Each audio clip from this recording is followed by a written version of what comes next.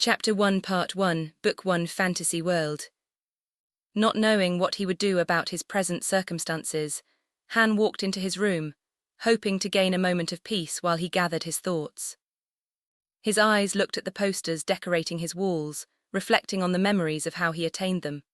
From his memories, he could hear the voices from those moments from long ago never to be experienced again. Han then looked at his table with his computer resting on top of the stained wood, a thin layer of dust covering everything. Next to the computer were several books stacked on top of one another, their spines damaged, a loose page slightly sticking out of one of the books. Han sighed as he crossed the room before reaching his computer chair, the seat fabric tattered with the yellow foam seen in places. Taking a seat, Han looked at the dusty monitor, seeing his disheveled hair and half-open eyes. His body felt heavy as he reached for the mouse. Soon, the sound of the fan shattered the silence.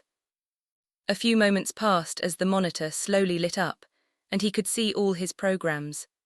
The background image made him smile slightly upon seeing the picture of something he had made in the past. Pulling up one of the browsers, Han typed in the words to bring up the video. His mind slowly drifted back to that moment. Taking a breath, Han rested his head against the door to his apartment.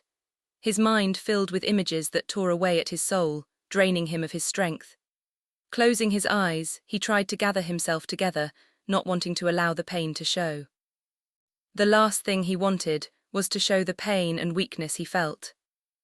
Though his home was a place he felt welcomed and loved, he just needed the time to digest the day's events before letting them filter out. The idea of dumping all his emotions wasn't an idea he enjoyed. Her words echoed in his mind. "The least I can do is actually be more of a man," Han whispered to himself as he clenched his fist, pressing it against the door. A dull pain slowly grew as he pressed his fist harder into the door, gritting his teeth to prevent the tears from flowing out of him like a monsoon. But despite the pain, the feelings of loneliness didn't leave him. After a minute had passed, Han took a deep shuddering breath before slowly letting it out. His mind regained some semblance of sanity. With his head still resting on the cold wooden white door, he reached into his pocket, pulling out his keys. Slowly opening his eyes, he saw the picture dangling from a chain. Seeing her smile, Han couldn't help but remember that day. The feelings of joy and knowledge that someone in the world aside from his family cherished him, despite his inadequacies, helped to soothe his heart which felt crushed and trampled on. The keys clinked as Han fumbled with them before finding his apartment key. Like thousands of times before, becoming muscle memory, the key slid into the lock. Unlocking it, he turned to door handle before pushing to open it. He raised an eyebrow when the door failed to open, signaling the deadbolt had been used. Though it was unusual since they rarely used it, Han merely shrugged his shoulders before finding the key to the lock. Using the deadbolt was weird, but he imagined her not realizing that she had locked it. Compared to what happened, finding that the deadbolt had been used wasn't something that even registered. Han took a breath to hold the emotions back before fumbling with his key again. Han chuckled to himself, thinking how he would use the moment to tease her.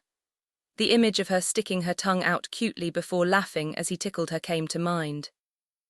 It only took a moment before he heard the bolt slide back, and the audible click, as he turned the key, the sound echoing due to how little they used it. Slowly opening the door, Han prepared to enter but stopped due to something being off about his home, his sanctuary. He didn't know what caused him to pause or feel unease, but it was as if the home made him feel unwelcomed, a strangeness that permeated through the air and clung to the walls. None of the usual warmth felt in the past upon arriving home was felt. For the first time, Han felt like a stranger. While trying to grasp the elusive thought, Han's eyes caught sight of something he didn't expect.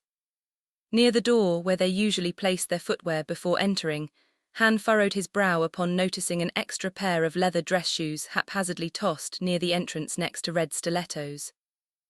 They were the same red stilettos he purchased as an anniversary gift. He remembered how she claimed they made her legs look longer and her backside curvier. And laughing about how guys likely thought she was a high-end escort when she had them on, teasing him if he'd feel jealous about her being lustfully stared at by other men. The way the stilettos lay on the wooden floor, without care, gave the impression of her being in a hurry. He stared at the pair of shoes, knowing how much she treasured them, having even gone so far as to find someone to freshen them up to look new just last week. She had spent hours on her phone, searching for someone with great reviews, worried the cobbler would mess them up. Following the stilettos, his eyes landed on the red dress, another gift from him. Han got her the dress due to the plunging neckline, and thought it complemented the shape of her voluptuous body. It was a gift he had saved far earlier than the special occasion it would be presented on due to a sale he took advantage of at her favorite clothing store. The discarded red dress was next to a dark blue designer jacket with a luxury blue tie resting on top, subconsciously sparking memories and causing his stomach to sink in response to them. Closer to his bedroom were a dress shirt, belt, trousers, and socks. Han's mind felt like it was in a fog as he tried to piece together what he was seeing in front of him. Though he would consider himself to be intelligent, his mind felt as though it was clumsy. Instead, it presented him with mundane scenarios to explain what happened. Instead of taking off his shoes, something his mother would have yelled at him for on top of the cultural reflex developed over his childhood years, Han stepped on the wooden floor without care of dirtying it. Han reflexively was careful to not make any sound as he made his way through his home, a place that now felt alien to him. He felt like a zombie, numbly following each article of clothing as if he had found himself in a nightmare, unable to stop until he woke up. Outside his bedroom was the red designer lingerie that was only worn to mark special days due to how it made him grin. A memory floated to the surface, candles lit and casting their diffused light on the walls. She leaned against one of the hallway walls leading to their bedroom, her large breasts lifted by the red-laced bra. It was matched with a red-laced thong.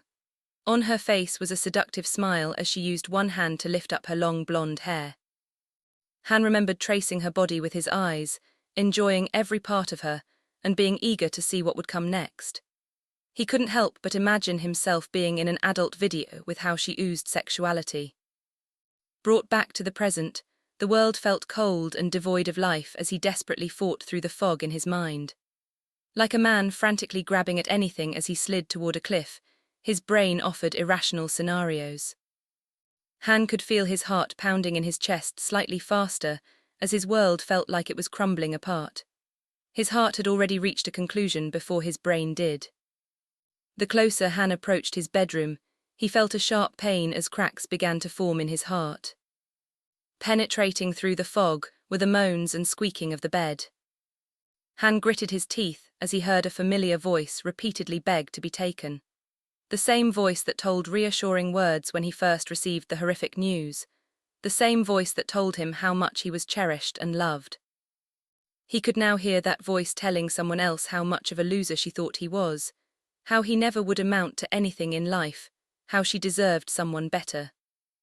It wasn't long until he could see inside the bedroom, the door wide open displaying his worst nightmares. As Han stood at the entrance to a room where so many precious memories and plans for the future were made, his heart shattered upon seeing the love of his life mindlessly ride on top of his best friend like some beast in carnal heat, as though nothing else in the world mattered at that moment. Noticing the shadow pass over the two of them, his best friend moved his head to see past Han's girlfriend, startled to witness Han's lone figure. "Oh crap," Sam called out. Curious about what Sam was reacting to, Han's soon-to-be ex-girlfriend nonchalantly glanced behind her, her body only slightly slowing as she repeatedly plunged Sam inside of her, as though unable to deny herself the desperately needed pleasure. Her eyes slowly looked to see Han standing in the doorway. Unable to recognize who she was looking at, her brows became furrowed. They then gradually raised as recognition slowly dawned on her, replayed with confusion. Her eyes soon widened in panic and alarm. Finally, her expression was replaced with guilt and horror upon realizing what was happening. Standing at the doorway to his own room, Han didn't know what he was supposed to do. Though he had watched such scenes in various TV shows, movies, and adult content, his mind became blank and devoid of thought. Everything felt empty, hollow, and devoid of any meaning. Now this is how those people felt. Han remembered some hentai with a similar storyline. Han would have felt his situation ironic if it was any other time. But at that moment, it didn't feel as though he was dealing with reality. His body felt numb. Han mutely watched his ex-girlfriend frantically put on clothes. It was as though she were attempting to erase reality. Her hands ripped open the drawers of the nearby dresser, whipping out a t-shirt without a thought about whether it was appropriate or not. She desperately threaded her arm through the sleeves and pushed her head through the top. Her emotional state was shown by how she didn't even bother lifting her hair from under the shirt. The funeral was well done. Han felt as though he were giving an update to his superiors at the company he worked at, the type no one bothered to read. As though on autopilot, Han continued, "I'm glad that my older brother could put everything together. I don't think I could have arranged my parents' funeral." Bate raised her hands to cover her mouth as she listened to the robotic voice as Han talked about his parents' funeral. Tears began trailing down her face. Her eyes were unable to tear themselves away. With a weary smile, "I'm glad you're feeling better and don't have a stomachache," Han casually mentioned.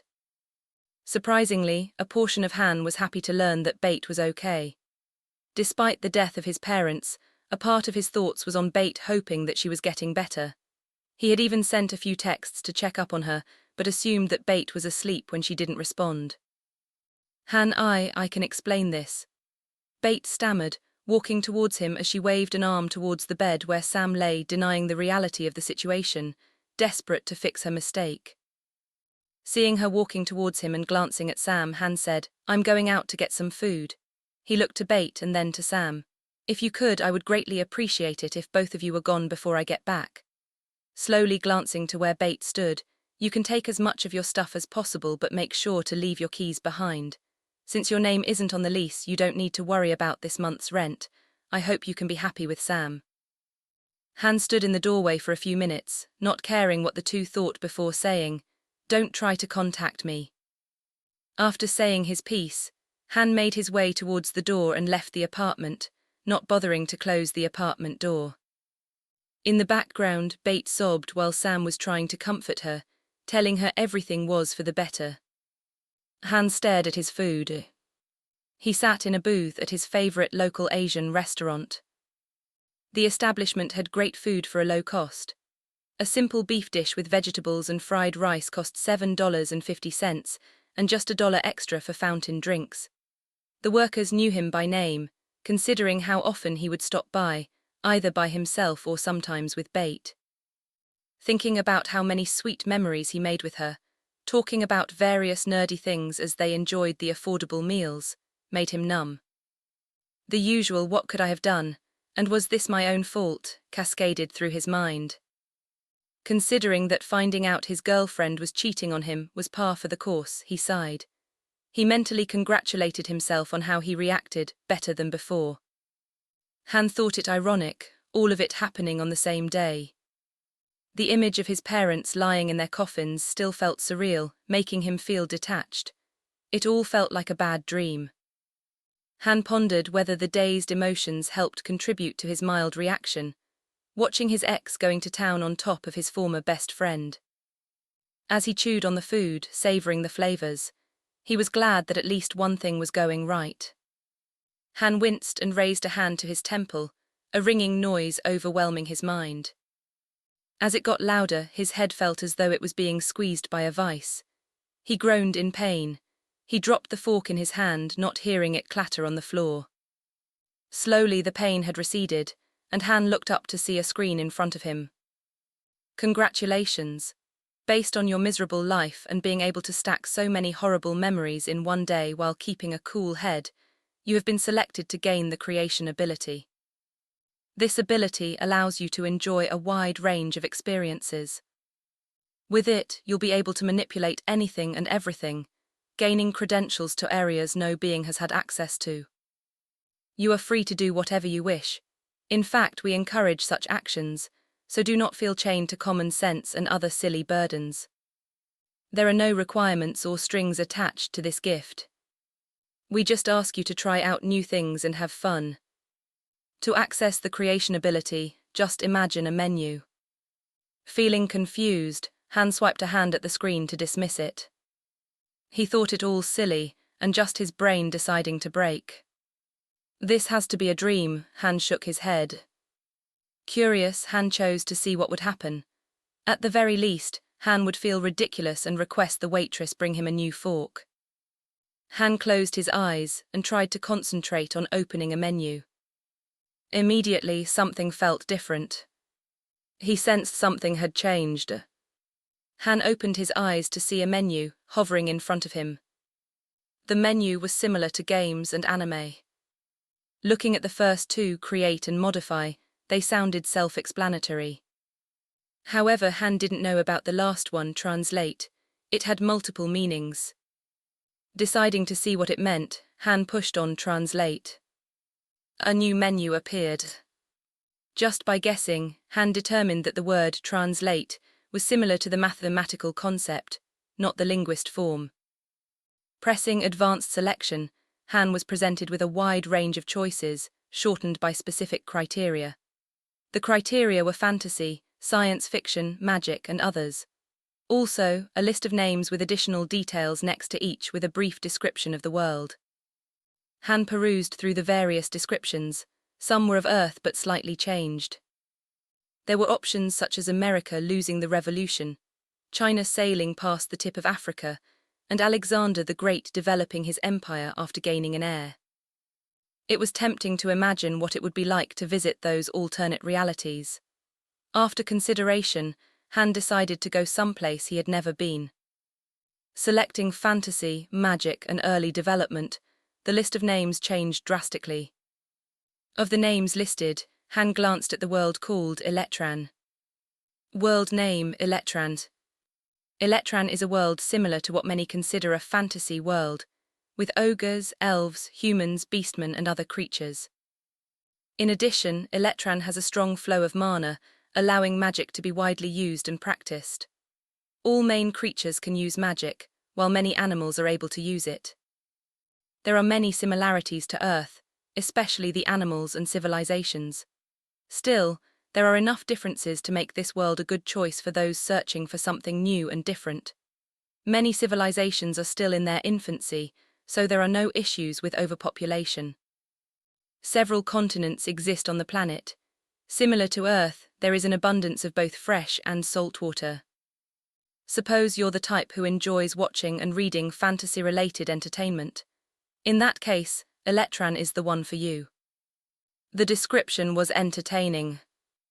It was like shopping at a store, only to have the salesperson frequently try to convince you to purchase the store items. Feeling like this would be a great first world to visit, Han pressed on Eletran and confirmed his decision. Immediately he felt slightly woozy. The room morphed and changed around him. Everything faded to black. It felt like he was floating. After a couple of moments, everything around him changed again.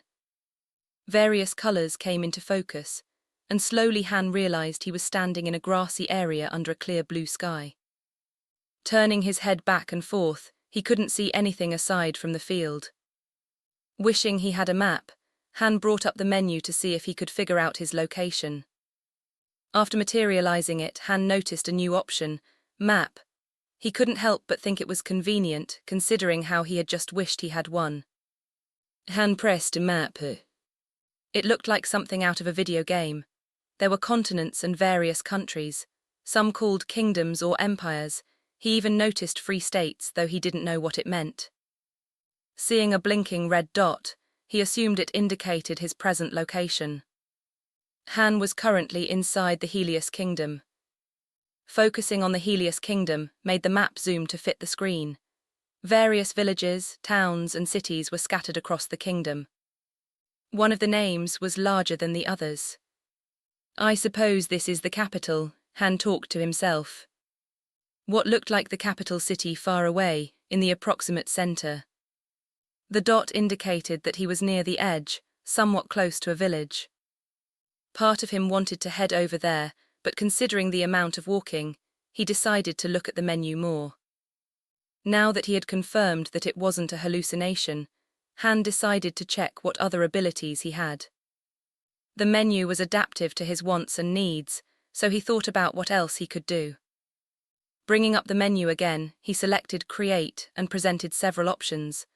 There were several he could choose, one being Shelter. This brought up various structures he could create. Han noticed Stronghold as one of them. He tapped on it. Multiple strongholds appeared on the screen. Considering how he wanted someplace where he could feel safe, he looked at the selection and thought about one that was impenetrable. Han wanted something that would never let armies be able to invade it, regardless of ability. Slowly, many vanished, leaving behind a handful. Comparing each picture, Han chose one that looked like a large vertical rectangular block, basically a skyscraper without windows. A massive vertical solid block of stone appeared near him. The displaced wind and shaking ground made him step back. Based on his requirement, it didn't look like something that could be invaded, lacking openings. Judging that there must be some way for him to enter, he headed towards the building. As he reached the structure, Han imagined an entrance for him to use. Stone steps slid towards him. The grinding of stone was heard as an entrance was revealed. This is pretty unbelievable, he thought to himself. Walking up the steps and entering the structure, Han saw a long corridor with marble columns on either side, spanning the entire length. It was lit by light from opulent globes hanging from the columns. Han saw that the ground was smooth, the appearance of polished marble with grey veins throughout the floor. There didn't appear to be any spacing normally seen on floors. It was as if the entire floor was created from one massive slab.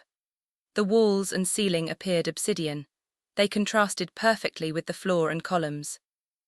Thinking about it, Han wondered if he needed to bring up the menu if he wanted to change anything.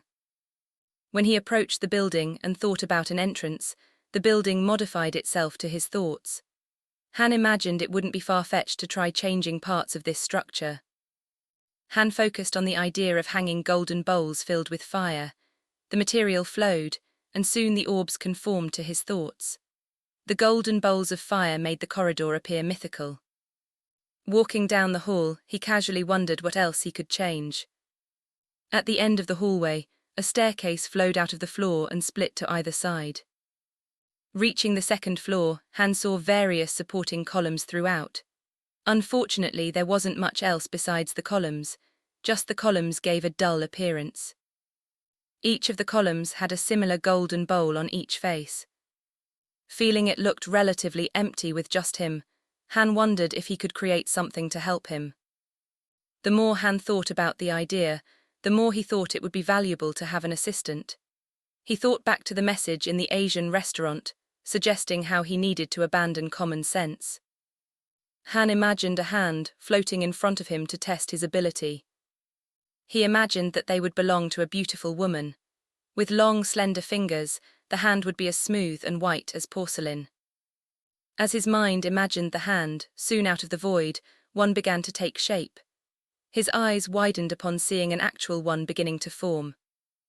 He sighed at what he created. Just as he pictured it, the hand looked stunning.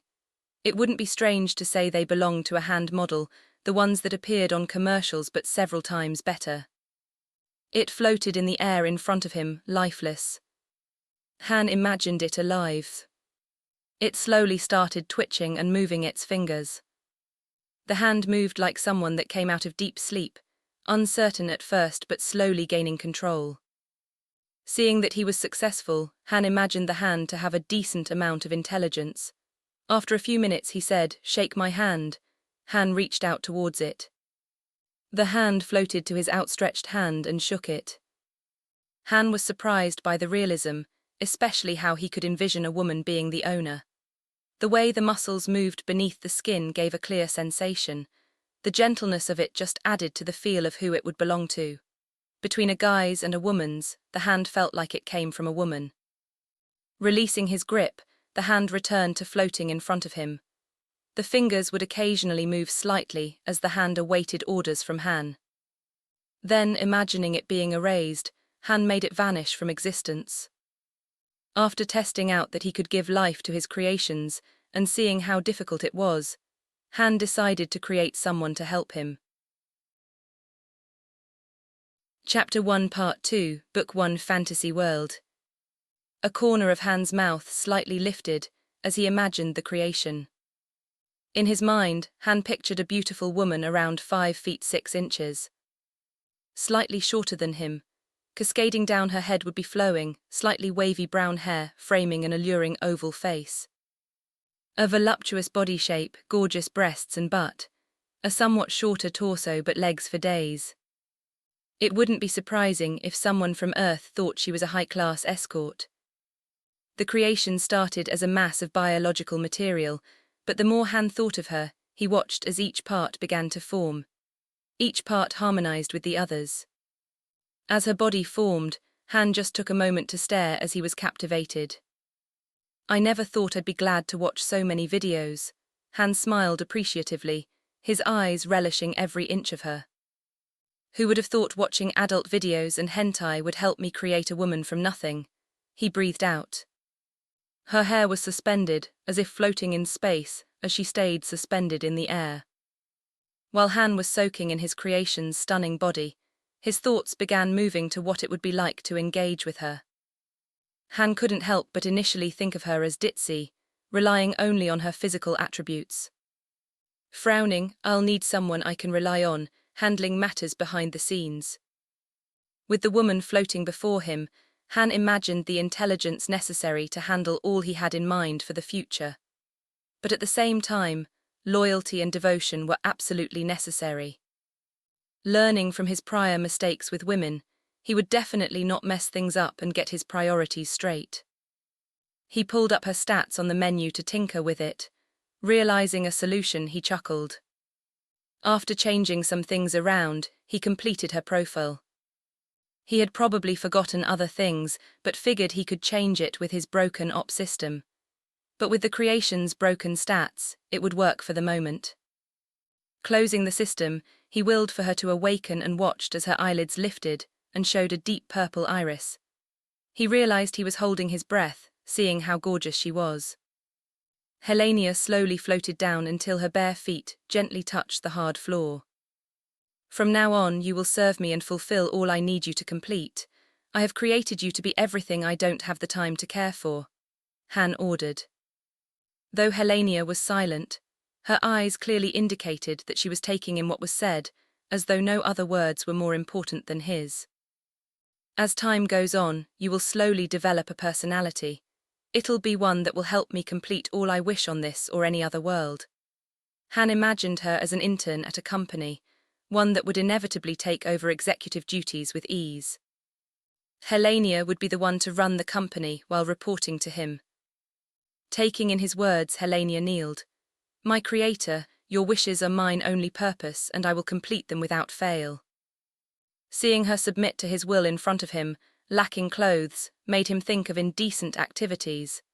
Han knew that he would need to have her put on some clothes. Though he wouldn't mind her remaining nude the entire time, Han figured he should give her an outfit for when they would explore the world. It didn't take long before he imagined an outfit.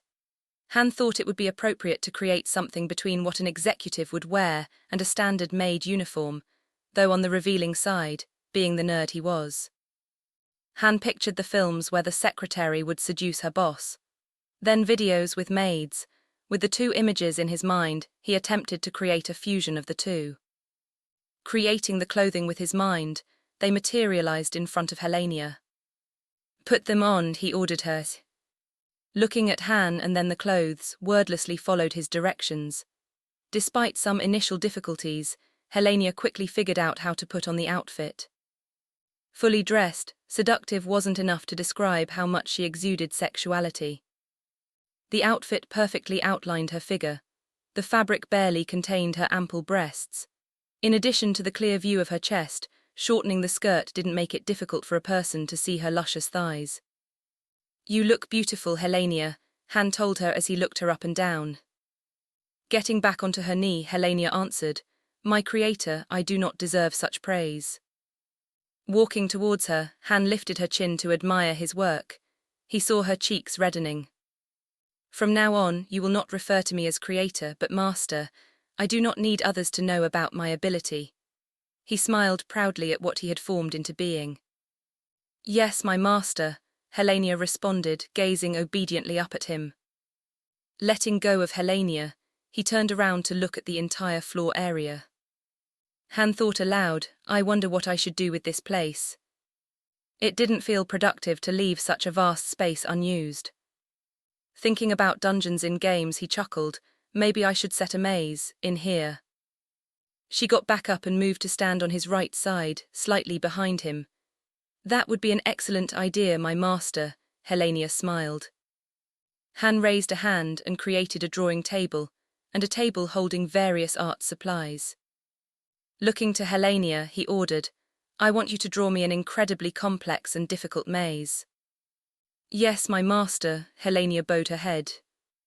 Moving towards the table, and sitting down on the attached seat, Helenia immediately sketched out an intricate maze. Han watched over her shoulder, fascinated by what it would look like and curious about how it would turn out. He didn't have any experience when it came to designing. If Helenia were able to design something of worth, it would demonstrate that his powers would translate to those he created being able to do things beyond his knowledge. Make sure to identify suitable locations to place various traps, he reminded her. After several minutes, Helenia got up and moved to the side of the table, so he could get a better view of her results. Looking at the paper, Han saw an incredibly detailed map of an expansive labyrinth.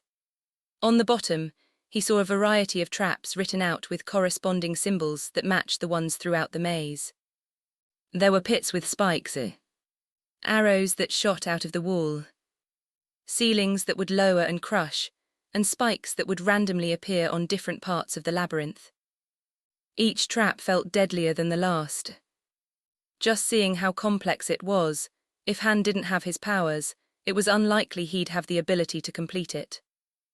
Han imagined a quick death if such an attempt was made. Grinning at her excellent job, Han gently stroked her hair.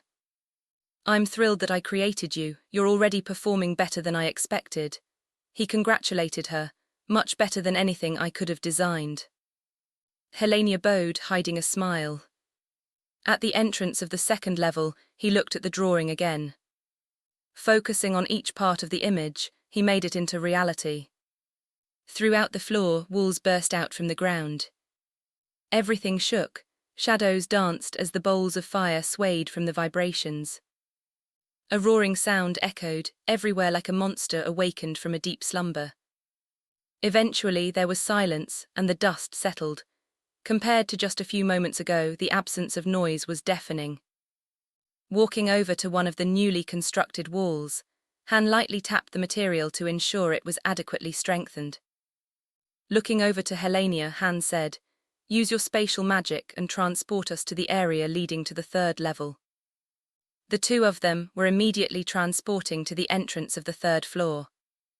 Seeing the exit of the labyrinth, something was missing. Just having the structure to stop adventurers sounds nice, but I feel there should be something more than this. Han contemplated. Thinking of a labyrinth, Han remembered an ancient myth. A creature that hunted down intruders desperately hoping to escape from a winding maze of hallways. He grinned upon thinking of what to create, but with his own tastes.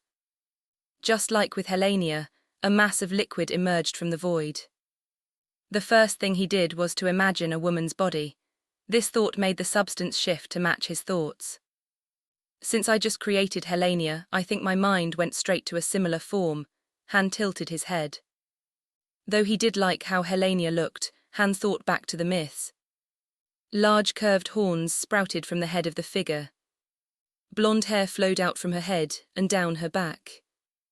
Wanting to add more of a distinction than Helenia, Han increased his new creation's muscle mass. The skin of the creation was slightly more tanned compared to Helenia, as though she was the type to play out in the sun. Beneath the skin, defined muscles could be seen. She didn't look like a bodybuilder, but hitting the gym could be imagined.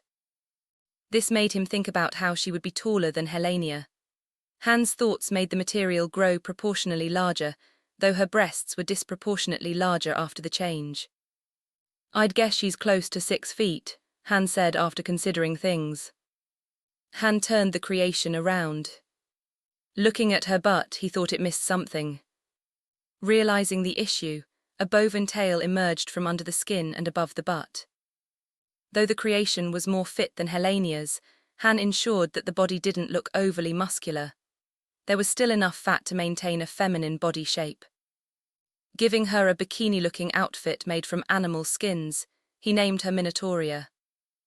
Han decided to give her similar stats as Helenia, without magic abilities.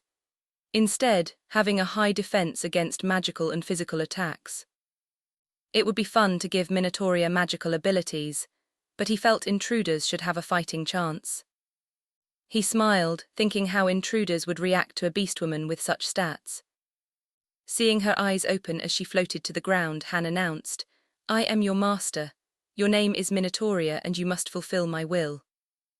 Han slowly moved a hand to indicate the entire area. "This level shall be your domain, and you will prevent intruders from leaving this floor." Minotauria went to her knee and said, "I shall complete your orders with absolute obedience and devotion, my master.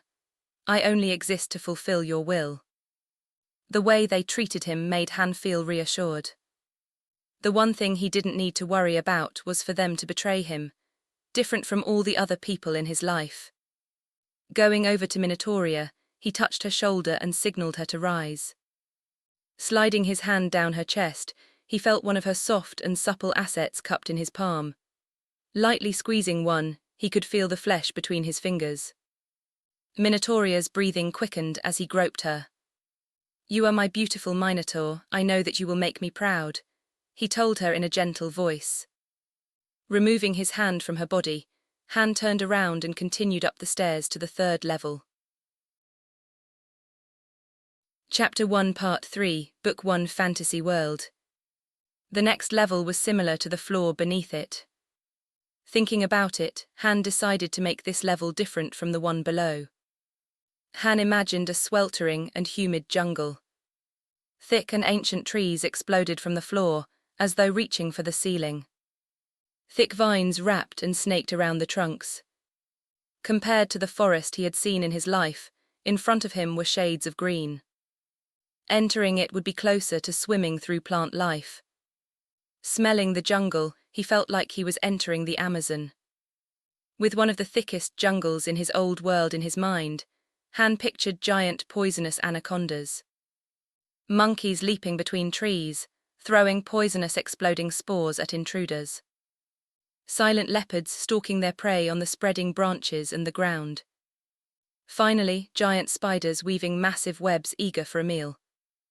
Changing the ceiling to look like the sky and the ground covered in deep soil, the floor was indistinguishable from the outside, confusing those entering the level. Signaling to Helenia, they moved to the foot of the stairs leading to the 4th floor. He stopped before moving to the next level and considered the creatures to guard his floor. "I wonder what I should create this time," Han rubbed his chin. It was like standing in front of a blank canvas, and he was the artist. Han smiled, instead of just one, why not more? In his mind were 2 different women, both drastically different. Thinking of the jungle and wanting to maintain the floor's theme, Han looked at the jungle and noticed a snake slowly sliding through the swampy water. Holding out a hand, 2 globes emerged, waiting for Han's will. Starting with the first one, the upper body of a woman burst out of one of the globes. What was different was the lower body, serpentine. The first female was a lamia. From the head, thick jade-colored hair poured out. It practically glittered from the simulated sunlight. Starting from the creamy, smooth belly, the emerald tail glittered down the full length as though it belonged to an anaconda. Beneath the shimmering scales, the muscle would help against intruders. Being hit by the muscular tail would quickly dispatch any attempt against her. This time he didn't provide her with clothes. Her long, silky hair would provide ample coverage for her mesmerizing breasts when it wasn't floating in the air. Her name would be Anacolis. Though her stats would be comparable to her fellow creations, I like the idea of her matching her surroundings, Han smiled. Anacolis' specialty was stealth. Different from Helenia and Minotauria, Anacolis had superior stealth abilities. Floating next to her, Han imagined a bow perfectly complementing Anacolis. It didn't require any arrows and would shoot out ones that would paralyze her target. The second creation would be an arachnes. Instead of a serpent's tail, the lower half would be a spider. Where the head belonged, a beautiful woman's body emerged. He thought it would fit her image to have shoulder-length hair and made it purple. He also enjoyed how some of the shells on Aratia's lower half caught the light, creating a purple shimmer. Some parts actually looked to capture light. Aratia's upper body was pale like her sister, S. The way light interacted with the spider body made Han think how difficult it would be for people to see the arachnes if Aratia was in shadowy areas. Like her sister, Anacoles, Aratia wouldn't be covering her beautiful assets. But different than Anacoles was how they would be bare the entire time. These sisters would love one another and help each other protect the jungle. They would be devoted siblings, ensuring the other's safety was a top priority next to their creator, S. Both sisters specialized in stealth, though Aratia was closer to an assassin than Anacoles's ranger skills. Aratia, an arachnes, was perfect for her ability and fighting style. With that in mind, Han decided to give her daggers and short swords to help her assassinate intruders. While Anacoles would attack from a distance and help paralyze her opponents, Aratia would sneak behind them and finish them. I imagine none will enjoy their preference for poison and similar tactics. Both were enough to eliminate potential threats, but he liked giving them fighting styles. With the size of the floor, it would be easy for intruders to get lost and become easy prey for any of the numerous creatures hungry for a quick snack. Once their bodies were completed, they floated down. "The two of you look ethereal," Han whispered. They slowly opened their eyes and bowed before him, considering they could not kneel. Walking up to both of them, he felt their smooth, pale skin, and bringing them closer to him, Han gave each of them a passionate kiss. The two sisters let a primal moan. It was clear they felt carnal desire toward their master. After finishing his kiss, Han smiled. "I look forward to seeing how you perform in the future, and I hope you'll give your all for me." The two sisters silently bowed. "We shall complete all trials ahead of us and give ourselves to our master, body, heart, and soul," accepting everything their master wished. Their cheeks were flush, and their chest exposed how hot they felt, aroused by his kiss.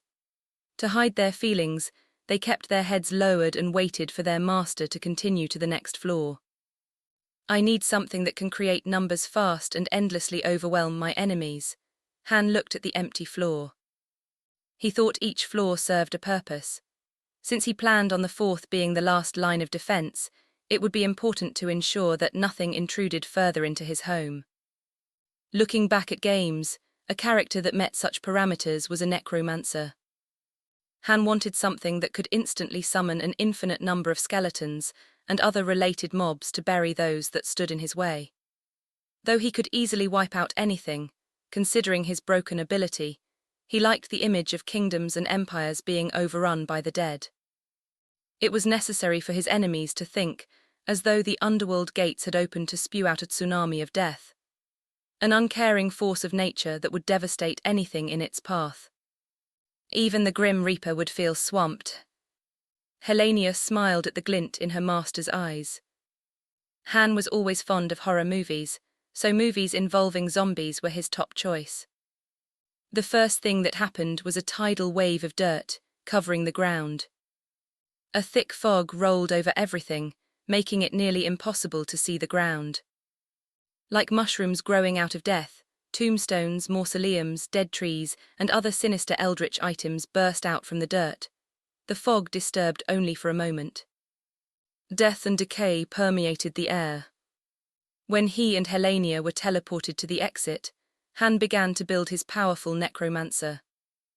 As though summoned from his desires, arms burst out from the ground. The woman was outfitted in leather, a corset making her figure appear slim. Her torso was covered in leather, blossoming to reveal her pale, large breasts that seemed to want to overflow. Han's eyes enjoyed the view. Her arms and thighs revealed skin that could belong to the dead, though it oozed strength instead of deterioration. On her back was a broadsword larger than her body. There was also a whip on her hip. She is my queen of death, Han spoke aloud. Seeing death everywhere, he couldn't help but think about how it often was weak against holy magic in games and popular lore. The only difference with her necromancer skill was how it wasn't weak to holy magic. I should even make her able to use holy and divine magic. Han mentally chuckled at the expressions enemies using holy magic would appear. He wanted them to feel despair when they realized that, like death, his queen would be their inevitable conclusion. Han walked to where his queen of death stood. Laying his hand on her cheek, Han said, "My beautiful queen, you are not only in charge of protecting this floor, but you are also in charge of my armies." Glancing to his side, he quickly created 100 creatures formed from the shadows. Their figures could barely be seen as though darkness made manifest. Looking back at Queen, "These creatures shall be your responsibility, and in addition to myself will be controlled by you. They are created for the sole purpose of espionage. You will lead armies of the dead and be a plague on all who be foolish enough to stand in my way." Not moving away from his hand on her cheek, Queen looked dazed as she cherished the warmth of his hand. "For you, I shall commit any acts as long as it pleases my master." As Han and Helenia walked up to the next floor, Queen held herself. Queen felt where her creator touched her, though the warmth may have faded, her body would always remember. Even at that moment she longed for him. Then, feeling empowered, Queen began summoning death knights, skeleton warriors and skeleton mages. Though the floor looked more accessible than previous floors with no barriers, the infinite number of death-related mobs would overwhelm any that entered. Reaching the next floor, Han thought it was necessary to have amenities on this level. Han tried to think back to various hotels and other hospitality-related businesses he'd previously visited.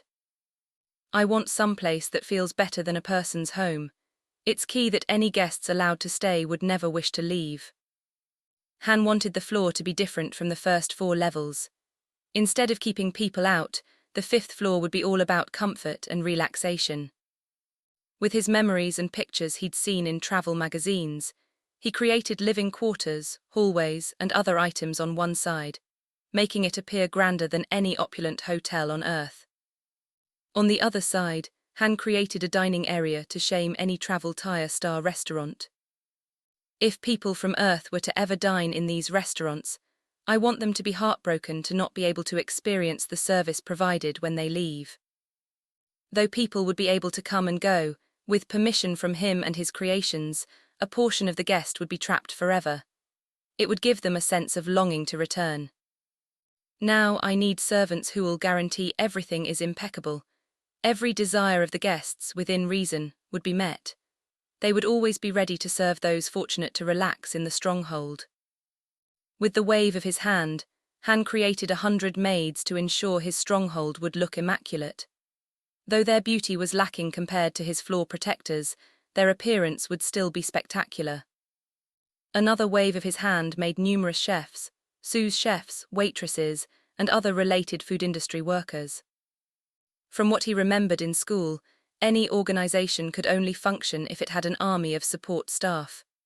With that in mind, he knew that each one would be professional in how they carried out their duty. Han quickly created a room that would generate all necessary food ingredients with his ability. The kitchen was filled with fantastic cooking equipment and tools to help the cooks prepare the meals. The stronghold needed to be self-sufficient. With that in mind, Han also created areas where supplies would always be available for the support staff to use. Each creature on this floor had its job-related skills and abilities. Han didn't need to concern himself with maintaining the stronghold and could focus on more exciting tasks. He glanced at Helenia, assured if anything went wrong, she would be more than able to handle such matters.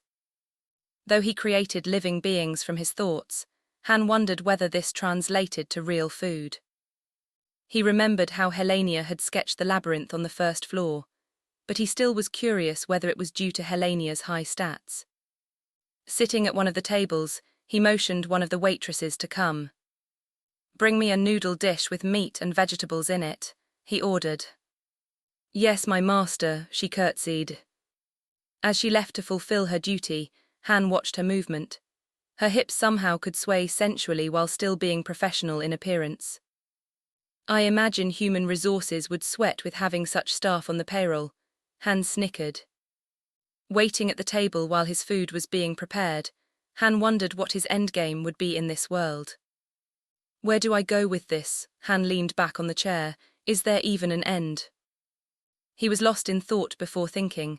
At least I'll be able to follow whether I think this should go. The message even said I'd be unrestricted and could enjoy my life. Not having any restrictions made him smile. It's not like this is some story where I need to worry about whether the reader is enjoying it, Han grinned. Thinking of books and how they had to follow such a rigid structure to become profitable, made him think about how his new adventure would be boring and tedious with such restrictions. With his hand, he casually created a flawless rose. Each petal felt as though it existed only to be aesthetically pleasing to the holder. The rose in his hand symbolized the infinite possibilities in front of him. Helenia, I created this for you to match your beauty. He raised the rose to let her take it from his hand. Her hand trembled as it brushed against his. My master, I do not deserve such praise. Helenia's voice quivered with emotions as she took the rose. She raised it to her face, placing her nose into it. A large smile spread across her face as her cheeks began to match the flower's petals. Footsteps interrupted the moment as the waitress and chef approached him, carrying his meal. The waitress carefully placed the dish in front of him, the tray not letting out a sound as it touched the table. She then stepped away, waiting to hear his verdict on the meal. Materializing some chopsticks, he started to eat the Asian-looking cuisine. He slurped up the noodles, enjoying the chewiness. It's not even greasy, Han thought as he swallowed the food. Somehow his mouth felt refreshed. It reminded him of various regional dishes, with a hint of Korean, Chinese, and Japanese flavors. Everything was perfectly cooked and made him want to continue eating more. Within moments, Han was drinking the soup and emptying the bowl.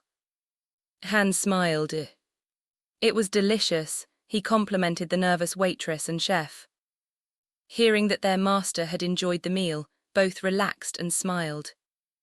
We do not deserve your praise, both of them shouted out, bowing nearly 90 degrees. Waving his hand to acknowledge them, he got up and continued towards the stairs that led to the next floor. Han was confident that the staff would be able to fulfill their roles to the standards he set for them. Chapter 1 Part 4 Book 1 Fantasy World. Considering how many floors he made this structure have, Han decided that this could be the last level. The nice thing about his ability was that he could just modify the structure if he ever changed his mind. He couldn't imagine intruders being able to go through the 3 floors he created. Though the structure looked decently sized, each level was the size of a large city. The sheer scale of the floors wasn't fully absorbed due to them teleporting themselves instead of walking through it. It felt like something out of a particular timeless being TV show, where the inside was bigger than the outside. There could be nearly infinite floors, and the outside would still have the same appearance. His creations could teleport anywhere within the structure, so he didn't need to worry about a transportation system. If he did create a transportation system, it would likely detract from the image he was trying to convey. For guests, I can always set up some way for them to get through the floor not related to the security of the Stronghold, Han casually thought to himself. Arriving on the last floor, Han imagined a long hallway, similar to something in a royal palace. On either side of the hallway were statues of beautiful women, some in erotic poses. Chandeliers repeated down the center of the ceiling, looking like they were created out of diamonds. They glittered and took his breath away by their beauty. No one would be able to compete with this place, Han was satisfied with the knowledge. Walking down the hallway, he would make minor changes based purely on his mood in order to match his aesthetics. When he decided that he had walked a decent amount of time, Han imagined a hellish French door opening made of something similar to granite. Each door had an image of a beautiful woman, one looking like an angel and the other looking like a devil. Both looked like they were in pain, but their facial expression looked like they were experiencing pure ecstasy. Around their necks was a metal collar, a chain running down from the collar to where the door handles were. The size of the doors was enormous but slightly smaller than the hallway. Han was hoping it would give a sense of awe if someone arrived at this entrance. Behind these doors would be a grand throne room that would make any medieval throne room appear to be a linen closet. The doors opened as he walked towards them, revealing its splendor. If a god were to have a throne room, then this is what it would look like. There was a short hallway that led to an opening. On either side of the hallway were fountains with majestic statues. A red carpet led to a raised floor, where an opulent throne sat on top. Listening to the sound of the water made everything feel relaxing. The throne was made out of a mixture of obsidian and marble, Romanesque. Compared to the empires of old, none could compete. Arriving on the throne, Han sat on top of it and made it mold itself to make it comfortable for him to sit on. He could probably sit on this throne for days without feeling uncomfortable. The feeling would be similar to a gelatinous seat that was formed enough, but let him lean on either of the armrests. In front of him, off to the side of the red carpet, Helenia was kneeling with her head bowed. "What do you think about my throne room?" he asked her, curious about her response. "It is a fitting room for such a powerful and benevolent ruler, truly fitting for our Creator who rules us all." She spoke in reverence without lifting up her head. "Come to me," he ordered her. Han watched as she gracefully rose and walked over to him. She was the embodiment of sensuality. Helen of Troy may as well have been a peasant girl next to Helenia's beauty. Han wondered if she would react to sexual stimuli as she stood before him. He placed his hands on either side of her hips, enjoying the sensation. Helenia was pulled towards him. With how submissive she was, he felt himself becoming aroused. Though he wasn't proud of the feeling, he couldn't help but become angered and hurt by what Bate had done. Images of how much she likely enjoyed being pleasured by Sam penetrated his thoughts. Han clenched his teeth as his eyes teared up. "How could she cheat on me like that? I didn't deserve that," he mentally wailed and snarled. His face contorted in rage. There wasn't even any space to allow him to feel the comforting hands on his head, hoping to heal his suffering. Leaning back on his throne, he looked at Helenia and commanded, "Remove your clothing." Helenia revealed a dazzling smile as her breathing became faster. He could see that she was becoming turned on. How she began to remove her outfit made him think nothing was matching on Earth. Even an adult film was nothing compared to what was in front of him.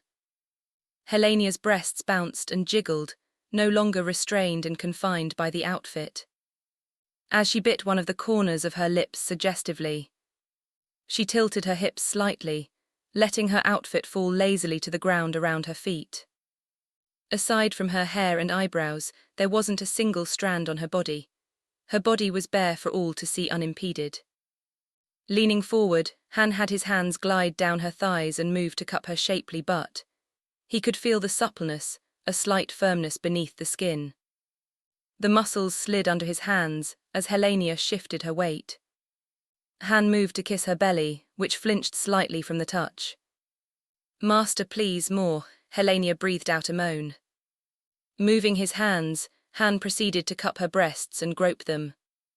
He liked how her breasts overflowed from his hands. Pulling on them to make her lean forward, he placed his mouth on her left nipple and teasingly caressed it with his tongue. He could feel how hardened and became erect. "Master tilde," she breathed out, placed her hands on his head. She pulled him closer as if she could envelop him, afraid of him stopping. Placing his hands on her hips, he heard her whine in displeasure. She didn't enjoy how he was no longer groping her breasts. Han then forcefully turned her around. As he leaned back, Han pulled her towards him. He could only imagine how it would feel inside of her. Time felt as though it had flown by, as Helenia and he had been intertwined in a passionate embrace, declaring their sensual desires for the other. Finally, she came for the final time, squirting one last time. She panted as lay on top of him. Her hair stuck to her face due to all the sweat. Their bodies now slowly feeling cool from the air. You did such a good job, my beautiful creation. Han leaned his head on hers and whispered. Han buried his face into the nape of her neck. She giggled and cuddled closer to him, wanting more of him. They both sat on top of his throne, basking in the afterglow. From how happy he felt, some of him realized something he didn't until that moment.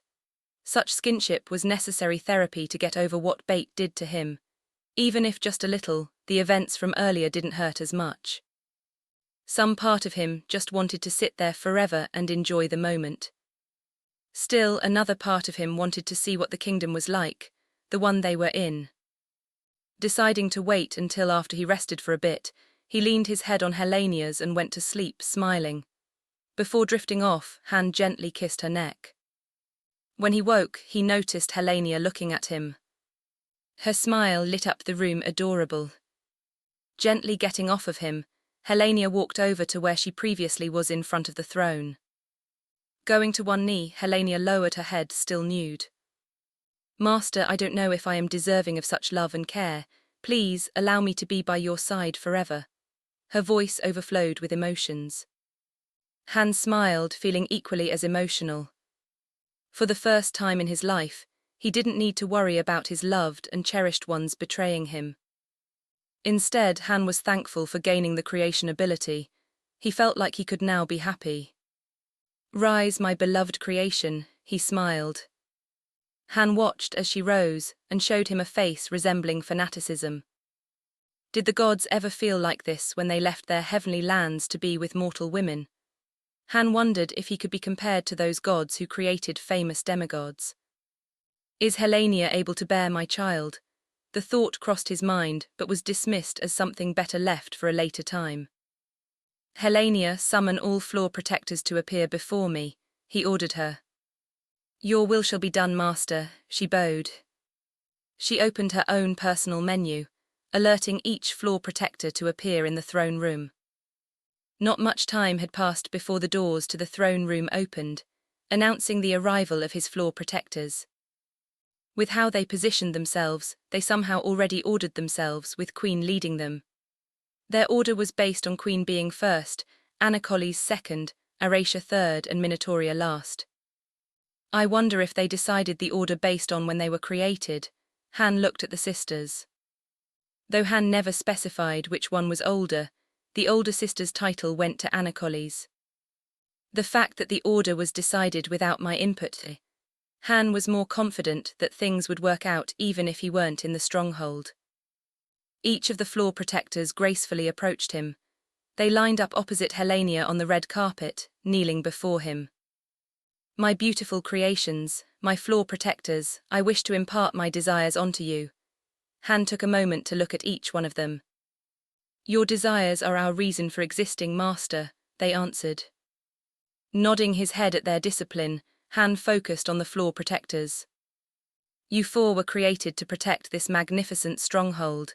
Each of you will report to Helenia, who will be in charge. Including Helenia, I shall soon be going out to explore the rest of this world. Hearing that he would leave the stronghold, all of them, including Helenia, strongly objected. Master, please, you must not leave this paradise, Queen implored, clearly distressed. Yes, master, I agree with Queen, Helenia spoke up, pleading with him. The rest of the protectors also nodded their heads to signal their agreement. The way they feared for his safety continued to mend his broken heart. Even my best friends didn't show this much concern. Han mentally frowned at their memory. I will bring with me both Helenia and Queen. The remainder of you will stay and guard this stronghold, making it clear that his decision wasn't up for debate. You all can communicate with me, regardless of where I am. This includes each of you to one another. Before I leave, I will be eating my meal, and while I am eating, I want each of you to create 10 minions that will work for you. If you need additional time, just let me know. After making sure they understood his will, he continued, these minions will be restricted in their power relative to you. At the end of the day, you will lose the ability to create, so I expect you to be completed this assignment well before then. Looking at Helenia and Queen, Han said, since both Helenia and Queen will be coming with me, you two will be given additional time once we return. Returning his attention to the others. Also, you will have the ability to entirely alter your floors to whatever you desire. You will be able to create new structures or what you feel is necessary. Unless I decide you do not require these skills, you will permanently have them. That is all. He signaled Helenia to dismiss them. The floor protectors walked out of the throne room to complete their tasks. Though they were concerned, they loyally carried out his will. Looking at Helenia, you should also get ready for this journey. Thinking briefly, he smiled. Also, let one of the waitresses know to bring me the dish I had a while ago. I found it to be very delicious.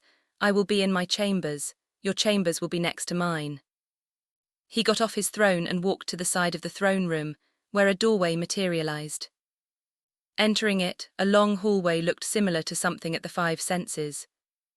He imagined a door on the left side wall, picturing the inside to be a luxurious suite. A French door leading to his chambers was at the end of the hallway. The reference of his chamber was the tea-worn penthouse at the Five Senses Hotel in Island City. The only difference was that he pictured a forest outside the windows instead of the island city. Entering his chambers, he was amazed at how picturesque it looked. This brings back memories. Han took a deep breath to settle his trembling emotions. Thanks to a friend, he could experience staying at the location a few times. It was also where he had met Bait. When he saw her, he was hanging out with some friends at a bar. She saw Han looking at her and walked over to greet him. Their first meeting was what you'd see in a romance story. It was ideal. They started talking about themselves and the types of nerdy stuff they were into, learning they had similar interests. As the bar was getting ready to close, she hinted that she wanted to spend more time with him, so he invited her to his penthouse. When she walked in, Bait was blown away at how amazing everything looked, and she commented on how she felt like a movie star. He remembered them spending the rest of the night, passionately enjoying the other's company. The exchanging of fluids, panting, and endless moans of carnal desire. Han raised a hand to his forehead, grimacing at remembering such things. Seeing the room again did bring back some painful memories, but he remembered how loved he was by his creations, which helped calm him down. He smiled and went into the central area. Han sat down on one of the many leather chairs and reclined back, sighing at how comfortable it was compared to other seats he had been in. As he was thinking about his past, there was a soft knocking sound. That must be my meal, Han smiled. Lifting a finger, he made the doors into the chambers open by themselves, allowing her to enter. While listening to footsteps walking into the central area, Han was pleasantly surprised to see the waitress from earlier. Since he randomly created all the supporting staff, though making sure they were all women, he enjoyed seeing her again. After placing the noodles in front of him, she stepped back to wait until he was finished so she could collect the bowl. Han took a moment to enjoy her beauty. Though she isn't as voluptuous as Helenia, I feel like there's a girl next door appeal about her. He couldn't help but enjoy how innocent she appeared as she waited for him to finish. Even if her breasts weren't as large as the Protector's and Helenia's, they were still enjoyable to look at. The outfit does well for her figure. Han held the bowl and enjoyed the taste once again. Though it wasn't long since he had eaten, his stomach always welcomed good food. "Have you named yourself yet?" he casually asked after slurping down some noodles. "No, master. Some other servants, waitresses, and chefs have given themselves names. Still, I decided to wait until I found an appropriate one," she answered while bowing her head. Continuing to eat his noodles, he pondered how she looked similar to the waitress at his favorite Asian restaurant. Pointing at her, "You will be named Brittany." Han considered how he enjoyed her company, adding, "Also, you will be my personal maid. Your duties will be to organize other maids to maintain my chambers. You'll also be responsible for my meals." Once again, his eyes made their way back to her perky breasts. "And fulfill any other needs I require from you. You will answer only to me, no one else," Han commanded her. Brittany's face blossomed with happiness. Then, bowing her head, "I will do all you require. I offer you my body, heart, and soul, master. At the last statement, her cheeks reddened, and she looked away shyly. He continued to eat the remainder of the food, while feeling a warm, fuzzy feeling inside his chest. Being a guy, it was always nice to have a beautiful woman make such a declaration. However, he guessed it might be slightly different, considering that she was created by him instead of being a naturally born human woman. It made him think of movies, where the characters create the perfect lady. This led to him thinking about how self-awareness was one of the main driving forces of being human, so it didn't really matter if she was naturally born or created. Feeling content with the delicious food, he set down the bowl on the table. Han got up and moved to Brittany. The closer he got, the more he enjoyed the view. Han also noticed how her nipples were poking out from beneath her uniform. Brittany's reaction made him take another step until her breasts touched his chest. Her breathing became slightly faster. Han leaned in and whispered into her ear. "Inform Helena that she should be waiting for me in the throne room. I will be busy for a moment." He cupped her cheek with his hand, feeling her smooth skin and the faint warmth from her blushing. Placing his hand on the back of her neck, he pulled her towards him and gave her a kiss. As though hoping for the outcome, Brittany's tongue entered his mouth and entwined with his. She pressed her body against his. "My master," Brittany passionately breathed out. "I'm yours, I only belong to you." She moaned and continued, her body already ready for what would happen next. Chapter 2, Part 1, Book 1, Fantasy World. Running a hand through his hair, Han smiled as he thought about the adorable and innocent Brittany. After their session and taking a quick nap, he felt recharged. He was ready to experience what the world had in store for him. Han thought about the map he'd seen before and knew their journey would be relatively long. Though he didn't imagine that they'd be walking the entire way, the experience wouldn't be difficult. He suspected their travels to be significantly easier than before he gained his powers. "At least it's not that bad," Han smiled bitterly. Considering his ability, they didn't need to bring general supplies when traveling around the world, like back on Earth. Thinking about traveling and needing supplies made him remember when he would go camping with his friends, the time and preparation needed to get to the site and get everything ready when they arrived.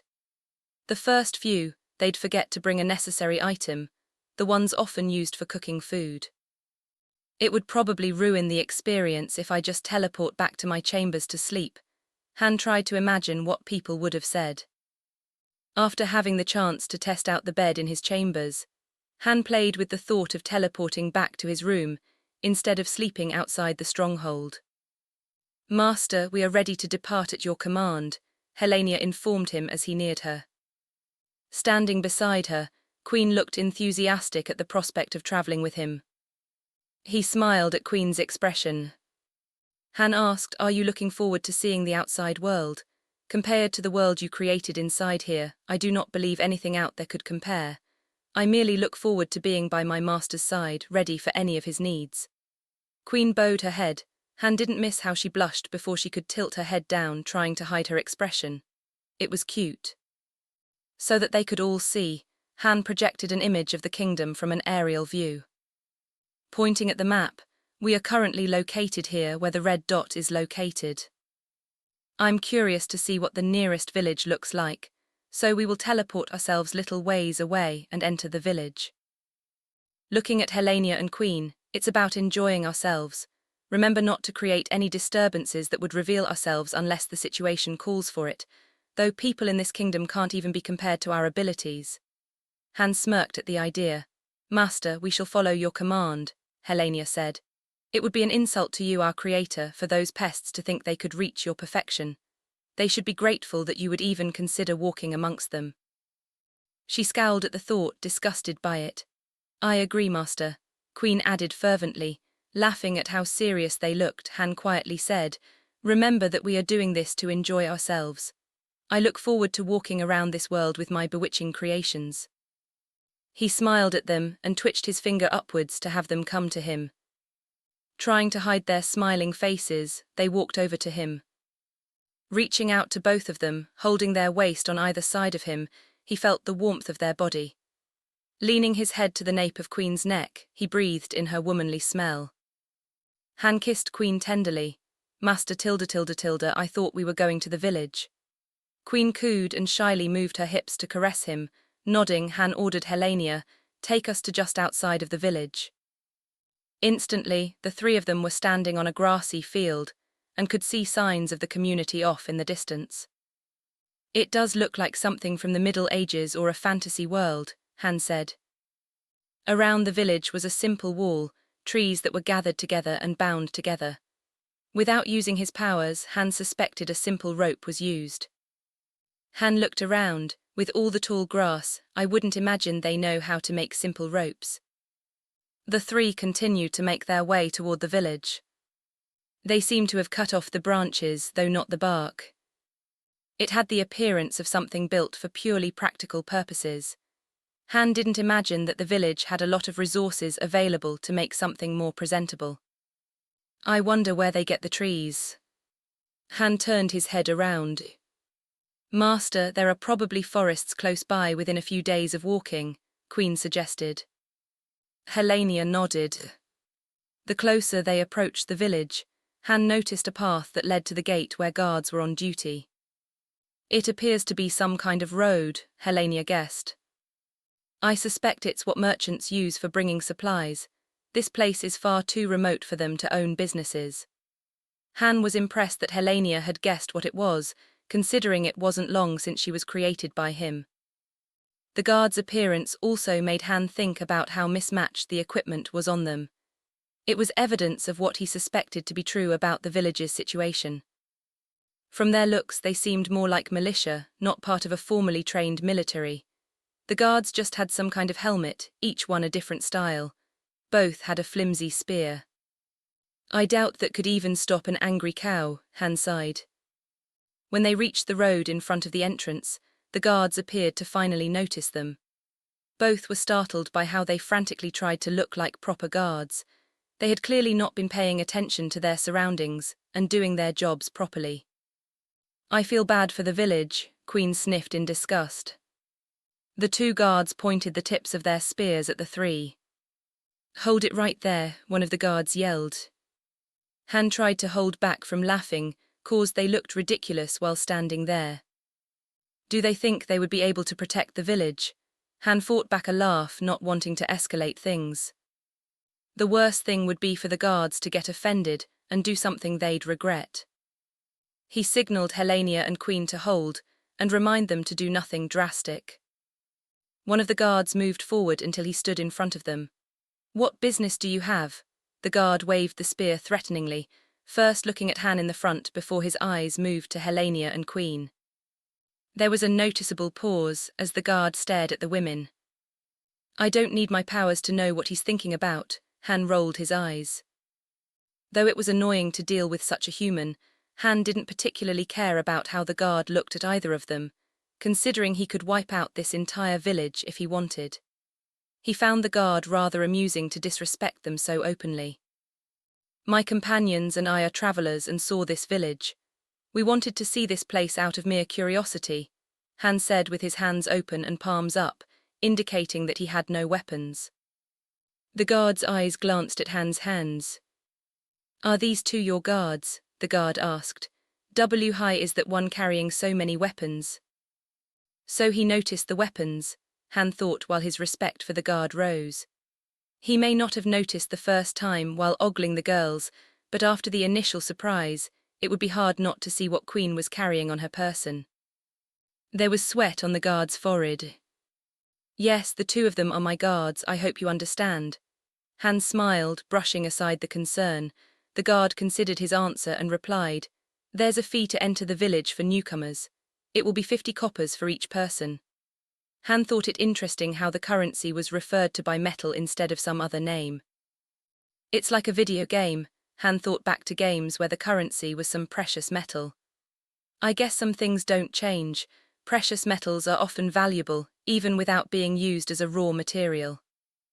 The issue was that Han didn't have any currency. I guess this is where my powers become convenient while hoping I don't crash the market. Han wondered how markets would be affected by what he planned. He reached into his pocket and pulled out a gold coin. Letting the guard see what he had in his hand, Han showed the guard the gold. Immediately, the guard's eyes widened into saucers. "I guess gold is valuable even in a fantasy world," Han said. My lord, I apologize for my behavior," he stuttered. The guard was undoubtedly afraid that he had offended someone powerful. Han waved a hand as he handed the money. "You gave no offense," Han said. It wouldn't look believable if he made a big deal about how a guard acted towards him. So, Han decided to play it cool. Han did wonder what this person would think if he knew what he could do if he were offended. Part of him thought about what the image of a person's spine being pulled out through their mouth would look like. Thinking of how bothersome such an action would become, Han dismissed the idea. The other guard looked confused by his buddy's response, so he walked up to them. It only took a moment, seeing the gold in Han's hand, that the blood drained from the other guard's face. "I think he might faint," Queen teased. Still worried that things would turn badly for them, he said, "Sir, I'm sorry I can't provide change for that amount, so please feel free to continue to our humble village, my lord and his ladies." The first guard tried to hand the coin back. Han laughed. "Do not worry about change. Even with this amount I will be fine." He added, "Divide it amongst the two of you. Give it to your family if you have any. I'm sure they would appreciate it." The three of them walked past the guards who were desperately trying to be friendly, clearly understanding the dangers of offending them. "Master, you are a benevolent creator. They do not deserve your compassion," Queen whispered to him. Queen burned with hatred for how her master had to be patient with things that were less than him. "If it were not for Master wishing that we hide from these creatures, I would have wiped them out for their audacity." Queen clenched her teeth. "I agree, Master. You should have allowed Queen and me to wipe those insignificant creatures into oblivion." Helania concurred, raising his hand to indicate he didn't want them to continue. Han said, "The two of you already understand why we are outside the stronghold. Such action could ruin my fun." "Yes, Master." Both lowered their heads, ashamed about being reprimanded. Chapter 2, Part 2, Book 1, Fantasy World.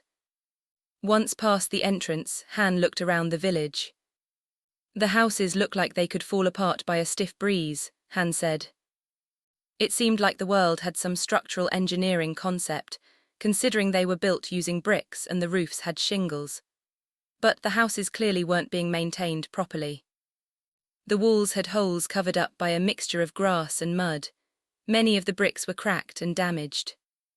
"This village lacks resources," Helania observed the homes.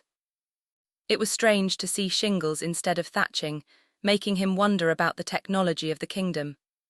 If the village were lacking in resources, it would make more sense for them to make the roofs out of the surrounding resources. Han was surprised by how cheerful the villagers appeared. Despite how broken everything looks, the people are in good spirits. Queen raised an eyebrow, impressed by the villagers.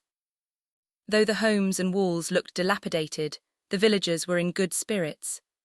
Despite life having taken a heavy toll on them, they went about their daily tasks with a smile. Compared to his previous life on Earth, though the job may have been challenging, ordinary people didn't age as much as the villagers. He wondered if this was due to better nutrition, or if the typical work was more straightforward with technological improvements. It only reminded him of how well off the Earth was for the vast majority of the global population. Some families looked to be preparing meals in a communal kitchen, likely for a midday meal. Seeing them getting ready to eat made him think about Brittany. "Brittany," he thought in his mind. A gentle voice responded, "Master, is there anything you require from me? I was just thinking about you." Han smiled at the pause, imagining Brittany blushing from his comment. "I would enjoy a steak dinner when I'm ready for my meal. Have the chef think up a good steak meal. I will contact you when I am hungry. Inform the chef that I will need 2 additional meals prepared since Helania and Queen are accompanying me." He informed her, "I eagerly await your command. I will let the chef know about your wishes." Brittany acknowledged respectfully. The ability to speak to whomever he wanted was convenient. A phone didn't even compare. Instead of going through the process of selecting an individual, he could just think of the person and begin talking. Han also thought about how his creations also prioritized him. Their treatment brought up memories of how he'd attempt to contact people and not hear back until after days had passed. Han wondered if CEOs and executives of large, massive corporations felt similar, where everyone bent to their will. The difference was how his creations would do anything with near religious zeal. There was no doubt about their motives, unlike a typical employee. He knew his creations would kill themselves with a smile on their faces, no questions asked. As he walked, villagers often glanced at them, trying to figure out who they were. Han noticed their eyes checking out his clothing before glancing at him. They also whispered amongst themselves, pointing at Helania and Queen. The fact that they're observing me and not just Helania and Queen, I suspect it's all our outfits, Han pondered. From the fact that kingdoms and empires exist in the world, clothing is likely a common symbol of one's status. Thinking about clothes throughout history, there was a difference between those who had wealth and those who didn't. He was sure that his current outfit, the same outfit from Earth, and his creations, the ones he created, looked far superior regarding material and quality. Han rolled his eyes slightly, not caring much for the attention. Han could have changed their entire situation with a wave of his hands, but he didn't feel like doing this. It was like playing a video game and going into the code to make alterations.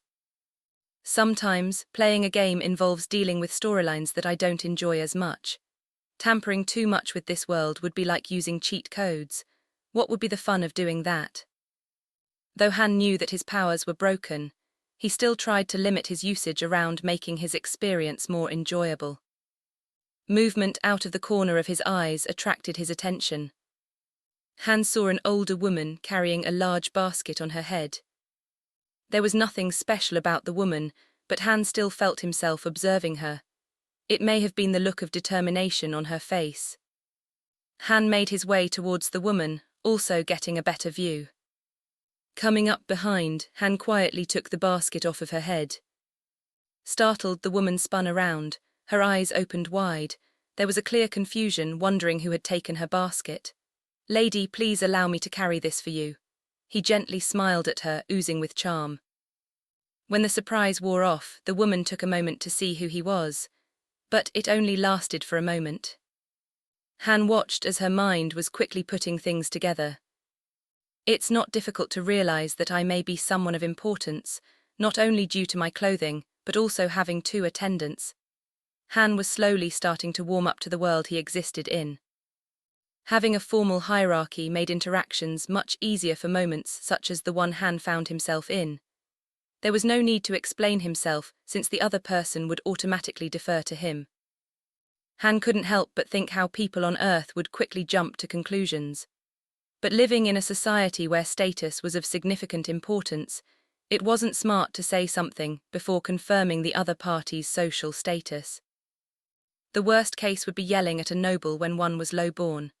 Curtsying to Han and his attendants, all she could say was, My lord, there is no need for you to do this."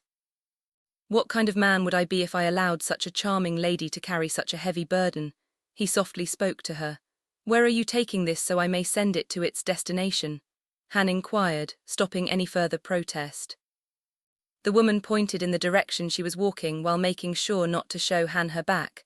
"I need to take these to my neighbor's house," she told him. Seeing him indicate that he would follow her, the woman continued to walk. She clasped her empty hands together as she led the way, not knowing what to do with them in her unusual predicament. Looking closer at the woman, Han guessed she was in her mid-30s. She had her hair tied in a single braid down to the base of her back. It gently swung back and forth to the rhythm of her steps. She wore a simple one-piece dress, conservative with how the skirt went down to her ankles and sleeves covering her arms. "What do we have here?" Han's eyes slid down the woman's back. Even though she looked older, her butt was shapely and probably maintained by her continuous working environment. "Those hips aren't bad either. I'm surprised she doesn't have hundreds of kids with hips like those." Han was mesmerized by how they swayed. Breaking away from enjoying the woman's body, he asked, "Why are you taking? Looking down, he noticed it was various roots and plants. Plants to your neighbor, S. Looking back at him, she said, I go out of the village to gather various plants for food. The villagers pay me a couple of coppers for my services. The smile she made was tinged with sadness. That is rather commendable for a lady such as yourself, he told her, slightly impressed by how hard these people work to survive. She said, I am no lady, my lord, I am just a simple village woman. Do you have a husband or family to help you? He probed. Looking down, she murmured, my husband was killed by a monster in the forest nearby. He would hunt them to gather various parts to trade with the traveling merchant. Her eyes were hollow. My family passed away from a sickness that hit this village several years ago. Now I search for items that not only help me to provide food for myself, but also pay the taxes to the king. Though this sounded like a painful memory, her voice didn't fluctuate much. This was probably due to how difficult her life was, numbing the pain. Gathering the plants for just a few coppers sounded like a very arduous task. His parents were very similar, working hard for meager pay compared to his friends' parents, who were often financially well off. Memories of his childhood rose to the surface before being pushed back down. Even with all his powers, he couldn't shake off the memories of his past and how powerless he had felt. The world was a playground for only a few, while everyone else was abandoned to struggle. He remembered sleeping in his car while attending school cause he couldn't afford a place to stay. Later, a friend offered him to sleep on the floor for no rent. It had been good for a short time, but his roommates demanded payment. Even though these people considered themselves pious, they still expected his money to live like a homeless person. It made him question humanity and how they claimed to be altruistic but were often self-serving. Reaching their destination, the woman knocked on the door of her neighbor. A fairly nice-looking couple answered the door. It was soon replaced with a flash of disgust upon seeing who was at the door. It was never as strong for him, but Han had seen enough people look at him that way to recognize it. I have returned with the food you have requested. The woman motioned to the basket that Han had in his hand. Her voice was cheerful and upbeat. Glancing over at the basket, the woman sneered, You expect us to give you money for trash like that? They're all butchered by your poor gathering skills. Even the last ones we requested were all torn up and low quality, the man chimed in. With how they hadn't even clearly looked at the items in the basket, Han knew this was a regular tactic used on the woman. Looking annoyed, the man said, Even though they look horrible, I will at least give you a piece of copper for the bunch. I don't want other people to accuse me of theft, so this amount should cover it. He walked away from the door. While the man was away, the woman glanced at Han and then at Helenia and Queen. She quickly looked away. The man soon returned with a single copper piece. Tossing it at the woman, he accused, Next time, I expect you to do a better job, or else we won't give you even a single copper. I'm sure some people would be grateful and do a better job than you could. The woman poked at the man, which made him raise his eyebrows in confusion. She whispered to her husband something, likely about Han and the two. It was then that the man noticed Han, Helenia and Queen. The two of them bowed before hurriedly closing the door. Han looked at the single copper coin on the ground. The woman bent down and picked up the single copper coin from the ground. She didn't defend herself and instead just took the abuse the couple was giving her. Thank you for your patronage, she said to the closed door. The woman took the basket from Han's hands and placed it in front of the door. Chapter 2, Part 3, Book 1, Fantasy World. She then turned toward Han and his companions. With a smile, she said, My lord, thank you for your assistance. Please let me know if there's anything I could assist you with. Would you know if this village had an inn? He asked her, trying not to embarrass her after witnessing what happened. The woman shook her head. I'm sorry, but our village isn't large enough to have an inn. Most people pass our village on their way to their destination. Even the merchant that comes around will camp outside with his armed guards. She answered apologetically. Seeing his frown, she hesitated briefly before saying, I hope this isn't presumptuous, but if my lord and my ladies are willing, I offer my home. With everything he had seen in the village and how the woman was treated, Han didn't imagine her home to be better off. It would likely be worse, all things considered. We would be honored by your gracious offer. he said to her. Following the woman, Han and his creations were led by the woman to her home. Though she stated she was taking those plants to her neighbors, her home was several houses away. The term neighbor likely referred to anyone in the village. Han's eyes widened. It was slightly smaller than the others, with only one window next to the door. I'm surprised it hasn't collapsed. Han noticed how worn down it appeared. There were even holes between the bricks. Entering the house, they saw part living room and dining room setup. Han noticed a door that presumably led to a bedroom. With a communal kitchen area, they probably didn't need to incorporate one inside the homes. Against the wall appeared to be a place for various food ingredients. I see that they don't have anything to keep food cold, meaning everything has to be made fresh or dried, Han thought. Han realized that the villagers must have a high turnover for food, considering it would spoil quickly. How is this woman treated so poorly when she helps bring supplies? He was confused by the situation. Based on the villagers' needs, it would make sense that anyone who contributes to the village's safety would be treated with respect. This was, even more, the case with her husband being someone of note, it seemed. The home was pretty empty-looking, just the bare essentials. Even the table only had one chair since she was the only one living here.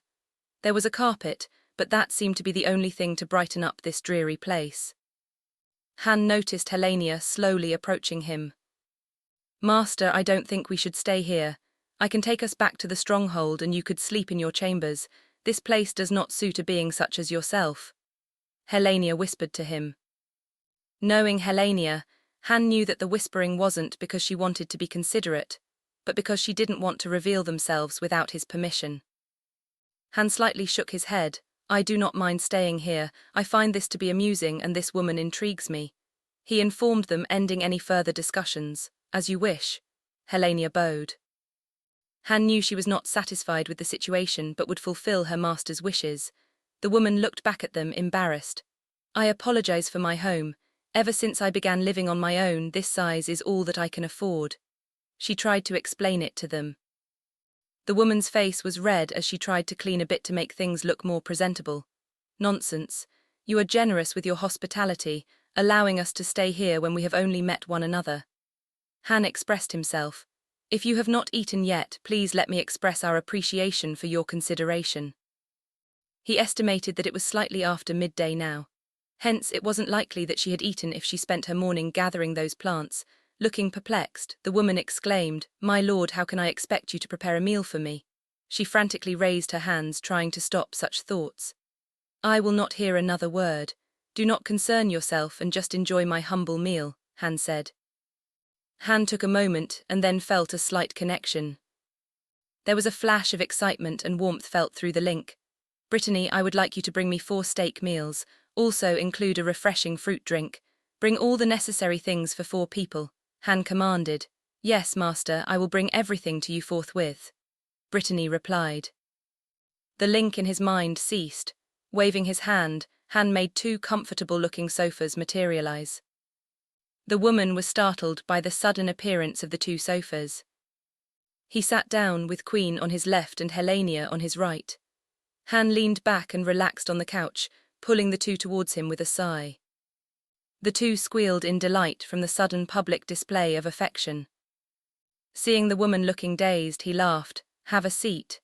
I assure you that these sofas are extremely comfortable to sit on. He attempted to reassure her. Sitting down and sinking into the sofa, the woman asked, How did you make these appear?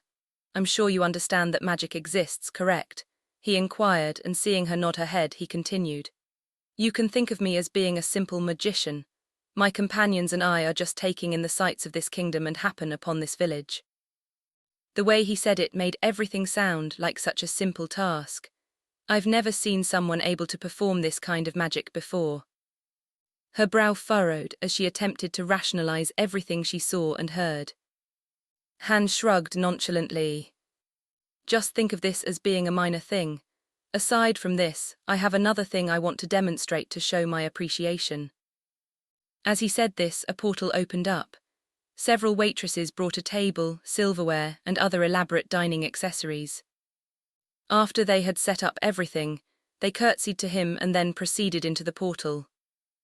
Brittany then came out with a single dish for him. Appearing after Brittany were several other waitresses bringing in the remaining plates. After serving the dishes, the waitresses and Brittany went off to the side to be ready to serve. Han smiled. "I hope this is all to your taste. The waitresses can bring a different dish if the food is not to your liking." He motioned with his hands, "Feel free to eat."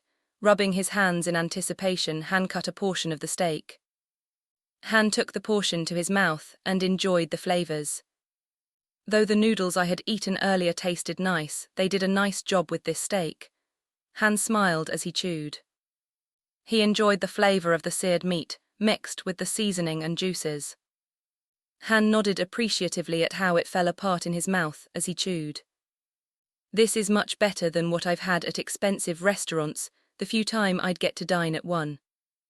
Seeing that he had started eating, both Helenia and Queen began eating. They moved with elegance, the way they used their fork and knife. With their mannerism, anyone would have thought them to be nobility. Chapter 2, Part 4, Book 1, Fantasy World. Looking at her plate, she could see teardrops falling onto her food. When was the last time someone treated me like a human? It was like a ray of light piercing through the darkness of her world. Raising her hand to her mouth, she struggled to hold back her happiness. The way the couple treated her was very much what she experienced throughout the village. Treatment she experienced regularly. They saw her with contempt, and I saw, probably due to her having no one to help her. She was alone without family. While others could afford meat and ingredients from the merchant, all she could eat was what she was able to gather in the forest. She stared at the plate in front of her. Even the vegetables on her plate felt more full of life than she did, and entirely different from what she had eaten in the past. Watching how she reacted to the food, Han felt his chest warm. It made him happy to see someone enjoying food to such a degree. Thinking back to what he had seen, he doubted that her life in this village was easy. "I am glad that you are enjoying your food. You should also try the fruit juice," he pointed out, smiling. Queen felt confused by how the woman was eating. She clenched a fist silently, ensuring not to allow her frustration to ruin her master's moment. "This cretin is allowed to eat my master's food, produced by his divine powers. My master's altruism is greater than the sky, the way he cares for these insects." Queen felt greater love for her master, her admiration soaring to new heights. A part of her wanted to summon a legion of skeletons and raise this village for disrespecting her creator. Han placed his hand on their thigh, sensing Queen's anger and frustration. With his other hand, he lay it on Helenia's thigh. As he caressed them, he noticed their reaction. He enjoyed watching them hold themselves back. It was as if the two were trying to maintain their dignity in front of a stranger. "I am terribly sorry, but I forgot to introduce myself and ask for your name," he said, placing a hand on his chest. "I am Han." Indicating to Queen, "This is Queen." Returning his hand on Helenia's thigh, "This is Helenia." "They are my dear companions." Putting down her utensils, the woman bowed her head. "My lord, I am called Elise. Thank you for everything that you have done for me. Your kindness knows no bound." Seeing him motion for her to lift her head and continue eating, she returned to the food on her plate and drank some of the fruit juice. The drink was beyond refreshing compared to anything she had in her past. It was sweet without being overwhelming, not lingering on her tongue. When looking around, the world appeared brighter. Where did these nobles come from, to have such amazing magical abilities, and food is beyond my imagination? Elise thought to herself. She tried to remember any information related to those who could use magic. Are magicians stronger than mages or sorcerers? From tales she had heard from merchants, there were some mages in the capital, but the term magician was not one she was familiar with. Being inside a small village didn't allow for much exposure to the world, so she found it fantastical. After they had eaten, he had Brittany bring them some tea to help them digest the meal. "There's nothing like tea after a large meal," Han leaned back with a smile. He slowly breathed in the scent of the leaves and honey. The tea did a great job of helping him not feel sleepy. While they drank their tea, Han thought about the world they were in and asked Eli's, "Are all settlements in this kingdom similar to this one?" "No, my lord," Eli's shook her head. "This village is short of many resources. In addition to our lack of resources, how we're so far away from the capital discourages merchants and travelers from coming here." "But merchants do come here." Han remembered Eli's mentioning how they would stay outside the walls. "That's correct, my lord. We have a merchant that regularly travels here and the few other remote villages, but compared to the other towns and villages closer to the capital, there's nothing here to attract wealth." Eli's explained. Han took another sip of his tea, absorbing the information. This probably means the more interesting things are closer or at the capital, he thought to himself. Considering it was still ways until nightfall, Han believed they could continue their travels. It wouldn't be so bad to enjoy the beautiful weather and travel, instead of just appearing in the capital. He placed the tea on the table and leaned back as he thought about his future actions. Reaching a decision, he looked at Eli's and smiled. "How would you like to travel with us and see the rest of the kingdom?" My lord," Eli's raised her eyebrows. Lazily waving a hand, "From what I've seen in this village, there isn't much here for you. You have no strings keeping you attached to this dreary place. The village doesn't treat you with respect. You can help us understand local customs. I believe this would be beneficial for both parties," he reassured her. While Eli's tried to take in what he told her, Han leaned forward. He touched the teacup and still felt the warmth. Picking it up, Han cradled it in his hands, enjoying the warmth of the tea. There was an enjoyable quality drinking tea while talking about new events. He enjoyed it better than coffee. Drinking the tea also gave an appearance of being calm and patient. After getting her cup filled with more tea and lightly added milk and honey, Eli's brought the cup to her lips and drank the cleansing beverage.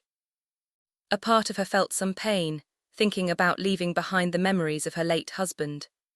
At the same time, she knew moving on, instead of staying in an abusive situation, was what he would want her to do. Eli's was curious about what life outside of the village would be like, no longer being verbally abused, and getting to experience new and beautiful things. Looking at Han, she answered, "My lord, please allow me to travel with you." Chapter 2, Part 5, Book 1, Fantasy World. "Fantastic," Han clapped his hands in approval. Helenia and Queen smiled, enjoying their master looking so happy. Though they still had reservations. "I don't understand why we need to bring this woman." Helenia and Queen shared the same thought. But despite their negative opinion about the additional person, both would set aside their thoughts if it meant their master's happiness. Helenia looked at Queen and they nodded, agreeing that they wouldn't stop the woman from joining them, but if she posed a threat, they'd eliminate her immediately. It would be the first and last thought the woman would have. Looking around Eli's home, unless there are any objects of sentimental value, you won't need to worry about taking anything along with you. Han turned to Brittany. "I will need you to prepare several outfits for Eli's so that she will have something to change into. Make sure they are outfits that showcase her figure. She doesn't need to look like some typical village woman." "Yes, master, I will have one of the tailors prepare a wide selection for you to approve. They will be ready by the end of the day." Brittany bowed. After being dismissed, Brittany motioned for the other waitresses to remove the food items. Standing up, Han stretched before he said, "If there isn't anything else, I feel like it is time for us to depart from this dreary place." Seeing Eli's getting up and not refusing his idea, he nodded. Both Helenia and Queen silently got up ready. Snapping his finger, Han made the two sofas disappear. Eli's only reaction was to blink in surprise. It was vastly different from when he had materialized the items in front of her the first time. Seeing that she could adjust so quickly, Han thought Eli's would fit in with them well, unlike other humans. Heading to the door, Queen had opened it for him, already allowing him to walk out of the confining, dilapidated home.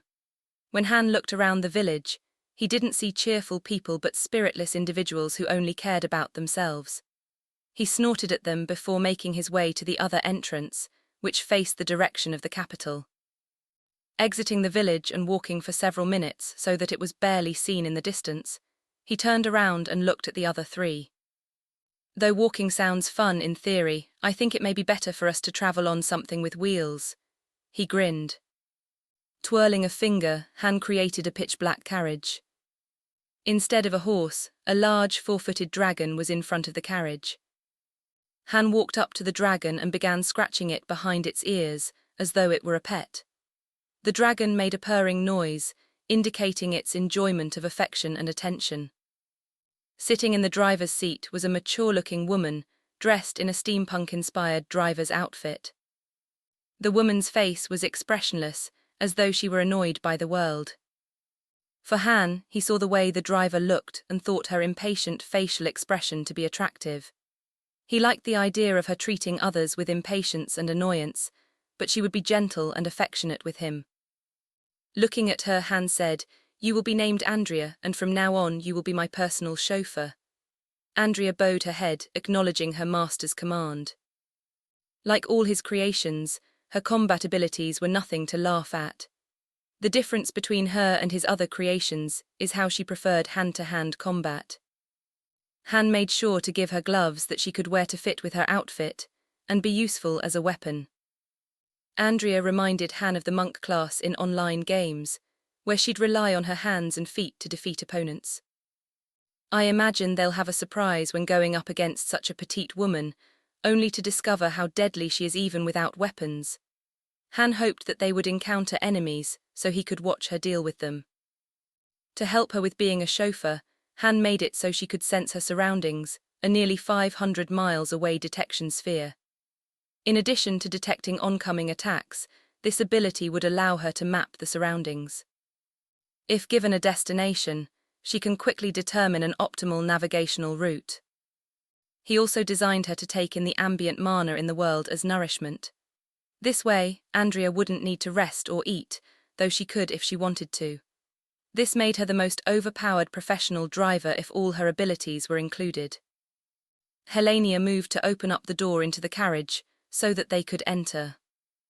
Like the Stronghold, the carriage's interior revealed itself to be significantly larger than what it appeared on the outside. Han nodded approvingly at the leather sofas, leather chairs, coffee tables, and a mini dining area to help with hosting guests. From the outside, the size of the vehicle looked like a common carriage you would expect on Earth, but the inside was the size of a pool house. There were plenty of windows so that you could view the outside of the carriage. Since the interior was like a separate dimension, there was no feeling of motion. Looking through the windows would feel similar to viewing the world on a TV screen. Glancing over, he curiously watched Eli's expression. He couldn't help but smile at her widened eyes and open mouth, captivated by the wonder. "Brittany, bring some refreshments and fruit here." Han pointed at the coffee table in the middle of the sitting area. Sitting on one of the leather seats, Han enjoyed how the leather cushions embraced him. It gave him a full view of the carriage's interior. "Andrea, head towards the capital of the Helios Kingdom immediately," he ordered. He soon sensed the carriage moving as Andrea commanded the dragon forward. When he looked out the window and watched the landscape pass by, Han couldn't help but feel like he was going backward. Helenia and Queen sat on the sofa to his left, opposite the entrance. Elise sat by herself on the couch to his right. The interior looked similar to those large, expensive RVs that politicians used as they crossed the United States for national elections, but much wider. Though it was large, the carriage didn't have beds and a kitchen, just a lounge and dining area. A kitchen wouldn't make sense since food was carried from the Stronghold's dining area. Part of him felt he should materialize a cigar. The feel of the interior reminded him of those upscale cigar lounges he and his friends would frequent during college. They would pretend to be wealthy CEOs as they checked out the serving girls, who wore skimpy outfits, enjoyed by the older rich men.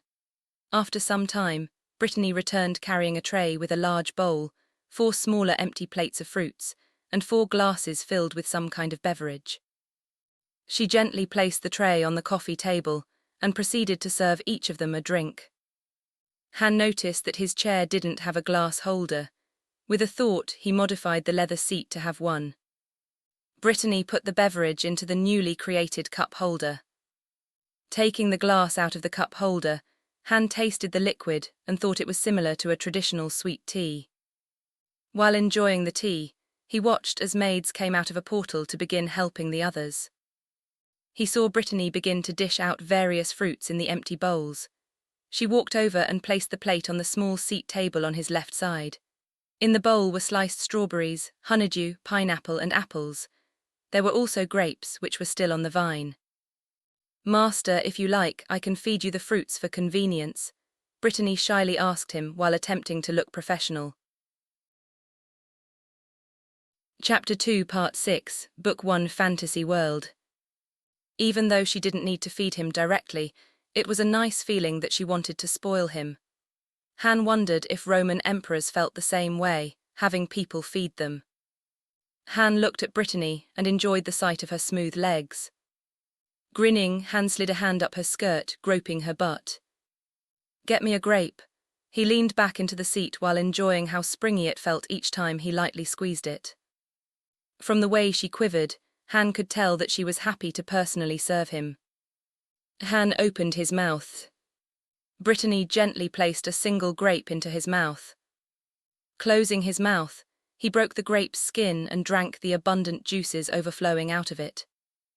A soft napkin soon touched his lips, as Brittany cleaned the juices that leaked out from between his lips.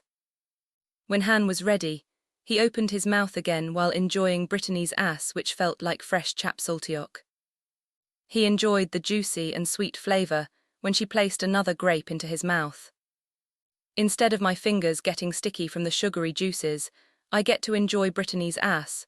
Han smiled as Brittany cleaned his mouth again.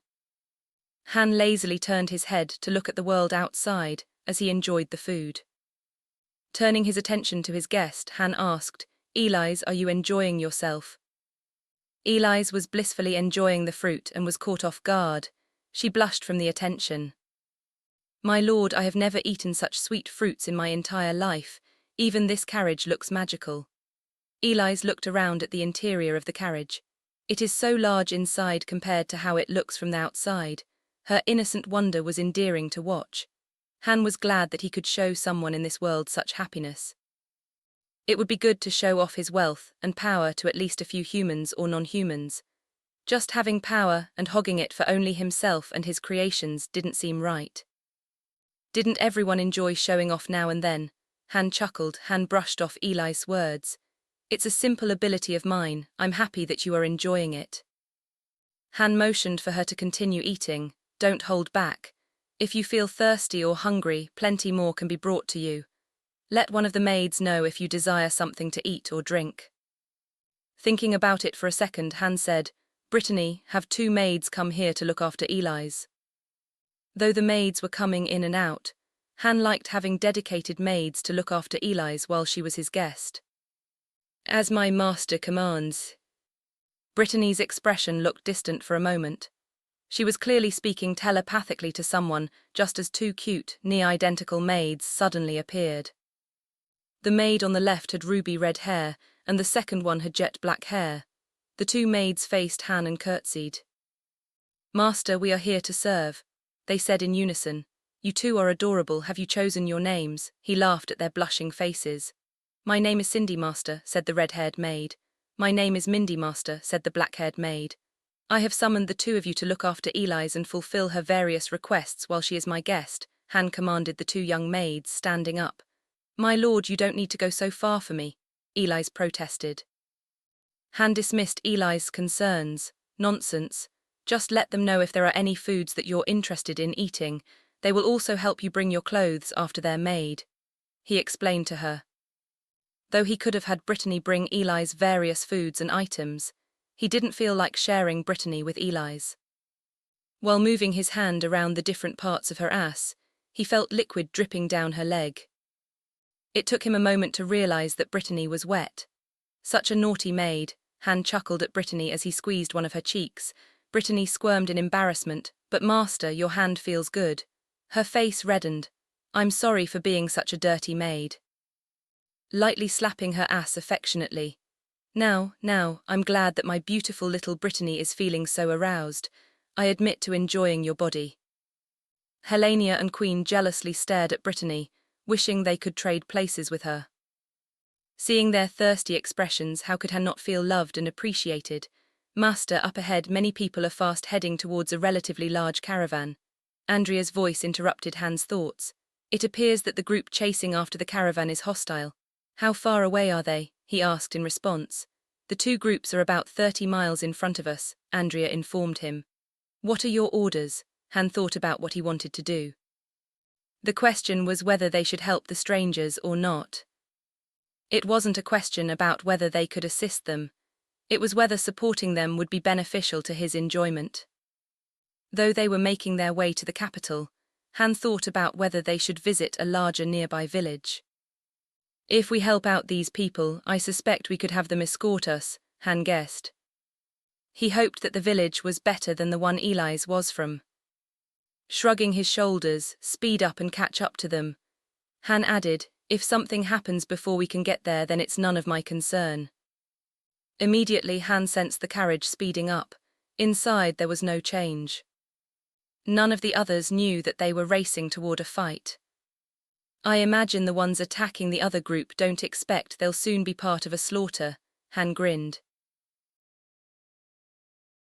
Chapter 2, Part 7, Book 1, Fantasy World. Samantha sat next to her mother, frightened by the wagon's speed. Her father was scaring her, shouting for them to stay down. She and her mother huddled in the wagon bed, behind various boxes. Boxes that her daddy planned to sell at the village. Samantha was confused. Mommy and Daddy told me that we were going to be safer with the other merchants. Samantha felt herself begin to tear up. Now they were trying to escape evil men who were shooting arrows at them. Damn those Lunar Empire soldiers, her daddy shouted out as he whipped the horses to go faster. Father, they're getting closer, I'm about to run out of bolts. Jake, her older brother, shouted to her father. Her father swore. Looking back at him, her father yelled, start throwing out the boxes and try to trip those Empire scum. We need to make this wagon lighter if we're going to make it to the village. We just need to make it to the village. There is an outpost. They'll be able to handle these pieces of shit. A bolt struck inches from her mother's leg. Her mother screamed in fright after seeing how close the bolt lodged itself into the back of the wagon. Even though they tried to make themselves smaller targets, they almost hit her mother.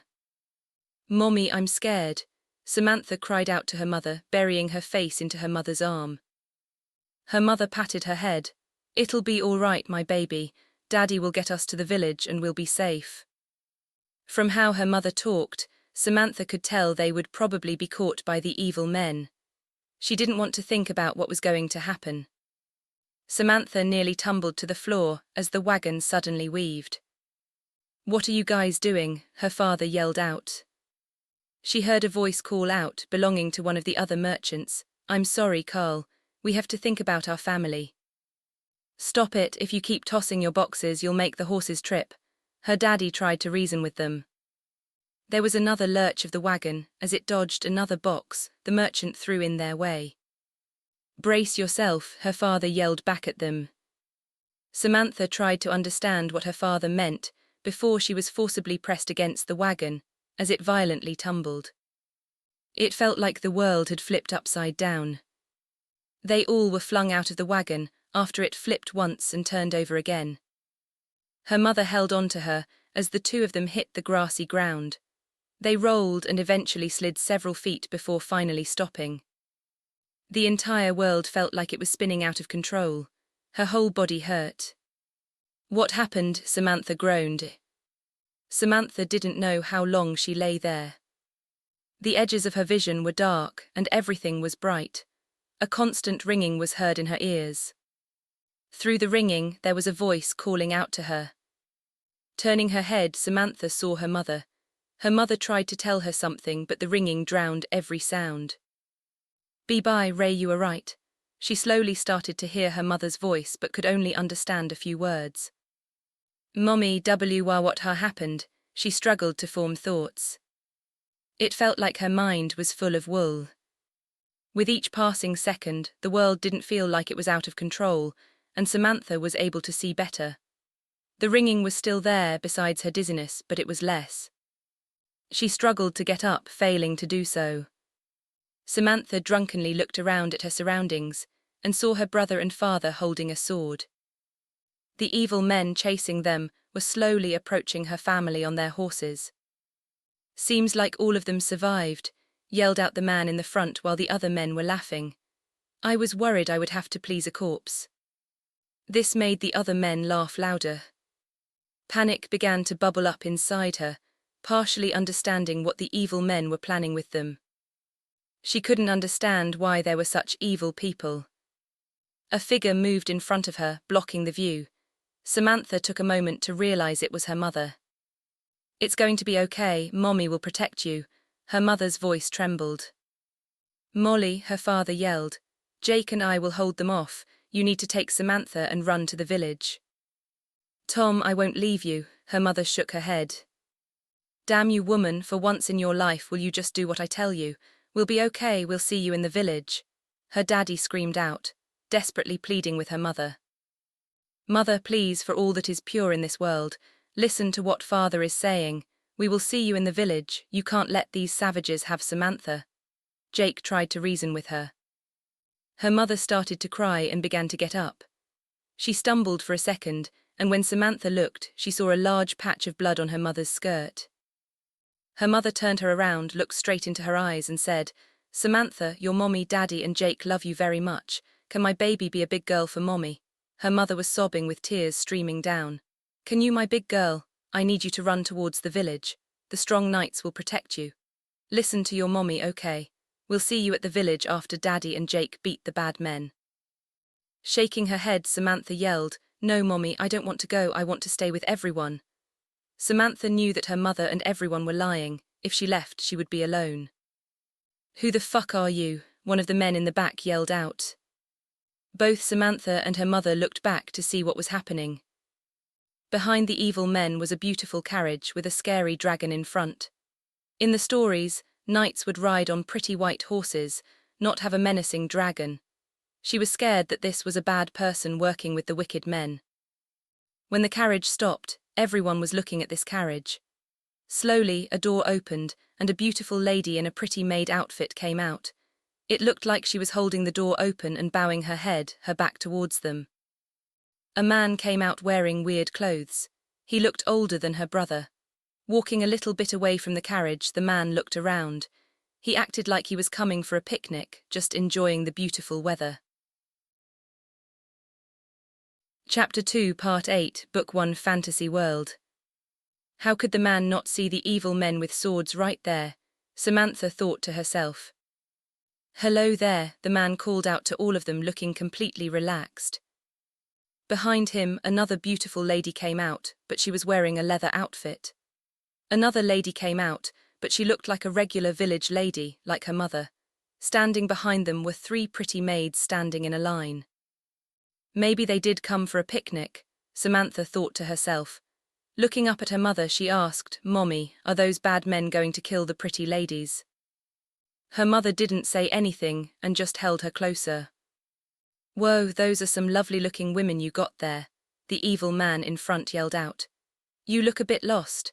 How about you leave behind those lovely-looking whores, get back into your fancy carriage and be on your way?"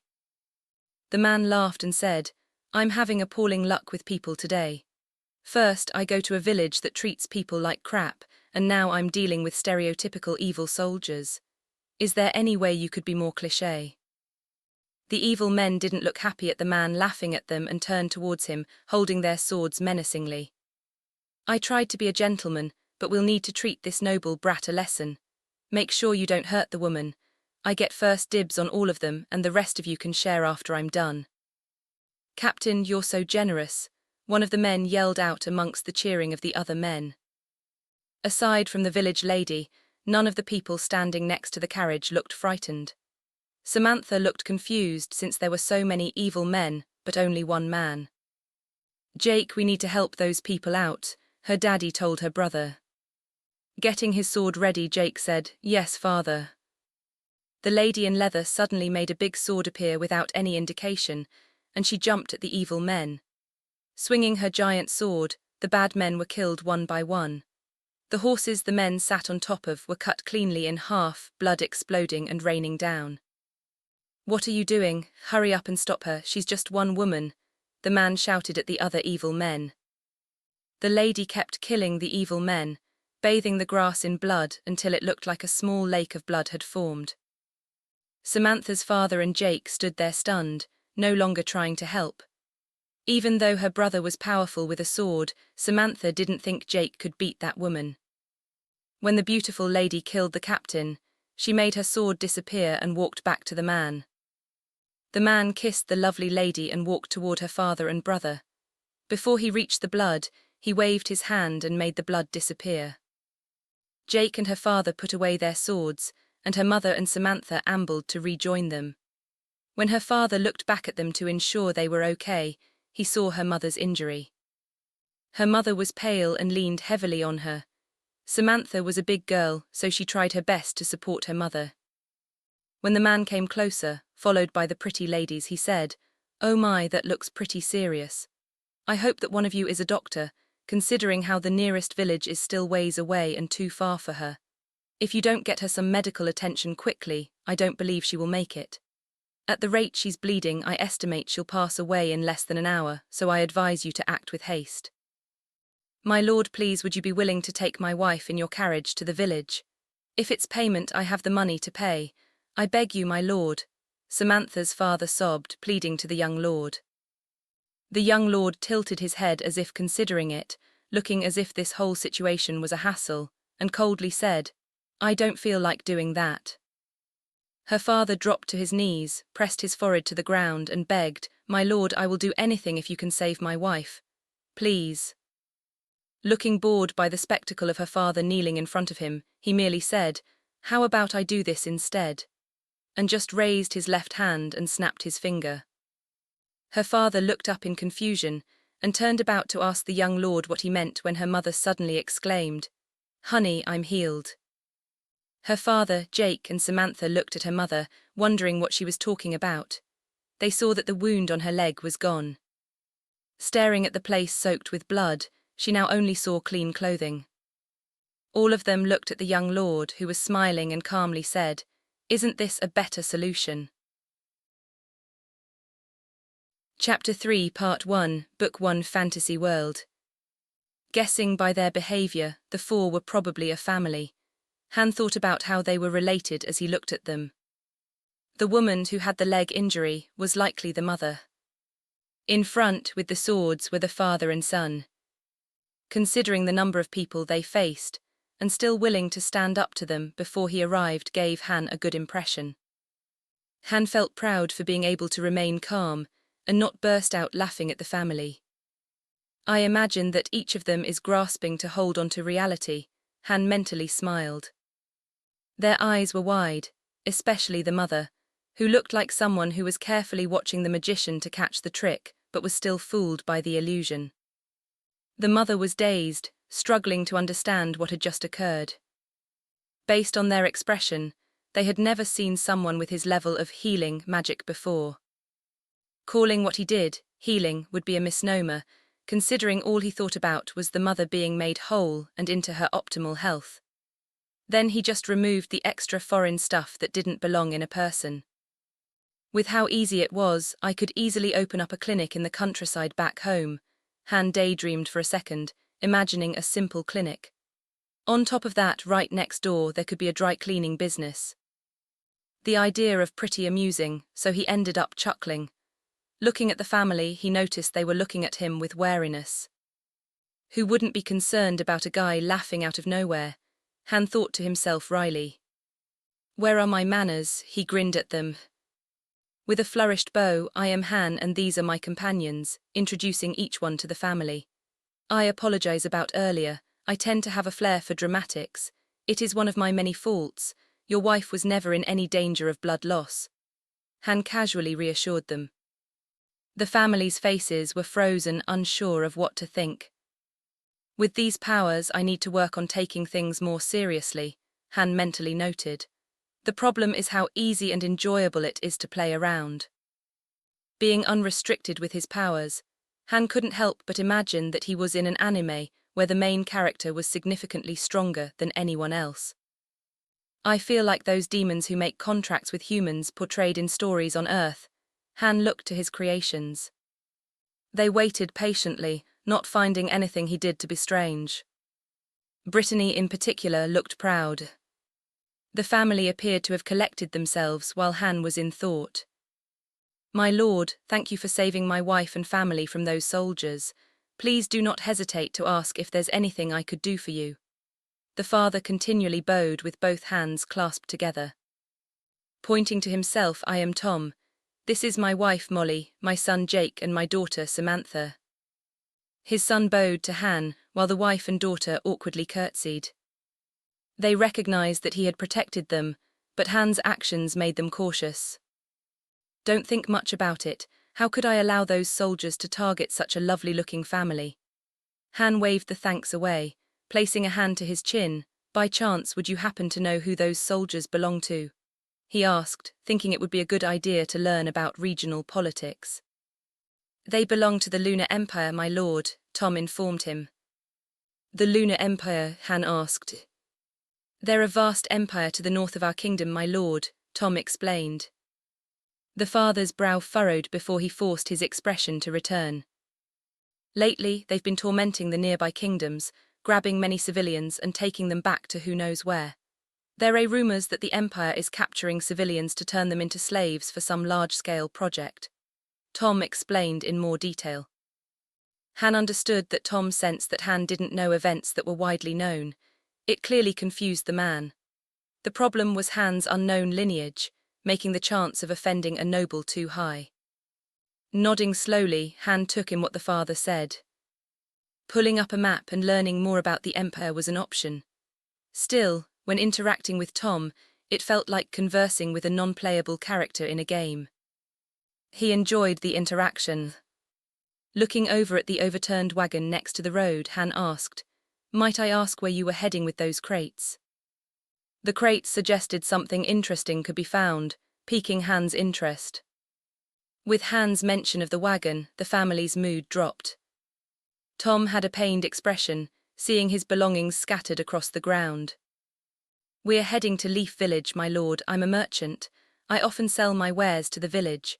My business specializes in raw materials for clothing, weapons, armor, and food."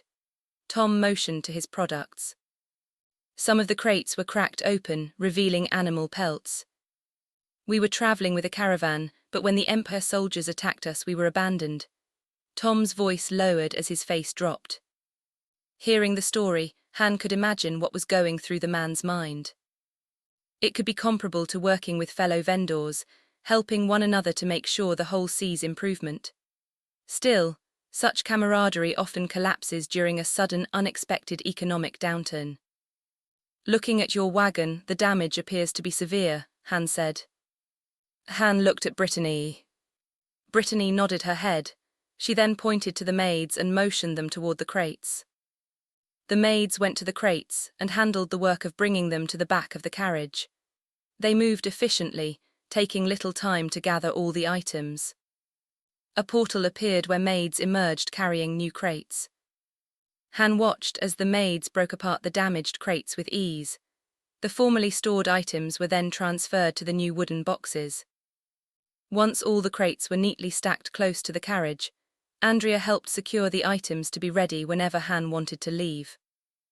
Han redirected his attention to the family behind him. "I don't like the idea of leaving you behind. How about your family travel with me to the village?" he offered. Seeing them look hesitant, Han added, "I'm sure it would be much more comfortable and calming. It would be beneficial for your wife and daughter," Han cheerfully said. Chapter 3 Part 2 Book 1 Fantasy World. He could have repaired the wagon, but decided this method would be more enjoyable.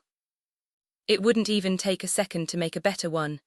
Han imagined something that would allow for comfortable travel while protecting against the sun. The image of the improved wagon existed in his mind, waiting for Han's will to manifest. It would be fun traveling with people who lived in this world. Han discarded the designed wagon into the void of his mind.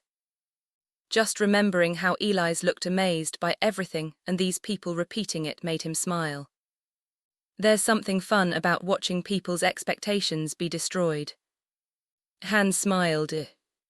Tom and his family noticed Han's smile, not knowing what the noble was thinking about. Han, the family, and Eli's headed to the carriage. Bowing to Han, Brittany opened up the door for them to enter. Entering first, Han headed into the carriage. Han looked around. This is a bit crowded if another 4 people are going to join us. With his will, Han made it larger. The interior nearly doubled without a sound. Popping into existence were more sofas to accommodate the family. He also made small tables appear next to each sofa to allow for better access to food and drinks, so no one had to get out off their sofas to reach the tables in the middle.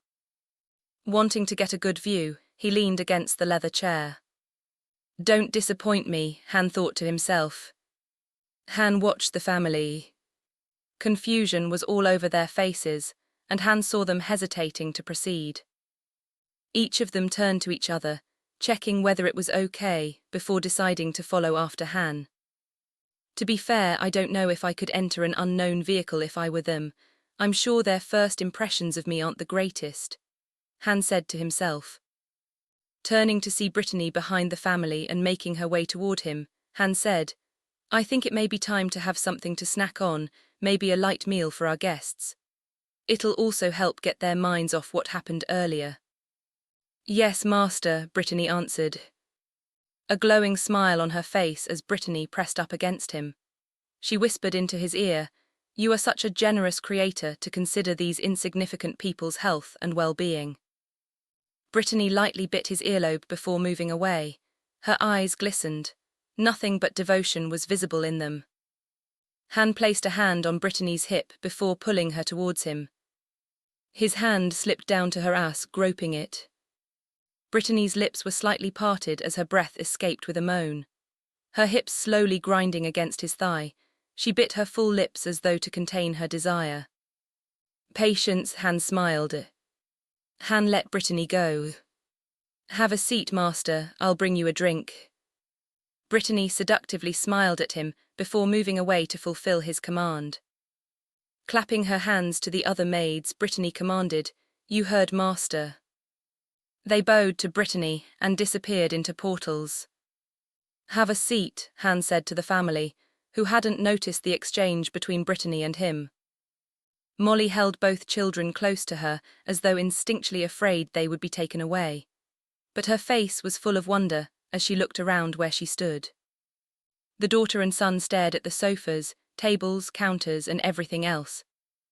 Tom looked back at the way they came and then at the interior. His eyes were wide and he trembled slightly. The father was having a different reaction. I see that he realized what's different about this place, Han smiled. Observing each of their reactions, Han was happy. He then looked to Eli's. The few fruits that remained before they stopped were still on the table. Eli's was eating some grapes and ate them as she watched the family. It didn't take a mind reader to know that Eli's empathized with the family having experienced the confusion earlier. Han took a seat, enjoying the show. I imagine it'll be a bit for the family to adjust, Han grinned, unable to hide his fun. Brittany's hips swayed back and forth as she walked to him, carrying a pitcher in one hand and a glass cup in the other.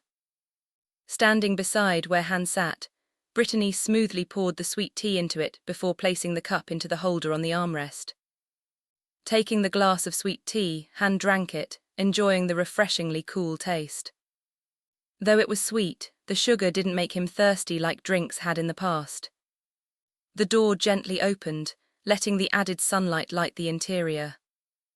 Helenia and Queen entered the carriage, followed by Cindy. Han smiled, happy to see them. He then looked at the family, still dazed about how elaborate everything looked. It's like people from a remote and underdeveloped country being introduced to a modern city with all the technological features. The difference might as well be as great as someone from a hunter-gathering society being introduced to a post-industrial one. Opulent would be the closest word to describe the appearance of the carriage's interior. Han enjoyed how they approached one of the couches, hesitating to even sit on it, worried about dirtying it. Feel free to have a seat, do not concern yourself with any formalities. Han tried to be welcoming, attempting to relieve their anxieties about being in such an environment. Since it's likely you are all hungry after such a traumatizing event, I will have Cindy and Mindy bring dishes for you to sample. There will also be meals for you to enjoy as we make our way to the village, he said. My lord, what's this carriage? Molly stammered, trying to form a coherent sentence. Han burst out laughing, covering his mouth to quickly get himself under control. Waving a hand, I apologize for laughing at your question. Eli's had a very similar reaction. Han motioned a hand at the blushing woman, attempting to be invisible due to the attention. As I told her, I am just a simple magician, I am not anyone worthy of note. He said, please just enjoy the ride, do not hesitate to ask if there's anything I can provide. Chapter 3 Part 3, Book 1 Fantasy World. They had been traveling for a few moments. During the time, Han listened to what Tom's family and Eli's were discussing, comparing what life was like for each of them. A portal emerged, and Cindy, Mindy, and the other maids emerged carrying numerous bowls, platters, serving dishes, and utensils. The maids went to the rear section of the carriage that had the appearance of a preparation station, only different by the fact that anyone could see what they were doing. Each of the items was placed on the large table. Han watched curiously, seeing the food being neatly presented on smaller serving platters. Each maid moved confidently, as though they had been working in the hospitality industry for years, instead of being created within a day's time. With the family and Eli's talking heard vaguely in his peripheral, Han couldn't help but think how intelligence and skills were the ability to make connections rapidly. The faster a person was able to notice patterns, the better they'd perform at a task, regardless of the training that may be necessary for others. Han wasn't a genius, even with his powers that bordered on the divine, if not surpassing such levels. I know that I wouldn't be able to grasp things so quickly, enough to move with such precision. Han couldn't help but compare the maids to robots on a factory production line. Brittany stood close to the table, the maximum distance away from her master. I hope you don't work so sloppily on master's dish, Brittany telepathically chastised one of the maids. She watched and nodded approvingly at how the individual made no external signs, even if the maid mentally flinched from the reprimand. Move faster, what will you do if our guests become hungry? I will not forgive any of you if your laziness tarnishes master's honor, Brittany told the group. Hands would occasionally blur due to the speed at which the maid reached for items. If it weren't for the fact that the food items would be damaged from the force generated by such speeds, they would have been much sooner. In addition to the concern of damaging the food, each of the maids was trained not to make too much sound from the ruffling of their uniforms. We're here to serve, not to be noticed, Brittany reminded the group of maids again. Those words had become a mantra for the maids, something they were proud to achieve. Samantha's nose flared from the smell of the food. Looking at the Lord, who seemed to be distracted, Samantha glanced at her brother. Noticing Samantha looking at him, he looked at her, raising an eyebrow. Do you smell that? Samantha communicated in a way only close siblings could. Jake grinned and nodded his head slightly. Don't be acting rude. Her mother lightly smacked Samantha's leg before returning to her conversation with the village woman.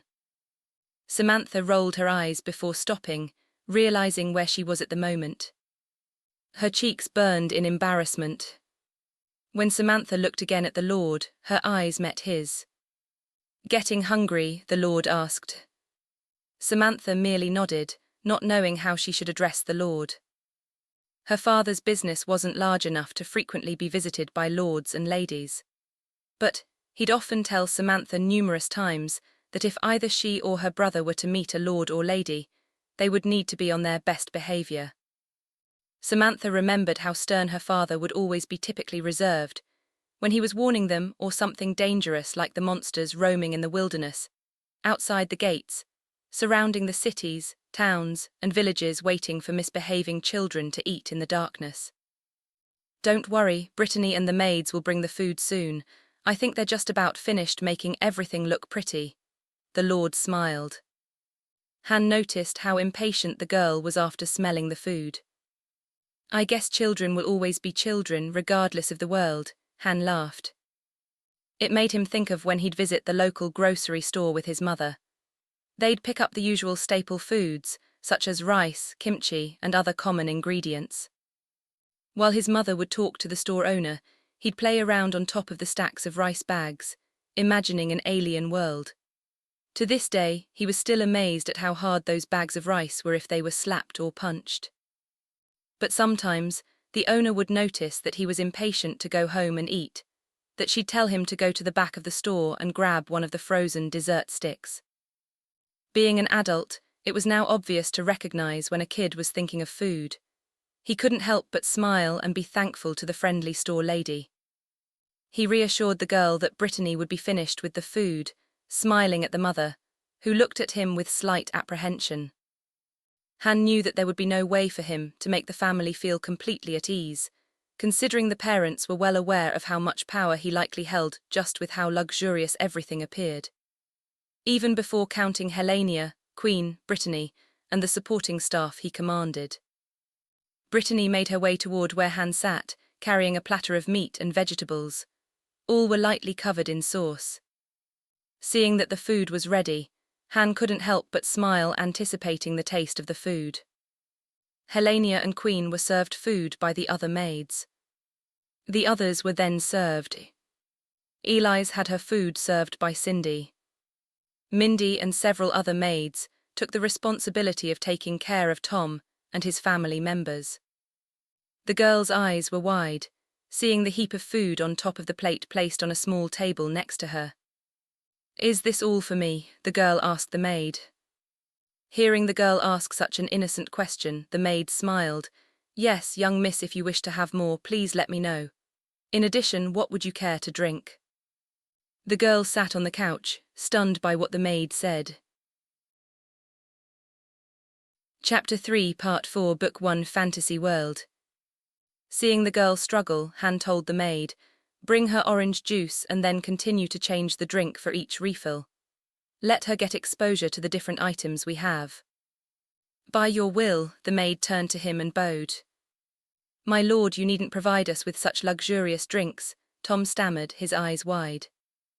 Han chuckled at the man's response. "It's not something that luxurious. I admit that it might be uncommon for the average person, but for me it's not anything major."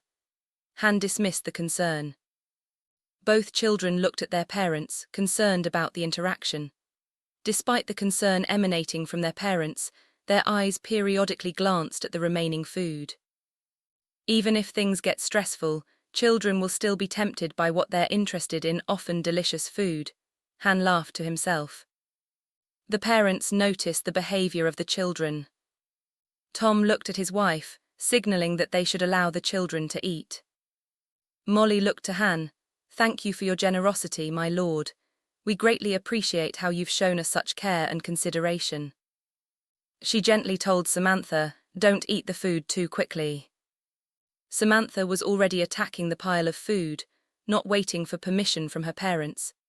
It didn't even occur to Samantha how she may have appeared, devouring everything like a starving beast. Seeing her daughter act in such a manner, the mother looked apologetically at Han. "Miss, please do not concern yourself with table manners. I am quite pleased to see your daughter relishing the food prepared. The chef, I am sure, would be quite overjoyed to hear that his dish is being lovingly eaten." He tried to pacify Molly. The mother could only bow her head, looking like she still didn't believe the current reality. She nudged her daughter one last time before looking at Han, giving him a small smile, and started eating the food. Molly still felt anxious. Thanks to Tom's business, she had the opportunity to meet nobles.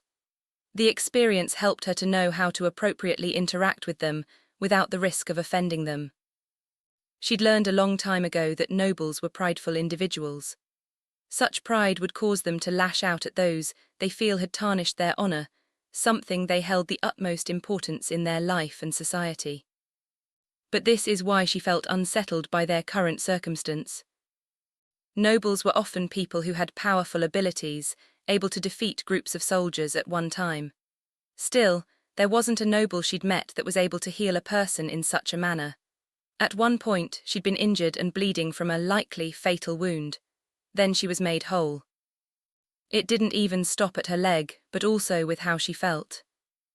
Molly felt as though she were years younger, feeling more alive than before. Then there was the carriage itself. How is this thing so much larger than it looks from the outside? Molly wondered. She tried hard to not allow such emotions to be revealed. Wanting to avoid offending the noble by not eating the food he provided, Molly moved closer to the small table with a plate on top. Thankfully, her experience included formal table etiquette. "It does smell delicious," Molly smiled. Her mouth began to water just from the anticipation of eating the desirable food. The gravy was nice and thick, covering the mound of thickly sliced meat. Molly looked at the vibrant colors of the vegetables, each of the greens nearly emerald in color. Dark orange carrots contrasted wonderfully against the green of the other items. She even saw some reds and yellows from what looked like peppers. There were some scorched marks on the exterior. If it wasn't for the fact of where she was currently, Molly would have thought that the chef had burned them. Gracefully picking up the fork and knife, Molly gently cut into the meat. Immediately, her eyes widened upon seeing how the meat easily broke apart due to it being so moist and tender. Molly swallowed the saliva accumulating in her mouth. Getting a piece of the meat, she didn't notice how her hand trembled in excitement. Her lips hesitated slightly as she slowly breathed in the steam. Gradually she parted her lips and opened her mouth, her tongue partially out to catch any drops of meat fluids. The explosion of flavor and the juices squirting into her mouth, flooding her mouth with experiences she'd never had before. Her tongue instinctually caressed the meat, cherishing how it was smothered with thick gravy. "Father, this meat is so tender. How did the cook make the meat melt in my mouth?" the boy Jake exclaimed. Jake was eating the food at such a rapid pace that the maid was continuously going back to the table to pile on more meat and vegetables. The father, Tom, was also desperately shoveling food into his mouth. Brittany lovingly cut up the meat into bite-sized pieces, feeding Han. The meat was succulent, the grease occasionally leaking down the side of his cheek. Without hesitation, Brittany would lean down and slowly stick out her tongue. She sensually licked up the fluid on Han's face, ending it with a kiss on his cheek. Eating the food, Han looked at the family, Eli's, Queen and Helenia. Han was happy that there was such a cheerful mood, no one caring how the other was acting and only enjoying the moment. He could understand the way the family reacted. Even on Earth, Han wouldn't have been able to eat such quality food on his own. The only time he'd have the opportunity was always thanks to someone else. "I could barely handle the workload during school while fighting off the existential dread of being unable to cover the daily expenses. After all the suffering, I was lucky to acquire a professional job. It really did feel like everything was accumulating towards a larger goal. Until it didn't." Han slowly drifted along with his memories. "Master," Helenia, Queen and Brittany said, looking concerned. Hearing their voice, Han was pulled out of the waters of his past. He hadn't noticed that he had zoned out, not paying attention to his surroundings. Seeing them worried about him, Han smiled to let them know everything was okay. With one hand, he placed an arm around Brittany's hip, lightly patting it to reassure her. Chapter 3, Part 5, Book 1, Fantasy World. Han looked at the family. The family was busy smiling and talking with one another, happy about the food. Eli's had joined in and appeared to have developed a friendship with Molly. Glad to see that Eli's found someone close to her age, Han thought. Though Han brought along Eli's, he didn't find the idea of her joining the family and restarting her life. Han thought that being in a fantasy-type world, it was likely that families with multiple wives would exist. It wouldn't be so strange to have such a family dynamic. He'd need to confirm things later, but Han didn't think it would be difficult for Eli's to join Molly in caring for the family. It's like watching Alice talking with Dorothy. The two women, exchanging their experience in a strange, unusual world that destroyed their former worldviews. Han couldn't help but make the connection. Eli's was just a villager who had lost everything until she encountered a mysterious figure. Then there was Molly and her family, who similarly almost lost everything until meeting a mysterious figure. Their lives paralleled so well that Han could imagine it unlikely that a bond didn't form. As things started to slow down, Eli's and both Molly and Tom had hot honeyed tea in their hands, laughing about something that had happened where Tom did something embarrassing. He stepped out of the bathroom, and I just watched the trail of toilet paper stuck to his shoe. It nearly ruined the deal if I didn't snap out of it and casually stop him to give him a kiss on the cheek. At the same time, I stepped on the toilet paper. Molly laughed, a hand on Tom's leg. Listening to the story, Tom's face was beet red. Eli's had a hand to her mouth, trying to hide the smile, feeling sorry for the man. Both Samantha and Jake had cookies in their hands, provided by the maid. Molly lifted her hand off Tom's leg, proceeding to wipe away the tears. I didn't think it was that funny. It's not my fault the food I ate caused my stomach to become ill. Tom frowned as he sipped on the tea. Moving close to Tom, Molly rested her head on his shoulder. It's okay, Tom. My husband did funnier things that I never let him forget, Eli's tried to mediate. Hearing Eli's mention her husband, Molly's chest tightened slightly, though she made sure not to allow her feelings to show. Molly couldn't help but remember that she nearly became like Eli's husband. Raising the cup to her lips, she allowed herself to calm down. The tea felt the warm liquid radiate through her body.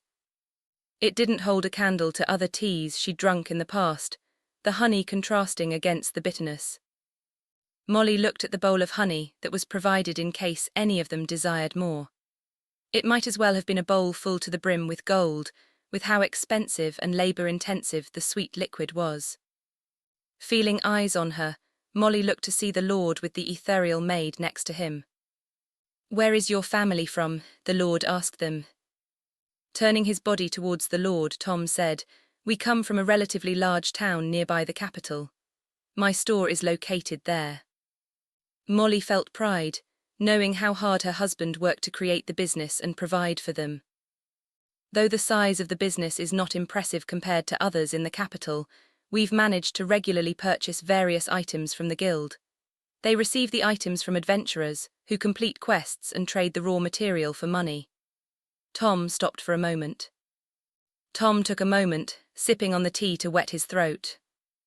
He continued, "After taking the items, the employees convert the items into common materials, which are then transporting to the kingdom.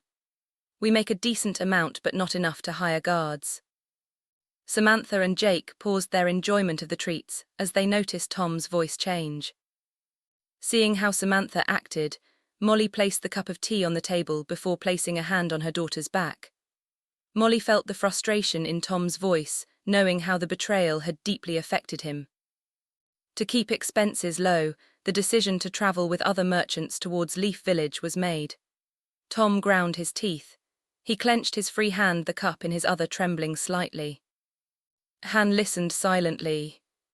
It was easy to empathize with the man's experience, and how things almost ended up horrifically, if not for Han. Han gave the man time to push aside the thoughts swirling through his mind. Seeing Tom's face made him remember his own expressions in the mirror as he was slowly moved to the brink throughout his life.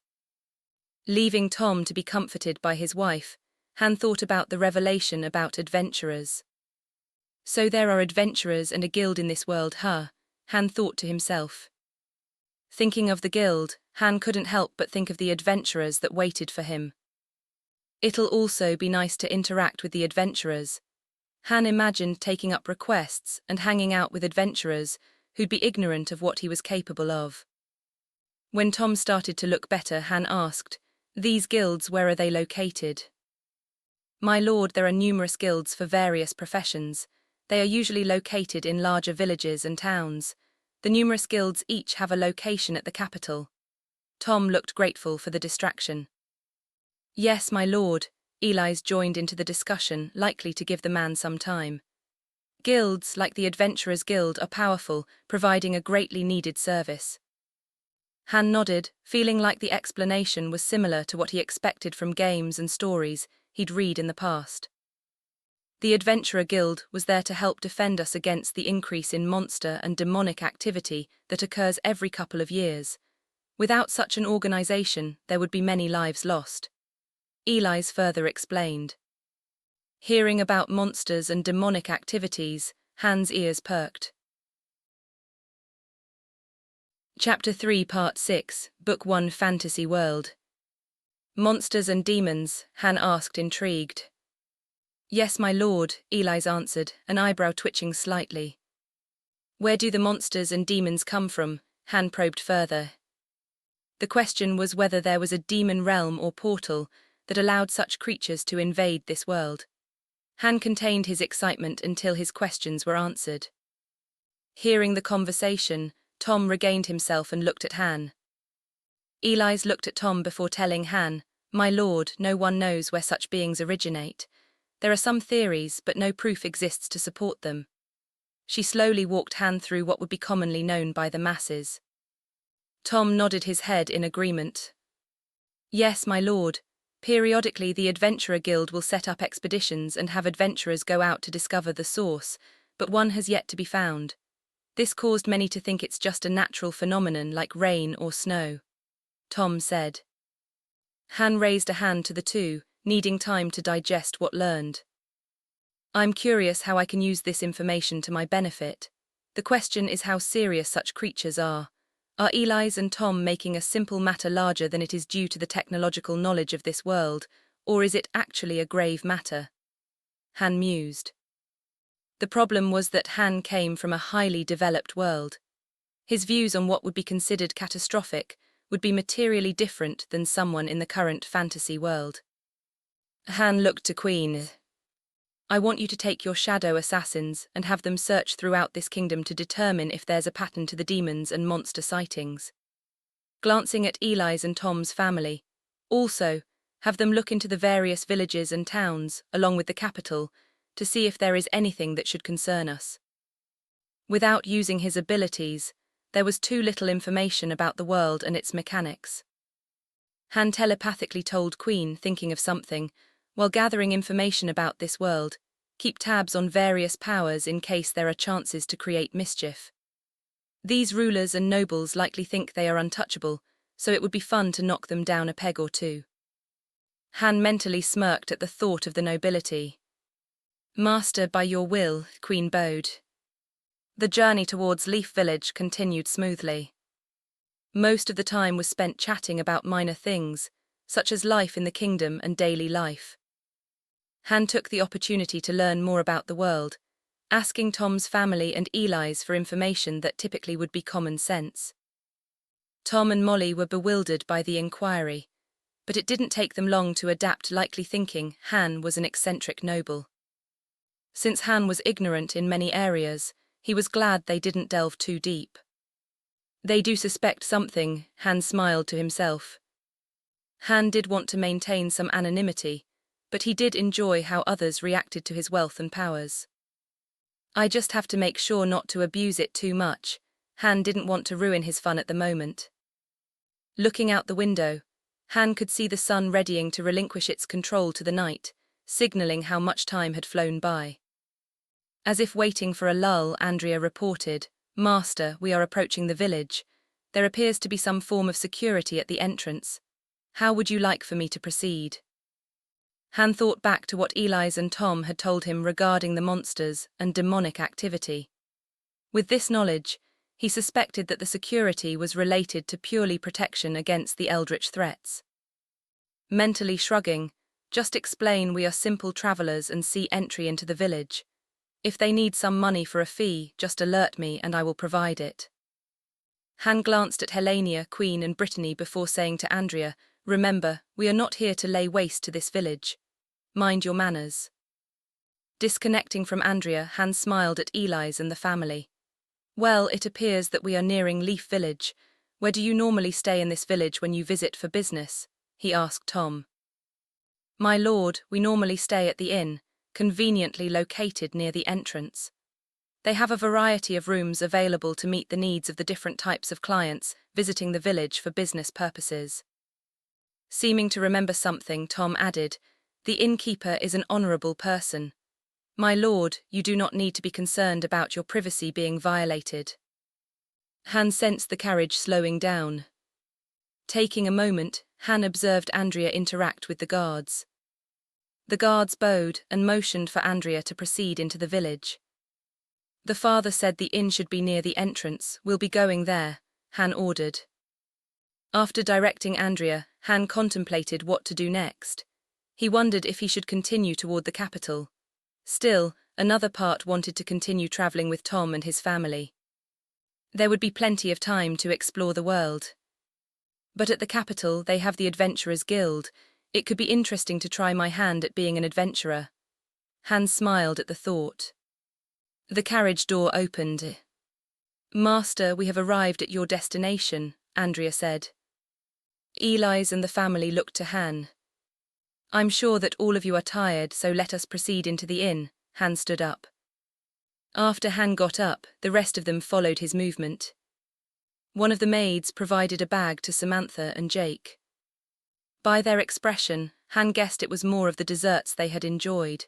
He nodded approvingly at the maid's decision. Receiving approval from her master, the maid blushed.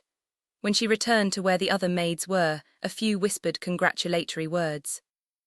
Han noticed Brittany staring at the maid. Brittany is doing a fine job with her subordinates, Han thought to himself, noting that he should reward her later. Chapter 3, Part 7, Book 1, Fantasy World. Han stepped out of the carriage, enjoying the early night air. "I'm still trying to get used to how fresh the air is." Han took a deep breath.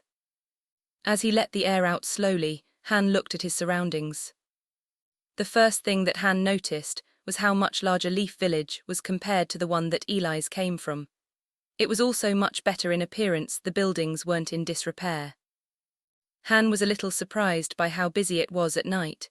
People walked around in groups as they talked and laughed.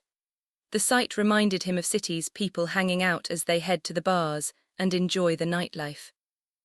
There were even carts where people sold food, just like in the city his family lived. Han observed the different types of people that were going about and enjoying the night. Some wore armor, while others had outfits similar to Tom's family. There was also the occasional person dressed up nicely, likely a noble or someone connected to such a lifestyle. A few adventurers attracted Han's attention, especially the females dressed in revealing armor that showed off their curves. One even wore fishnet stockings. I imagine that such outfits allow for ease of movement. The fishnets could also let them place leaves and branches to conceal them, breaking up their figure. Han surmised. It's also nice on the eyes. Han eyed each one slowly before he turned his attention to the others. "Brittany, I would like attire that fits my status and our surroundings to be prepared for tomorrow," Han ordered. "I will have the seamstress and designers create something that would fit someone of your presence," Brittany bowed. Han then looked to Helenia and Queen. "The two of you should make something for yourself to wear for tomorrow. Both of you know my taste well, so keep that in mind." Though the ability to create outfits was not outside his abilities, fashion was never a strong point for him. Han could hear the laughter, thinking of Bate commenting on his poor coordination skills. There was one time when, after graduating, Han had gone to find a suit for a job interview that was coming up. With the money he had, he needed to ask Sam to spot him for the rest. Bate joked about how Sam would make some girl happy, considering Sam's success in life. Han waved away the phantoms of his memories, dispelling the thought to focus on the present. In front of the carriage was the inn they'd be staying at for the night. Han looked up to see the multiple floors. It clearly shows that this is a popular establishment, Han thought. Because Tom had mentioned the clients that typically visited the inn, it wasn't difficult to imagine how they could afford such a fancy exterior. Compared to other buildings, the entrance stuck out as though trying to snatch customers with its mouth. The roof was angled in the center, and columns on either side supported it. easily seen from the road on the front of the entrance's roof. A bed and some silverware were next to each other to indicate the business type. The logo was plated in gold or similar metal to show prestige. But it's not to the level of what we have on Earth. Han thought of hotels where the staff would be waiting to greet guests and handle their luggage. The fact that they hadn't been greeted made Han wonder if it wasn't typical for hotels in this world, or if the level wasn't high enough. I'd think nobles would think negatively about having to bring in their own luggage unless the owner assumes that the noble would have their own staff do such tasks, Han wondered. But since there are monsters outside in the wilderness, it would make sense people would still need to stop to rest for the night, even if they had hired protection for their journey. And the business would need to be large enough to accommodate large groups. So even if they're dissatisfied, this inn may be the only one large enough. Han looked at Tom, who was patiently waiting for Han and his staff. Even though the inn was a location that Tom was familiar with, it would be rude to enter before Han. Though Tom tried to downplay his business, he must be doing well by the look of the inn. It made Han think of the man in a different light compared to earlier. I shouldn't be too surprised, considering the number of crates he had on the wagon. The raw material in them wouldn't be cheap. Even on Earth, furs and other materials aren't cheap and fetch a reasonable price depending on the quality. Han smiled. Han made his way to the inn. It's not the complete glass door that I'm used to, but the fact that it looks like something used in a modern home is impressive. Han thought as he looked at the door held open by Brittany. The outer part of the door was sturdy, while the middle was a pane of glass with some etchings of trees and woodland creatures.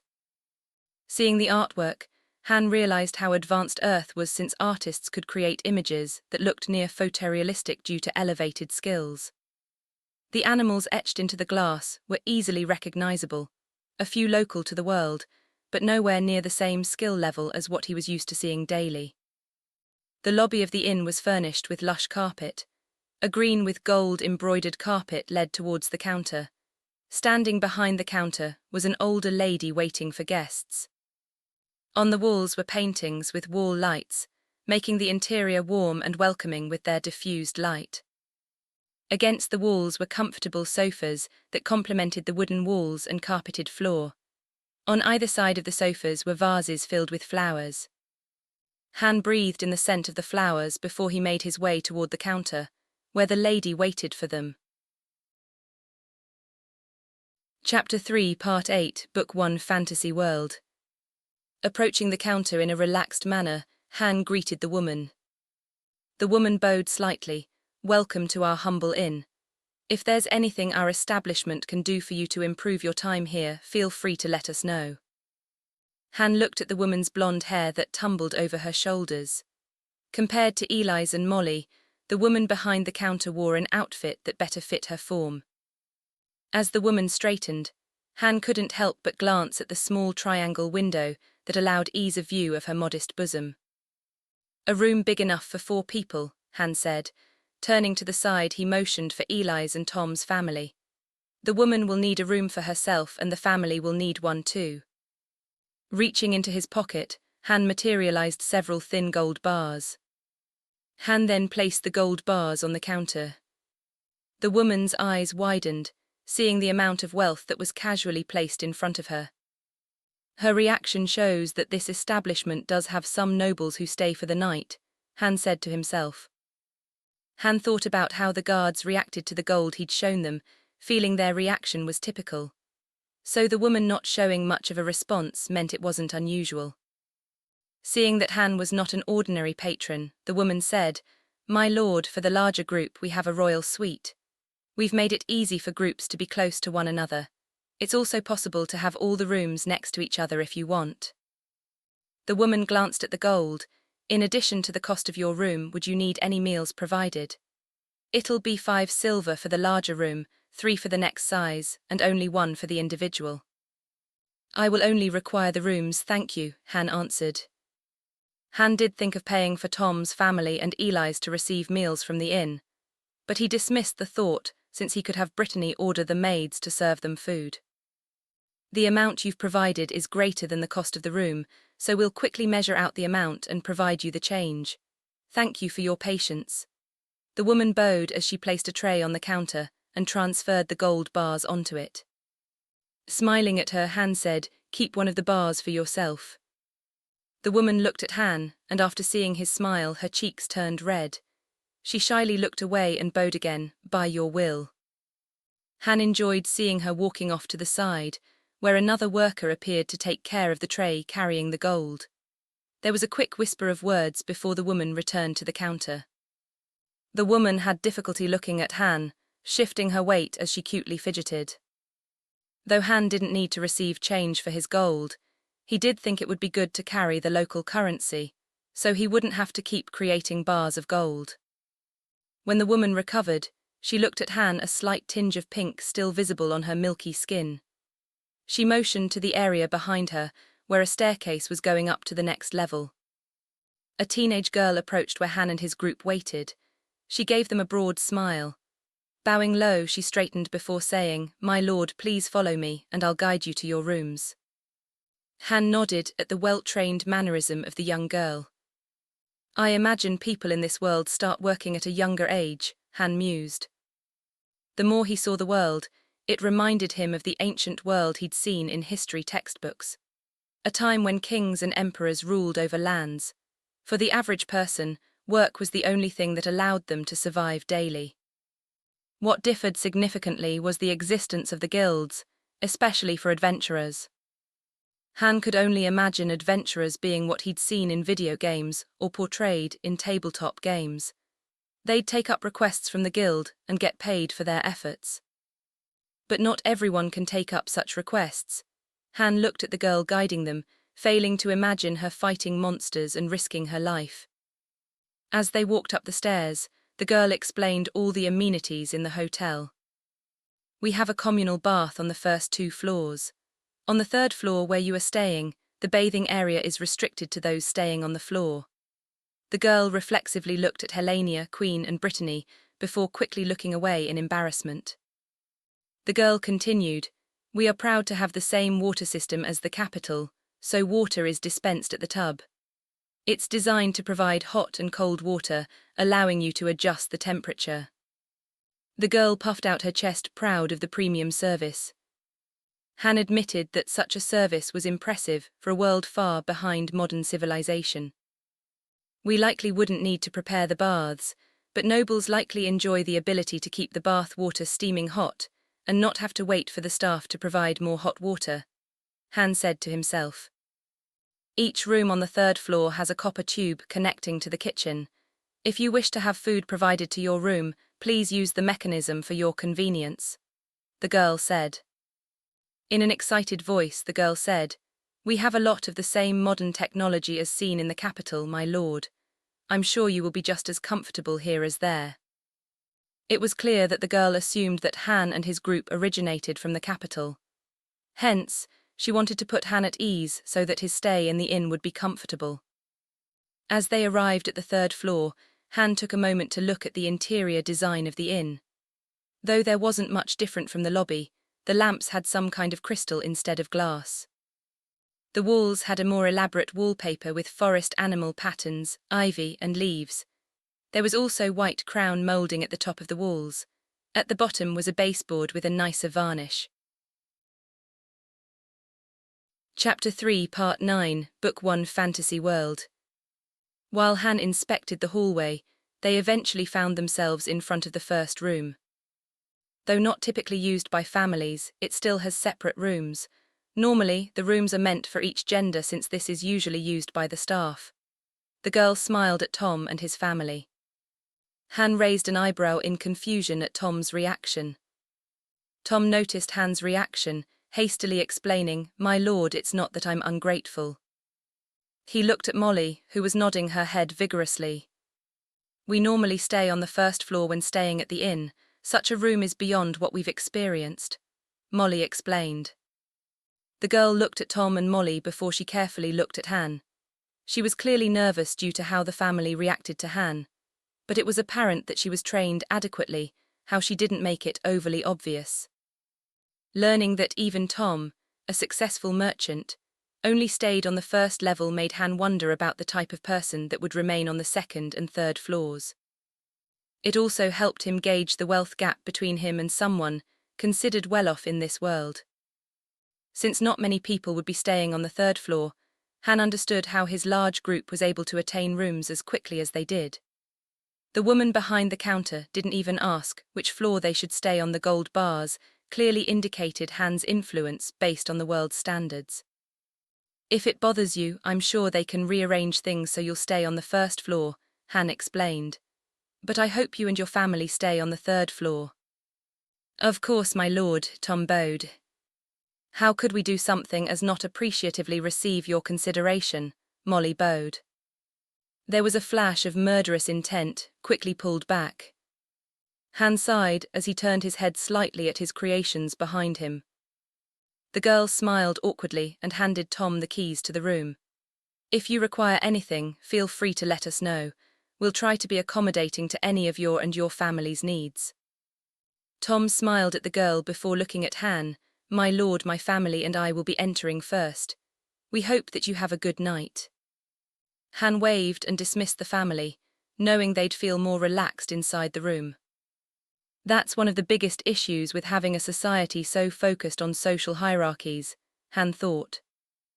The way that Tom and his family reacted was something he was familiar with, considering his family's background.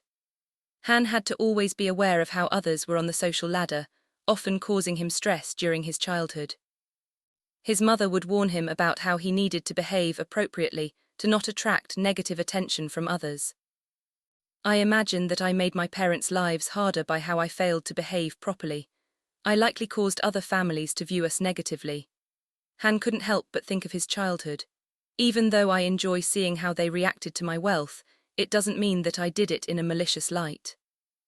Han hoped that the family's experience of traveling with him and enjoying food beyond what they'd have access to would offset the parents' anxiety.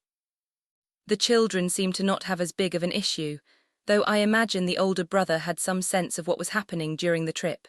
He likely didn't act differently to keep his younger sister calm. Han smiled. It was one of the benefits of being young, being able to stay ignorant of how dangerous the world could be if one encountered the wrong type of person. I hope my lord forgives us for taking the liberty of placing the lady next to your room. The girl looked at Eli's and then at his creations. Han understood what she meant.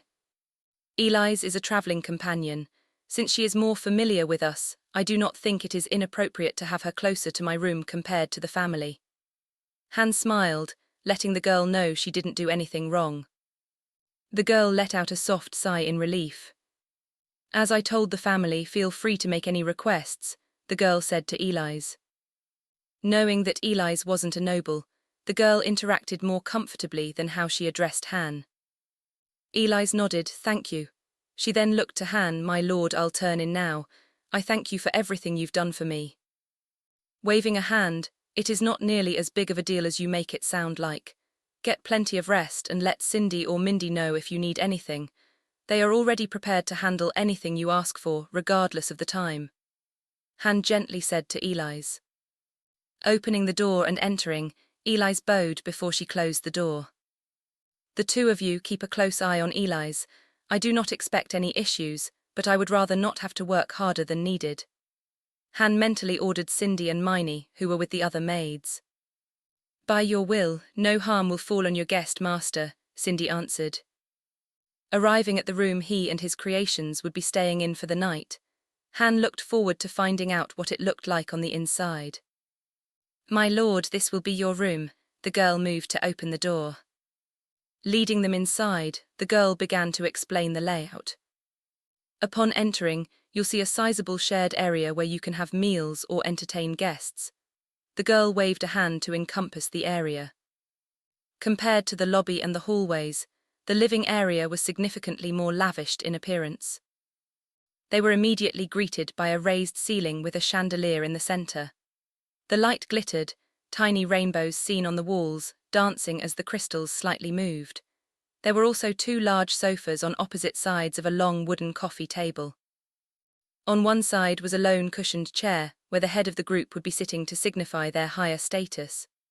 All the furniture had the wooden parts polished and varnished, the wooden support even being carved with trees and animals, matching the themes seen throughout the inn. For when you need snacks and drinks prepared by your staff, we have a side room that serves as a mini kitchen. There's a heating unit, dishes and silverware that are complementary. If you need more mana crystals to power the units, you can easily switch it out with a new one provided inside the room," the girl said. Han noticed the term mana crystals used and was curious whether it was what he thought it to be. The girl then walked to the dining area. "Over here you can comfortably have your meals. Please let us know if you need a larger table and we'll replace it at no additional charge." The girl smiled. All the furniture has been commissioned by a well-known craftsman in the capital.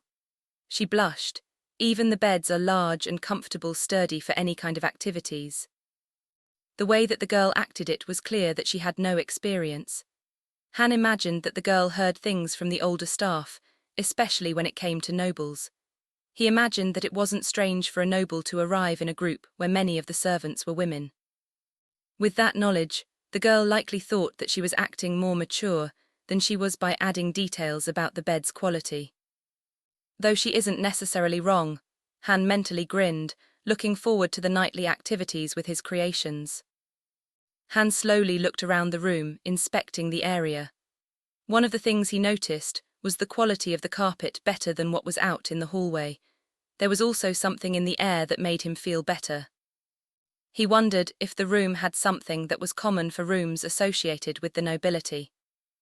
Inside each room, there's a private area for bodily functions, and for your staff, there's a powder room where they can look over themselves after bathing or waking up," the girl said, her cheeks still slightly pink. As already explained, there's a private bathing area for those on the 3rd floor. It's separated by gender, but also one that's for mixed uses. These are typically used by the staff. "My lord, you're free to use the one reserved for the nobility and anyone else you wish to join you." She quickly moved on. "Since there are no other nobles tonight, in addition to not having received any requests for reservations, you'll have that area for yourself." Han couldn't help but enjoy how the girl was purposefully trying to avoid looking at Helena, Queen and Brittany. "That last part was to let me know that it was okay for me to have the 3 join me in the bath area," Han mentally chuckled. Chapter 3 Part 10, Book 1 Fantasy World. Han noticed the girl fidgeting and felt he was being too much, deciding to let the girl complete her task. "Girl, what's your name?" Han asked her. Blinking, the girl's voice cracked slightly. "My name is Susie, my lord." Susie used a hand to brush back her red hair out of her eyes. Reaching into his pocket, Han pulled out gold and held it to Susie. Placing her hand beneath his, she soon felt a weight being dropped. When he lifted his hand, it was revealed to be gold. Her eyes widened, and she nearly dropped the gold gift in alarm.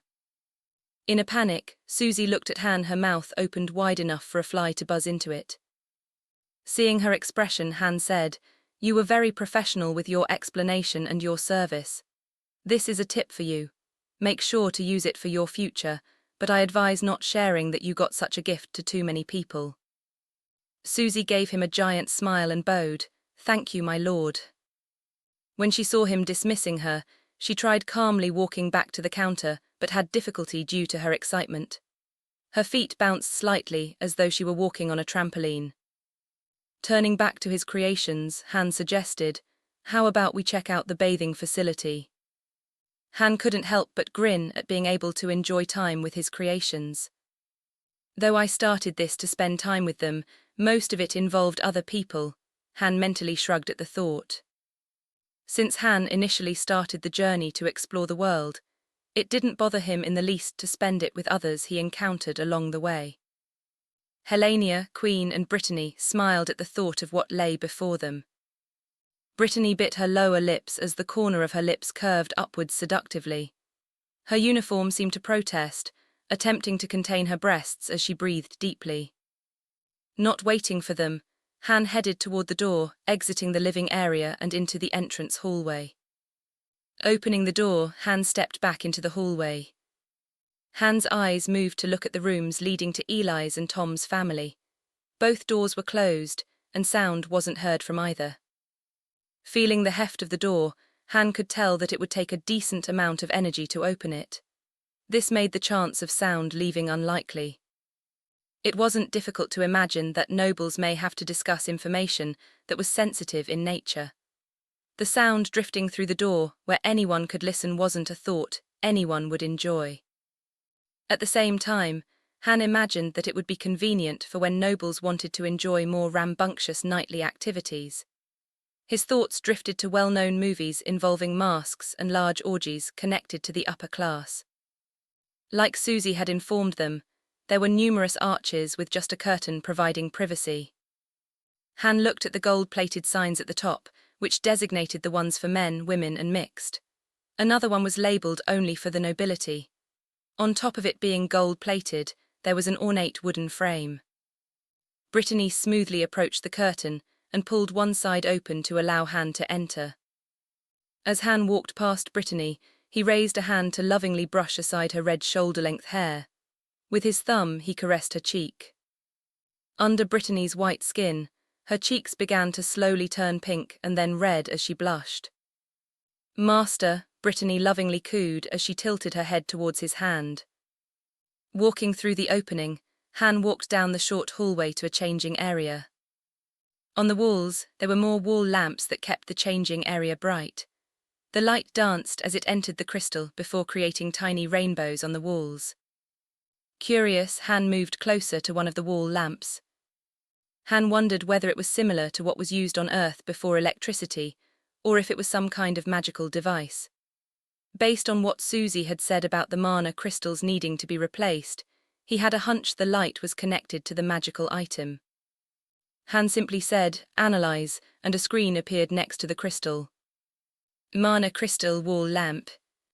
Using the unique characteristics of a mana crystal, a special magical circuit generates light by using a type of crystal that causes light to be emitted upon exposure to mana. The great mage, Gelando Flame, developed the light as an alternative to the burning of oils, which would cause issues such as people breathing in the toxic fumes. There was also the problem of the fumes staining the surroundings, and the flames occasionally being the cause of many house fires. Due to the convenience of the lamp, it has been widely adopted across all nearby kingdoms. These include the Helios Kingdom, the Lunar Empire, the Beast Alliance, the Dwarven Territories, and the isolated Elven Kingdom. "Fascinating," Han exclaimed. Despite the technological prowess of the kingdom, creating such a wall lamp would have allowed for great strides toward industrialization. Having light was a resource that was widely limited to wealthier nations, and even then on Earth, gas, oil, wood, and coal were the best way to illuminate the night. Before light was widely available, business would often be restricted to when the sun was up. But as people were able to work longer, more inventions were able to be developed. Han understood the significance of having light that burned clean and was safe to use. "I imagine that replacing the crystal is incredibly easy.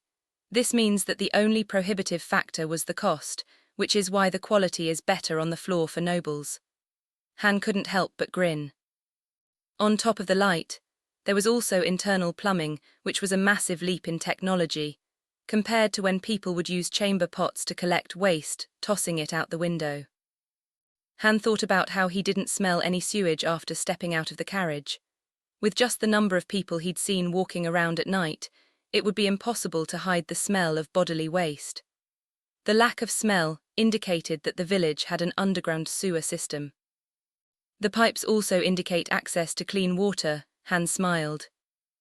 Seeing the device, Han was extra curious about what the capital looked like, especially if the inn was designed in such a way as to make nobles feel comfortable. Based on his memory, the village was relatively far from the capital. This meant that it would take time for new technologies to fully reach out near the edges of the kingdom. With a cool look at the device, Helenia patronizingly said, "These primitive humans are creative in their own ways." Snorting, Queen sneered, "Master could make something infinitely better. They are merely playing around and not grasping what true power is." Queen disliked the idea of any of the creatures outside her master's domain, impressed with what amounted to toys only beneficial for children. In the back of Queen's mind, the mental gate moved restlessly, as the souls of the dead sensed their mistress's anger. Feeling the dead mimicking her feelings made Queen happy, knowing it would be a simple matter of eliminating everything in the world. I will make the plead to be useful to our master, Queen smiled sinisterly. Now, Queen, just because they don't have our abilities doesn't mean these things aren't interesting. The fact that they have to struggle is what makes them able to create such interesting tools. Her master said to her as he continued to look at the primitive magical tool. Queen lowered her head, shame welling up from inside her after being reprimanded. Brittany glanced in her direction before returning to stare at their master. Han turned to see that his creations had already removed their clothing, the skirts and tops neatly folded into wicker baskets and tucked into the cubby area. Brittany walked up to Han. Master, allow me to help you remove your clothing. As Brittany lovingly removed his light jacket, shirt and pants, Han smiled at Helenia and Queen. Helenia's black hair was like a waterfall with how it cascaded down her back, nearly covering all of her back. Though her skin wasn't the bone white that Queen's skin was, Helenia still had a milky color to it. In front of her, Helenia had her hands clasped together. This only served to press her large breasts together. Han then looked to Queen, who looked desirable despite having the appearance of a corpse. Compared to Helenia, Queen had her hands behind her. This made her chest stick out slightly, letting her breasts sway as Queen shifted her weight. Queen stared at the floor, avoiding his gaze. Come here, Han said to Queen. Lifting his feet, Brittany removed his socks. When Brittany stood up, Han wrapped an arm around her waist, pulling her closer to him. Queen walked over to him, having the appearance of a child that had been scolded by their parents. A child that didn't completely understand why she had been reprimanded. With his free hand, Han lifted up her chin. I am not angry with you, so why do you look so sad? Han asked his beautiful undead creation. Chapter 3, Part 11, Book 1, Fantasy World. Queen was silent as she pouted, looking to the side. Though Queen looked cute, the way she acted, Han knew that she was genuinely feeling sad about how he reacted to her words. There was a slight glistening in Queen's eyes as they began to tear up. Letting go of Queen's chin, Han wrapped his arm around her. He gently pulled his cute undead creation closer to him. Her cool skin was enjoyable with how warm the temperature of the bathing area was, like a cool light mist on a hot, humid day. Han moved his head close to Queen's collar area and gently kissed her. I was not yelling at you. There is no way I would be angry at any of you, my beautiful creations that are the light in my world. Han said to her. You know that, right? Han asked Queen. Queen nodded. Despite how she tried to act, Queen's cheeks became slightly red. Let us go inside and see what they have. Han smiled, happy that Queen wasn't sad any longer. Han brushed aside the cloth curtain that separated the changing and bathing areas. A wave of steam passed his face, immediately making him feel warm. The bathing area was significantly larger than his room's living and dining areas. On both walls was a row of water faucets. Upon a closer look, it was the kind that allowed the water to flow out like a waterfall. They were placed on different levels, which made Han wonder how they were supposed to wash before entering the bath. Below the faucets were numerous containers, likely soap and shampoo. Since there wasn't plastic in this world, it looked like some type of glass or crystal was used. Han could see the substance through the material and was curious which one was which, seeing the different colors. The floor was some kind of polished stone with a slight gap between each one. In addition, stacked on top of one another and placed in intervals were wooden stools for seating while washing. The overall appearance was like a traditional bathing house. Helenia quickly made her way to grab one of the stools and placed it in front of several water faucets. Master, let us get you cleaned, Helenia said with a smile. Yes, Master, we will get you all clean, Brittany breathed into his ear. Feeling Brittany's words so close to his ear, Han felt energy begin to stir in his groins. Even with the steam, he couldn't help but feel his body begin to warm. Helenia flipped a switch, and soon gentle waterfalls were made as the water flowed out and splashed on the stone floor. The water flowed into the openings between the stones, not leaving even a puddle behind. "Master, please have a seat so we may serve you. You have worked so hard, so allow us to use our bodies formed from your hands to bring you comfort." Helenia had one of the containers in her hand. Opening the cap, Helenia placed the container just above her bountiful breasts that glistened from the steam. The container was tilted, and the viscous soap spilled slowly to eventually cover her mounds. Moving away from Han, Brittany moved towards Helenia and reached for the container. Queen moved away to grab another container.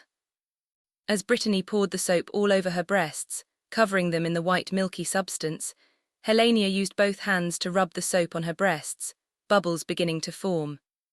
She took in deep breaths, with the occasional moan each time her hands brushed against her hard nipples. Han sat on the stool, enjoying the show. Two large mounds soon pressed against his back, the coolness of the breasts letting him know they belonged to Queen. Queen cupped under her breasts as she moved them slowly against her master's back. She couldn't help but moan each time her stiff nipples rubbed against the back muscles of her master. Though her master wasn't what humans would consider in shape, having a relatively average body didn't matter in her mind. Even more was how she couldn't help but feel as though his warmth was being sucked into her breasts, entering her body. Her mouth opened slightly as she began to breathe faster, the air feeling thin as her head slowly felt light. All she could think about was how her master felt against her skin. "Master, I love how you feel," Queen moaned as she lowered herself. The soap lubricated her master's flesh, becoming soapy and causing her to grasp firmer on her breasts, adding more stimulation to her mind. Queen thought of how her master's hot and thirsty eyes would ogle her body like a ravenous beast. Without realizing it, Queen lowered a hand slowly from her breasts down to her belly, and finally spreading the lips apart to slide her fingers along the walls. Queen didn't notice the viscous, lubricating fluids dripping onto the stone floor, mixing with the water.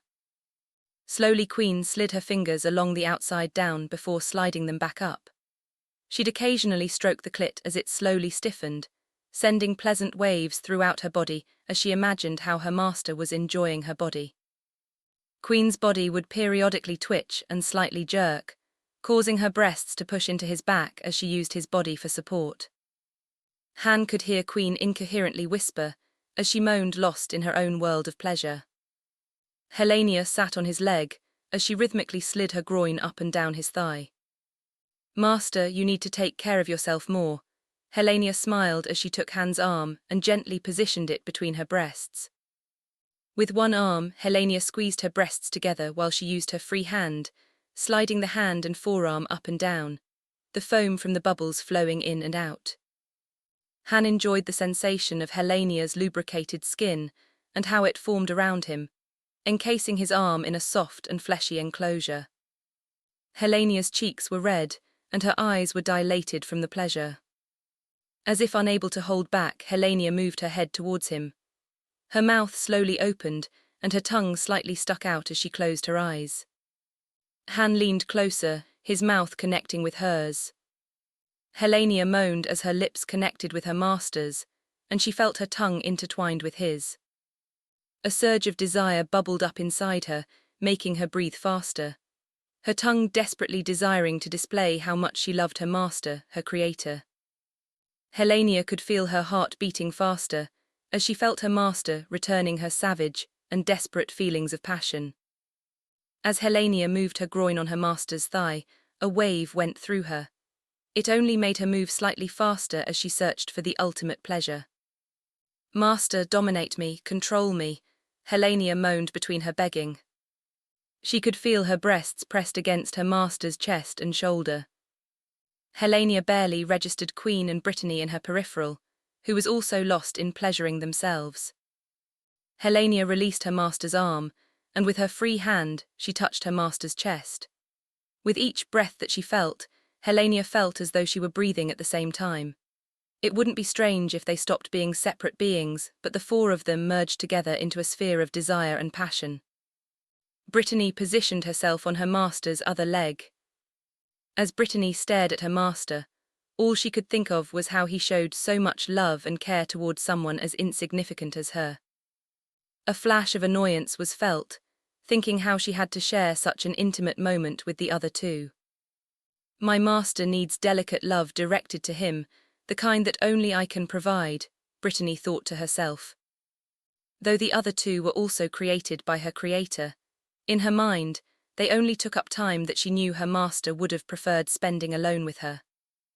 Brittany slowly moved her knees together so she could wrap her thighs around her master's. She shivered as she felt her clit rub against the only thing that mattered in her entire universe. My creator, use my body to fulfill any of your needs and desires, Brittany moaned. Though her master was kissing Helena, Brittany knew he was paying attention to everything she was doing. Brittany's eyes rolled to the back of her head as she felt her master grope her breasts, electricity flowing into her mind from the intense happiness she felt. My master desires my body, Brittany breathed heavily, her tongue sticking out as drool slowly spilled out onto the top of her breasts. Everything went white in her mind, only the sensation of her master's strong hand pulling on her nipples being felt. Brittany didn't even realize how fluid sprayed out as she jerkily arched her back, while mindlessly begging her master to squeeze and pull harder. Chapter 3, Part 12, Book 1, Fantasy World. Han took a deep breath, his body covered in sweat and vaginal fluids. Everything felt as though he were drunk and disoriented. Han barely noticed the bathing area, the gentle gurgle of the water flowing from the faucet and gliding down onto the floor as it babbled on the rocks, faintly registered in his periphery. The world felt warm as Han leaned against the wall, no longer on the stool which lay on its side, having been kicked away earlier. Han groaned in pleasure, feeling the slow movement of a tongue on this member. It started from the base and slowly travelled toward the tip while it devotedly caressed every inch of his shaft. Soft lips kissed his arm with the occasional playful nibble. Tilting his head, a tongue licked his neck before lightly kissing him. With a free hand, Han brushed back Brittany's shoulder-length red hair. Han sucked in some air, feeling warm, moist flesh slowly suck in his shaft as a tongue passed by his skin. Smiling, he enjoyed the sensation as thy fleshy tunnel narrowed. His hand slowly moved up and down as Brittany's head moved.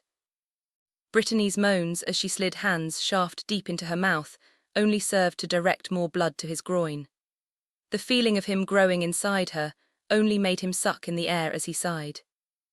As he leaned against the wall, Han closed his eyes, enjoying the love being showered on him.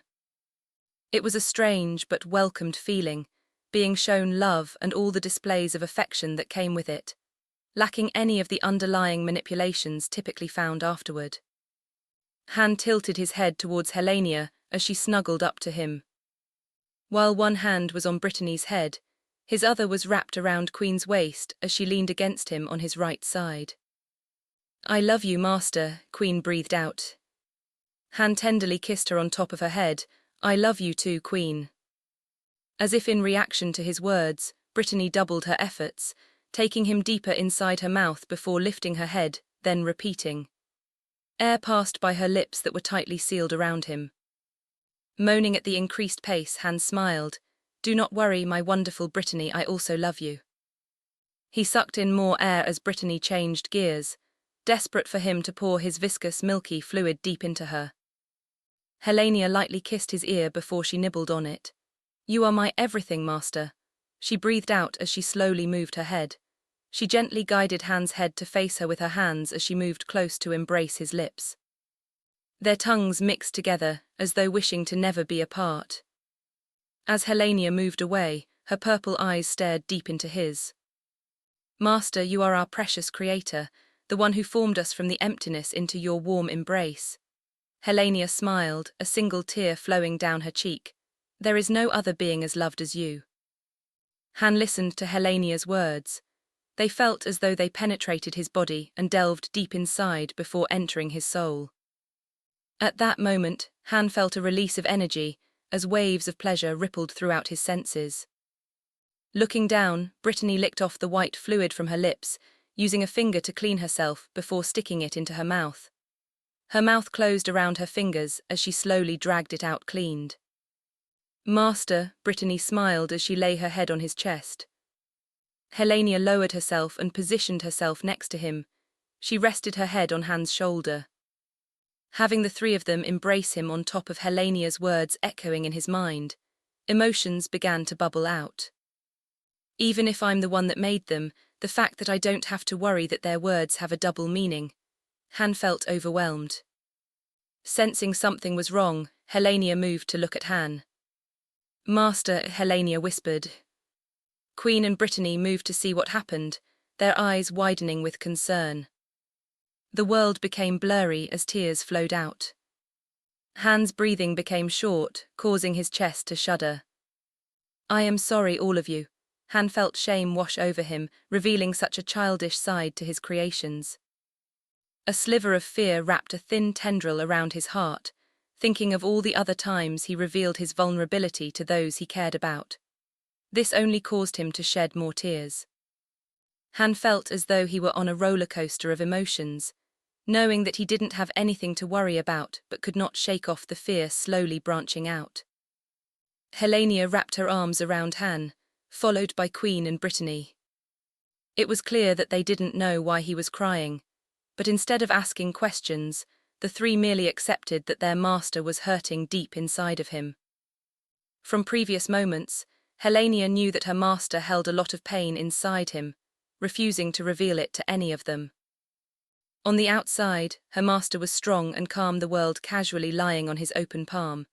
But inside, there was only pain that refused to heal. It only continued to grow inside the creator she loved with every part of her body.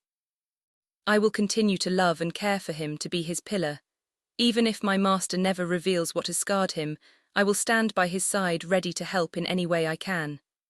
Helenia thought to herself. Helenia wanted to take her master back to his chambers where he'd be safe, away from everything in the world. Helenia looked to Queen, noticing that she was looking back at Helenia. Our master is in such pain. I wish we could do something for him, Queen telepathically communicated to her. Revealing a pained smile, Helenia said, we just need to be close to him. When our master needs to let out the sorrow buried inside, we must show our master that he can lean on us for strength. Piercing their conversation, Brittany said, the two of you are unnecessary as long as I am here. My master's sorrow and heart will be healed by my love and care for him. Not finding it appropriate to argue while their master poured out his soul to them, Helenia ignored the disrespect shown to them. Brittany may be our master's personal maid, but I am starting to sense something else. It is possible that Brittany believes that she stands above myself and the other floor protectors, who guard and protect our creator. Helenia mentally took note to confront Brittany at a later time. Han needed several moments before he was able to gain control over his emotions, his face feeling red from not just due to the steam. Master, Queen asked him. Turning his head, Han smiled at Queen and appreciated her face full of compassion. He could feel her emotions, only desiring for him to be happy. I am okay. Shaking his head to let them know he was okay, Han said, I am happy to have you three here with me. I love all of you. Saying the words, Han could feel it deep inside that he genuinely appreciated that they were with him. He imagined what the world would be like, not having them close. All three smiled, then tightly hugged him as though wishing to inject all their love and adoration into his body. Helenia squeezed Han tight. Master, we love you and want to be with you always. He felt the other two nod their heads in agreement. Don't worry, I will keep you near me, he assured them, his voice choked with emotion. After holding one another for several minutes, Han slowly stood up. The three girls gently released their grip on him as they stood up. Their heads broke through the water, baptizing their bodies, cleansing them of the evidence from their earlier lustful activities. They moved away from the water, Helenia and Queen each taking a hand and pulling him through the waterfall. Passing through the water, Han felt as though the water washed away his earlier emotions, making him refreshed and appreciative of what he had. Han couldn't help but smile as he gazed at them. Even though their bodies glistened, the three were like goddesses that descended from the heavens. Their hair clung to their bodies. For Helenia, her hair clung to her head and neck as it trailed down her back. It was vastly different from Brittany and Queen, who had shorter hair. "How about we get into the bath now?" Han gently said to the three goddesses. Helenia, being closer to the baths, led him to the large open area filled to the brim with steaming water, the mist hovering gently over it. Half of the room was made up of the bath, with large waterfall faucets continually refilling it with freshly heated water. Han noticed that one of the faucets wasn't pouring out hot water, the lack of steam giving it away. Helenia walked up the steps before walking down them on the other side. The water slowly covered her firm calves and then inched its way up her sensual thighs. "The water is wonderful, master." Helenia flashed a dazzling smile as she guided Han into the bath. Her bare breasts swayed as she walked backward deeper into the bath. Chapter 3, Part 13, Book 1, Fantasy World. Han felt the water and enjoyed how he didn't have to flinch like he'd have done in the past whenever entering a pool.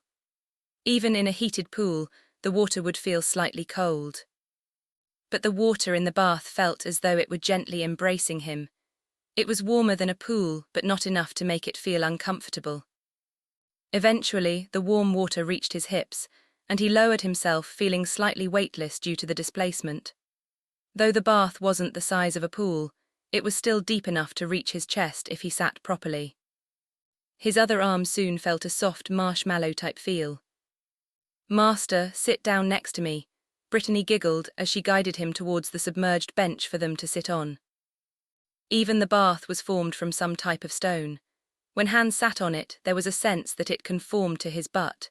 The sensation wasn't too dissimilar to the throne he made. In addition, the stone was nice and warm due to the water.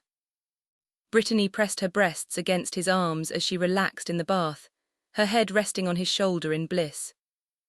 Helenia sat down next to him and rested against Han. Since the two sides were occupied, Queen sat across from him on the steps. The steps were also able to be used as a seat. Seeing both Helenia and Brittany enjoying themselves, it was clear that Queen was feeling a little jealous. Though she held herself back, deciding to be the mature one. Han thought it was adorable how Queen slightly pouted, thinking he should spend some time with Queen. "How is the water for you?" Han asked. Since Queen was an undead, her body was usually cold to the touch. It made Han wonder how she'd react to the warm water. Smiling, Queen said, "It is enjoyable, master. Since my body is at a lower temperature, I am sensitive to anything warm, but my ability to withstand changing temperatures makes it pleasant for me." Hearing Queen say that, Han wondered if he should install a large bathing area for her to enjoy. It would also be nice to spend time with all his creations when he wanted to be away from the people of the world. Having been someone that enjoyed baths, it was a pleasant idea to have other warm water areas, like with a jacuzzi. Though it was a pain to maintain, Han knew that his creations would take care of it. So all he needed to do was to dip into it whenever the mood struck him. Enjoying the water and her time with Han, Helenia asked, "Master, what will we do after leaving here?" Han blinked before tilting his head to rest on Brittany's head, who giggled at the attention. "I am trying to decide between following this family back to their town or continuing towards the capital. Based on what has been seen in this inn, it will be interesting to learn what other tools humans have created with the help of magic." He went silent as he tried to organize his thoughts. The level of magic development is also interesting to learn more about. It is completely different from what I have experienced, so I like the idea of seeing more of the advanced areas. He told them. Maybe after visiting the capital and seeing what the kingdom was like, he would visit the other areas. Han thought about the village woman they brought with them. He imagined that Eli's would prefer to stay with Tom's family. Though traveling with him had likely exposed her to a fantastical world, the family would be closer to the pace she was used to living. Enjoying the feeling of Brittany's breasts, Han said to Helenia and Queen, "I sense that this world is filled with many interesting surprises, and the capital is likely where we can find clues to more interesting places."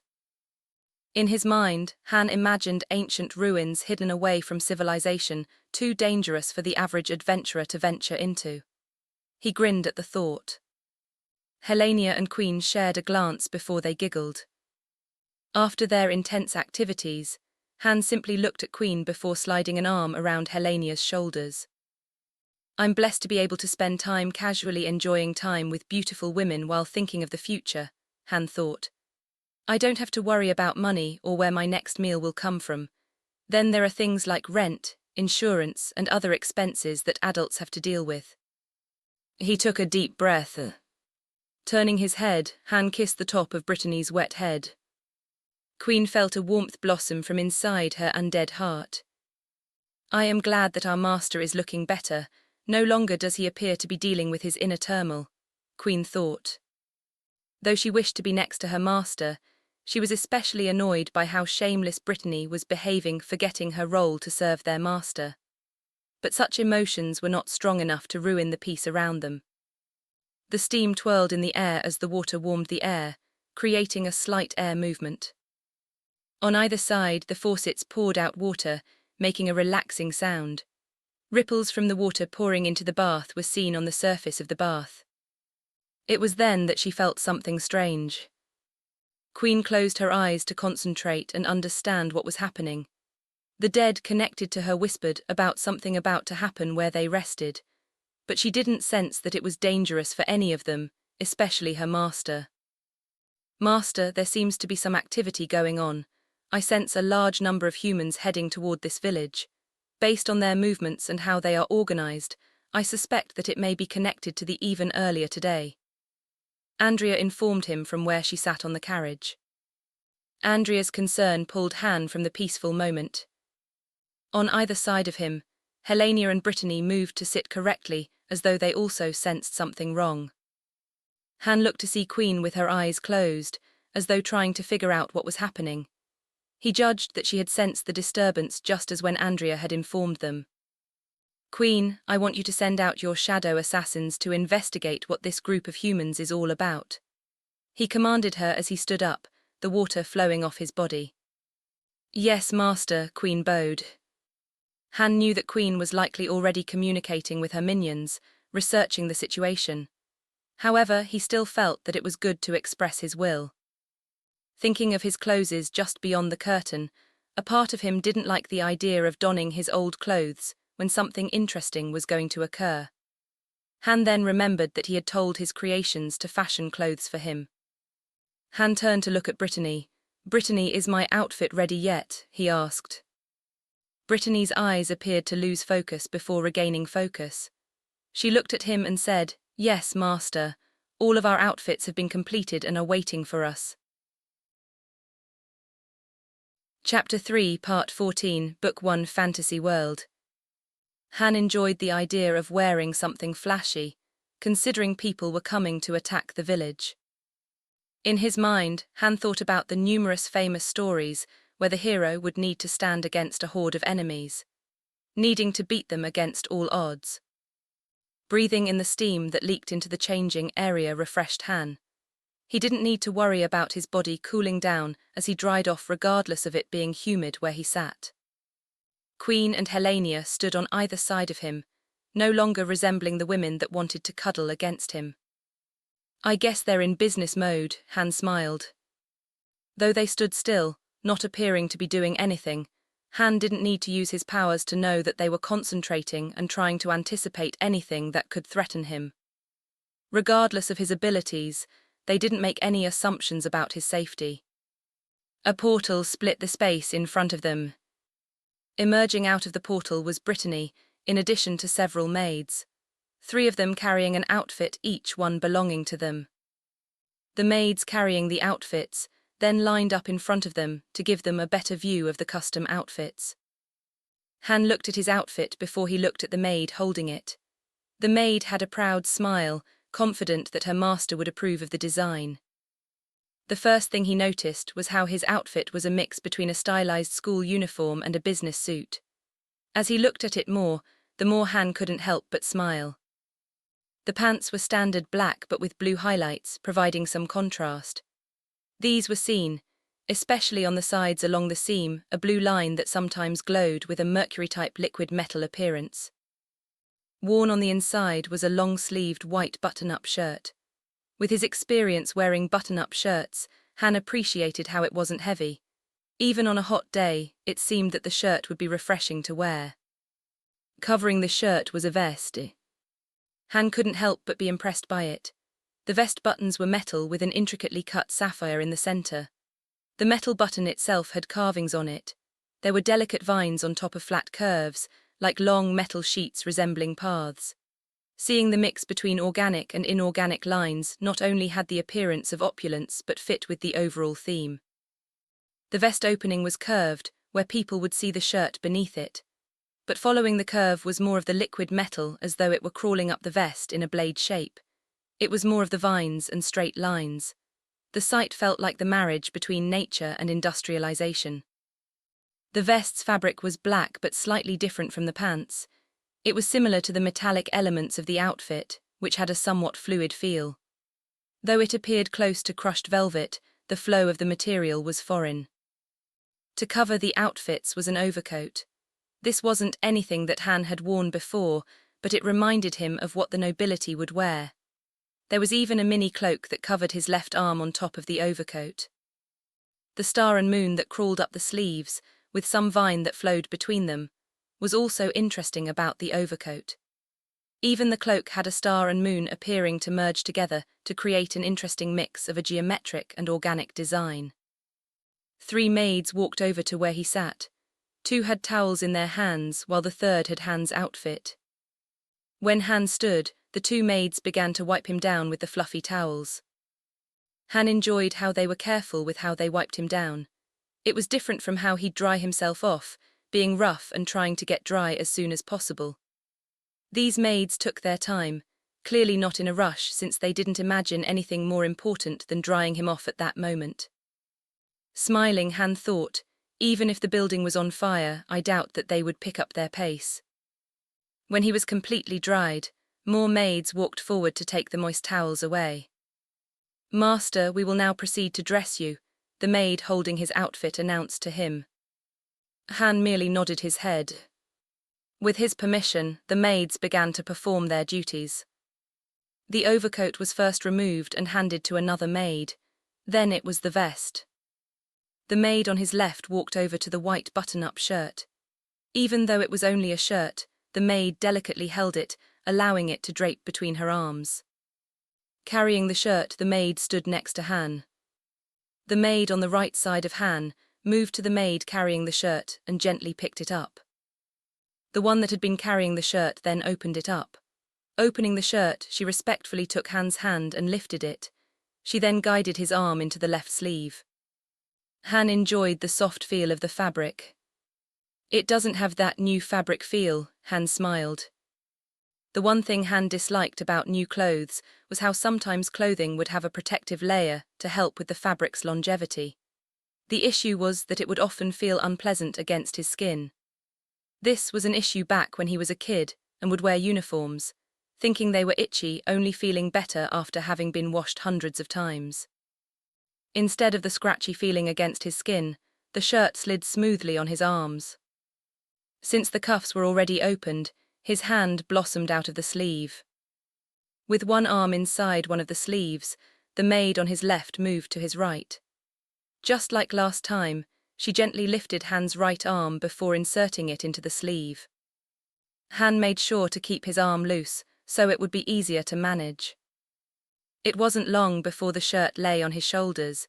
The buttons opened, displaying his chest that could use going to the gym more often than not. "Master, I will now begin to button up the shirt," the left side maid informed him.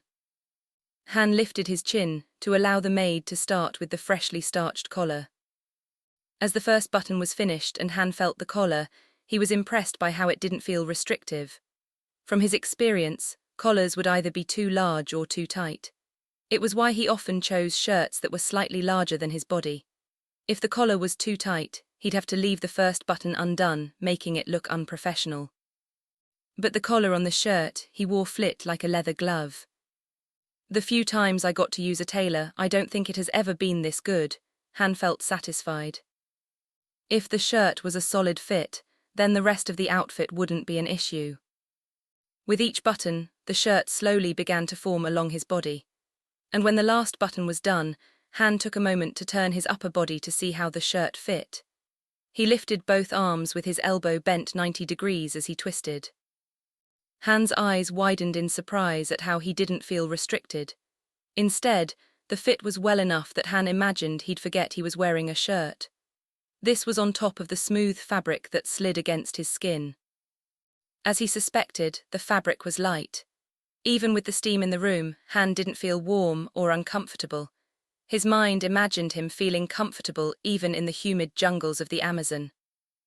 To let the maids know that he was ready, Han motioned with a hand for the maid to bring him his pants. Since the experience with the shirt was nice, it wasn't a leap to think that the pants would be just as good if not better. Chapter 3, Part 15, Book 1, Fantasy World. A large mirror held inside a wooden frame decorated with beautiful elves, humans, and beast women was carried by 2 maids out of the portal. The maids made their way to where Han stood, dressed in his newly designed outfit. When the mirror was placed in front of him, Han looked at his reflection, turning slightly to see himself from different angles. Initially, I did not know what to think of the overcoat with the cloak. It looked a bit much, but now that I am wearing it, I feel it brings everything together well. Han stared at his image, wondering what people on Earth would think. "Master, I think you look divine, truly fitting as the one who created us," a maid with thick long red hair and dog ears said to Han. Seeing the maid's fluffy red tail happily wag back and forth, Han couldn't help but smile. He knew they were biased toward him, but hearing it was appreciated. It also aligned with his positive thoughts about the outfit. Han was also surprised by how comfortable it felt, not feeling warm even in the current humid environment. The temperature was comfortable. "Thank you for the mirror," Han said to the maids. The maids bowed. "We are happy to serve you, master." Han turned his head to look at how Helenia, Queen, and Brittany appeared in their new outfits. The one thing Han noticed was how all of them had a similar style to his own outfit, making them all match. He couldn't help but think it was comparable to an elite corporation.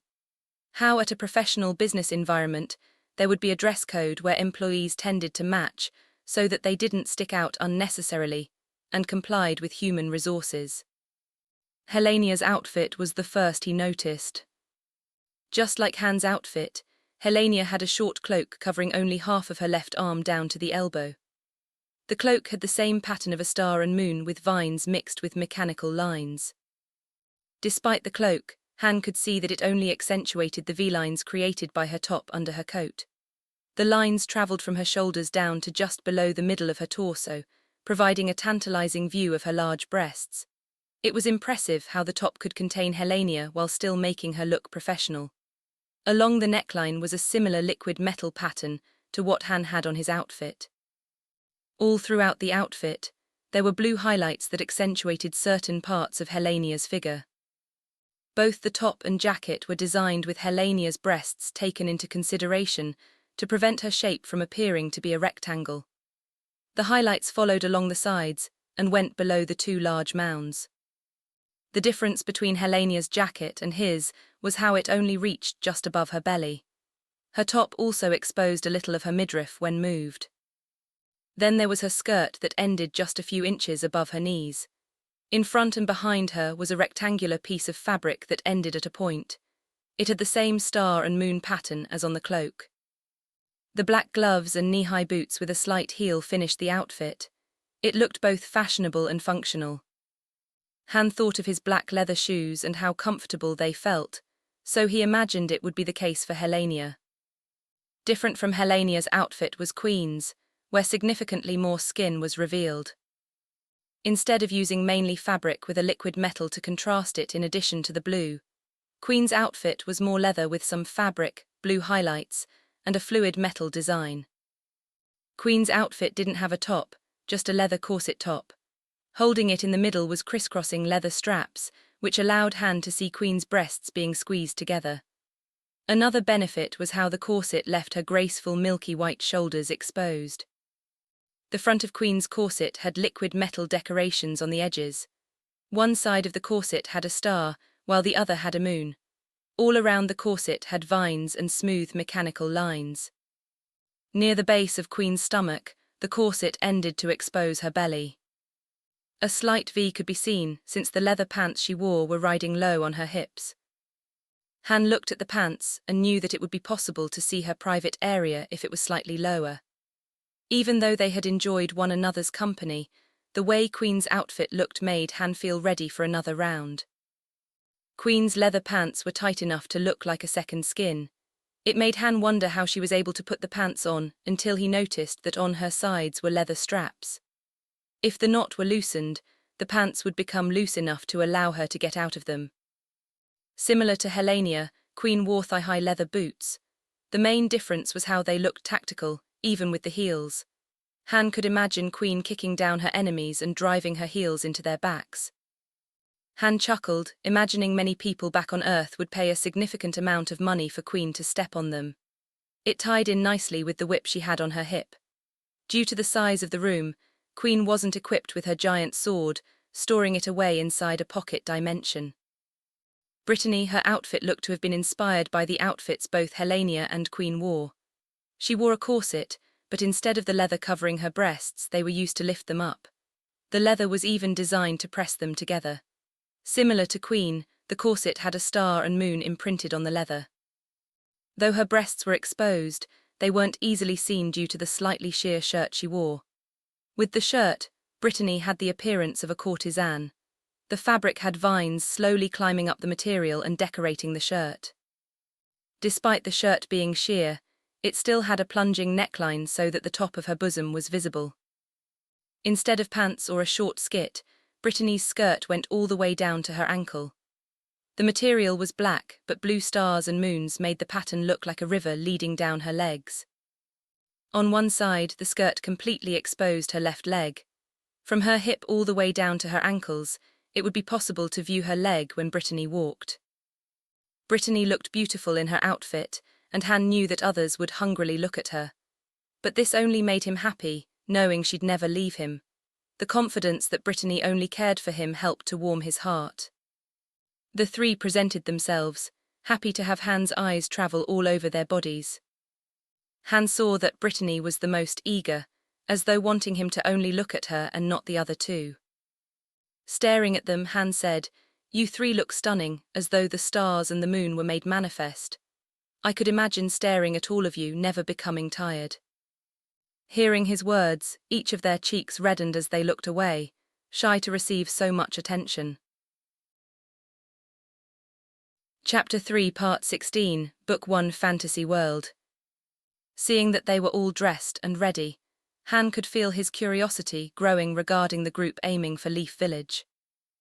Noticing Han's behavior, the maids that came to help them change into their outfits began to head into the portal that led to the Stronghold. The maids also carried away the large mirror that Han used. "I suspect that there is much confusion and chaos due to the news of hostile forces approaching Leaf Village, so we should let Eli's and Tom's family know what is happening." Han smiled at the three. Han walked out of the changing room into the main hallway. Stepping into the hallway, he immediately noticed how quiet the hallway was, like something out of a horror game. "It is quiet," Han remarked to himself and the three. "We do not detect anyone with hostile intentions, Master," Queen said. Han nodded. "I suspect that was the case. When heading to the bath area earlier, I did not think there was any noise, but that may just be my poor memory." It was also worth noting that the fact that they were on the floor, typically only used by nobles and their entourage, meant that there shouldn't be anyone active. But Han still felt as though something was different. Helena, Queen, and Brittany seemed to have detected the unsettling atmosphere of the hallway. Han walked over to Eli's door first. Reaching it, he took a moment to see if there was anything that could be heard. Even though the doors were designed to contain sound, it was better to take precautions instead of leaving things to chance. Moving close to the door, Han placed an ear up against it. "Nothing," Han said. "It is likely the way the door was designed," he made sure to add to avoid escalating things. Taking a step back, Han calmly knocked on the door. As he waited, Han tried to hear any footsteps or even feel any vibrations on the floor, but there wasn't anything due to the quality of the building's design. The door soon opened, and Eli's face was revealed. Her eyes were wide and her eyebrows raised with anxiety. In addition, her face was drained of color. It was clear that something had happened during the time since Han last saw her. "My lord," the words rushed out of Eli's mouth. The fact that confusion wasn't the emotion being displayed on Eli's face, Han could tell that it was connected to what Andrea had alerted him about. "Calm down, tell me what happened," Han slowly said to Eli's in an attempt to calm the woman down. The last thing he needed to do was cause her to panic. Opening the door further, Eli's moved inside towards the nearest window. With the door opened, Han followed the village woman inside her room. He took a quick look but then focused on the window. The further he entered, the more Han could hear voices yelling at one another. "I think something is happening right now, my lord," Eli said. She pointed down towards the street. "There are people rushing with their belongings as though fleeing from something. Guards are waving people away from where we entered." Eli's looked at Han, hoping for guidance. Walking towards the window, Han looked at the street below them. The first thing he noticed was the guards guiding villagers away from the entrance, likely not the only one but the one they took to enter. People were pushing carts filled with food and bags, likely with clothes and small objects. There were a few people that had wagons overflowing with boxes. The wagons were pulled forward by horses, while armed individuals stayed around it, clearly protecting the items inside the vehicle. It didn't take a genius to connect the dots and realize that the wagons belonged to merchants. The armed people were guards they hired. The village had turned from a peaceful night, where friends walked around and families ate together at the various restaurants, to one that was chaotic. Shouts and pleas could be heard as people shoved others out of their way. There was even a child, walking alone in nightwear, crying in the middle of the road searching for their parents. Han calmly observed the situation, his eyes slowly scanning what was happening outside. "Is there anything we should be concerned about? Will we be okay?" Eli spoke quietly, as though worried about others overhearing her concerns. Turning to direct his attention to Eli's, Han almost smiled but decided against it. Instead, saying in a relaxed tone while keeping his expression calm, "Even if there is something happening, you do not need to be concerned." As if on cue, Cindy and Mindy walked out of a portal. "Do not worry, Master," Cindy, the young red-haired maid, said while she looked at Han and then at Eli's. "We will ensure that no harm comes to your guest," Mindy, the black-haired near-identical sister, said. To Eli's, Mindy said, "Your safety is one of our top priorities." Cindy motioned to one of the nearby seats. "Please have a seat. We will bring you some tea to drink. It will help to calm your nerves." "With the two of us here, there is no chance that you will be harmed," Mindy bowed, and motioned to the same chair that her sister had directed Eli's to sit in. Eli's looked to the sisters and then to the chair. Seeing that Eli's needed more reassurance, Han lightly pushed her towards the chair. "It will be fine. Regardless of what is happening outside, I can assure you that you will not be affected. Even if something did happen, both Cindy and Mindy would be able to get in contact with me immediately." Grinning, Han said, "Cindy and Mindy may look cute and adorable, but those two should not be underestimated." Turning towards Han, Eli's expression relaxed and her complexion gradually returned to normal. "Thank you, my lord, the fact that you're here is a comfort." She bowed to Han. In the background, the sounds of yelling and screams could still be heard, an ever-present reminder of the danger approaching the village. Looking at the twin maids, Han said, "I imagine Tom and his family are in a similar state of mind. The family should be kept safe as well, but prioritize Eli's.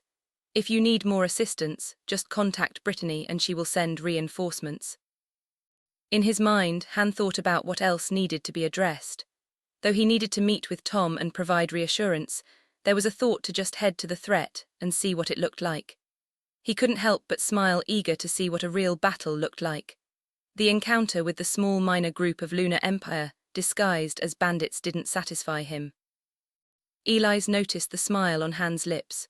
The blood once again drained from her face as Eli's exclaimed, "My lord, you can't be thinking about going out there." Behind him, Brittany frowned. Helenia and Queen also didn't look pleased about what Eli's was implying about Han's intelligence. Though his creations didn't appreciate the raised voice, and Eli's questioning his sanity. Han raised a hand to his creations, letting them know that he didn't find Eli's words to be offensive. He knew that Eli's was just worried for his safety. Though she may have seen what his creations are capable of, there would naturally be a sense of unease. There is no need to be concerned about my safety, Han reassured Eli's. Han motioned for Cindy and Mindy to take care of the anxious woman.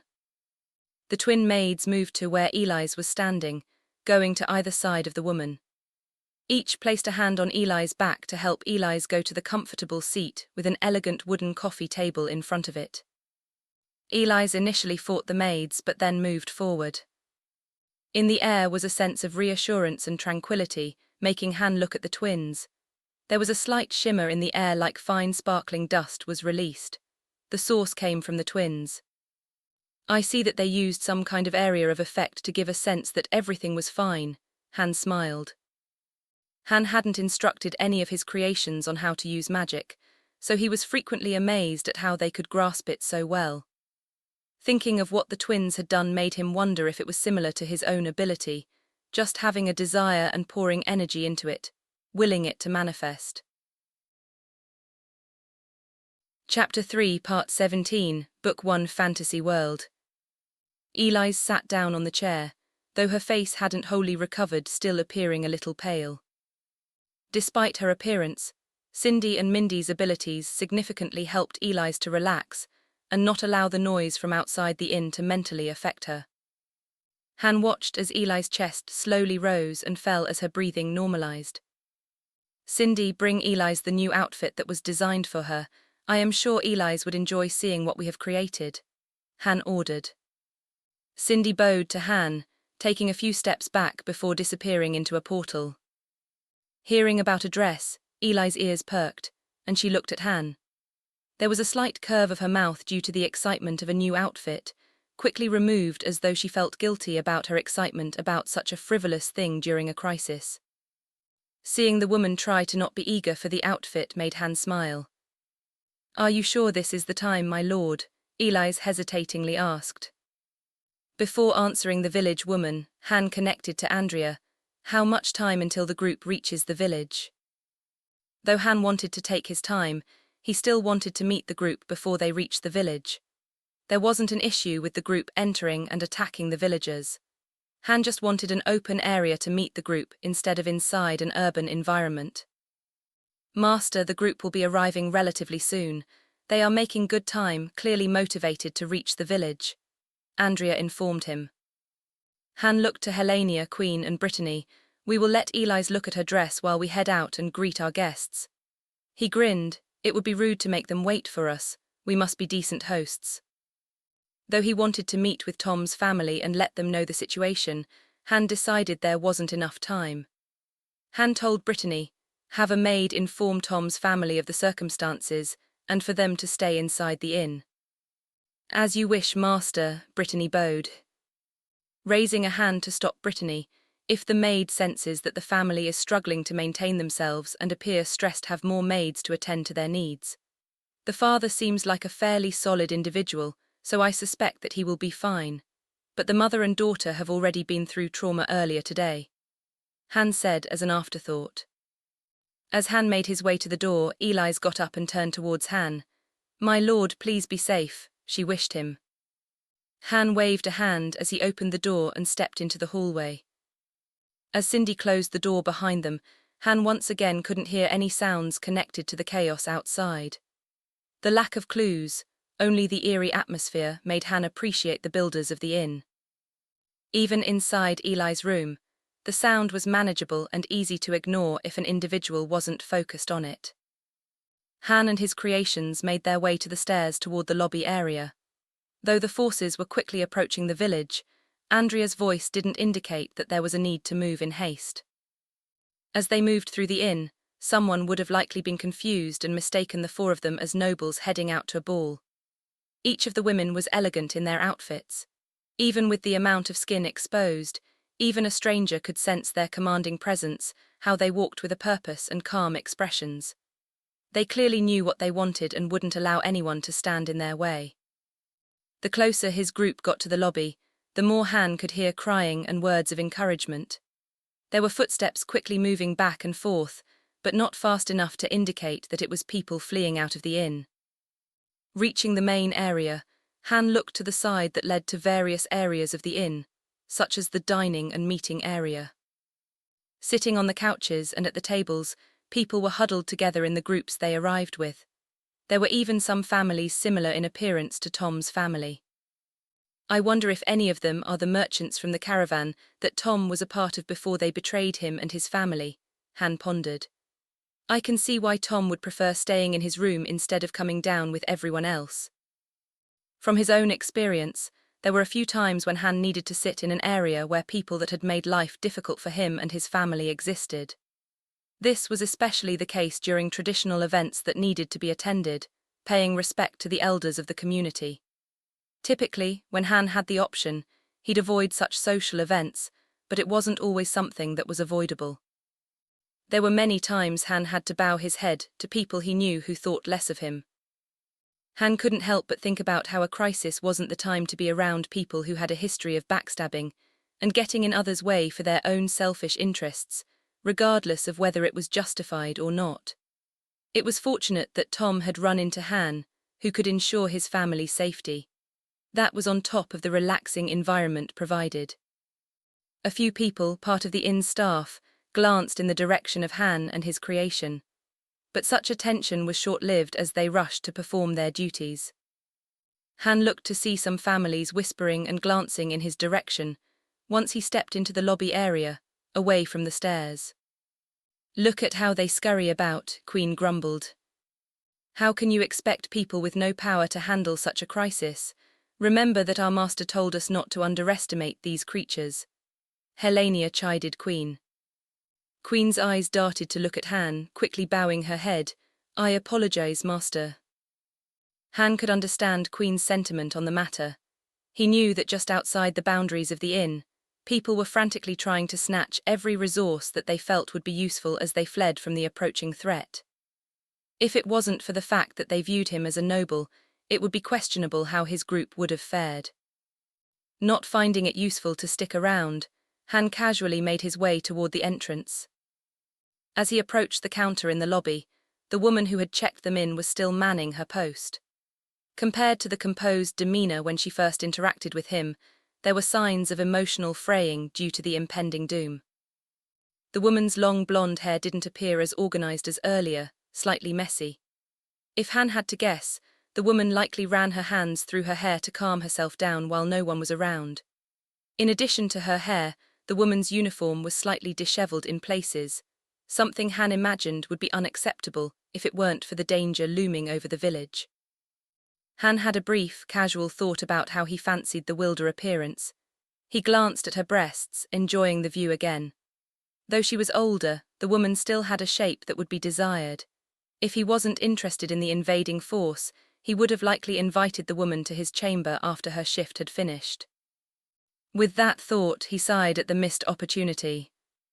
The woman noticed Han and his group, and seeing where they were going, she reached a hand towards Han as she moved from behind the counter as though to stop them. "My lord, you need to leave this village. Lunar Empire soldiers are approaching. The village has been preparing to evacuate those who can," the worker frantically said, the words spilling out from her mouth. Han turned his head to look at the woman, appreciating her professionalism despite the danger. Such behavior, in addition to her mature body, made him interested in her. He dismissed the thought of inviting the woman with them. What he had planned was likely too much for the woman who was already at her wits' end, trying to keep herself together. "There is no need for you to be concerned for our safety. We merely wish to greet the soldiers and give them a gift," Han cryptically said to the worker. But the woman's mouth opened and closed, unsure of what to do with Han's words as she watched Han make his way out. "Our master is safe with us. We appreciate you showing such concern." Helena turned to the woman and slightly nodded her head in appreciation before moving to catch up with Han. Upon leaving the inn, Andrea already had the carriage waiting for him. She stood off to the side where she sat and directed the dragon to greet her master. Andrea looked at Han and said, "Master, the soldiers should be reaching the village soon." "That is good to hear. I prefer not to wait too long, so the timing is near perfect." Han smiled at the news. "I want you to drop us off in front of them, but not so close that they immediately start engaging us." "Yes, master," Andrea bowed before sitting back in the driver's seat. Brittany had already opened the door, waiting patiently for Han to enter. Chapter 3, Part 18, Book 1, Fantasy World. Han entered the carriage, the living area welcoming him again. Though the trip to meet the soldiers wouldn't be long, it was pleasant to rest comfortably when the opportunity presented itself instead of being out in the cooler air. With his power, Han knew it wasn't difficult to create something to ride on top of. Even teleporting to his destination was an option as well.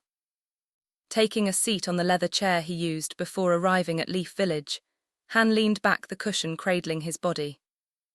As Helania and Queen entered the carriage, they moved to each sit on one of the sofas. Helania on his left and Queen on his right. Brittany approached him on his right on the same side of the doorway. "Master, would you care for any refreshments?" Han sensed the carriage moving and heading towards the entrance of Leaf Village, where they'd eventually encounter the Lunar Empire soldiers. Considering Brittany's offer, he nodded, "Bring me some banana milk." After receiving her order, Brittany bowed and took several steps back, fading into a portal back to the Stronghold. Waiting for Brittany to return, Han enjoyed the peaceful atmosphere. The way both of his beautiful creations acted was something he appreciated about his creations, and how they didn't need to fill the silence with small talk. Both Helania and Queen enjoyed their time with him, respecting his space. Han thought about how people felt compelled to chat about subjects they didn't care about just to avoid the silence. Feeling that it was appropriate, Han raised a hand and snapped his fingers. From the void, a small speaker from Earth appeared. Soft ambient music soon emerged from the device, filling the carriage with a relaxing melody. Helenia's eyes widened slightly, seeing the object that her master had created.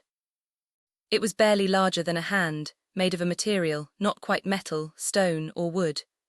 A moment passed before light music began flowing out of the tiny alien item. Despite the small packaging, the music soon filled up the interior of the carriage.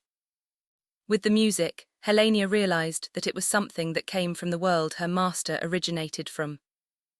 "I remember Master making references to the world he came from," Helania thought to herself.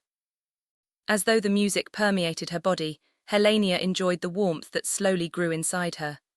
Listening to the music, she felt as though she was getting to know her master, the one that created her from nothing, better. The thought made her joyful. Helania looked at Queen, sensing that Queen felt a similar emotion. For those created by their master, they felt happiness when their creator allowed them a peek into his emotions. Each moment they could grow closer to their master was far more precious than any living creature could imagine. "Master, what kind of music is this? I feel relaxed while listening to it," Queen said. Han beamed, happy to know that his creations were enjoying the music. It is typically referred to low-fidelity ambient music. The music is often played in cafes where people would sip on coffees and teas, possibly even enjoy a light snack as they study, get caught up with work, and socialize with others. Thinking of the cafes he'd frequently visit, he couldn't help but remember the interactions with strangers. There was even a friend that he made while studying for an exam. They enjoyed the music as the carriage made its way out of the village against the flow of the fleeing villagers. Outside the carriage, people frantically gathered their valuables while still in their nightgowns. Some had taken the time to put on proper clothing, likely anticipating that the night would be cold and there would be a lot of running and walking ahead of them. It was a drastic contrast compared to Han and his creation's position. A portal tore through space and Brittany emerged. She carried a tray with a pitcher and a cup filled with iced banana milk. Another maid followed Brittany, carrying another pitcher with 2 cups of banana milk, meant for Helania and Queen to enjoy. Han reached for the cup and brought it to his mouth. The banana taste in the milk was satisfying, something he'd frequently enjoyed drinking as a kid and an adult. Instead of taking a seat, Brittany stood next to Han's chair, ready to take care of anything he may need. Han stared at the milk, which had a creamier and yellow tint compared to whole milk. Casually, he watched the liquid gently crash against the glass of the cup, unable to escape. Lowering the cup and placing it into the holder, Han said, "I am planning on stopping the invading forces, and those in power fall into chaos as they witness the aftermath. But since I do not plan to announce my abilities, I imagine they will worry about who could decimate so many soldiers." The fact that this was the second attack from the Lunar Empire, Han suspected that such things were well known by the nobility and controlling powers in the Helios Kingdom. He couldn't imagine a scenario where those in power didn't know about actions taken against them. And since they weren't stopping the Empire from invading their territory, it was likely that the kingdom didn't have the necessary military power. But it would all change even before the night had passed. The large number of soldiers racing towards the village that generated terror upon everyone regardless of socio-economical status would soon become an ocean of blood. Han couldn't help but grin at the idea that the kingdom would be left scrambling, trying to understand how such a large group of hostile forces could vanish. "Helenia, I want a barrier around the village to prevent unwanted incidents from occurring," Han ordered. Seeing her nod her head, he turned to look at Queen. "Queen, I want you to create minions to march against the invaders. The flashier, the better. I want the entire kingdom to talk about this, so a big impact is best." Queen smiled, enjoying the task given to her. Han told Brittany, "Prepare me a roasted ham and some vegetables to snack on while I watch my beautiful queen fight off these fearsome soldiers. Select a wine that will pair appropriately." Brittany left through a portal, her steps light as she smiled to fulfill her master's wishes. Han sat in the chair, taking another sip of his banana milk. Han could imagine the screams floating through the air, just as the slow, relaxed lo-fi music did inside the carriage.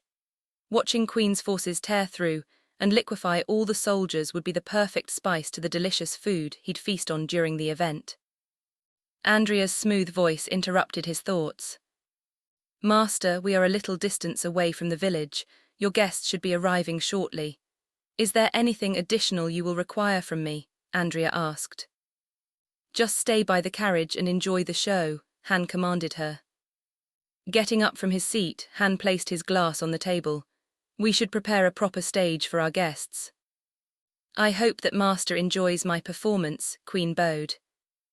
Han enjoyed how confident she looked. He could tell that she had already started thinking of how the story will move, her minions dancing with their guests on the eldritch and ghastly stage of the battlefield. Exiting the carriage, Han gazed up at the night sky, the edges appearing like the dying coals of a campfire, mainly orange and red with hints of yellow. Focusing on the area in front of the carriage, away from the village, Han poured his well into the ground. Bending it to his will, the area around them began to shake and shudder.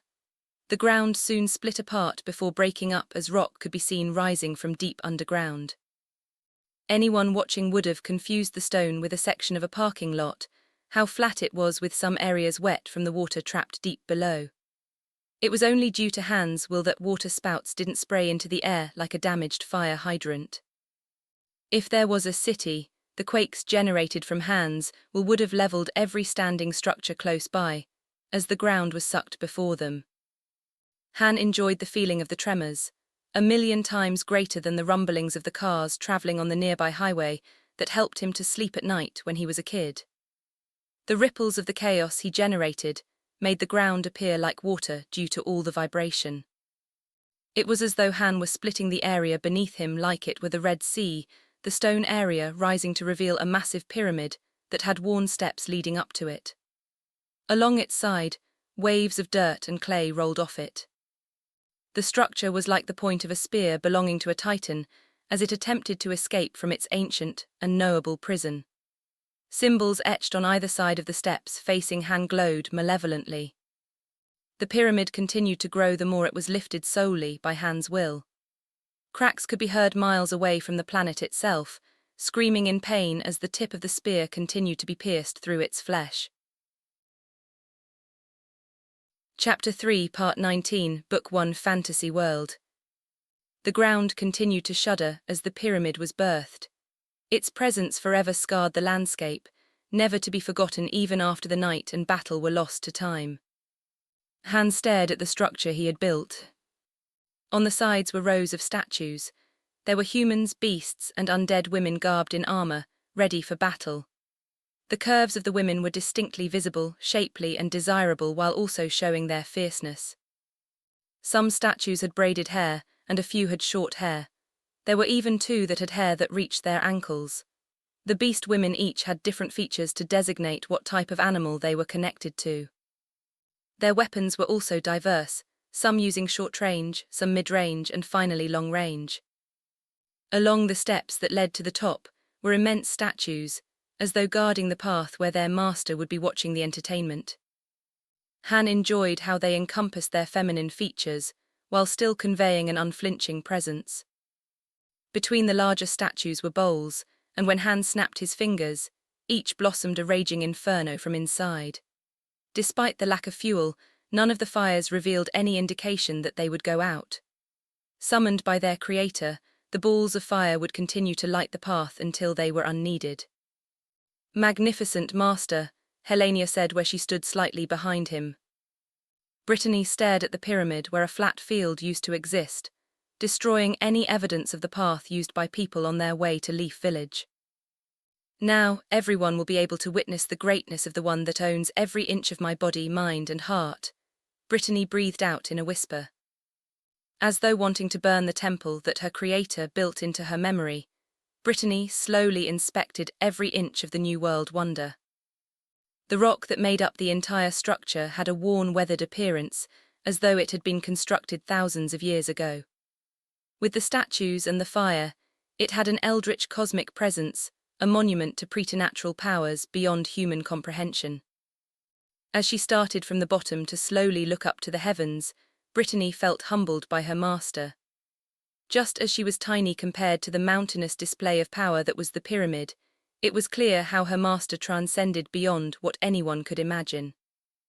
As she stared at the pyramid, Brittany felt her body begin to heat up, waves flowing from her groin as it began to leak out juices, sliding down her thigh. Her body trembled in excitement, joyful to be part of something as wondrous as what her creator was designing for this reality.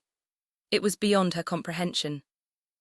As Brittany looked at the top, images of her master piercing into her body, asserting his dominance as though announcing to the world she belonged only to him, flashed into her thoughts.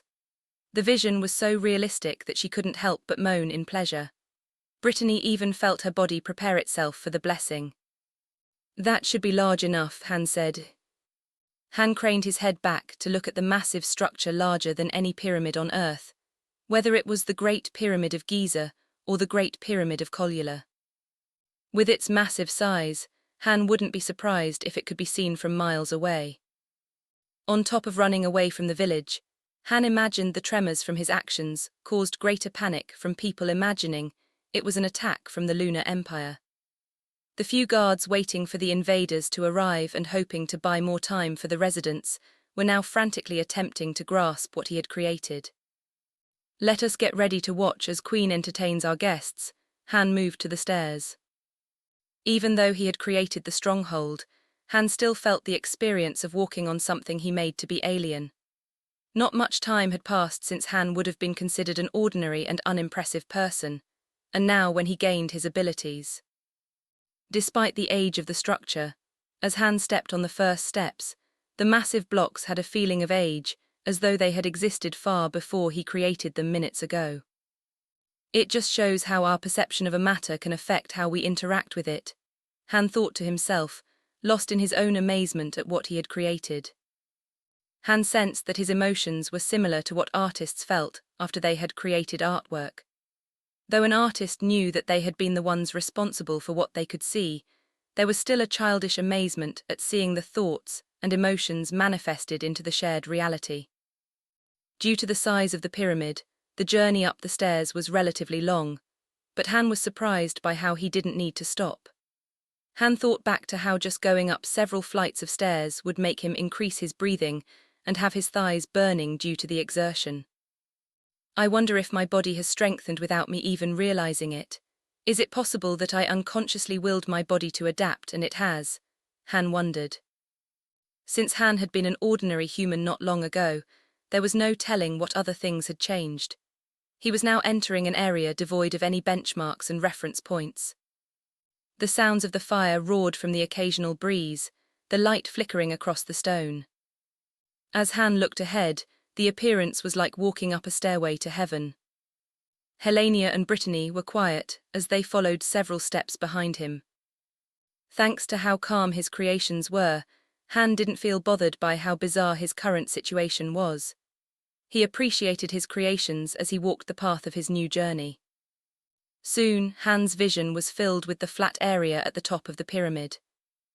The area was larger than the average homeowner's property, making him imagine it wouldn't be odd to hold ceremonies on top. Stepping onto the central area, it was as though the heavens were his ceiling and the sky his walls. The view was breathtaking and made Han pause to let it soak in. The sky was a dark canvas, while the stars and moon lit the night. As Han looked at the moon, he was tempted to add another but decided against it at the last moment. Just like on Earth, Han couldn't help but marvel at the moon and wonder what secrets it held. Smelling food, Han looked to see Brittany next to several tables prepared with a bountiful spread of dishes for him to enjoy. Even several pastel-colored globes floated and provided diffused light, not enough to ruin the wondrous view of the sky, but instead adding to the atmosphere. Han made his way toward the edge. Soon, the endless view of the night was broken up by the ground below them. Off in the distance were forests and what appeared to be villages. Though the area appeared to be empty, not that Han stood on top of the pyramid and had a better view, he could see that it wasn't as remote as it appeared. I doubt it will stay remote after tonight, Han chuckled. Below him, Han could see Queen standing in the middle of the road, which used to lead to Leaf Village. Han inserted his will into the top of the pyramid. There was the sound of stones sliding against stone as a giant pillar emerged. It continued to rise up far taller than any human. At the base of the pillar were armrests and a seat. Sitting, Han made some minor adjustments to help him feel more comfortable.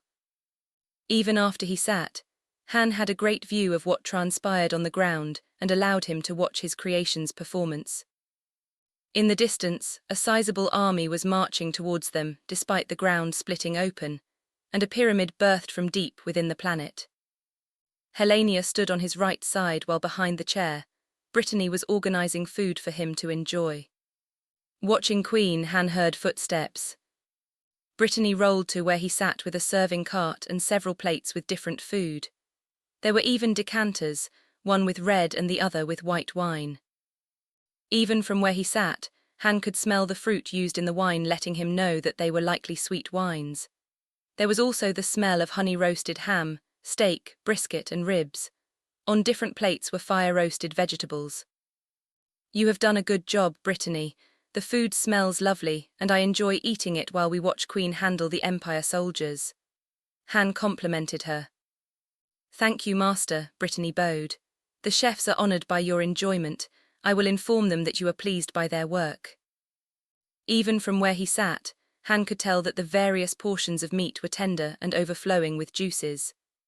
They have done a wonderful job, and I appreciate how they work hard for me. Chapter 3, Part 20, Book 1, Fantasy World. Han watched as Queen walked away from the pyramid towards the soldiers marching in their direction, aiming for Leaf Village. The smell of barbecue became stronger. Han glanced to see that Brittany had already cut up some meat and was feeding it to him. Opening his mouth, he enjoyed the bark of the brisket. Just like he thought it would be, the meat was tender and juicy while slightly smoky. There was a light in the sky. A flickering of lights and rainbows, like the surface of a bubble being poured onto a glass bowl and oozing down. The sight was majestic, like fireworks on a summer night. The invisible bowl of light encapsulated the surrounding area, including the soldiers who stopped in confusion by the light show. Slowly it unevenly touched the ground. Once it finished touching the ground, it flashed before disappearing. The only evidence of its existence was the occasional rainbow rippling across the surface. "Master, I have set up the barrier," Helenia leaned and informed Han. Han took a sip of the red wine, enjoying the fruity and sweet taste. There was a hint of alcohol, but not enough to be noticed. As the barrier was set up, Queen continued to walk towards the soldiers moving about in confusion. Han couldn't hear the sounds of the soldiers, creating multiple screens to allow him a better view and listen to what was happening. Soon the sounds of shouting from the soldiers and panicking could be heard. "Stay calm and get back into formation. It must be some kind of trickery by the kingdom's mages in the village," a commanding officer shouted. While Han was focusing on the sight of the Lunar Empire soldiers slowly becoming orderly, he sensed a growing flow of willpower. Based on the scale of the power, Han glanced at where Queen stood. Out of the ground around Queen, an undulating black fog began to billow around her. Tendrils of fog snaked out, periodically touching the ground as though curious about what it was before flinching back. "It's like an animal that was deposited into a foreign environment." Han curiously watched the fog, fascinated by what Queen would be showing him. As more of the fog rose and expanded into the area, the tendrils continued to become bolder in their movements. Han noticed rabbits trying to escape from the fog. Sensing movement, one of the incorporeal tentacles paused before curiously looking at the sounds being made by the scared animal. The tentacle whipped toward the nearest rabbit. A few more smoke tentacles followed the first to grab one of the fleeing creatures. Pitiful squeaks were heard as the fog caught the rabbit and slowly devoured it. Seeing the fog behave in such a manner made him curious. It made him remember a movie involving a mist or fog that devoured people fleeing from it, taking place in a small remote town. The fog started small but eventually expanded to several hundred square feet around Queen. "What is that?" a soldier screamed in terror, seeing the eldritch non-Euclidean formless mass inching closer. Several other soldiers shared the sentiment before a superior chastised them for their cowardice. Seeing how the soldiers behaved to the unknown mass and how those in charge reacted was a contrast that Han appreciated. If he were in the same situation, he wondered if he could behave as the superiors behaved. "I can see that Queen enjoys playing with her prey," Han laughed. Finding himself enjoying the performance, Han clapped his hands together. The fog had grown to such a size that it reached several feet high at the base of the pyramid. Han took another bite from what Brittany presented him before leaning forward eager to see what came next. "This is an extraordinary performance on such a beautiful night, while I get to enjoy food filled with flavor. There's truly something stunning about a beautiful woman turning enemy troops into a frenzied mess, while having a gorgeous woman feed me superb food. Truly, truly, I am blessed to have such beautiful creations." He grinned and laughed, raising his glass of wine to toast Queen and Brittany. "Your enjoyment is our pleasure, Master." Helenia smiled at how Han was enjoying himself. Han reached to grab one of Helenia's hands, kissing the woman. "All of you do such a good job taking care of me and satisfying my whims." "Master, how could we not go to such lengths for you?" Brittany kissed him on his head. Seeing changes to the fog made Han turn his attention back on Queen. If it wasn't for the fact that the area around Queen was void of fog, Han would have no way to see his creation. The fog was thick and several times higher than Queen. "I imagine even a giraffe would be lost in that fog," Han said. Though it looked similar to an ocean, the way it rippled and undulated gave it an organic flavor to the incorporeal mass. Soon, it stopped moving and began to disperse and fade away. As the fog slowly started to become less opaque, it revealed hundreds of humanoid figures clad in pitch-black armor on top of skeletal horses. Each one oozed a malefic air around them, a blight on the living. Beneath them, the grass slowly turned brown before curling up into a black corrupted mass. Though there was a chill emanating from their bodies, the air rippled and distorted as though the presence of the creatures was an affront to reality. Han looked amazed at this force and said, "Analyze." Knights of the Order of Death. Long ago, the Knights of the Order of Death were tasked with serving the Great Lord. Their duties were to fight against demonic forces to protect the powerless. They would even depose those that were corrupt, who'd take advantage of the impoverished people. Their accomplishments, acts of kindness, and pursuit of justice spread across the land. Travels to the fringes between the lands belonging to the demons and those of the humans became safer. Anyone serving the order would be welcomed in the remote regions where attacks from demons would be frequent. After hearing the praises placed on the order, those in power became jealous and feared that there would be a revolt. Seeing the populace grow to worship the order became a nail that dug into them. The nobles spread the word that the order had become corrupt, selfishly taking bribes and leaving villages to fend for themselves as they were devoured by demons grew. As time passed, discontent toward the order gained traction, and rumors developed.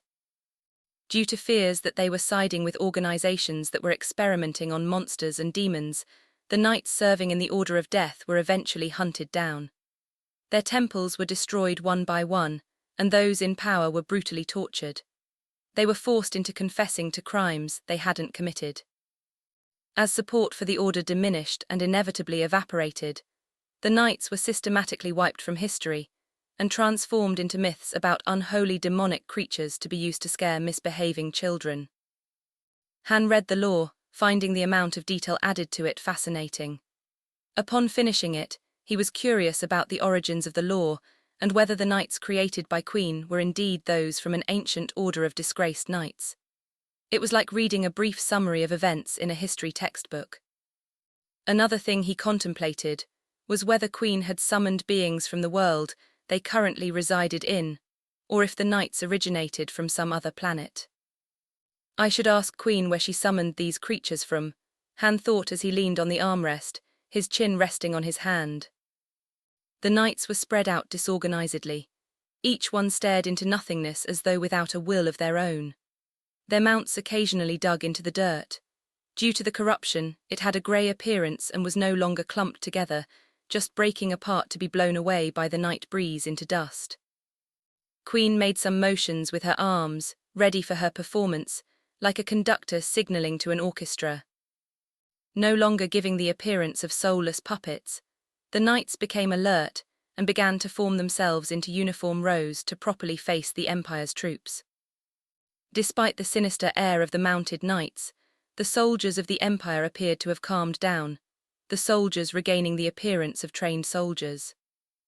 See, it was just an illusion cast by their mages to try and scare us, a superior officer yelled at those around them. Nearby soldiers yelled in agreement, angered by how they had acted earlier. I wonder if those soldiers we faced earlier were part of a scouting party, Han wondered out loud. That appears to be the case, Master, Helena agreed. Han watched as a single soldier in flashy armor moved away from the others. Just with a casual glance, the way the man arrogantly moved, as though expecting the world to prostrate before him, Han knew that the man was in charge of the enemy forces. I hope you do not disappoint me, Han grinned as he took another drink of his wine. Chapter 3, Part 21, Book 1, Fantasy World. I am Viscount Denon Lionhouse III, and we belong to the Great Lunar Empire. This land now belongs to the Empire. Any resistance will be met with the cold, harsh, unstoppable power of my men beyond anything you could comprehend with your feeble minds. With your meager force, let alone any hope of success, your fate is to simply become a sacrifice on my righteous blade. So I suggest you lay down your weapons and grovel for my mercy. The Viscount ordered.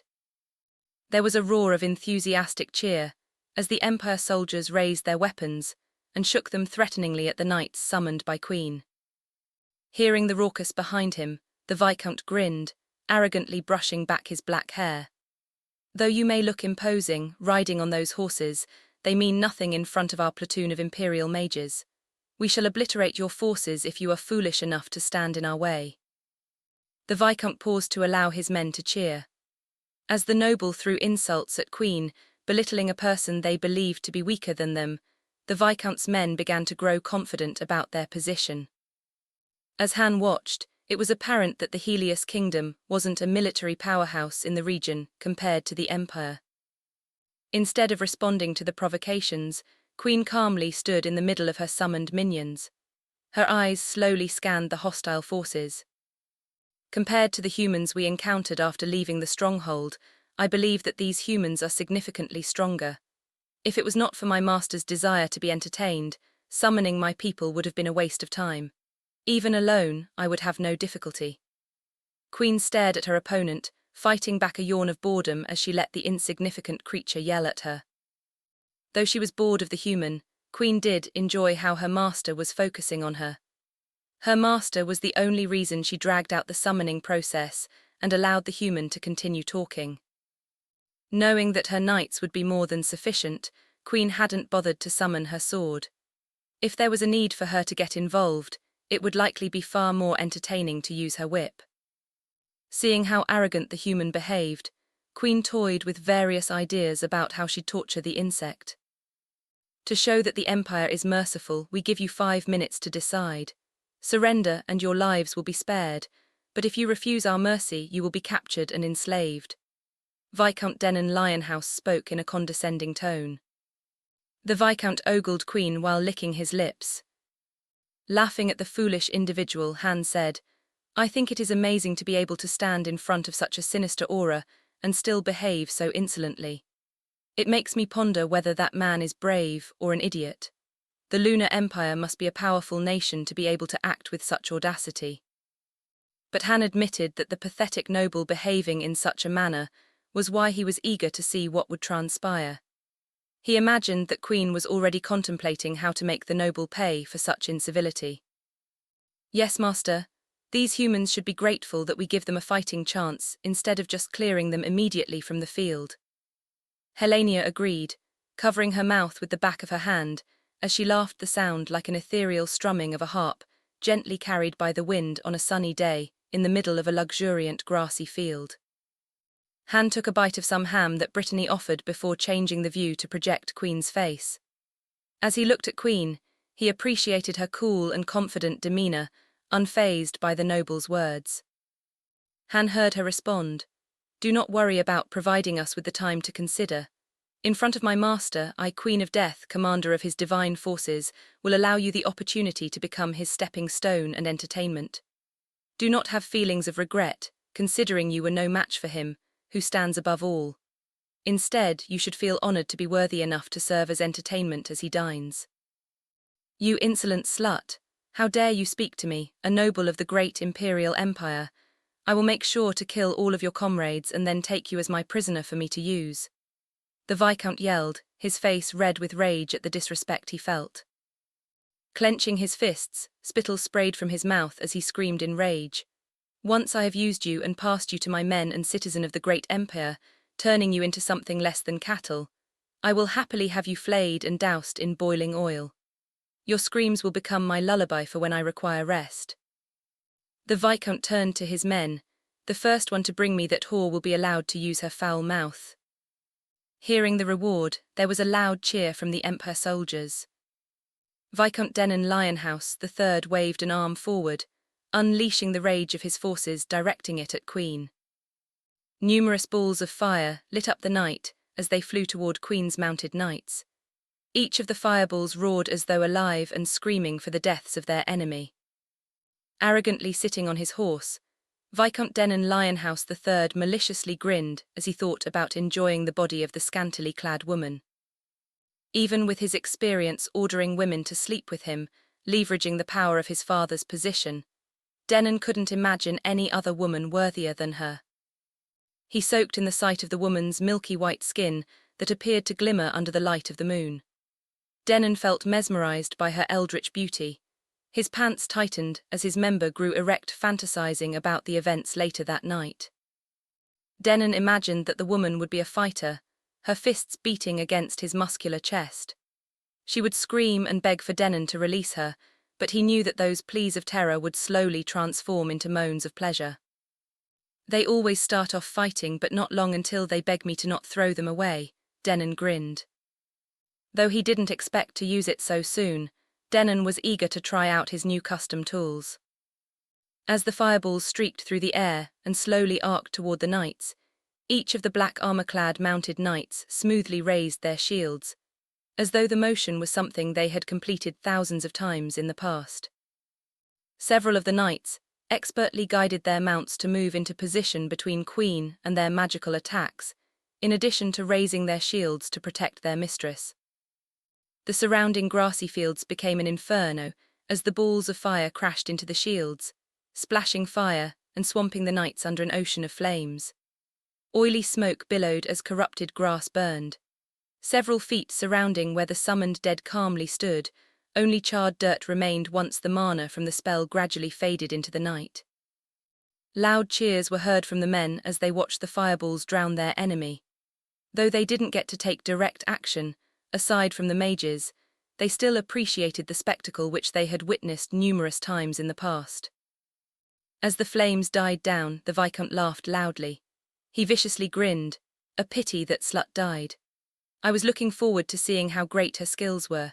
She would have made a fine prize after I properly trained her to be a loyal dog for me to parade through my halls and gardens. I will have to apologize to my friends for turning such beauty into a cinder. Chapter 3, Part 22, Book 1, Fantasy World. Denon laughed, confident about his victory.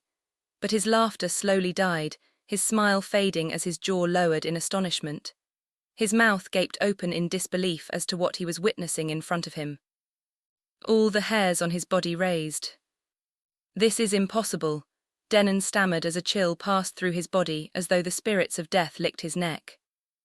Sensing the fear growing inside of its owner, the armored horse slowly backed away.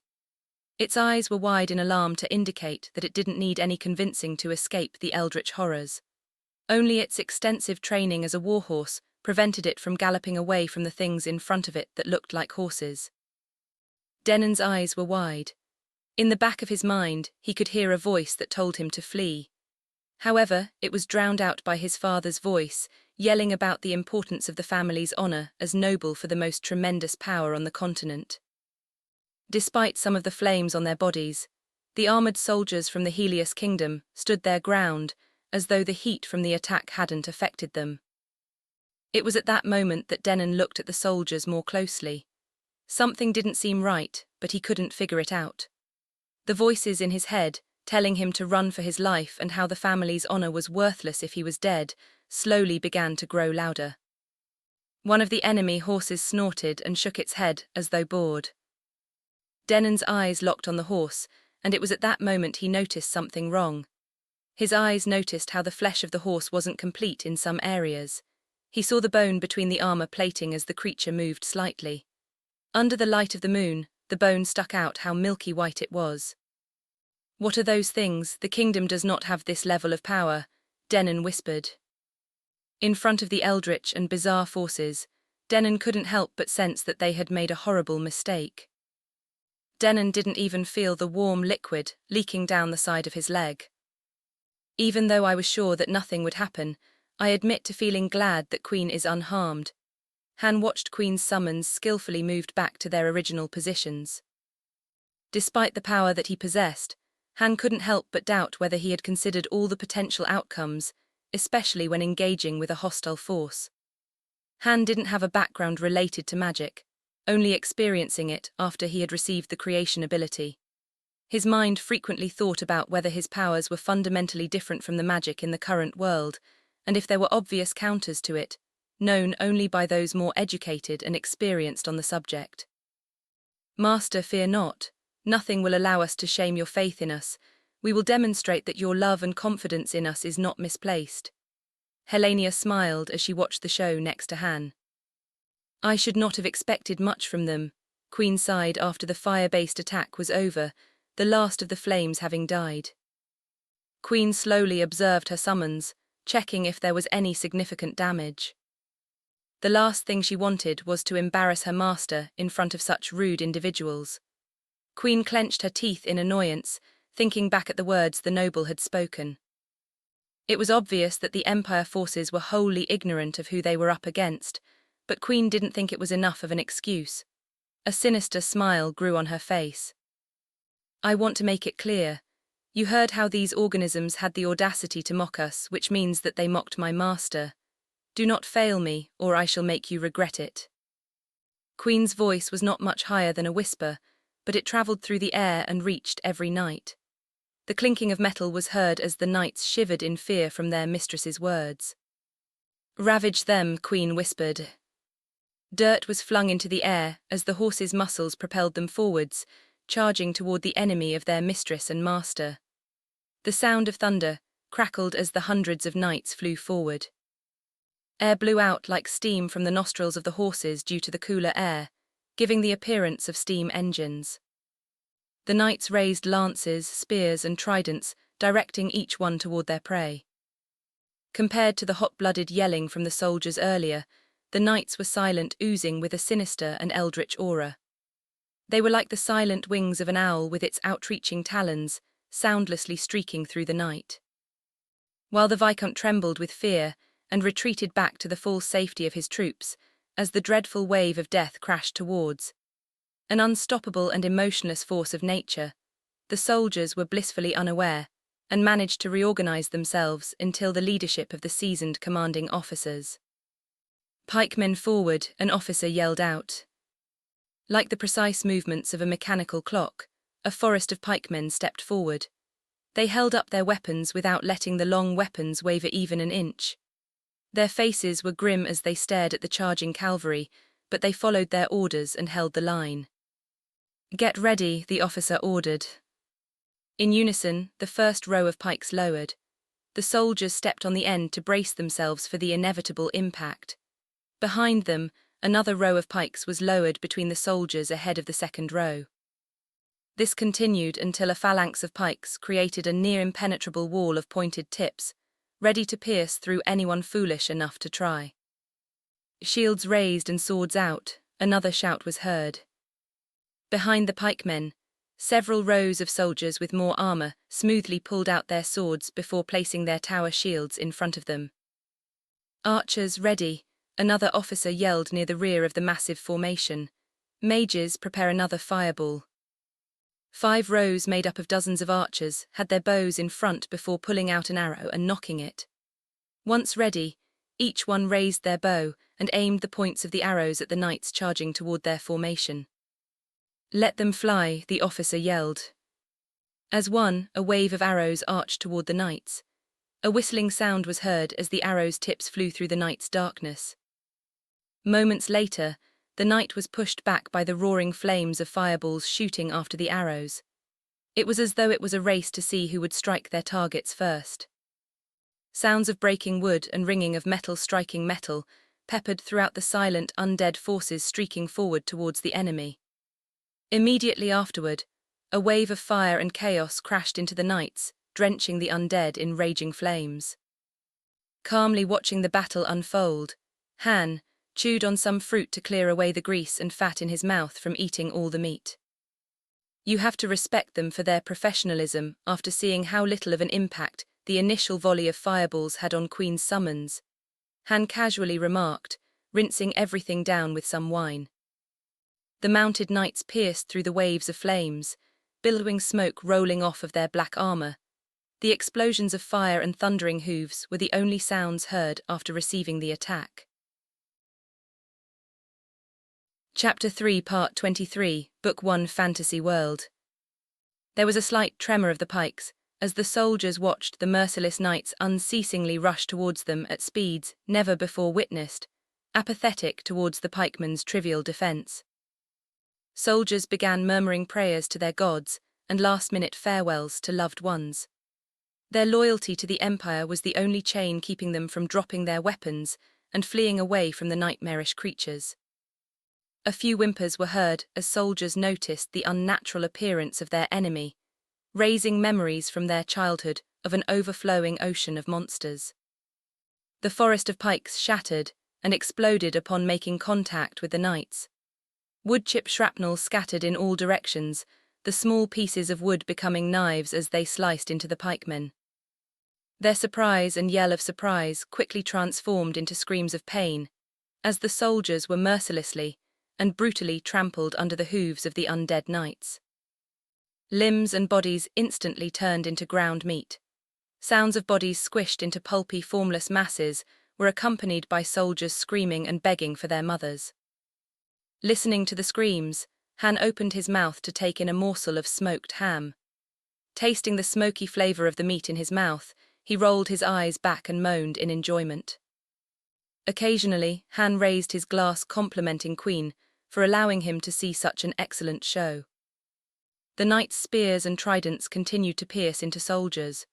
Remembering the orders of their mistress, they purposefully aimed at their guests' stomachs, legs, and arms.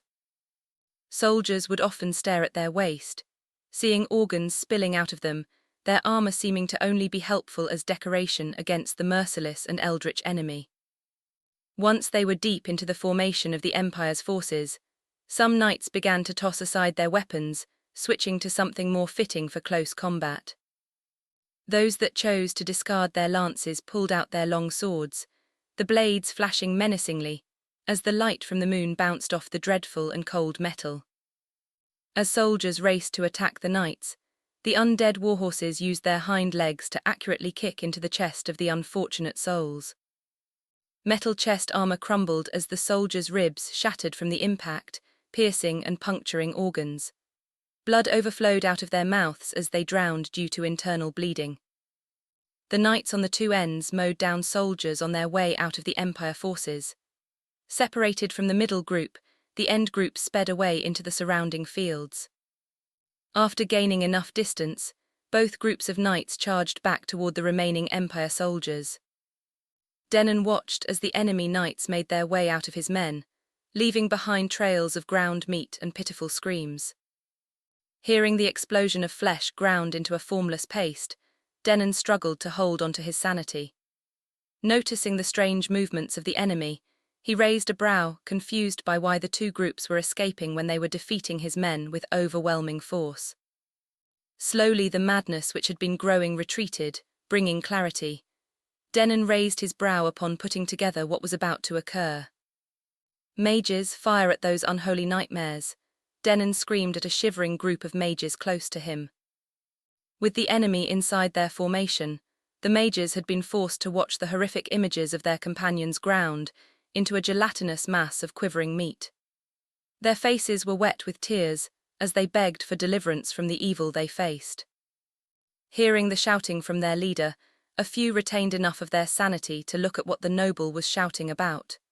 They immediately reached a similar conclusion. In front of each chanting mage, a ball of fire began to form.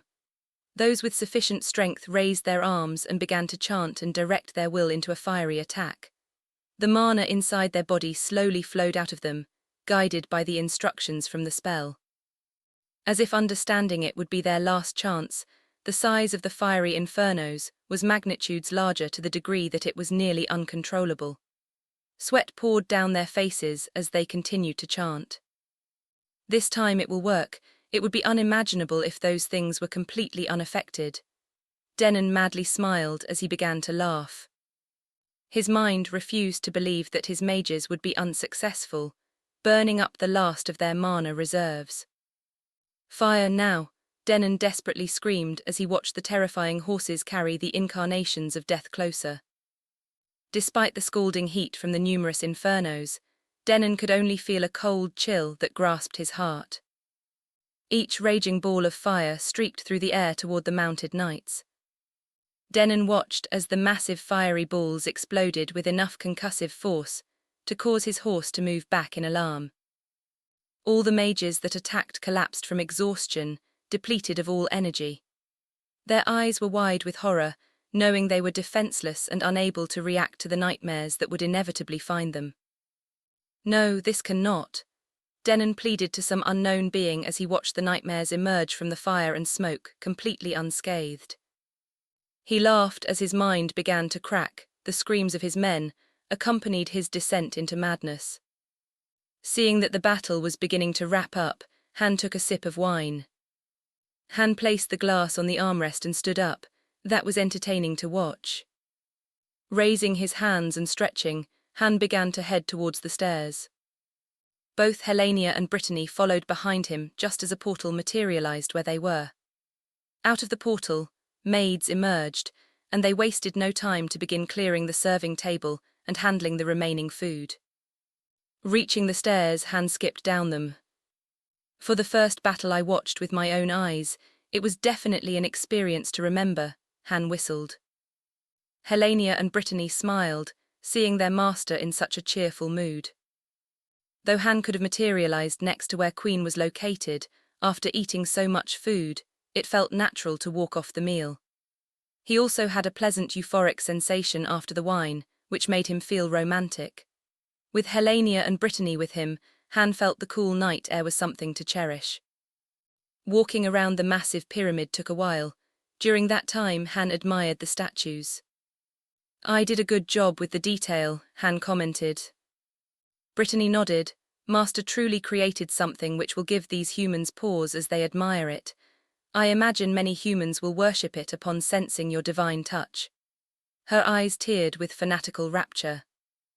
"I do imagine the humans will find the pyramid to be a wonder far beyond anything they have created with their limited skills." Helenia agreed with Brittany, casually giving the maid a sideways glance.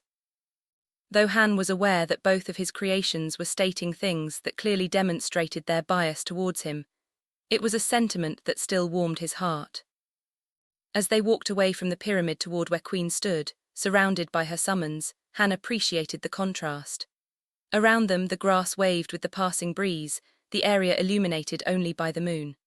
Queen's skin was pale and cool, absorbing the light and appearing ethereal. Covering the ground was bathed in blood with the scattering of limbs, the occasional arm reaching towards the apathetic heaven above. Seeing her master approaching her, she turned towards Han and bowed. Her summons moved away to give their mistress room as they also bowed in submission to their master. Walking up to Queen, Han smiled. "You did a wonderful job tonight. You brought pride to all of us with your performance."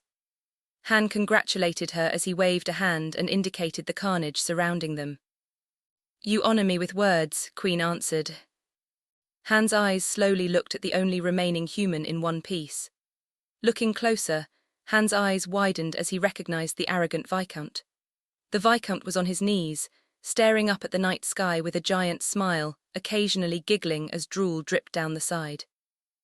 A present, Han looked at Queen, curious about what his creation was thinking, allowing the noble to survive. Queen looked at the giggling fool of a noble before saying, "I imagine that there is still fun left in him. I hope that Master could use a toy to experiment on." She smiled before looking at Han. Chapter 4, Part 1, Book 1, Fantasy World. The cold air whipped through Velisandria's long wavy blonde hair, flowing behind her, as she urged her horse to move faster. Velisandria's mind was jumbled with thoughts, grasping to understand what had happened. Her heart still felt a chill run through it long past when she learned that the Empire had made its move. It was madness, with the overflow estimated to occur within the next few years. Even with all the regional powers acting together and forming an alliance to stand up against the overflow, Velisandria felt her body shudder as the oceans of monsters submerging the continent in screams and rivers of blood flashed through her mind. With the Empire starting a conflict and attempting to continue its unjust expansion, the only logical conclusion was for them to embrace their death. Velisandria remembered the dolls she played with when she was a child, pretending that a prince on a white horse would take her and her family away to a bright future. How the older kids teased her about her appearance, and how a prince would never choose to love someone as ugly as her. That day, as the kids laughed at her, the sky began to bleed a crimson pool, growing and blotting out the sun until the sunlight turned red as blood. The laughter of the kids was soon drowned by the screams of the nearby adults, who rushed to pick up their kids. Never before had she seen so many adults running scared, tears beginning to well up as she looked for her parents. Even to this day, the screams she heard that night haunted her dreams as she watched villagers be torn in half, devoured by the monsters that overrun the walls around her village. Bodies belonging to the children who had previously teased her were torn apart, their dead eyes stared vacantly at her. Velisandria felt her body lifted into the air by her mother, who desperately ran and avoided the eldritch horror hunting them. Tears streamed down as she cried, as she clamped her tiny hands over her ears, hoping to block out the awful noise made as the flesh of her neighbors was hungrily wolfed down by beasts she'd never seen before. When they reached their home, her mother didn't bother knocking over dishes and books as she tossed aside furniture, revealing a secret door. "Mommy, what's that?" Velisandria asked in confusion, unaware of such a thing existing until that day. Not bothering to answer her, her mother ripped open the door to reveal a ladder that led down into the darkness. Turning to Velisandria, her mother lifted her and gently placed her inside. Not knowing what was going on, Velisandria gripped the ladder before looking at her mother. Despite the amount of time that had passed and the horrors she witnessed that day, Velisandria couldn't forget the tear-soaked face of her mother as she smiled and said, "My beautiful little girl, Mommy will always love you. Remember to live a happy life and meet someone special. Mommy is so very sorry that she can't come with you, but she will always be watching over her special girl." Velisandria couldn't have known that those words would be the last words her mother would speak to her as the door slowly closed, bathing Velisandria in darkness. As Velisandria clung to the ladder, her mother's screams permeated through the darkness. "Lady Knight, we will be approaching Leaf Village in a matter of minutes," a voice called out. Velisandria shook her head, pulled out from her dark memories. Turning her head towards the voice, Velisandria recognized William, her second in the disciplinary committee at the academy. "With the forces gathered, many of them still students at the academy, I don't know how much help we can be aside from assisting in the evacuation." William held up a hand as the wind muffled his words. Clenching her fists around the reins, Velisandria yelled, "We can at least buy the village precious time to escape from the forces sent by the Empire. Why do we receive such training and benefits, if not to lay down our lives for those unable to protect themselves? Now stop talking unless you want to bite your tongue." Velisandria quickly looked back at her men, before looking ahead to where villagers would be running for their lives to escape the merciless Empire. Behind them, the rest of her forces followed. It wasn't difficult to notice that they all believed rushing towards Leaf Village was a suicide mission, with barely 200 of them, nearly all of them still in training at the academy. Despite their doubts, they remained silent as Velisandria and William discussed the situation. Velisandria cursed at how cowardly and indecisive the upper nobility was. When it was discovered that the Empire was invading the kingdom without concern for the near-defenseless citizens, the nobles immediately began forming plans and strategies to ensure their own safety. The apathy of the nobility was highlighted when intelligence determined that the invading forces were aiming for a decently populated village, Leaf Village. They selfishly ignored the reality that the villagers would be killed and enslaved to be taken back to the Empire. Upon learning of the danger, Velisandria quickly convened a meeting of the student council and pleaded with the president to dispatch military aid, even if it meant going against their doctrine of neutrality.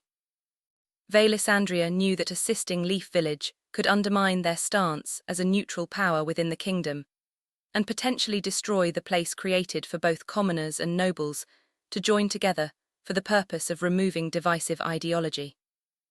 Though the academy was half the population of the kingdom's capital, the various departments allowed them to be self-sufficient. Their self-sufficiency allowed them to provide practical experiences for the attending students, which they could use to assist and improve their homes. Knights that trained at the academy were often some of the best in the kingdom, even being able to join the king's elite units. Seeing that the academy wasn't going to do anything, Velisandria gathered as many trainee knights as possible and dashed toward Leaf Village. Regardless of how many enemy soldiers there were, she refused to abandon Leaf Village. Velisandria's eyes flickered to dancing orange light off in the distance. At the entrance into Leaf Village was what could only be described as an inferno, a horrific forest of flames lighting the night. Did the Empire reach the village already? Velisandria's heart sank, imagining the victims burning within the fiery sea. She turned her head and yelled over the thundering of the horses, "Pick up the pace, the Empire has reached the village. Forget about engaging them. We need to focus on evacuating the surviving villagers." Velisandria sensed the mood of her men, reflected by her own hopelessness about the situation. They were barely trained knights going against a force of trained soldiers several times their size. But despite the despair and sadness felt, Velisandria knew that the villagers only had them to rely on. Inside her, battling the cold grief, a fire burned hot. "All of you, remember, we are knights of the academy. Though the force we fight against is larger than us, they have no chance against us and our training. Velisandria poured out as much passion as possible, hoping to ignite the flames of justice inside those that chose to follow her into the darkness of despair. Chapter 4 Part 2 Book 1 Fantasy World. To help the villagers escape from the Empire forces, Velisandria guided her horse toward the entrance, away from the Empire's forces. As they approached the village, Velisandria's eyes were drawn to something she had never heard about in the past. For a moment, the sight appeared to be a mountain, making her even more confused. "What is that?" William called out to her, pointing at the mysterious structure. Though she was curious about the strange pyramid, Velisandria shook her head. "It is not our concern. We can deal with that after we escort the villagers away from this place." She waved a hand to shut down such stray thoughts, especially as they approached an active conflict area. Velisandria looked back at her men. "Forget about that thing. We need to focus on the villagers. The villagers are important, not that structure." Even though she was curious about how such a massive structure appeared overnight, at the moment, Velisandria had more concern about the horses. Under her, the horse breathed heavily as it tried to maintain its current high speed. Velisandria rubbed the neck of the horse to encourage it. "Please, I know this is hard, but you have to keep going. The villagers are counting on us," Velisandria pleaded. Even though the horses were bred with stamina in mind, their group had been racing through the day and the night to reach Leaf Village in time. Without assistance from the student council, they had been limited in the number of horses they could use. Velisandria noticed a train of wagons and people flowing out of the village like a stream. Seeing that there were survivors, she sighed in relief. She imagined that people were still desperately trying to escape from the village. Still, the fact that so many fled was a blessing. There were dozens of guards on both sides of the line, directing people and keeping the peace. A few were even assisting wagons that got stuck on the road. It was likely due to the drivers panicking as they navigated the road. Next to her, William raised a hand to let the others know to slow down. With the inherent chaos of the situation, it wouldn't be strange for the guards to assume that they were from the Empire and attack them. One of the guards looked towards their group, moving his spear to prepare himself for the attack. A few villagers began screaming and ready to flee from the safety of the others. To prevent any conflicts, Velisandria quickly dismounted, raised both hands to show that she wasn't armed, and let the guards know that her force wasn't hostile. Immediately, a look of relief passed through the villagers, while the guards lowered their suspicion slightly. The spears were no longer directly pointing at their group. However, the nearby guards still had the weapons in their hands in such a way that they could immediately switch if combat was necessary. Slowly approaching the nearest guard, Velisandria raised the visor on her helmet. "I am Velisandria, Lady Knight of Illumin Academic City. I have gathered my men to assist in the evacuation of the village. So that the most lives can be saved, if possible, I would like a report of the current situation." Seeing her face, the expression on the guards changed from apprehension to joy at having people come and provide reinforcements. A few guards began raising their hands in the air as they cheered. The nearest guard removed his helmet. His face was covered in dirt and soot, likely due to helping the villagers to get out safely. Bowing his head slightly, the guard explained, "Ma'am, we've successfully evacuated about a quarter of the village population." Then he turned his head slightly as though checking his surroundings before lowering his voice. "There are many businesses located here, and the various owners are keen on bringing along as many of their wares as possible. This has made us reallocate precious resources, such as our men, to help them." The guard's brows were lowered, and as he took a deep breath, there was a sense of hopelessness and shame for allowing himself to get bullied by the business owners. Velisandria understood the guards' position, considering villages, the larger they became, were heavily reliant on business owners. They were the machine that allowed goods to flow inwards, providing the population with goods and jobs. "What about that attack by the Empire forces? How many casualties were there?" Velisandria asked the guard, looking at the villagers to estimate how much damage was caused. "I don't know about such attacks. Aside from the unusual information, I'm constantly getting conflicting reports about the enemy forces. None of the people I've sent to confirm these reports have returned." His cheeks reddened as he looked down at the ground. Finding out how poor of a job they were doing, Velisandria felt her blood begin to boil. Clenching her fists, she yelled, "How could you not know about that? We saw a sea of fire in front of the village as we were coming here." Pointing in the direction of the other entrance into Leaf Village. Turning to William, Velisandria ordered, "While I check on the status of that attack, I want you to begin assisting the villagers and getting them out of here." Looking at William directly into his eyes, she emphasized, "Do not under no circumstance support those foolish merchants. We are not here to help them save their inventory." William placed a fist on his chest, accepting his orders. Knowing that the situation was in better hands, Velisandria slammed down her visor and quickly jumped back on her horse. She needed to head to where the attacks were seen. Hearing that the guard was getting strange information made her wonder what else could be happening. Flashing in her mind was the Eldritch Pyramid. The size was beyond anything she could comprehend, defying conventional logic. Velisandria urged her horse into a gallop and raced toward the entrance. Flying past the stream of survivors, she noticed a few business owners yelling at guards. At the same time, their bodyguards ensured that no one stole from them. Seeing such greed only reminded her of the nobles in Illumin. In front of her, the guards at the entrance moved out of the way, while yelling at villagers to not block the path. "They must have been alerted that I am here to help," Velisandria thought. Racing through the entrance, Velisandria checked the village itself.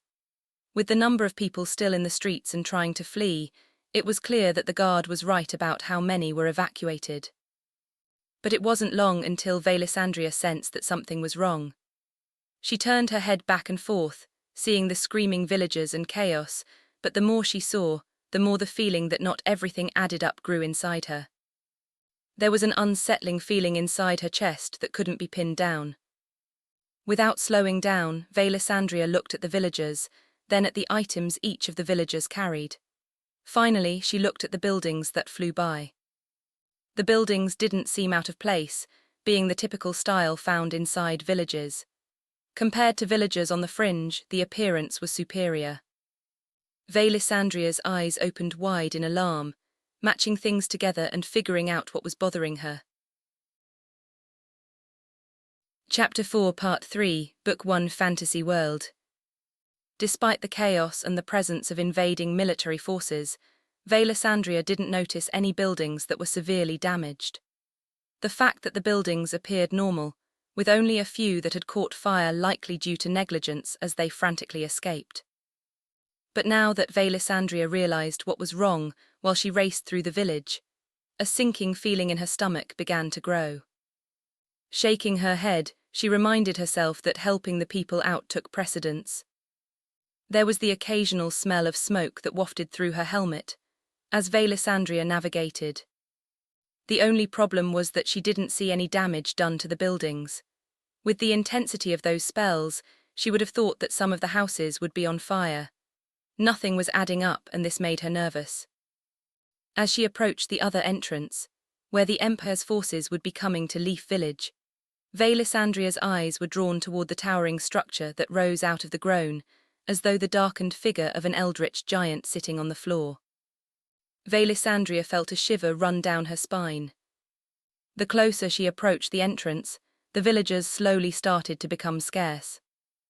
Without the need to be concerned about trampling people beneath her horse's hooves, Velisandria increased her horse's pace toward the thing that was entirely out of place. But as she rushed towards the other entrance, a sense of dread slowly crept up her body. Velisandria even had to urge her horse several times to pick up the pace, the animal slowly down and fighting the years of training placed on it. "What is wrong?" Velisandria asked the horse, confused by the behavior. The horse snorted and whined, shaking its head. Added on top was how it began to slow down, resisting its rider's commands. If it were any other time, Velisandria would have felt annoyance and anger towards the horse during such a precarious scenario.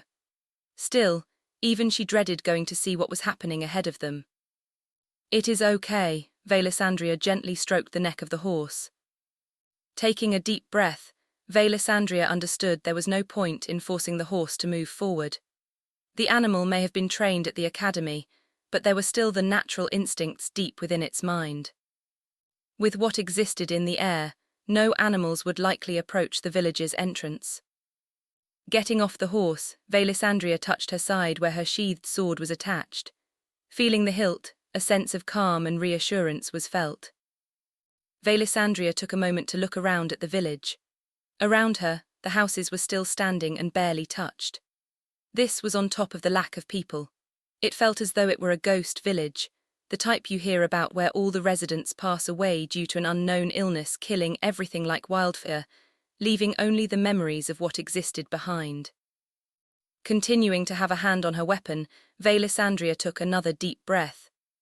Part of her wanted to remove her helmet, to remove some of the constrictive feelings, but she knew that it would be foolish. But despite her training, there was a sense that there was nothing left that could threaten her. Even as she strained to hear anything, not even the wind blew, the night silent and haunting. The sound of wheels and the growls of a monster made Velisandria jerk toward the sound. Her hand nearly ripped the sword out of its scabbard, only stopped by her professional demeanor. "Who goes there?" Velisandria yelled towards the carriage that seemed to materialize out of the night, only a few lanterns from nearby buildings offering any illumination. Velisandria paused at the sight of the monster, possibly a dragon, pulling the carriage. Due to the size of it, she didn't notice the woman that sat in the driver's seat and holding the reins. The woman had blue shoulder-length hair and golden eyes that seemed to glow, piercing into her body. The woman's gaze gave the sense that she was able to see through all things, an unpleasant sensation that put Velisandria on guard. "I ask again, who are you, and state your business?" "I am Velisandria, Lady Knight of the Free Nation of Illumin Academic City," Velisandria called out again. For some reason, her training told Velisandria that she should run away immediately. Her hand that gripped the hilt of her sword trembled slightly. The driver merely stared at Velisandria, as though she weren't worth the energy to pay attention to her. It starkly contrasted with the dragon monster that looked at her hungrily, as though Velisandria were a late-night snack. Gritting her teeth, Velisandria pulled from deep inside of herself every ounce of courage she could muster. As though sensing that Velisandria was at her limits, the door to the carriage opened silently. Compared to the eerie atmosphere around them, what wasn't expected to emerge out of the carriage was a beautiful woman with long red hair, in an outfit that would put any noble to shame despite the appearance of a courtesan. The way she moved made the word graceful insufficient to describe her movements.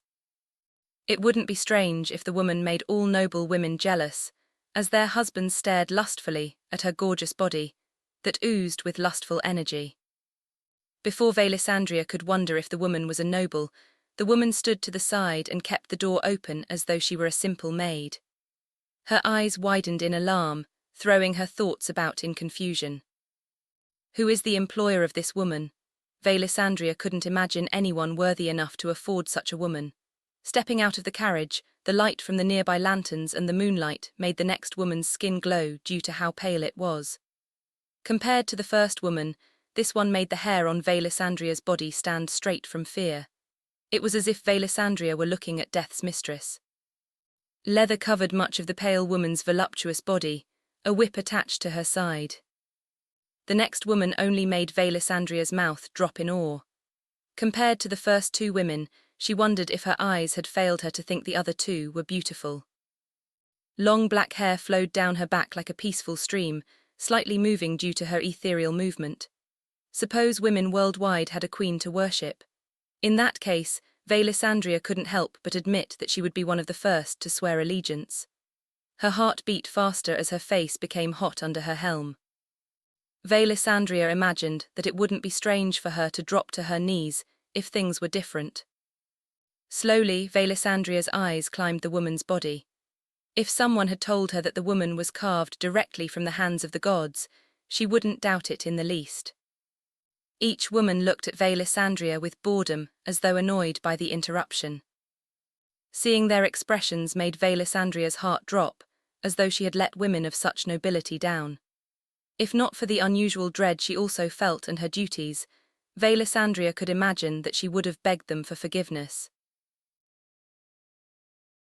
Chapter 4, Part 4, Book 1, Fantasy World.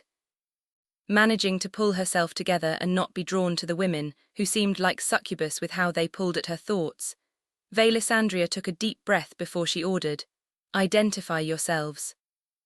Slowly the fog that had grown in her mind began to fade as she started to put things together.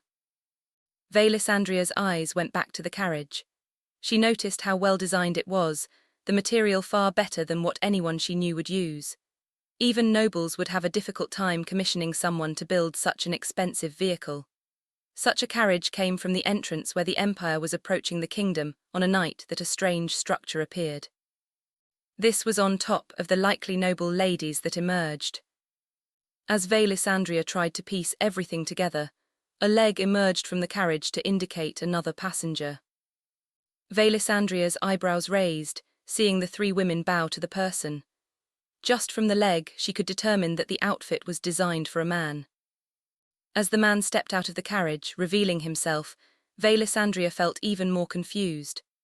Aside from the outfit, which was more elaborate compared to what the women wore, the man's face and build were average. She didn't recognize anything about him that would indicate how women of such pedigree would acknowledge him as their social superior. The man had medium-length brown hair with brown eyes, though his facial features were foreign. Velisandria tried to think of any nations that had similar people but failed. But the fact that such a man with such a plain facial appearance was accompanied by elite women made Velisandria cautious. "Who are you and where did you come from?" Velisandria raised her voice. The woman with the sheer fabric and lewder outfit compared to the other women frowned at Velisandria's tone. If looks were able to kill, she'd have been incinerated immediately where she stood. Feeling the killing intent, her brow became wet with sweat. Instead of answering her, the man raised a hand like some dog trainer commanding his pet to stand down. The man smiled at Velisandria. As though someone had walked over her grave, Velisandria shivered. Though the smile was childish, the man's eyes looked far older than he appeared. Velisandria raised her guard, no longer thinking the man was some simple noble accompanied by beautiful women. He bowed slightly. "You may address me as Ye. These women are employed by me." Hearing the man's name, Velisandria was further convinced that the man wasn't from the kingdom. The name Ye wasn't one she had heard before. But at the same time, she hadn't heard of anyone else called by such a name in any of the nearby nations. If it was a family name, it was one that no one on the continent on this side of the desert would have heard before. This made Velisandria feel a little calm, though it raised more flags in her mind.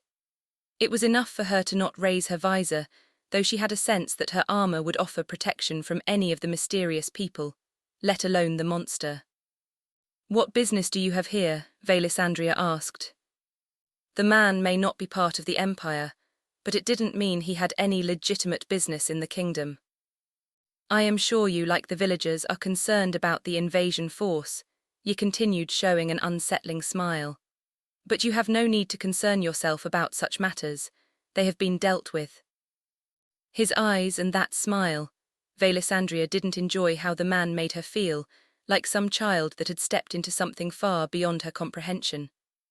What does he mean about no longer needing to worry about the Empire's forces? The man calmly stood there as though waiting for something.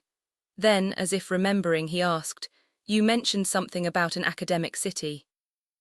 Velisandria tried to ignore the feeling that she was a rodent being played by a cat, only alive due to keeping the interest predator's interest. "Wait," Velisandria attempted to gain some control of the conversation. Things felt too much like she was dancing on the man's palm. "What do you mean I don't need to worry about the soldiers? Where did they go? Did they change directions and head to another town or village?"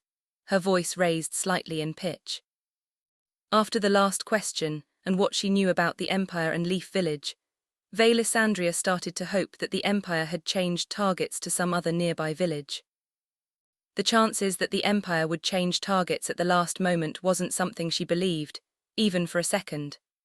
Compared to other villages, Leaf Village was a significantly large one that had a steady stream of merchants. It was even possible that after some time had passed, the village would be upgraded to a town or a small city. Leaf Village may not necessarily have the resources to defend against the overflow. Still, Velisandria imagined that it had a higher chance of survival than those nearby. The implication that the soldiers changed their minds was beginning to be preferable compared to what she sensed was the case.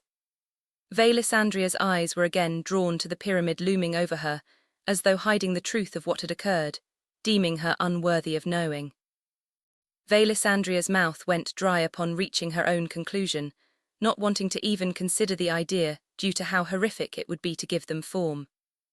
The thoughts were like the incomprehensible depths of a massive ocean, hiding nightmarish knowable beings waiting to be invited into their world. Locking them inside her mind, without acknowledging them, was best for the moment. I assume you will need to verify the situation yourself, and after you gain something akin to an answer to your question, I imagine you will need more responses for the additional questions that will undoubtedly emerge from deep within your subconscious. His eyes pierced into her soul, as though already aware of the growing tendrils of fear slowly branching throughout her mind.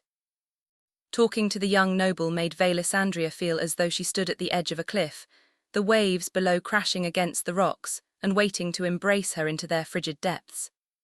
At any moment the edge could crumble, and she'd fall into the inky void. It has been quite a journey for me. After you find your answers and desire more clarity, I will be resting in the nearby inn. Ask the woman at the counter, and I assume someone will lead you to my quarters. The man slightly tilted his head, apathetic towards the idea of being dismissed by her. Turning back towards the carriage, he casually entered without bothering to look at her, as though already knowing they would meet again, before the night was over. The three other women followed after their employer, only the last woman with red should-length hair turning her head to look at Velisandria. The glare given by the woman was all the warning Velisandria needed, fully aware of what would happen if she were to cross the young noble. Chapter 4, Part 5, Book 1, Fantasy World. Velisandria watched as the driver motioned the monster to move, using the reins in her hands. The beast looked at Velisandria once before it snorted and began moving forward. Without a creak or sound other than the wheels crunching the dirt below, the carriage moved with eldritch grace. Staring at the carriage as it passed, Velisandria couldn't understand how such a vehicle could exist. Now that she was closer, the level of phenomenal craftsmanship was astounding to behold. Not even the student council president rode around in a carriage of such quality.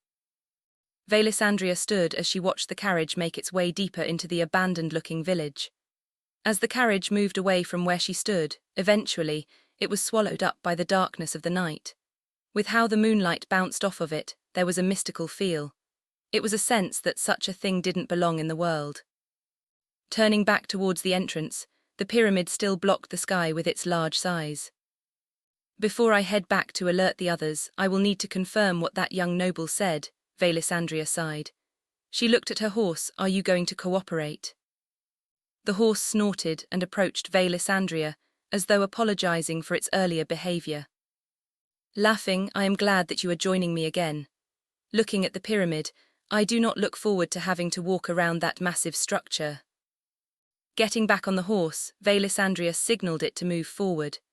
Giving the signal for a trot, she then moved to let the horse know to go into a canter. Compared to when they first entered the village, she decided not to have her horse go into a full gallop. Even though she had only recently met the noble, a part of her sensed that lying was unnecessary for that man. But even with the word of such a man, Velisandria felt it was her duty to see things through. The worst thing she could do was to give the all-clear signal and have the villagers return just as the Empire soldiers poured through the entrance.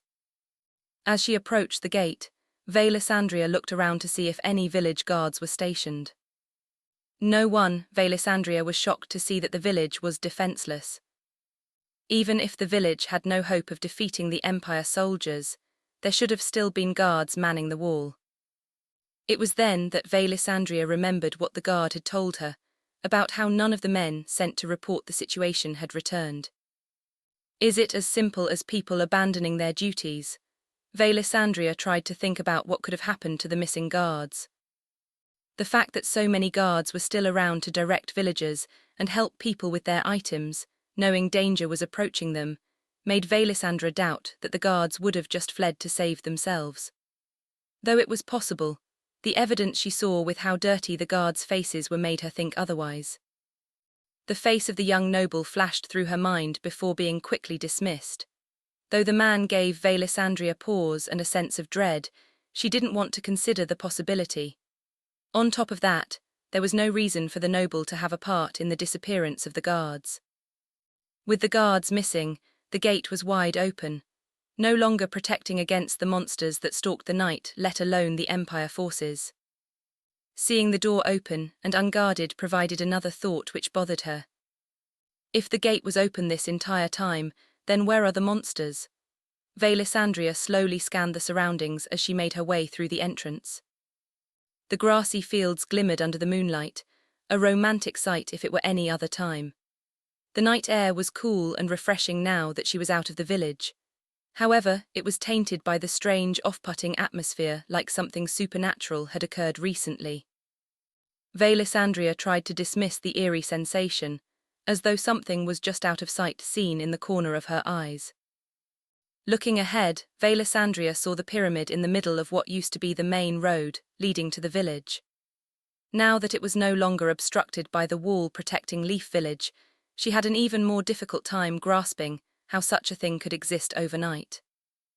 Let alone the road, the structure covered much of the grassy field.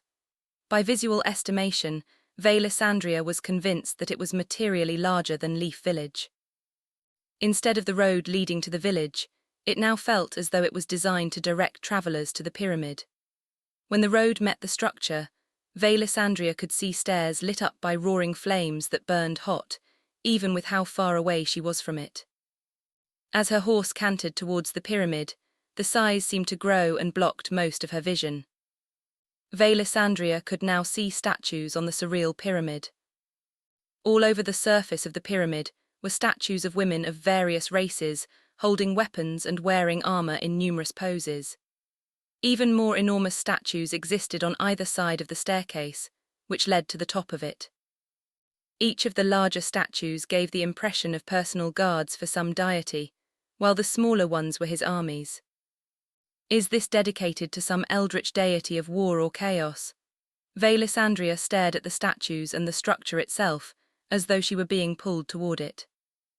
Soon, Velisandria could see the stones used to build the statues, and how they appeared weathered and ancient, as though the pyramid had existed in that spot for thousands of years, before civilization existed. But she knew the pyramid hadn't been in front of Leaf Village before tonight. Guiding the horse, Velisandria began to go around the pyramid beneath the gaze of hundreds of female warriors, making it feel as though she weren't welcomed in the presence of their god. The more she looked at the statues, the more they reminded Velisandria of the women from earlier with their ethereal alien beauty. Just like how the pyramid didn't seem to belong in their world, those women also had a presence that was foreign to this reality. Velisandria fought to ignore the dread she felt. All that is important is finding out what happened, and if the Empire is on its way to Leaf Village. Velisandria fell back on her training and focused her mind. Due to how massive the pyramid was, it took quite some time. Wanting to save time, there were moments she wanted the horse to go into a gallop. Still, Velisandria was concerned for her horse that had spent the entire time helping her to reach Leaf Village before anything else happened. As she rounded the corner of the structure, Velisandria was confused by what she saw. Where are the Empire forces? Did they really go to another target? Velisandria wanted to shout, frustrated by the night she had experienced. They had rushed over from Illumin to Leaf Village, only to discover that the threat they feared didn't exist. The night felt like an onion. After each layer was peeled, there was another mystery beneath it mocking her. The problem was how the villagers had fled. Even the guards talked about the Empire heading towards them, justifying the evacuation. This was on top of the merchants and business owners willing to abandon their property that couldn't fit on a wagon.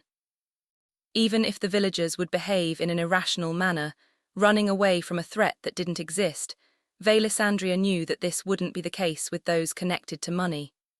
Such individuals would abandon their parents if a profit could be found. The chance that they would flee from shadows wasn't a possibility. The more she thought about the problem, a voice whispered into her ears, And after you gain something akin to an answer to your question, I imagine you will need more responses for the additional questions that will undoubtedly emerge from deep within your subconscious. Velisandria remembered the chilling, eldritch, unworldly smile of the young noble. Chapter 4, Part 6, Book 1, Fantasy World. Han stretched out his arms, stepping out of the carriage. Thank you for your hard work, Master, Brittany bowed as she held open the door.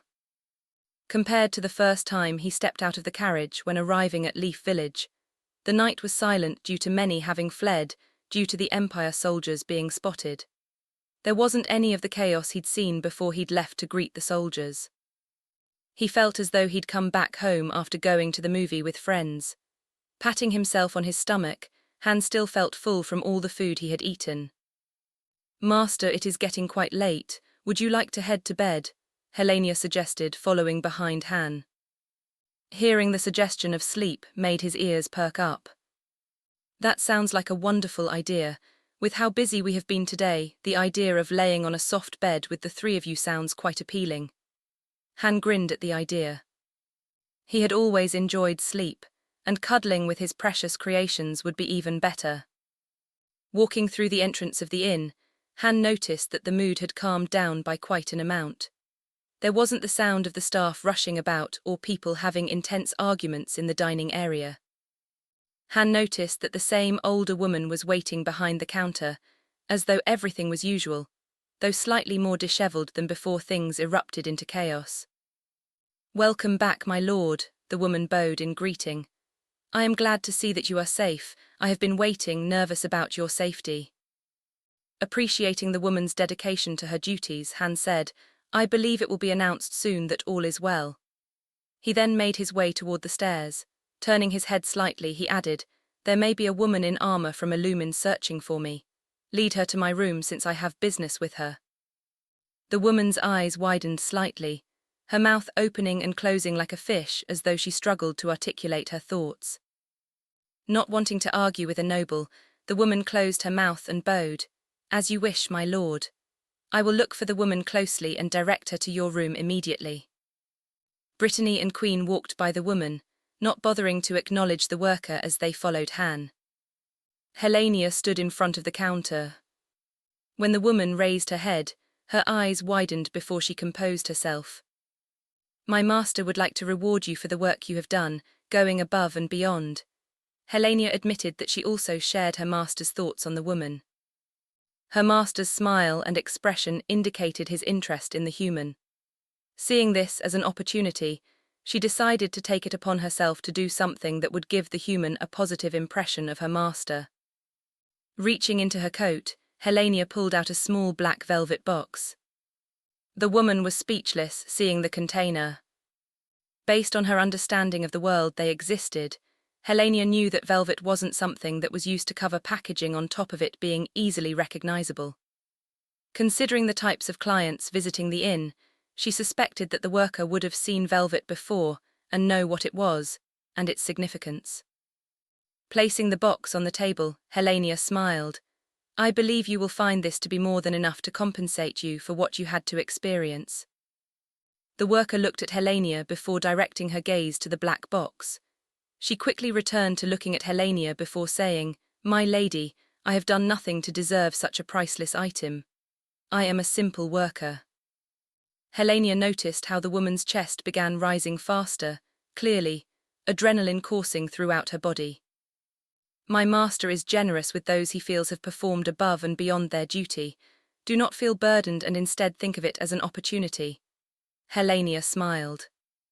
The woman brushed back her blonde hair, using it to give herself time to think.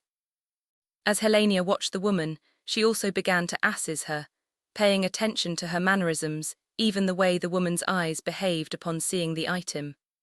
The way the woman's face slowly reddened was also noted.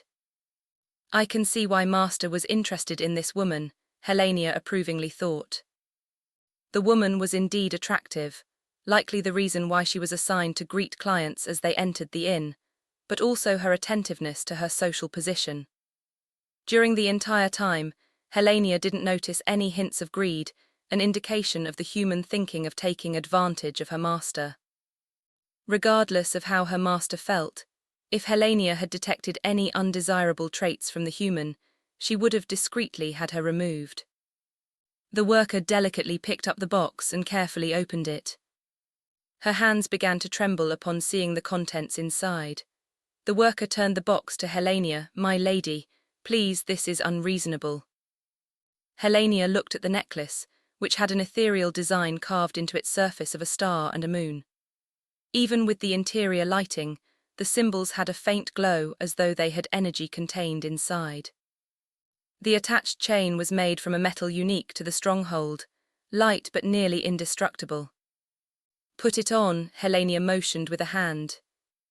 Seeing that Helenia wasn't going to listen to her pleas, the woman's shaking hands picked up the jewelry. The chain flowed along the back of the woman's hand, as though the metal were liquid. "Come over here," Helenia gently directed the woman. Nodding obediently, the woman carefully walked around the counter with the jewelry in hand. It was as though she were terrified of dropping it on the ground. The jewelry glimmered under the nearby light as though absorbing it. Around them, the lobby of the inn felt drab and slightly less colourful in the presence of the unique item. It was as if reality itself bowed before the necklace, acknowledging the beauty the object possessed. When the woman reached her, Helenia held out a hand. Seeing the hand, the woman gratefully returned the jewelry. She let out a long sigh of relief as though a nightmare had passed, and she was freed from a burden. "Turn around," Helenia said.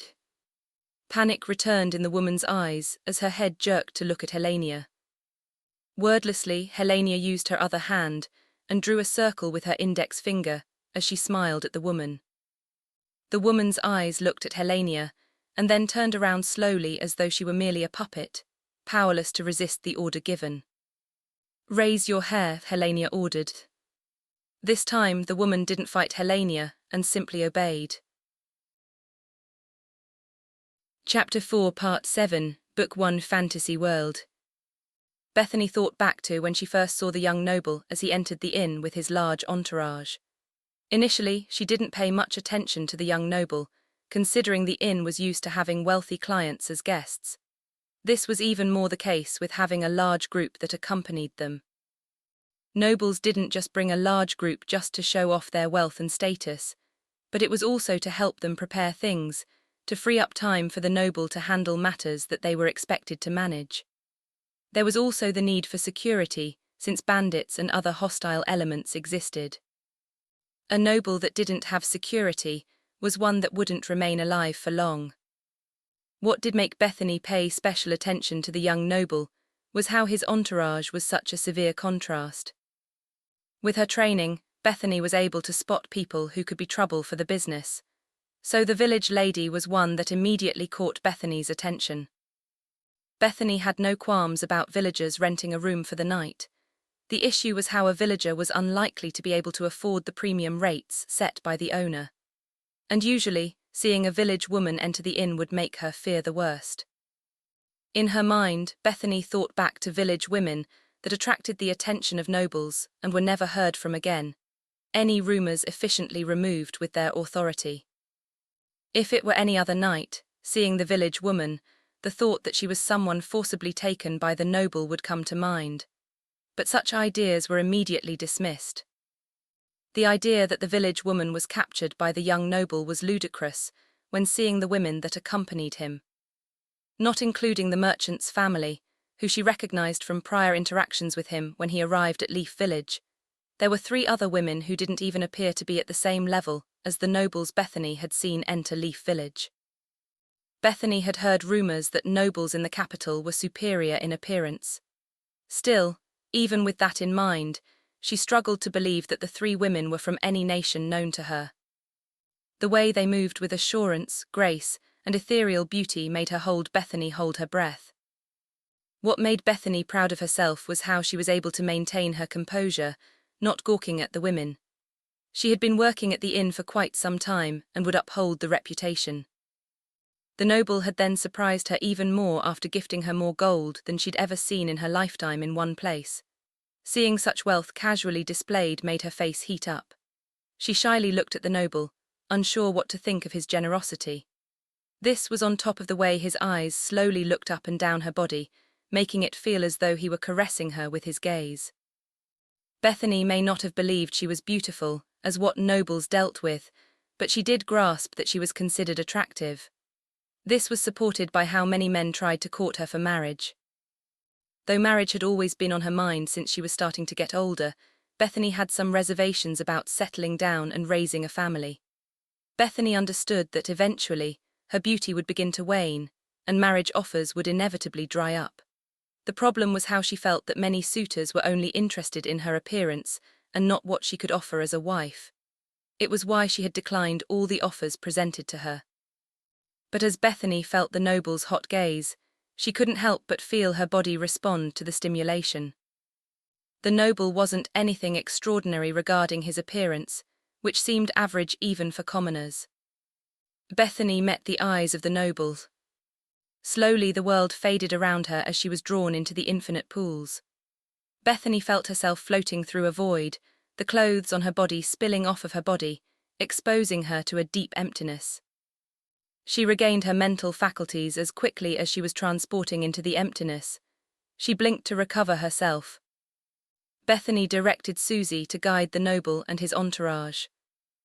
After taking care of the noble, she returned to her other duties, coordinating with the managers about the incoming guests and making sure that the baths were properly functioning. Their establishment was known for its premium bathing facilities, and why many often selected them when searching for a place to rest after a long journey. The day quickly passed as she greeted more guests and handled their check-in, but soon, things began to turn down a strange path. It started with a few people running past the door to their inn.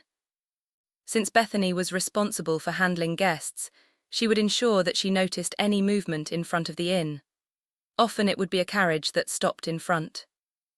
Initially, Bethany assumed that a store had sent workers to handle a matter quickly. What made it strange and unusual was how a growing number of people were running past, and shouting could be heard through the door. "Miss," a voice called out to her. Turning her head, Bethany noticed that it was one of the maids. The maid's eyebrows were raised as she approached slowly, as though not wanting to attract any attention. "What is the matter?"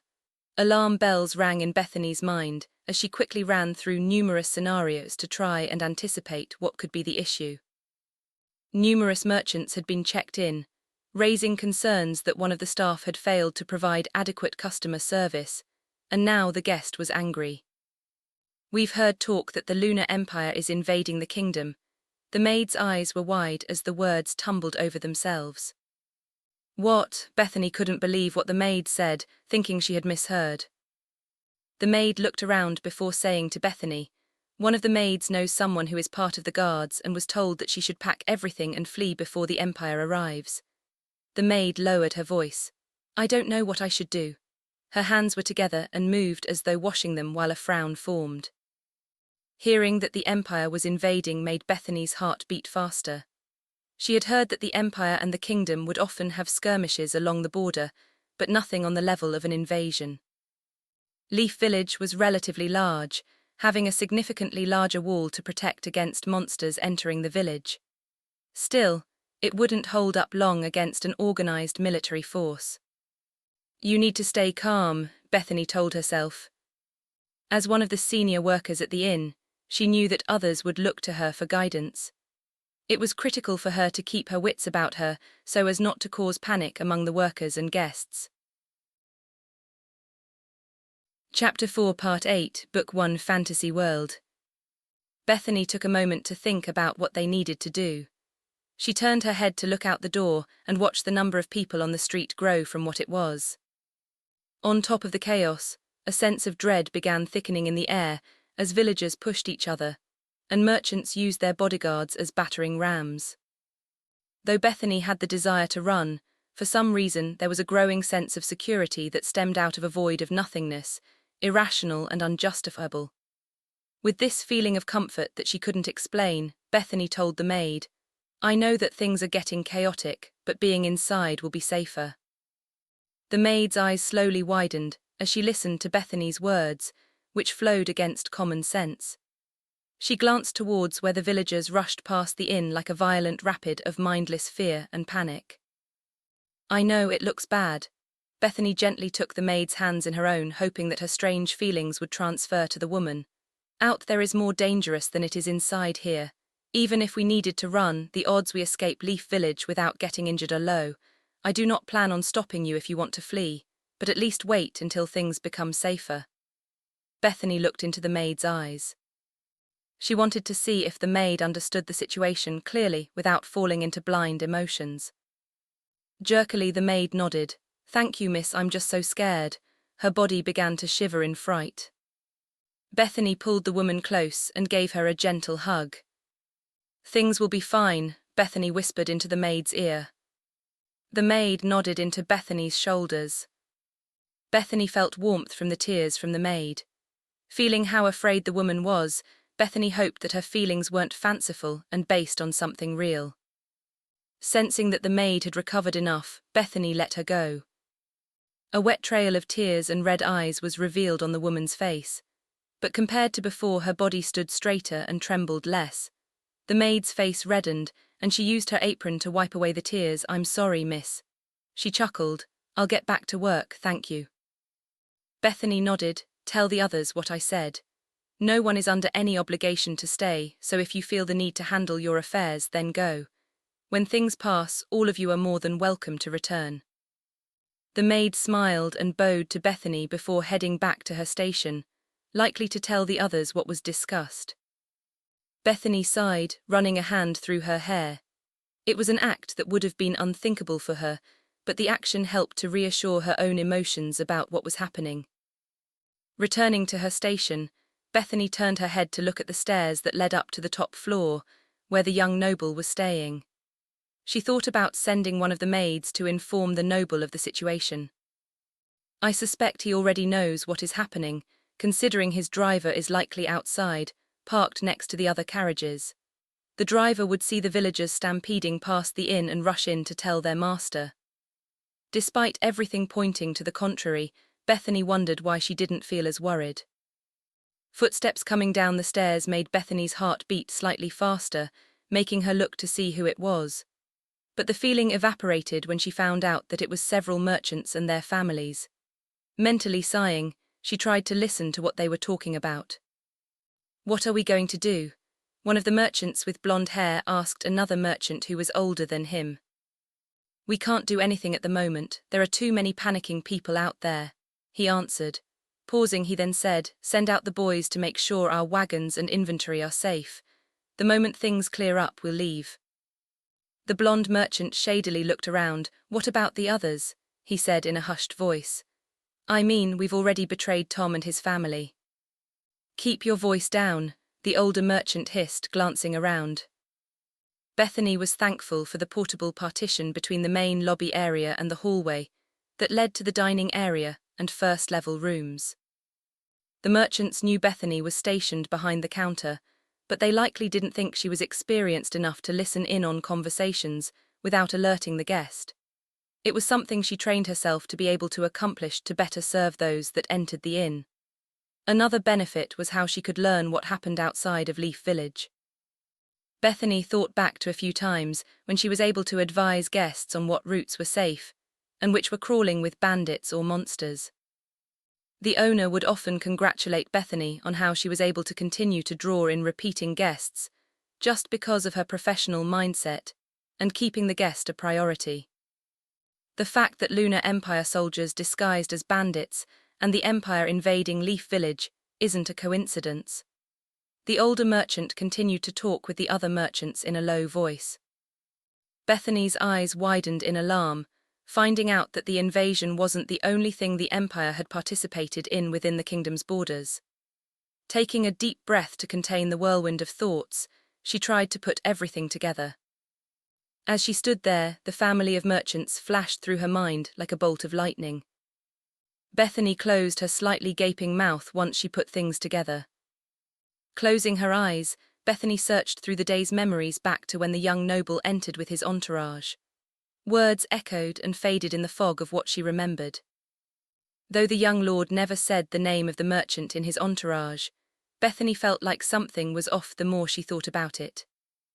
From her experience, merchants would travel with other merchants or with guards to protect them, and sometimes their families as well, while they traveled between locations. But merchants never traveled with the nobility outside of unusual circumstances.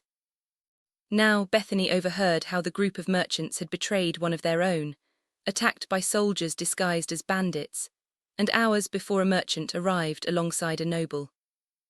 Additionally, this all occurred on the same day that the Lunar Empire invaded the kingdom. Bethany gently chewed on her lower lip as she mulled over all the information, despite how unusual they were. Deep down, she felt there were events slowly coming together, orchestrated by something beyond her comprehension, an unknowable force. A shiver travelled through her body, remembering the penetrating eldritch eyes of the young noble. Her body reacted to the memories of his eyes in ways that she'd never experienced before as a woman. Chapter 4, Part 9, Book 1, Fantasy World. Placing a hand on the counter, Bethany tried to catch her breath.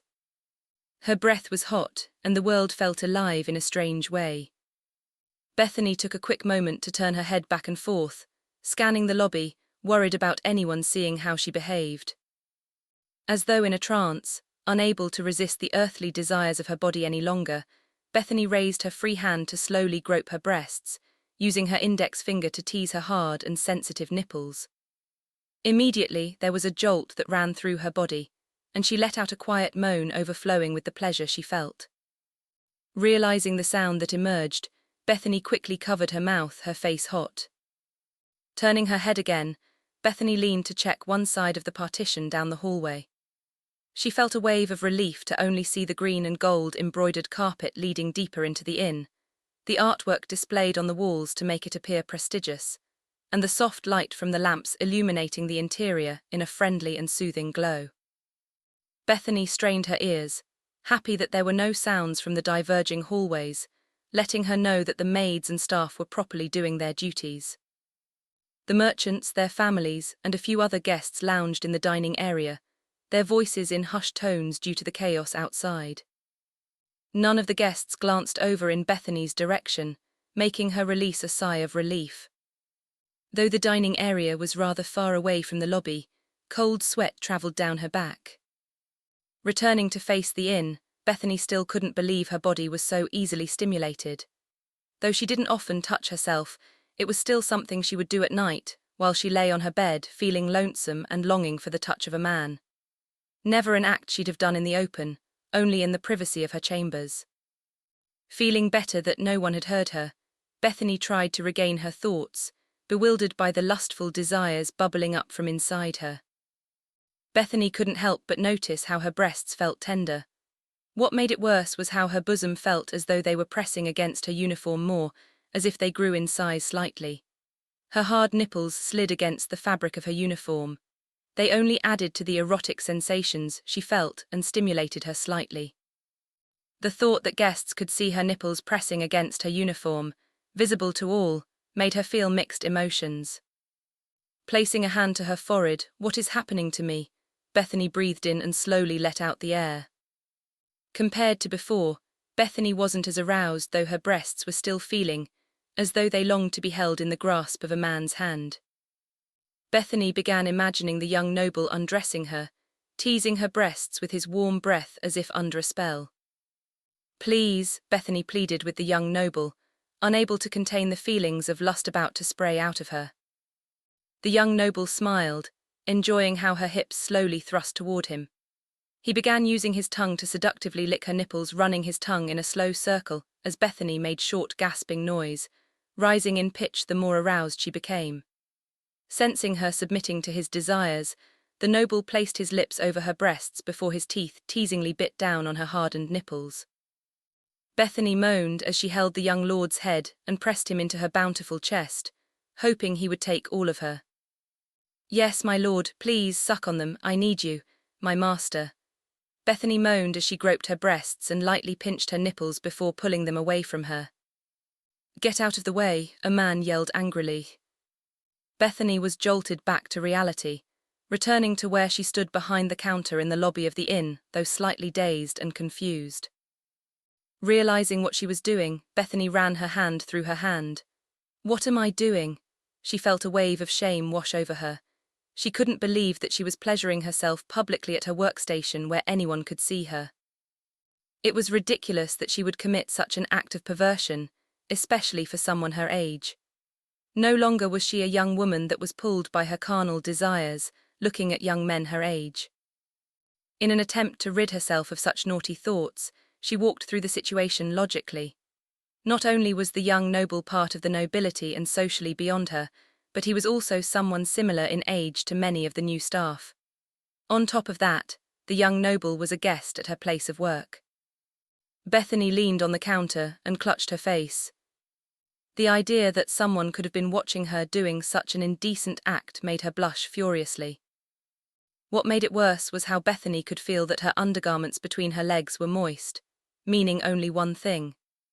Compared to what she had experienced alone, Bethany knew that her body reacted with such an explosion of erotic intensity than at any time in the past when she'd used her fingers that it made her question if she were sane. "Get yourself together, Bethany," Bethany chastised herself. Shaking her head, Bethany placed her hands on the counter and tried to concentrate on what was important. Currently, Empire soldiers were marching towards Leaf Village, and they'd likely enslaved everyone they didn't kill. Being a woman young enough to still attract attention from the opposite sex, Bethany knew what would be in store for her if she were captured. But despite the danger of being used as a toy by some noble of the Empire for the rest of her life, until she was mentally and physically damaged beyond any hope of still being considered human, Bethany felt a sense of calmness. She imagined that such emotions were what also contributed to her shameless behavior. Movement ahead of her made Bethany look out past the door and notice the carriage of the young noble, parked as though ready to take off. Seeing the carriage, Bethany's heart sank. Bethany realized that one of the young noble's servants had informed him of the threat approaching the village. Thinking that the young noble would leave, some of her was relieved since the noble had treated her so well. The gold she received would be enough if she needed to flee outside of the Empire's influence. If she was frugal enough, one of the towns near the capital would be someplace she could stay while regaining her situation and finding work. Bethany thought of several people she knew in one of the towns who could potentially set her up with a temporary job as a salesperson at a clothing store. The sounds of crying could soon be heard behind the partition and interrupted her thoughts. Bethany curiously moved to see who was making such noises. 3 maids were walking out of one of the hallways branching away from the main one, where the rooms were located. Upon closer inspection, Bethany noticed that one of the maids was the one that had approached her earlier, worried about what to do about the Empire soldiers slowly encroaching on Leaf Village. Before going over to ask what the issue was with the maids, Bethany quickly checked her appearance. Her eyes widened in alarm, seeing that her breasts were practically exposed. The memory of entering the trance where she molested and groped her body in a state of animal heat surfaced again. She cursed herself for doing such a disgraceful thing again. Quickly, Bethany organized herself, neatly putting her uniform back together and shifting the dress so that her chest wasn't on display for all to see. She then ran her hands through her hair, desperately hoping that she didn't look like some lady of the night trying to attract men. Straightening her posture, Bethany tried to cleanse her mind of the lustful thoughts from earlier. She took a deep breath and slowly released it, helping her to regain some of her professionalism. Not wanting the maids to further disturb the other guest in the dining area, Bethany walked over to where the maids were huddled together. Seeing the maids causing such a commotion that guests could see, Bethany was slightly irritated, partially added due to her behavior nearly destroying her reputation at the inn. But the emotion was instantly removed from her mind. It would be insensitive to be critical of valuable workers who were simply concerned about current affairs and their safety. Even at that moment, the sound of villagers yelling and screaming in panic and fear could be heard as people were slowly evacuated. Shouts of directions let her know that the village guards were involved in trying to direct people, so the least number of people could be hurt. "What is the matter?" Bethany made sure to keep her voice gentle, as though talking to a child that had awakened in the middle of the night from a nightmare. The maid that had talked to her earlier looked at Bethany, her eyes red from crying streams of tears pouring down her face. "Miss, I'm sorry for not doing my duties. I just can't help but think of what'll happen to us." Quickly trying to remember the maids' names, Bethany gave an empathetic smile before motioning to the maids. "Mel, Corley, and Amory, come over here." Chapter 4, Part 10, Book 1, Fantasy World. Mel, Corley, and Amory were like hatchlings in how they moved together toward someone they trusted, sniffling and trying to keep their emotions in check. Though Bethany hadn't interacted with the three maids often, she didn't know how to settle them down, but she did know that the three girls were hard-working employees at the inn. It was only due to the unusual circumstances that caused them to behave in such a manner. "Girls, it is not appropriate for the three of you to act in such a manner. Such behavior is very unbecoming." Bethany dismissed how she had acted in such a lewd manner moments ago. "Yes, miss," the three lowered their heads, ashamed of how they acted. Seeing that the girls understood that they hadn't behaved in a manner acceptable at their place of work, Bethany mentally nodded approvingly. "Now, have you heard any news?" Bethany looked at Mel. Mel shook her head. "I asked one of the village guards to send word to my family, asking for them to come here since Miss advised me to stay in the inn. Just in case something happened, I figured it would be better for us to be together instead of separated." Bethany slowly nodded, relieved that the maid had taken her advice seriously. Outside the inn, the air slowly continued to become more stifling as panic increased, and people did what they felt was necessary to survive, regardless of the consequences. She could only imagine what would happen to three innocent young women out of the protection of Leaf Village walls as they became refugees. "I overheard the merchants." Corley lowered her head, clasping her hands together against her chest. "They said they needed to get away, stating the Emperor soldiers would do awful things to the women they find." The young maid squeezed her eyes shut, tears beginning to form. Mel and Amory moved closer to Corley and placed their arms around their friend, their eyes beginning to tear up again. Their shoulders trembled as they shakily breathed in and began to sniffle.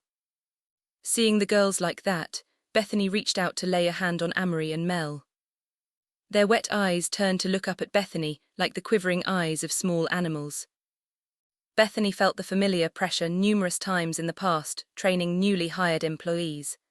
It was a pressure that she'd become more accustomed to as she grew in seniority. With the village on the precipice of being destroyed by a cruel and heartless nation, Bethany couldn't help but feel the extra responsibility of dealing with her juniors to be a bit much. At the same time, she more than understood that it was the reason why seniority existed. Being a pillar of support was what allowed any organization to survive during difficult times. It didn't help that Bethany imagined the three innocent girls covered in blood, after being discarded long after they'd been mentally broken, with every ounce of value violently dragged out of their bodies, used to merely exist as a sexual release for thousands of men. Their lifeless eyes desperately beg for an explanation for why she didn't help them that day. Bethany felt her chest squeeze from the heartache of a real future that lay ahead of them. "Do not worry, I am here, and will do everything I can to keep you safe." Bethany tried to provide even slight relief from their rampant imaginations, weaving unspeakable horrors. Amory wiped the tears from her eyes with the back of her forearm. "What about the noble?" "Noble?" Bethany raised her eyebrows, forced to remember the young noble's face. Nodding, Amory said, "Susie said that a noble had arrived at the inn." Recovering, Bethany smiled. "I am sure that the noble will be able to handle his own affairs. You know that they do not travel without sufficient security." "But no one saw any people that usually come with nobles," Mel said after she had pulled herself together. "I heard that the carriage just has that monster and the woman driver." Bethany tried to remember the people that arrived with the young noble, her eyes opening slightly wider. She realized the young noble hadn't come with anyone who would typically be considered guards. She thought of the village's guards, which had numerous weapons on their bodies on top of sufficient armor. But the people included in the entourage could only be considered non-combatants. This was especially the case with the women, whose smooth skin didn't display any indication that they had to even lift an eating utensil. Though Bethany did remember the one woman with white hair and leather covering little of her voluptuous body, she blushed for even imagining the woman's shapely body. The woman did have a whip attached to her hip. Bethany wondered if the whip was decorative. But even if the whip wasn't for decoration or other knightly activities, it was hard to imagine such a delicate woman being able to fight off the hardened soldiers of the Empire. She suspected even bandits would be able to disarm the woman without much effort. Smiling to the girls, I assume that the young lord has plans in case any dangerous scenarios occur. Bethany tried to brush off the concerns which now infected her thoughts. Mel's eyes grew large upon remembering something. The noble has that monster. A large smile grew on her face. Furrowing her brow, Bethany asked, "Monster?" Mel quickly nodded. The carriage is pulled by a large monster that looks like a dragon. Some of the other workers got too close, and the woman driver warned them to be careful, how the monster wouldn't mind eating them if it felt bothered. Hearing about a monster with the appearance of a dragon, Bethany felt a strange sensation grow from deep within her chest. She remembered how the young noble's gaze had enchanted her, giving an impression that he knew far more than he revealed. Though Bethany tried to pay attention to anything that occurred in front of the inn, she likely missed the monster due to the placement of the glass windows. The glass windows allowed her to see outside and the arrival of guests. Now they only presented an image of chaos and devolving of civil order in the village as guards desperately attempted to maintain order. Bethany couldn't help but think that something was special and unique about the young noble, making her feel an attraction towards him. In addition to the beautiful women surrounding him, how he seemed to have control of her emotions and the financial power he casually displayed, she couldn't help but be mesmerized. She never thought of being a woman easily swayed by a man who carried influence and power, but her body told a different story.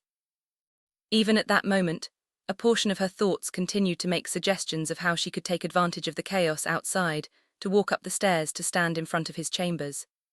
Bethany sighed at the idea that only her uniforms were of a certain quality, standard compared to what she regularly wore. She imagined that he would look at her more if she wore clothing similar to his attendants, how each outfit scene would display more of her skin if worn by her. Chapter 4, Part 11, Book 1, Fantasy World.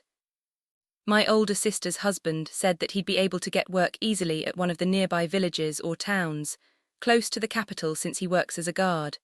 Amory smiled at the happy thought. Corley and Mel's mouths opened wide, hearing what Amory had told them.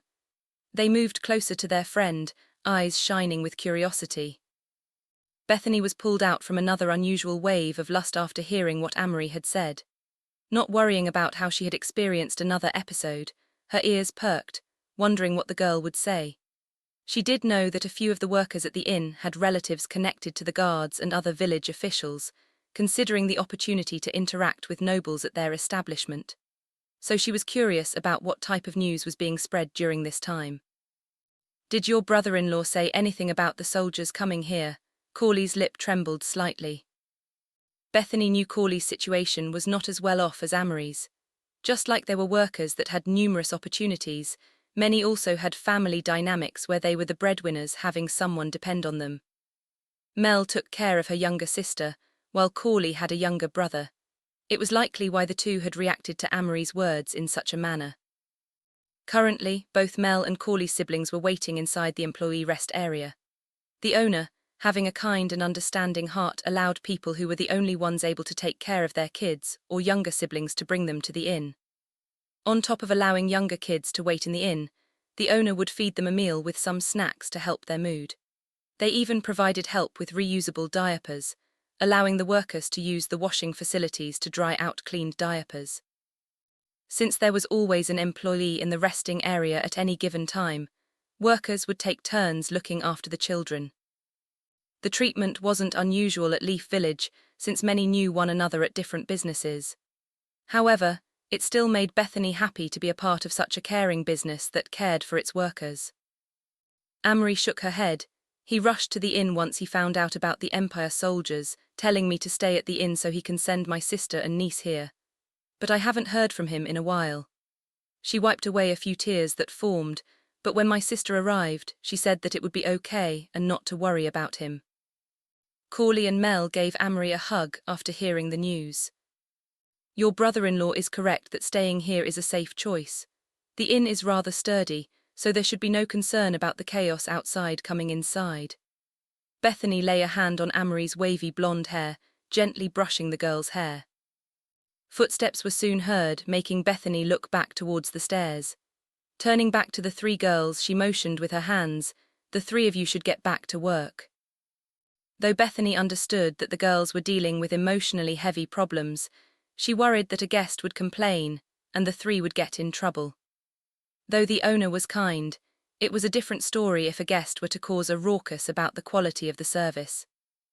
Hearing the footsteps indicating a group of guests making their way down to the lobby, the three girls quickly used their uniform aprons to wipe their faces. "Yes, miss," the three gave a quick bow to Bethany before they quickly made their way to their tasks. Bethany walked back to her station, rechecking her outfit to make sure that she was presentable. Unfortunately, there were some areas of her uniform that she'd typically think unacceptable if seen by other workers, but there wasn't enough time. She hoped that the guests would understand the unusual circumstances. It was then that she noticed the carriage that the young noble had arrived in, waiting in front of the inn.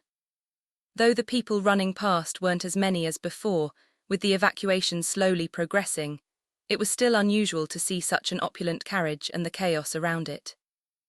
Raising an eyebrow, her thoughts were soon replaced with a curiosity about who was making their way downstairs. Looking out of the corner of her eyes towards the stairs, Bethany's eyes widened upon seeing that it was the young noble with his entourage, slowly emerging as they walked down the steps. Bethany's face turned slightly red, seeing the young noble memories resurfacing related to her earlier behavior. Once they all stepped into the lobby, Bethany realized that only a part of the entourage had arrived. There was no longer the village woman or the merchant family with the young noble. This time, it was only the noble and the three ethereal women. Compared to when they first entered, the outfits were elaborate and shared a common theme. Bethany couldn't help but stare at how they appeared and the eldritch metal that flowed on their clothes. Her mind told her that such material didn't exist, but it only caused her to want to look closer. With how they appeared, Bethany wondered if even the Emperor of the Lunar Empire would be able to find a tailor with enough skill to produce such reality-bending clothes. Catching herself and tearing her mind away from the distraction caused by the young noble and his stunning women, Bethany quickly regained her faculties and moved from behind the counter. As if caught in a motion that couldn't be halted, she reached out toward the young noble. There was no thought about the potential consequences of laying hands on the nobility.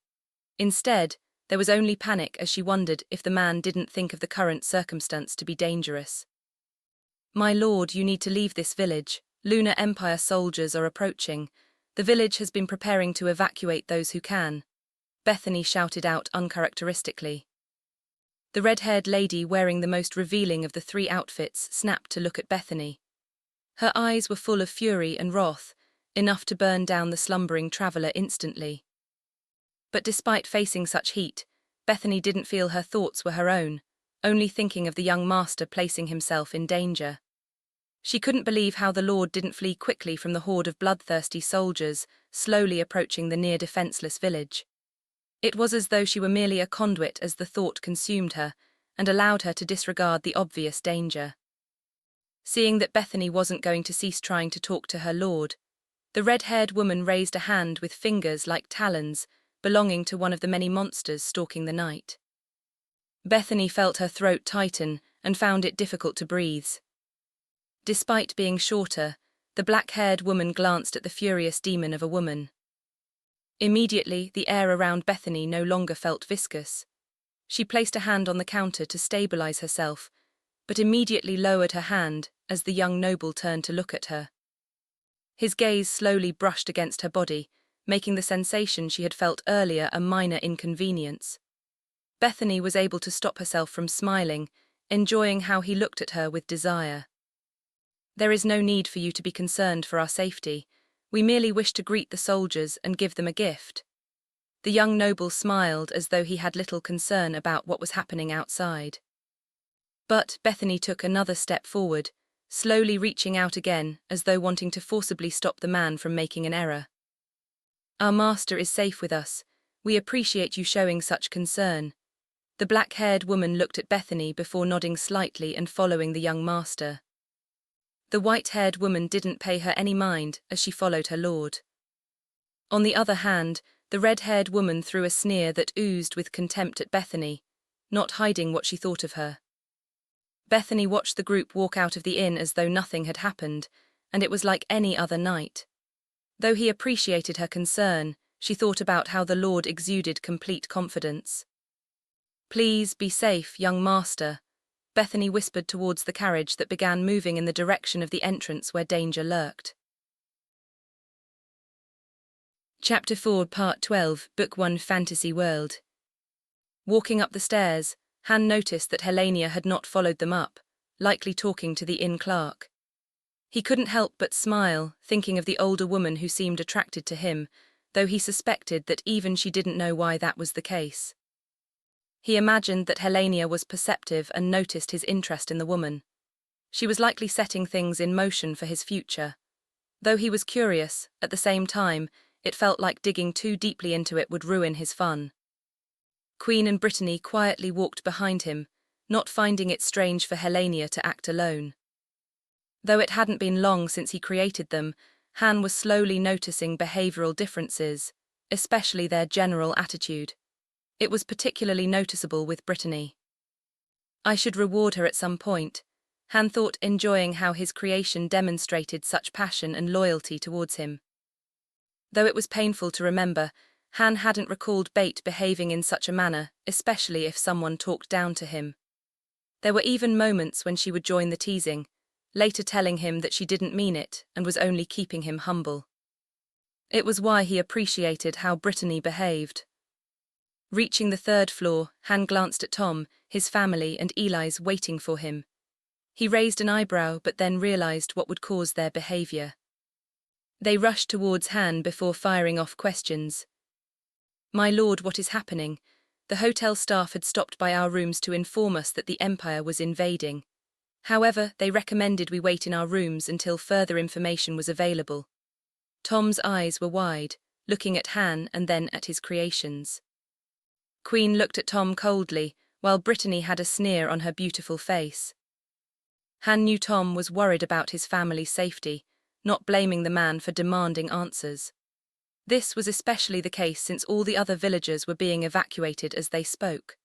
Only inside the inn did there still appear to be people, making Han wonder who had made such a decision and why.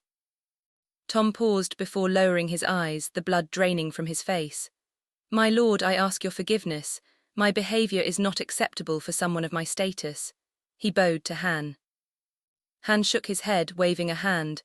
"Your worries are natural, considering your family's safety is in question." "My lord, thank you for your mercy." Molly stood next to her husband and quickly bowed as well. "As I said, your actions are reasonable." Han looked at Molly before turning his head to Tom. "Both of you raise your head." The two straightened their backs. Tom's face was no longer pale, though a bit of sweat was on his forehead. "Speak." Han noticed how Tom looked like a student requesting permission to use the restroom, holding something in due to his earlier actions. Tom raised a hand and coughed, hoping that Eli's would have more information, considering how she had been part of your entourage when you arrived to save my family. We asked her what we should do. Tom paused before continuing. "She advised us that there was nothing to be worried about and that we should wait for your arrival." Eli's blushed upon hearing Tom's words. "My lord, I simply wanted to comfort his family, considering the children were also frightened." Han looked at the two children, who didn't appear as bothered by what was happening. Based on their behavior, he suspected the two didn't fully understand what was happening. His eyes noticed additional maids waiting next to the room for Tom's family. Sensing their creator looking at them, they curtsied in greeting. Han thought it was interesting the contrast of emotions. Tom and Molly worried about what was seen outside, while Eli's was reassured. Then there were the two children who didn't fully grasp what was happening. The maids helped to keep their emotional states in check so they weren't overly stressed. The matter about the Empire has been dealt with. It should be soon that everything returns to relative normality in this village. Han nonchalantly waved a hand to brush aside the matter. Then he remembered the woman they had encountered earlier, the one from the academic city. Han suspected it was a prominent location with some influence based on how she used her title. If it was a simple school, it was unlikely that they would send out someone to support the village. Thinking it would be an opportunity to explore the world instead of simply heading to the capital, Han sensed that his plans would need to be adjusted now that he encountered the woman. He looked at the group in front of him. With the new information I have acquired, I think it is time for us to part ways. Tom and his family's eyes widened at Han's sudden announcement. Eli's looked at Tom's family before looking at Han and his group. I will be traveling to other parts of the kingdom, and I suspect it will diverge from your normal plans, Tom. You and your family have been a delight, but I believe it is time to say goodbye for now, though our paths may converge in the future. Han smiled. Tom's face fell a little after hearing they would be parting ways. Molly had the same expression, though she looked back at Eli's. Han smiled at how the children behaved, turning to look at the maids that arrived after he had left the inn. He imagined that the children enjoyed what the maids had provided. The innocence of children, and how it was easy to read their minds, was always a wonder. Brittany, have the maids do something nice for the children, he linked with his creation. As you wish, my master, Brittany obeyed. Though the children were likely more concerned about the snacks and other items they were able to experience, Tom and Molly had different expressions. My lord, though our time has been short, I have become indebted beyond what a single lifetime could provide. I hope that in the future, our family will come to your mind if you ever require anything. Tom bowed. Yes, my lord, you are our family's benefactor. My children have a future only because of your actions. Please do not hesitate to call for us and we will arrive with haste. Molly bowed, her eyes moist from tears. Han suspected that Tom may be thinking of his loss from no longer having a connection with him, but he didn't doubt that the merchant was genuine with his words. For a merchant, relationships and network development were crucial to success. He even remembered times when he benefited greatly purely due to tentative connections he made with the help of others. His eyes moved to look at Eli's, who had a slightly bitter smile. If you are still interested, you are more than welcome to continue traveling with me. Han offered the village woman. Han couldn't help but think Eli's had only left her home because of him. With that in mind, he had no desire to abandon her just because something interesting had surfaced. For as long as she wanted, Han would allow Eli's to travel with his group, even willing to offer her a position inside the Stronghold. Hearing Han's words, Eli's expression brightened slightly before she bowed. She then looked at Han. My lord, I'm forever changed for the benefit I've gained from meeting you and the ladies who have treated me well, especially for someone as lowly as myself. But, Eli's blinked, a tear travelling down her cheek which she wiped away with the back of her hand. I will be declining your offer. Han looked at Molly before looking at Eli's.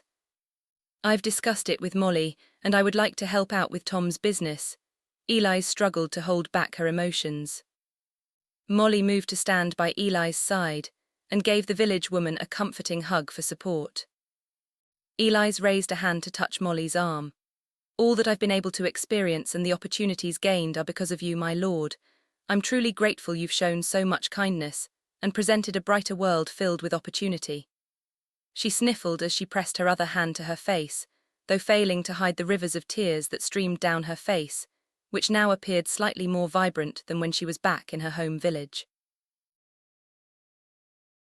Chapter 4, Part 13, Book 1, Fantasy World. Seeing Eli's tears made Han think about how his actions, even if minor, could have such a material impact, which made him pause.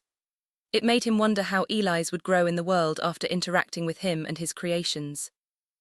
I can only think of myself as fortunate to find someone with so much potential and be allowed to help you unlock your life.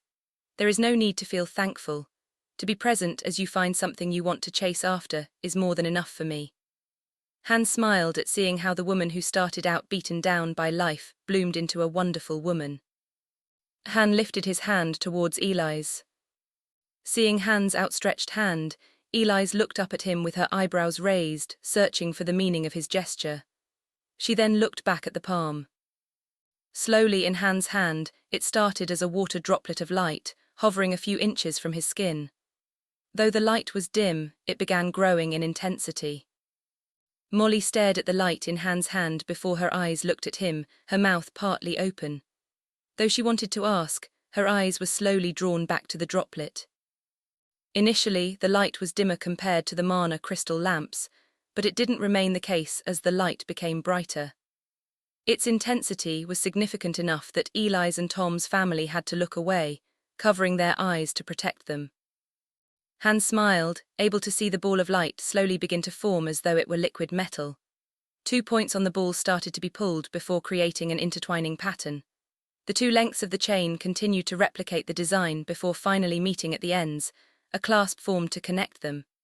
Next, the ball of light slowly began to flatten like a water droplet pressed between 2 panes of glass. On the surface of the flattened droplet were 2 bright points, as though a high-focused laser was engraving onto the surface of the metal. Each point slowly created the image of a star and moon.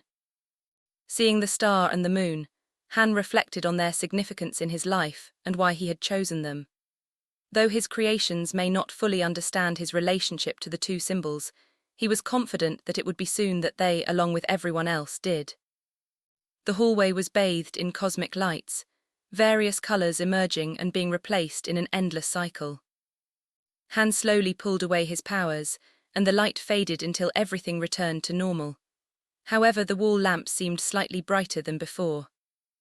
With the light no longer blinding them, Elise and Tom's family hesitatingly removed their hands. Eli's hands slightly trembled from the experience as she looked at what now existed in the center of Han's palm. Seeing the ethereal beauty created by Han, the simple village woman's eyes were mesmerized, as though nothing else existed in the world. Though the pendant was solid, if a person looked closely, the material gave the impression of being liquid with how it appeared to continually flow. The symbols of the star and moon had a faint glow, making anyone captivated by its eldritch beauty. To congratulate you on beginning your new future, I wanted to gift you an item to commemorate our connection.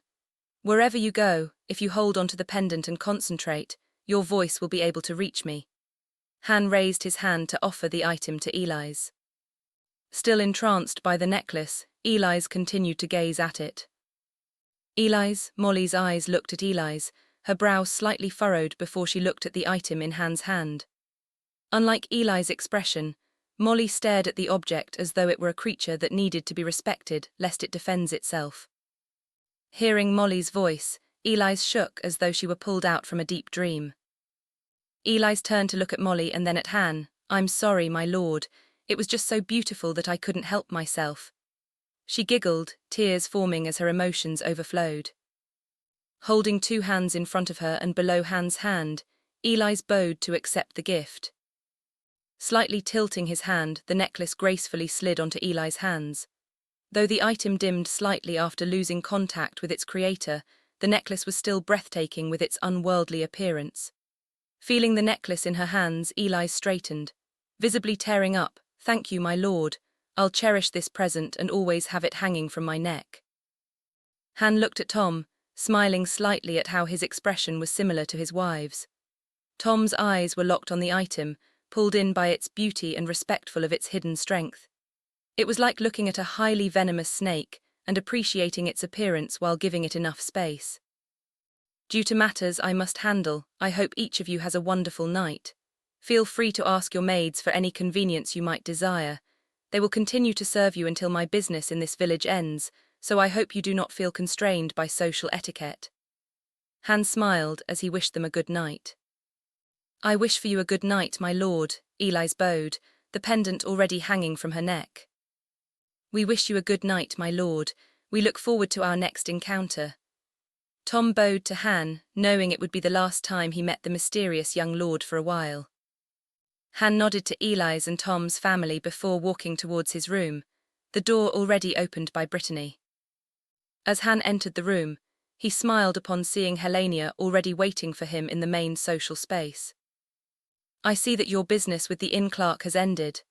Han grinned, the back of his mind curious about what had taken place between his creation and the woman. Helenia smiled as she bowed. Yes, my master. Han was happy that Helenia didn't even offer an explanation, already knowing that he wanted to be surprised in the future. He couldn't help but ponder how the inn clerk would fit into his life and the tapestry created by his actions. Turning to Queen, I want you to assign one of your creatures to look after her, hidden in the shadows and out of sight. Have it report if anything suspicious happens around Eli's. The longer he stayed in Eletran, Han learned that the world was drowning in violence due to the level of civilization, far beyond anything which could be found on Earth. With such thoughts in mind, leaving the simple village woman exposed to the limitless dangers of the fantasy world didn't give a pleasant sensation. Han also worried about Eli's position, being of a lower social status compared to Tom's family. Though he didn't think that Tom or Molly would intentionally abuse Eli's, it didn't change the fact that Eli's lacked life experience and education. The pendant would also serve as a reminder to Tom's family that Eli's would always have a connection to him. Every time Tom or Molly looked at the pendant hanging from Eli's neck, they would think of him and the consequences of any overtly hostile actions. Han also knew that even if Tom and his family didn't take advantage of Eli's, plenty of other people would be eager to use her for their own gain. It didn't help that she was still a beauty despite her age. She would likely have many attempting to approach her with the appearance of kindness, but with hearts filled with greed and lust. With that in mind, Han had instilled the pendant with his will to protect her. It may not have unlimited power, but even the attacks he witnessed used by the Empire wouldn't have an impact on her. The pendant would also alert her of the intentions of others so that she may navigate life, avoiding malicious individuals. He even made sure that the moment Eli's put on the necklace, she'd have no desire to remove it from her body. She'll always desire to have the metal against her skin. In addition to the protections granted to the item, no existence could force Eli's to part with it. Having Queen's minions monitor Eli's would also solve any issues that could occur outside his casual predictions. Chapter 4, Part 14, Book 1, Fantasy World. Han made his way to the main seat in the social area. Though it hadn't been a difficult day for him, it was significantly more involved compared to life in the past. Feeling a bit dramatic, Han plopped himself on top of the chair and closed his eyes slightly. He enjoyed feeling the seat engulf him in the cushion. On either side of his head, delicate hands were gently placed on his skin. The fingers slowly massaged his face, eliminating any little stress that had built up during the day. Thank you, Brittany. Han didn't even bother to open his eyes. Allow me to take away all the fatigue built from your hard work, master. Brittany lowered her head and gently pressed her luscious lips onto the top of Han's head. A sigh passed through his lips, feeling the way Brittany gently massaged him, but with enough force to push out any of the stress from his muscles. On top of sitting on a comfortable chair, Brittany's fingers made him feel as though he was floating through the air. How long do you think until the Lady Knight arrives? Han smirked at the thought of the blonde-haired woman covered in armor. Han suspected that she was the serious type without even knowing the woman. He couldn't help but grin at how much he'd be able to tease her. I suspect that it will not take her long to check out the area past the pyramid, though it will likely cause her to have more questions. Helenia raised a hand to her mouth and lightly laughed. Will we be going to this academic city, master? Queen raised an eyebrow. Smiling, hearing the underlying question beneath his creation's question. Han could tell that Queen thought the trip was a waste of time, though she didn't want to stop him from pursuing his interests. Memories of his school life slowly floated to the surface in the sizable bottomless ocean of his memory. He remembered moments when he laughed with classmates and times he was laughed at by them. There were also times when he would walk alone on the streets, carrying his violin, trying to avoid attracting any attention. With his past experience, Han couldn't help but imagine what it would be like to attend school while not being in the position he found himself in as a child. Compared to the past, this time, he'd be able to take care of himself on top of having those who care for him. It was the reason why when the woman mentioned her title, his heart fluttered slightly. Han knew it was silly, but he couldn't help but imagine what school would be like when it wasn't, more often than not, a daily nightmare. The child in him could be heard telling him to visit the city and attend it. "I apologize, Master," Queen's voice quiet like a whisper. Slightly raising his right hand and making a brushing motion, "There is no reason to be apologetic, my beautiful creation. I understand why you would feel it to be a waste of time." Brittany's fingers paused just for a fraction of a second, before continuing to massage his face. "Aside from the sentimental reasons, I suspect this city will have plenty of information about this world. Being a student would allow us to gather intelligence about the neighboring countries." Han smoothed over the awkward atmosphere hanging in the air. Han turned over his hand and soon felt a hand placed on top. The hand trembled slightly. He gently wrapped his fingers and held the hand. Though her skin was cool to the touch, a slight warmth began to be felt. A few moments passed before the cool hand ceased to tremble. "Thank you, Master." Queen shyly looked away, her cheeks with a faint pink color. Not wanting to let her hand go, Han continued, "There is also the opportunity for us to relax in a relatively safe environment while we watch how people in a better political position behave in this world. I also enjoy the idea of pretending to be a student." He thought back to when he first talked with the Lady Knight and imagined she hadn't gained a good view of him. While keeping photos of himself as a student, Han pushed his will into his body. The chair made squeaking noises as his body slid on the surface. He also felt himself rising slightly due to his weight decreasing due to the age of his body changing. Brittany had removed her hands as Han began slowly adapting his body to fit his thought. A few pops could be felt and heard, Han's bones slowly adjusting to the new frame. He sucked in a little air from the momentary pain he felt. Though he didn't think he did anything incorrectly, the pain wasn't something to be enjoyed, regardless of the duration. "Are you all right, Master?" Helenia asked. When he opened his eyes, Han noticed that everything around him appeared slightly different. It took a minute to realize that it was the change in perspective with his decrease in size. Han chuckled, thinking how so much could change with minor adjustments. Already, Han noticed that all his creations were slightly larger, especially Helenia, whose height used to be the same as his before the change. "Master, you look so adorable," Brittany squealed as she pulled Han into a hug, burying his face into her bosom. Han enjoyed the moment, Brittany's floral fragrance filling the air as he breathed it in. "Master, if you want to smell more of me, we could enjoy ourselves for the night."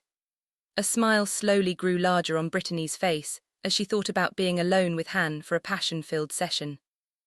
There was a light cough before Helenia ended such thoughts. "Remember that our master is waiting to meet the Lady Knight. Please remember yourself." The air crackled slightly, making Han's hair lift up and the room brighten. Brittany made a clicking sound with her tongue. She opened her mouth but closed it as though deciding another time would be better. Her eyes stared directly at Helenia as she had Han's head in her bosom, gritting her teeth. Sensing how things were getting out of control, Han wanted to say something, but at the moment his face was entirely covered by Brittany's supple, milky skin. Though he enjoyed being sandwiched between her two large mounds, he suspected that delaying things would cause a conflict. Gently, Han pushed himself away from Brittany. Immediately, she released her master from her land of milk and honey. "Calm down, you two," Han looked at Helenia and Brittany.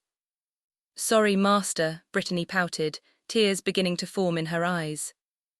Seeing Brittany's reaction, Queen rolled her eyes but kept her silence. Helenia looked at the maid with a flat expression. Queen and Helenia shared a brief look before returning their attention to Han. "I believe our master would like to see himself in a mirror," Helenia coldly spoke to Brittany. Hearing Helenia's voice, the pout on Brittany's face faded, and she gave Helenia and Queen a look. Raising a hand, she snapped her fingers. Close to the entrance to the room, the air split apart to form a portal that shimmered in the air, as though alive and eager to serve.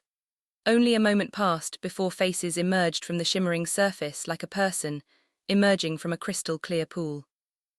Two maids were soon seen carrying a large mirror, similar to the one Han had used in the changing room earlier in the day.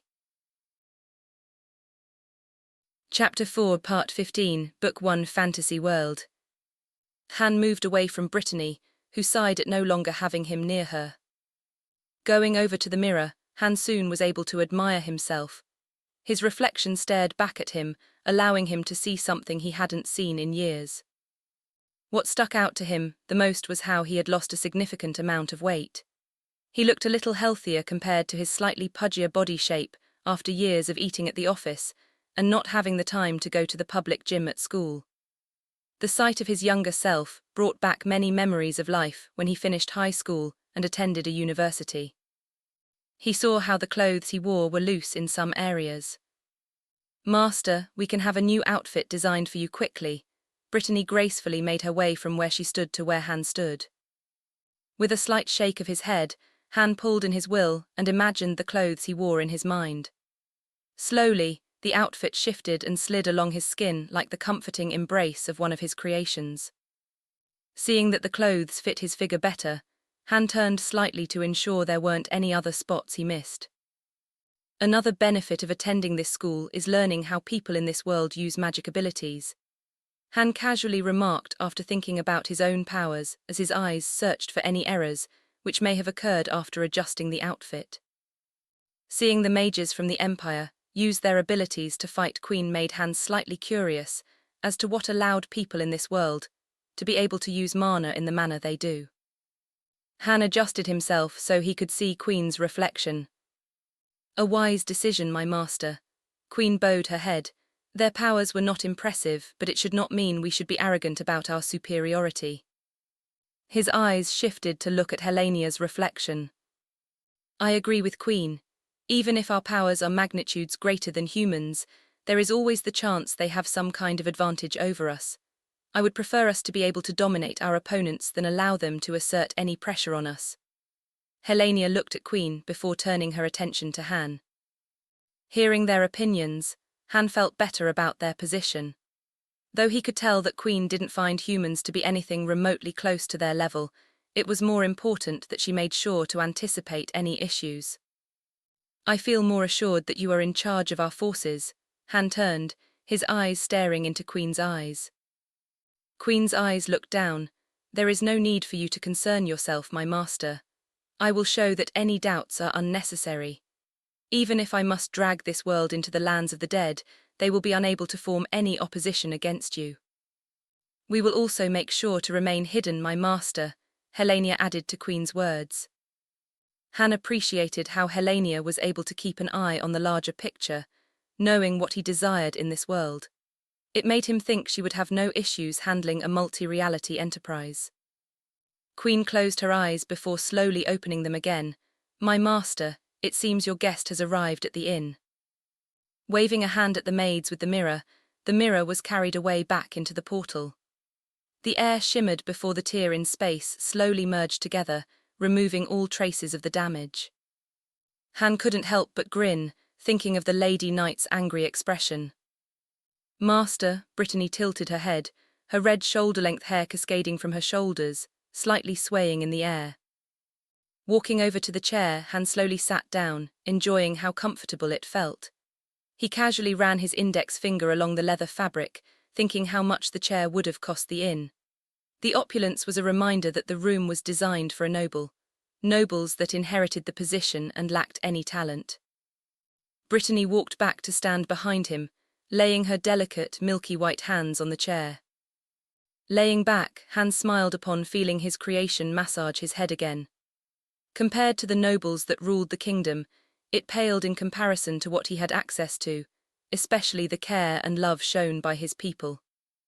Seeing their master preferring to relax while he waited for his guest, Helenia and Queen sat beside each other on his right side, away from the door. Another portal tore through the air, and several maids emerged from the glimmering surface. Each of them carried a tray with cups and teacups in addition to cream and sweeteners. The air was filled with a floral and sweet scent that lifted the atmosphere. A few maids began placing items on top of counters and tables throughout their room. Han raised an eyebrow until he smelled a soothing scent, indicating the maids had activated diffusers with therapeutic essential oils contained within. As he breathed in, his mind felt sharper and clearer. At the same time, his muscles felt relaxed, as though being inside a high-end spa. He may have never entered a luxury spa, but from what Bate had told him, the experience was magical. A platter of fruits and vegetables was laid on the table, with numerous sauces to dip them in. "Master, would you care for a drink?" Helenia placed a saucer with a cup on top in front of where Han sat. "I would like that." Han watched as his creations moved in such a way that it looked like a performance. Helenia picked up the teapot, which had the patterns of stars and moons gently moving through an empty void.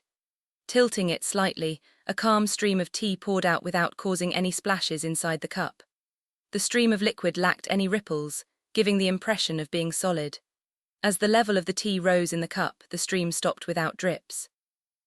Placing the teapot back on the table, Helenia moved like a dancer, picking up a container with a golden viscous liquid inside. Using the spoon, honey was expertly added without any waste. Finally, the cream was added, pouring out of the cup and disrupting the surface of the amber-colored tea. Using a spoon to stir the contents of the liquid without touching the cup, Helenia removed the spoon before lifting it up to be present to Han. "For my master, a being without peer and captivating all we are." Helenia's smile was like a sunrise on a clear morning.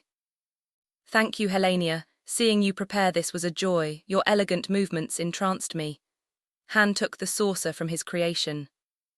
Han looked at the slightly tanned tea, placing the cup close to his nose and smiling upon smelling the fragrant liquid. It was easy to tell that all the ingredients were beyond anything enjoyed on Earth. He imagined even a sip would be worth fortunes. Taking a sip of the liquid, Han enjoyed the sensation of the tea, which was somewhere between being hot and warm. As it flowed down his throat, his body felt an ease similar to the comfort he experienced being surrounded by the beautiful women he created, with how the tea felt as though it overflowed with love and care for his health. Chapter 4, Part 16, Book 1, Fantasy World. Han basked in the warmth of the tea, not able to stop himself from smiling. Seeing Han enjoy his tea, Helenia proceeded to pour a cup and prepare a serving for Queen. Queen nodded and gave a slight smile, "Thank you." Helenia turned to look at Brittany. "Would you care for a cup?" "I will continue to serve my master." Brittany dismissed the offer, not even stopping her fingers from continuing to devotedly massage Han's face. Helenia smiled at Brittany before going to serve herself some of the tea. Enjoying the tea and his creation taking care of him, Han stayed out of the exchange between Helenia and Brittany. It wasn't challenging to sense that tension existed between his creations, the friction stemming due to their differences in how to serve him. With this in mind, talking to Brittany didn't seem necessary. He knew that Brittany was a kind woman at heart, even if her devotion may appear to be extreme to others. Han sensed that Helenia and Queen also understood the attitude Brittany had, letting it continue.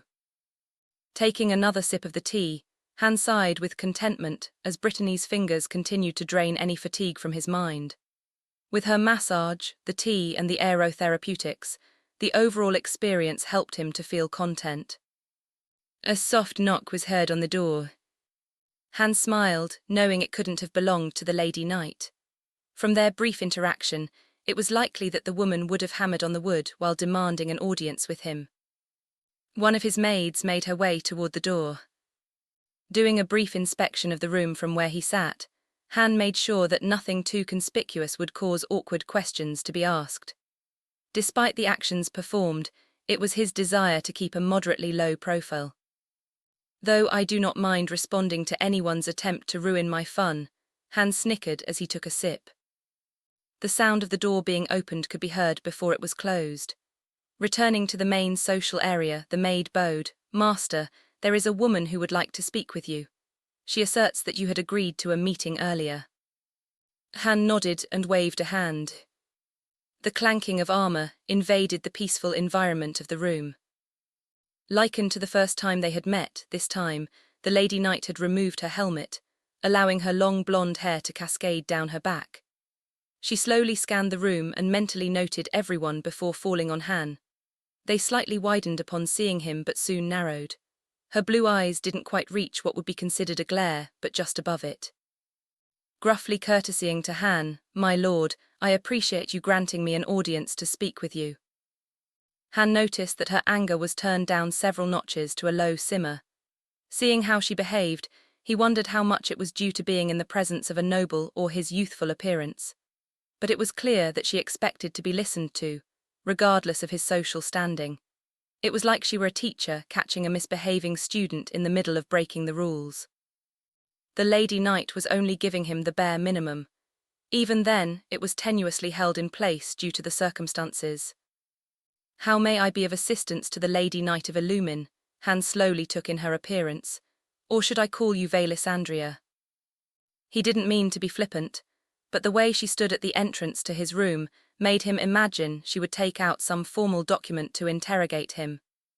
It wasn't difficult to notice that she didn't enjoy having to be deferential to nobles. "I have come to request that you provide me the information you promised me." Velisandria spat out the words as she grimaced, her brows furrowed. The temperature of the room dropped by several degrees. Around them, the maids slightly shifted their body weight, the air shimmering as though charged. Some of the Beast People maids snarled with their hair raised and tails straight.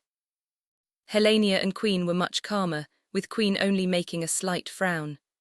This was a stark contrast to Helania, whose eyebrows and lips were a flat line. Raising her cup, Helania took a simple sip as her eyes stayed watching the Lady Knight. Han didn't need to see Brittany's expression, since it felt like an inky black void of viscous, murderous rage bubbled behind him. But even with the air feeling thick to make any human have difficulty breathing, the fingers on his head remained gentle and loving as they slowly massaged him.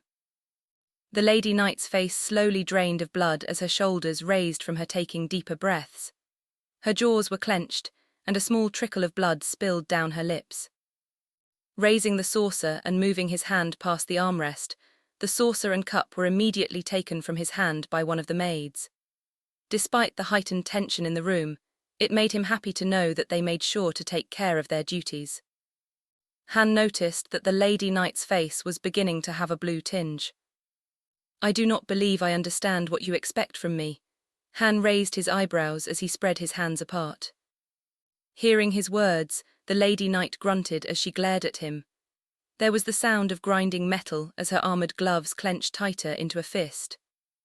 Han mentally congratulated the woman. But despite her efforts, her eyes appeared to drunkenly swim for a moment before regaining control as she shifted her weight and straightened her posture defiantly. "What were you doing there then? When everyone was being evacuated, you were at the other entrance where that pyramid now exists." Her words were spoken through her clenched teeth. Seeing that the woman wasn't changing her behavior, the room dropped a few more degrees, and the air was like a soup with how much killing intent soaked the room. Like a shadow draped across everything, the light darkened with a sinister aura, sapping away any life from the immediate area. Han could understand her frustration, considering what she would have discovered after going past the pyramid. It was also reasonable that she wanted to gain answers to the questions plaguing her mind. But her mannerism and accusatory eyes made him want to heckle her. After everything he experienced, he didn't care to be treated in such a manner as though he was obligated to obey her. "Please," the Lady Knight finally raggedly breathed out. Her body began to tremble. A muted clang was heard as her helmet, cradled in her arm, fell to the floor and rolled a bit from the impact. Though he heard her plea, Han sat in his seat and watched before he smiled and slightly raised a hand. Immediately, the room brightened, and all traces of what had just occurred faded, like a storm breaking to allow the sun to flood the lands below it. Once again, the essential oils could be smelled as they wafted in the air. "Have a seat," Han motioned to the open couch. Velisandria swayed as she breathed heavily, the blue in her skin beginning to recede after a few seconds. Her mouth slightly opened, no longer clenched. One of the maids walked to Velisandria and gently guided her to the sofa. As though in a daze, Velisandria didn't even attempt to pick up her helmet. She appeared apathetic about her appearance while staggering toward the couch. Instead of taking a seat, the Lady Knight collapsed on the cushion, the couch making a slight creaking sound upon taking the sudden weight. Han observed as Velisandria leaned against the armrest on her right side, while trying to recover from the experience. Chapter 4, Part 17, Book 1, Fantasy World. Velisandria still felt her body shiver. However, she felt as though her mind was beginning to clear. In the air, she could smell something unique that permeated throughout the room. She didn't know why, but breathing in the scent helped to clear her mind and help her body to stop trembling in fear. What is this, noble? Velisandria glanced at the attendants as they waited patiently for their master to require anything from them. It was a drastic shift compared to earlier. She could admit that her behavior was rude and unbecoming of someone of her status, representing the prestige of a Lumen academic city. As the head of the disciplinary committee, it was vital that she maintained a level-headed attitude regardless of whether she interacted with a noble or commoner. So the way she barged in and demanded answers from a noble, particularly without knowing their rank, was something she often chastised recruits. Velisandria mentally groaned, thinking about how the president often warned about her hot-headed character flaw. He would talk about how it would get her in trouble someday with someone she couldn't afford to offend. Never before had she experienced such dense killing intent, feeling as though she was being drowned in a bottomless ocean. She didn't know if it was due to losing her breath, but the room appeared to have darkened as though a shadow enveloped everyone. When the miasma receded and she was able to breathe, the room returned to being bright as any other room in the inn. "A tea?" Velisandria jumped, startled by the innocent voice. She turned her head to see a maid in a frilly black uniform with a white frilled apron. It even had a puffed-out skirt with intricate symbols on the black fabric. What startled her more were the floppy black bunny ears on top of her head. A second passed as she realized it was a bunny girl beast person with shiny black fur covering her body. The maid stood there patiently, not seeming bothered by how Velisandria gaped at her. Realizing what she was doing, Velisandria pulled herself out of her daze. She gave a stiff nod. Giving a smile in addition to the slight wiggle of her pink nose, the maid walked away from the sofa towards what appeared to be a serving room for the staff. Velisandria noticed the young noble looking at her, his brown eyes twinkling with amusement. Her face turned scarlet, knowing how she had behaved. She also realized that it was thanks to him that she was still alive. Though the staff appeared friendly now, they would have killed her even before she could blink. Placing her hand on her neck, she couldn't help but imagine her head tumbling down as it looked up at her standing corpse. A shiver passed through her again. "My lord, I would like to offer my sincere apology for my earlier behavior." Velisandria bowed her head deeper than any time in the past, desperate to believe the noble would accept her sincerity. "Regardless of my emotions at the time, there was no justified reason for me to act rudely." "Raise your head, Lady Knight," his voice was calm. Lifting her head, Velisandria couldn't help but feel her skin slightly cool as she looked into his eyes and the mocking smile. Blinking, the noble returned to his normal appearance as though it were all a hallucination on her part. "My lord," Velisandria said. "Please call me Yi. I think we have both gone through some difficult times today," the noble said. Hearing light footsteps, Velisandria turned to see the bunny girl maid from earlier carrying a decorative metal tray. Not saying a word, the maid stopped next to the couch and presented a cup filled with a golden liquid with a bit of steam gently rising from the surface. The bone-white cup and saucer enhanced the color. "Thank you," Velisandria attempted to smile while carefully lifting the saucer. The room was filled with the clinking sound of the cup rattling on the saucer, her hand still not having recovered. She glanced at the cup, noticing vines with stars and moons expertly painted on the surface. Raising the cup closer to her nose, Velisandria breathed in the vapors. A soothing energy slowly spread out from her body, her hand ceasing to tremble as much. "I hope the tea is to your liking." Yi took a sip of his tea as the red-haired maid continued to use her fingers to massage the boy's head. Sensing Velisandria's eyes on her, the woman casually glanced at her, though Velisandria couldn't help but feel a slight stabbing pain in her chest as a sliver of killing intent leaked out. Brittany, you are being rude to our guest, the black-haired woman chastised her associate. The corner of the woman named Brittany's mouth slightly turned down as she looked at the black-haired woman, before returning her full attention to the young noble. Velisandria's chest felt the pressure lift, her lungs able to smoothly carry the air into them. I apologize for Brittany's behavior, the black-haired woman slightly bowed her head, her straight glistening hair flowing over her shoulders. She raised her head and placed a porcelain hand on her bountiful chest. I am Helenia.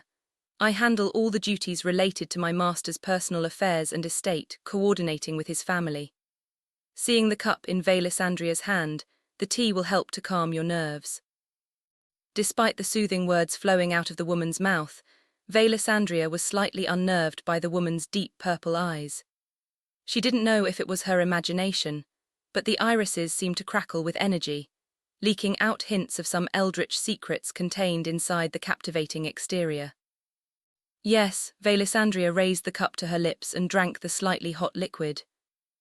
Her eyes widened as the golden fluid entered her mouth, introducing flavors she'd never encountered, even with her status inside the academic city. Just as Helenia, the black-haired woman, had said, her body felt as though it were being cradled in a warm, fluffy blanket, the chill that permeated her body being exorcised. Seeing Velisandria's expression, Helenia smiled. Returning the cup to the saucer, Velisandria continued to hold the items in her hands. The tiny white cup was a shield that protected not just her body, but also her mind, tenuously held together by healing liquid. In her mind, the drink was akin to an otherworldly elixir. As she sat on the couch, Velisandria couldn't help but imagine herself lost in an accursed land, untouched by even the gods and demons of old, ruled by eldritch cosmic beings of unspeakable powers, beyond anything her feeble mortal mind could imagine. Even with the armor on her feminine body, she couldn't help but imagine herself as a child wearing a chainmail created from grass, while holding a stick to protect herself. Once again, she was reminded how much of an error she had made, encountering such a being as the young lord. Chapter 4, Part 18, Book 1, Fantasy World. Velisandria thought about her position as the head of the disciplinary committee at Illumin Academic City, as though it was some talisman to give her strength to add to the tea. It was a desperate attempt for her to not feel overwhelmed. Lifting the cup back to her lips, she took another sip, hoping it calmed her nerves. A sigh left her mouth as she felt the energy travel throughout her body, helping to restore her. She was grateful for the tea. Thank you for the tea, Velisandria bowed her head to the young noble. Please feel free to call me Ye reminded her. Taking in a breath and slowly letting it out, she couldn't help but think about how ridiculous it was to be in her current position. Ye, Velisandria hesitatingly said the young noble's name, finding it to be alien on her tongue. Ye simply sat in his chair while waiting for her to continue. The one named Brittany stopped massaging his face and simply stood behind his chair, feeling a mix between a maid and a sentinel. Even with the woman standing there, Velisandria couldn't see any openings. In her mind, any attack made on her part would be instantly stopped by all the surrounding attendants, and even if she were able to break through, the one named Brittany would cleave her in two. Ye, please tell me what you were doing there. We had received a report of the Empire invading the kingdom and immediately left the city to provide aid. While everyone else in the village was evacuating, your carriage had appeared through the same entrance the Empire forces would have entered. Though she felt frustrated, Velisandria kept a tight rein on her emotions, not even daring to reveal a frown or hint of her actual thoughts. All around her, she could feel the eyes of the young noble's attendants on her, as though waiting for her to step out of line. Velisandria took another sip of the tea, her eyes widening upon finding out that she had finished the tea. Her stomach dropped slightly, finding out the liquid courage which allowed her to question a being like the young noble was gone. As if sensing how Velisandria felt, the bunny girl maid approached the couch with a new metal tray and a new cup of fresh tea. Seeing the tea was like feeling comforted by her parents after having dealt with bullies. There was a sense of reassurance that things would be fine, making Velisandria smile shyly at the maid. With such emotions, she placed the saucer and the empty cup on the metal tray before taking the new saucer and cup. Grabbing the handle of the cup, she could already feel the comforting warmth of the tea. "I am pleased that the tea is to your liking." Yi's eyes were playful as they looked at her like an adult would view a child impressed with something simple. He then turned his head to look at a nearby maid. "Prepare a tray with various teas and accessories for Lady Knight, so she can take it with her when she leaves." The bunny girl that had served her curtsied. "Yes, master." She walked several steps back before turning around and making her way to the side room where the tea had been prepared. For a second, Velisandria imagined a flicker of blue light or some shadow, making her blink. Trying to think what could create such light made her pause. Still, she couldn't help but internally chuckle, thinking she had allowed work to catch up to her and make her hallucinate from exhaustion. Velisandria could hear William nagging her about not getting enough rest. "I do not know what I can tell you," Yi shrugged and raised his hands. Placing a hand on his chest, "I was just as startled as you to see what was in front of the pyramid, though I thought the structure was always there." Hearing Yi say that they thought the pyramid had always existed, there made Velisandria raise an eyebrow and look at the young noble. But the young noble's expression didn't betray anything, as though he genuinely believed his own words. Yi was either a skilled liar or unfamiliar with this part of the kingdom. This only made her confused about the young man's origins. Sensing her confusion, Yi said, "My family has been in isolation for quite some time, so we lack a lot of common knowledge." He laughed. "I admit to being surprised with how things have changed from what I was told growing up. My master's ancestors preferred to keep themselves away from political conflicts, wanting to keep their people safe." The black-haired woman calling herself Helenia said as she took another sip of her tea. "Forgive my late introduction, I am called Queen. My master's security is under my purview." The white-haired woman in the leather outfit that seemed to hug her body just a tad too much placed her hand on her bountiful chest. "We owe everything to our master and his family, who have provided us with everything, even our mind, body and souls. So I hope that you understand our circumstances." Velisandria couldn't help but feel a little enthralled by the appearance of all the beautiful women, though now she knew that underneath their looks held a deadly power.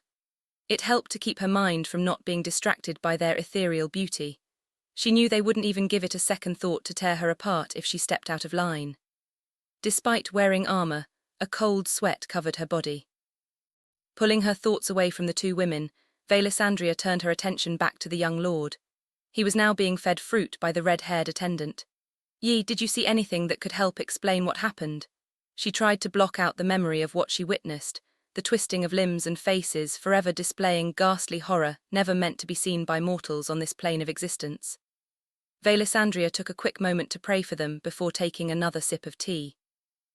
Velisandria knew she'd need to speak to those in charge of Leaf Village, and warn them not to allow the villagers to see what lay beyond the foreboding pyramid.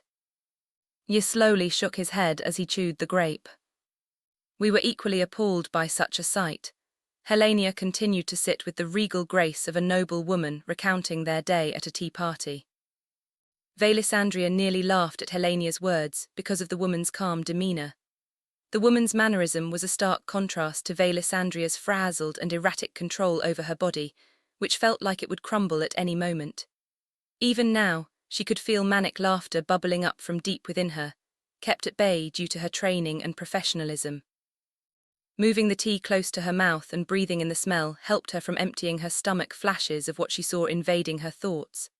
Suppose someone told her everything past meeting the young noble and all the blood-curdling events that transpired afterward was a nightmare. In that case, she'd believe it in a second. She wished for all of it to be a fabrication of her imagination, but even then, it was doubtful that the smell would ever leave her mind. Whatever performed such an act was never meant for this world. Velisandria shuddered, praying that they didn't have anything else to worry about besides the overflow. Chapter 4, Part 19, Book 1, Fantasy World. "So you are the Lady Knight of Illumin Academic City." Yi shifted his body, placing his elbow on the armrest and resting his head on his hand. His eyes twinkled as though Velisandria had caught his attention in some way. Feeling a chill run up her back, having gained such a person's attention, Velisandria reminded herself that it was essential to promote the city, since more nobles would mean a stronger position against external political influences. Their city always felt on the edge of being swallowed up by the kingdom or empire, two of the largest forces in the immediate area. Taking a sip of the tea and gaining some courage, Velasandria nodded. "That is correct. I am unfamiliar with such a place." Ye leaned forward, smiling slightly as though sensing her hesitancy. Coming to terms with the young lord not seeming to leave the subject alone, and knowing she'd have needed to promote her city anyways, Velasandria attempted a cheerful smile while straightening her back. "Though we are within the territory of the kingdom, Illumin is able to retain sovereignty due to the value we offer to all the regional nations." Ye's eyes widened slightly as he opened his mouth to eat another grape, fed by the stunning red-haired maid. Seeing that the young lord wasn't going to add anything, she continued, "Though there are other similar academic cities on the continent, we pride ourselves in how we refuse to discriminate against the financial and political backgrounds of our students. As the head of the disciplinary committee, I can assure you of this fact." The white-haired woman named Queen rolled her eyes. Looking at Velasandria, Queen pointed a finger. "That sounds nice, but I assume you have no way to defend yourself if the kingdom wants to take over. So I have no doubt that you cater to those of noble heritage." She snickered at the lunacy as she leaned back into the couch. "While I may not have phrased it in such a manner, I do agree that Queen has a point." Helenia looked at Queen, as though chastising the woman before turning to look at Velasandria. "I imagine you provide some service that allows you to shield yourself, stopping your small city from being consumed." Hearing both women call her out on the longevity of the city, Velasandria couldn't help but think of the numerous lords and ladies inside the academy who gave her headaches with their mentality. "While you are correct, our academy being one of the best, we offer those who originate from other nations an opportunity to better themselves. Those same students return to their respective homes, benefiting the local government organizations." Velasandria took a sip of the tea to soothe her mind and moisten her throat. "In addition to our academic abilities, the Adventurers Guild has been a great boon, placing one of their branches inside the city. This means that any acts of aggression on the city would also be directed to the guild," Ye said. His eyes bore straight into Velasandria's soul, trying to find any falsehoods said. Velasandria paused in her explanation, seeing that the young lord was contemplating something. "I admit that the Adventurers Guild was not something I was familiar with, but as I keep hearing their name, I sense that they contribute far more than I could ever have realized." Ye stroked his chin slowly as he thought out loud. Queen moved forward, no longer appearing to lounge on the sofa. "My master, I do not think such an organization could be so powerful that they would be able to hold back nations with military power." She waved a hand at the idea and at Velasandria. Helenia placed a hand on her cheek. "I suspect that the value of the guild is how they are an organization that provides work to protect the surrounding area and stimulate the local economy. It would be difficult for all countries to move against Illumin, so any that do would risk having the guild pull out from that nation. Such a decision would likely cause great economic turmoil." Despite the analysis not being anything extraordinary, Velasandria couldn't help but stare at the three. For a moment, she felt like she was back in Illumin and listening to teachers debating a topic. She couldn't understand how no one knew about such a noble family until now. In her mind, she could hear the president ordering her to do whatever was necessary to bring the young lord to their academy and become a student. Then the voice of the treasurer complaining about how expenses were increasing and their need to bring in more students from wealthy families. Velasandria had a sinking suspicion that if she came back without the young noble, she would face disciplinary action by the student council. Lifting the teacup from the saucer, Velasandria wasn't surprised to see it tremble slightly in her grip. "We also have many businesses of varying sizes which may offer great potential for your family." Velasandria did everything in her power to smile and become a vessel for any deity connected to merchants. She prayed they would answer her call and help her through such an ordeal. "Thanks to our low tax rate, below what any nation offers, businesses are continually streaming into our city to conduct trade. Such an environment allows for students interested in business to gain internship opportunities that would be unimaginable anywhere else." Velisandria looked at the young lord before slowly checking the mood of the two senior attendants, who seemed to have a significant influence on the young lord. The silence in the room began to grow as Velisandria fought to keep herself calm. She hoped her face wasn't sweating to such a severe degree, though her body under the armor was beginning to warm. After you explain the offer and all the benefits, you need to stay quiet. The first to speak is the one that loses. She heard the treasurer's voice after a council meeting at one of the nearby cafes. People often let silence bother them, making them say things and offering more benefits beyond what already exists. So whenever you do a deal, make sure to know when to shut up. The treasurer stabbed her finger at her, expecting Velisandria to be someone who would make such an error. While Velisandria waited for the young noble to make a decision, she hated how her face felt as though it was going to be frozen in place, and how the muscles holding the smile felt like they were cramping. If I were interested in becoming a student at your academy, what would I need to do in order to get accepted? You looked at Velisandria, as though admission into the academy wasn't something he worried about, already anticipating his acceptance.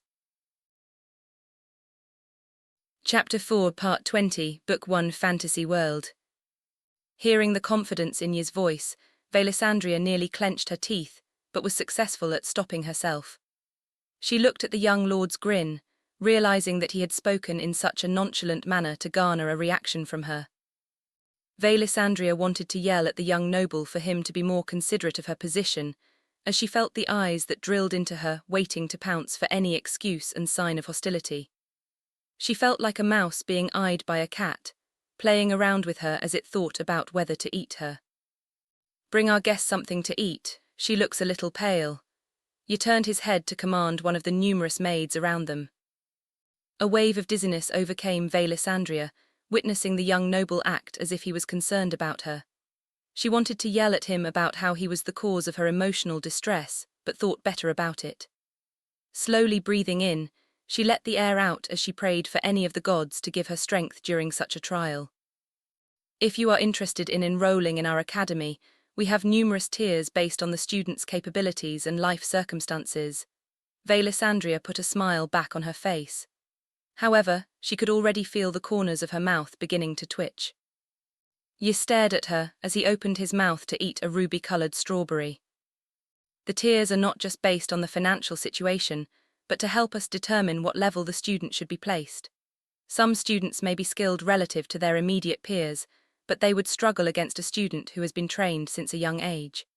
This is why we want students to be grouped with others similar to their skill level. Velisandria struggled to not feel as though she were pouring water into an endless void as the words spilled from her mouth. Despite feeling as though she were being pressured, Velisandria congratulated herself on being able to maintain her calm demeanor. I do not think that our master needs to worry about whether others will be more skilled than him. Helenia's eyes smiled as she looked at Velisandria. You could even say our master is one of a kind. Velisandria raised her cup to take a sip. Feeling better, she looked at the attendant. I have no doubt that you would perform well.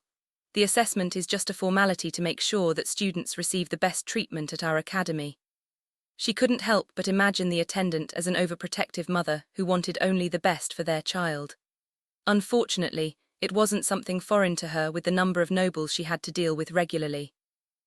She was glad that none of the maids in the room directed any glares at her for her refusal to acknowledge the young lord as being above any other student.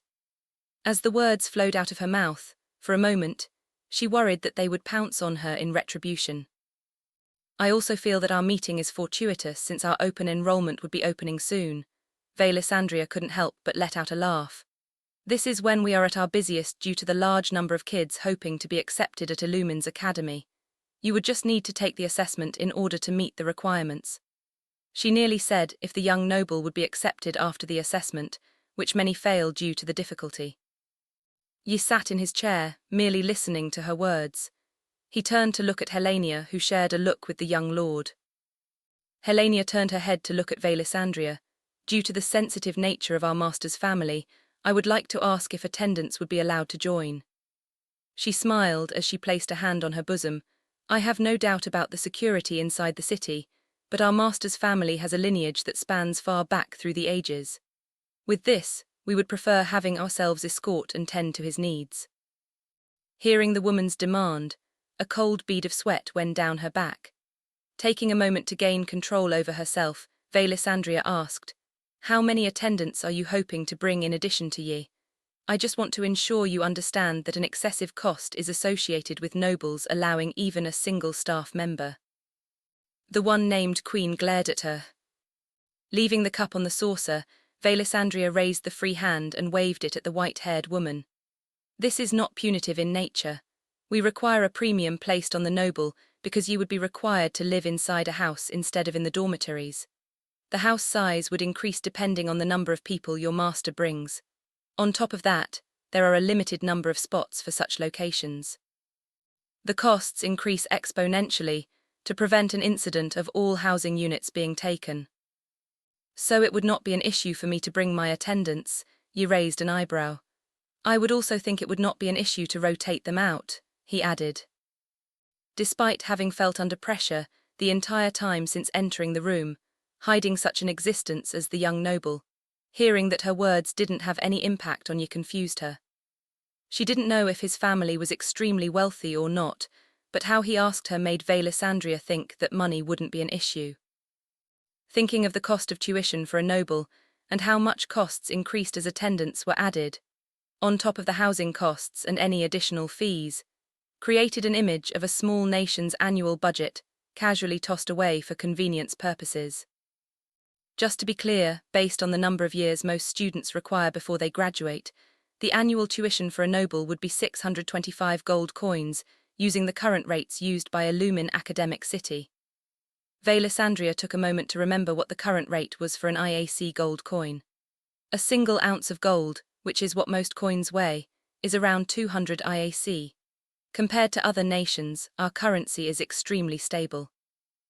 Clearing her throat, this is just for the noble and not factoring costs such as room and board.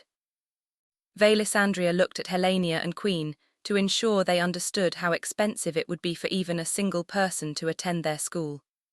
Depending on the size of the house, there were even nobles who would struggle to pay the tuition fee. Chapter 4, Part 21, Book 1, Fantasy World. Helenia and Queen stared back at Velisandria, as though the numbers she quoted weren't an issue, making her feel as if her sanity was slowly seeping out of her ears, dribbling down her body. Taking a deep breath, she tried to explain the situation better. Turning to the young noble, "Ye, my lord, though I may not have direct experience with costs associated with students, especially nobles, when it comes to calculating costs for attending our academy, it would not be unreasonable to estimate that my lord may end up paying several million IACs. This is not something that can be scoffed at, being serious numbers for even ducal families." Velisandria raised the cup of tea with trembling hands to her lips, attempting to imagine such figures in her mind. With several million IACs, it wouldn't be outlandish to think an individual would be able to build a large portion of the kingdom's capital. What made things worse as she tried to slow her breathing was how the millions were how much the young lord would be obligated to pay each year.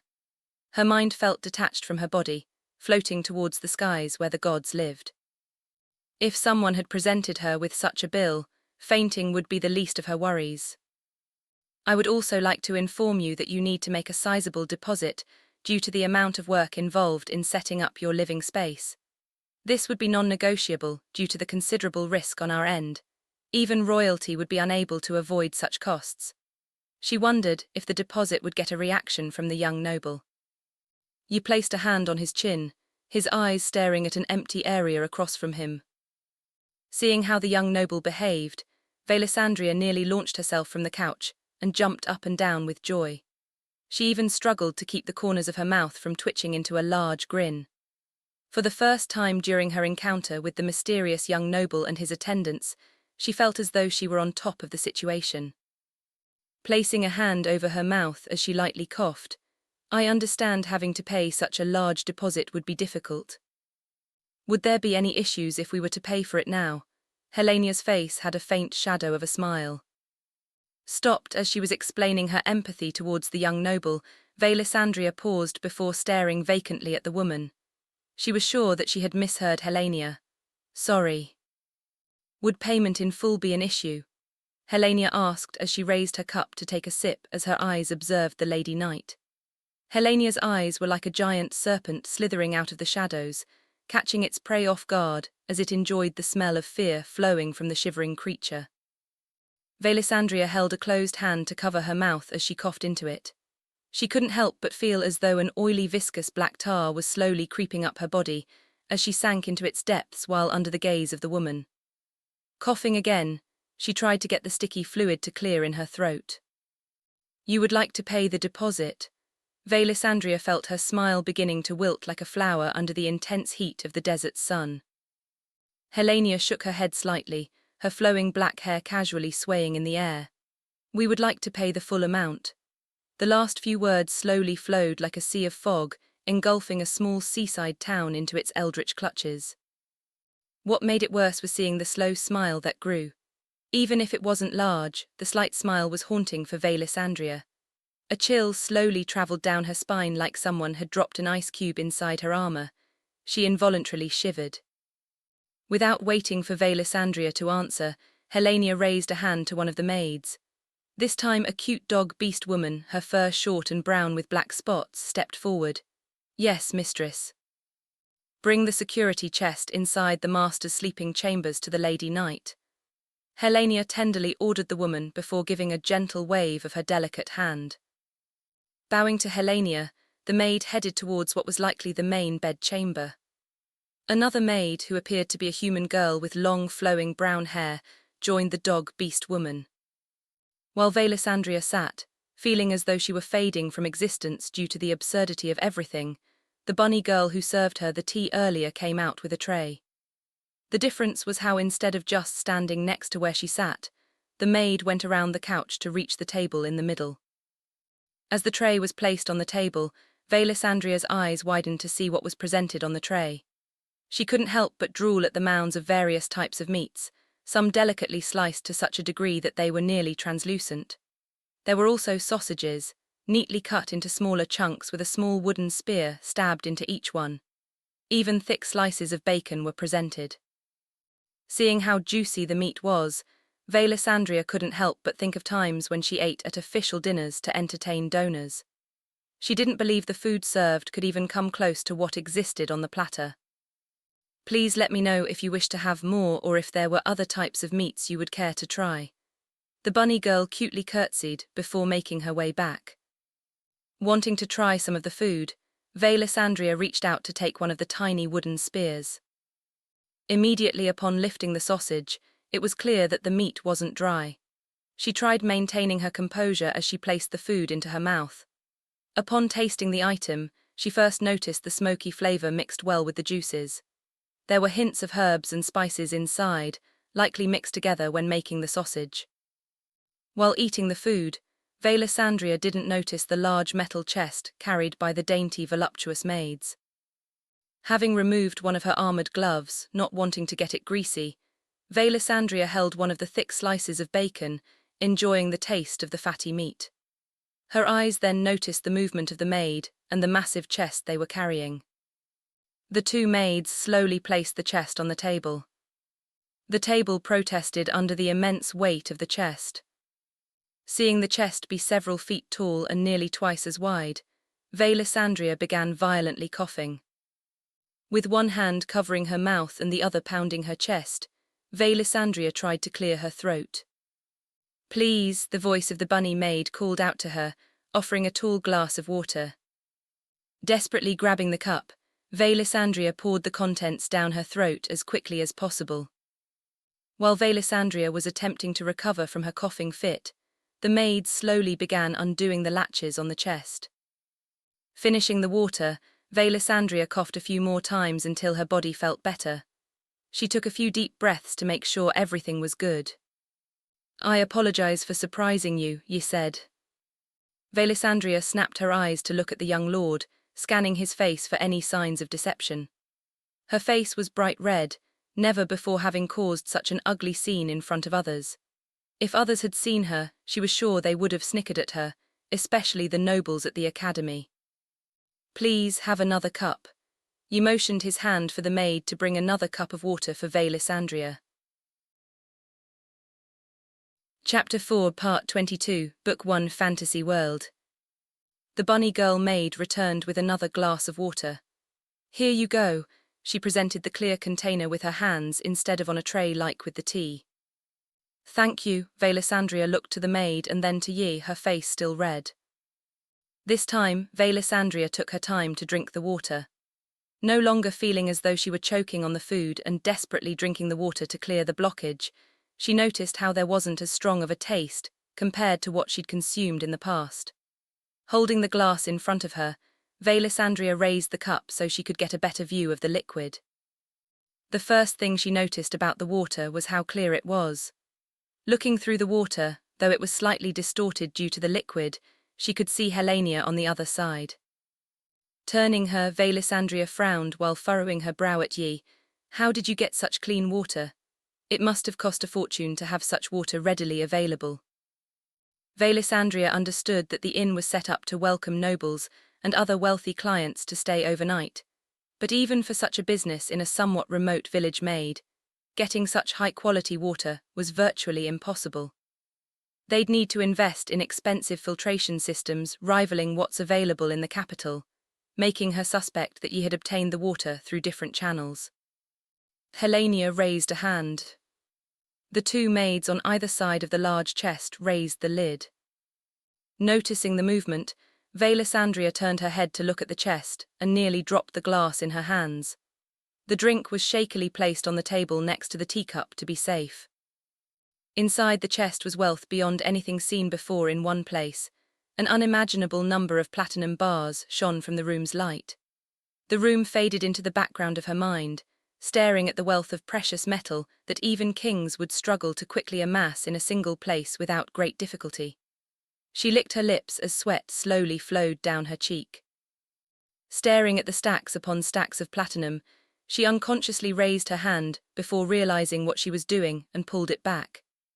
The amount of platinum was enough to tempt and enchant anyone who had faced difficulties in the past. Velisandria shakily turned her head towards Helenia and then to Yi. Her mouth gaped open like a fish out of water. In her mind, she barely remembered how many IACs an ounce of platinum was worth on the exchange markets. She vaguely guessed it was over 900 IACs per ounce of platinum, but she suspected it was greater than that. Yi had a slight grin, as though expecting her to react in such a manner. Based on my projections using your estimates, I believe this is enough. A loud metal clank rang throughout the room as the maids closed the chest. Velisandria jumped, her eyes flying toward the chest, which concealed enough platinum to make even the Empire waver. Slowly, she looked at Helenia. Each of Velisandria's eyes was as large as the saucer beneath the teacup. Even after witnessing what she had seen inside the chest, it was a struggle to comprehend what had happened. No longer able to see the contents, she couldn't help but question if what was seen was real.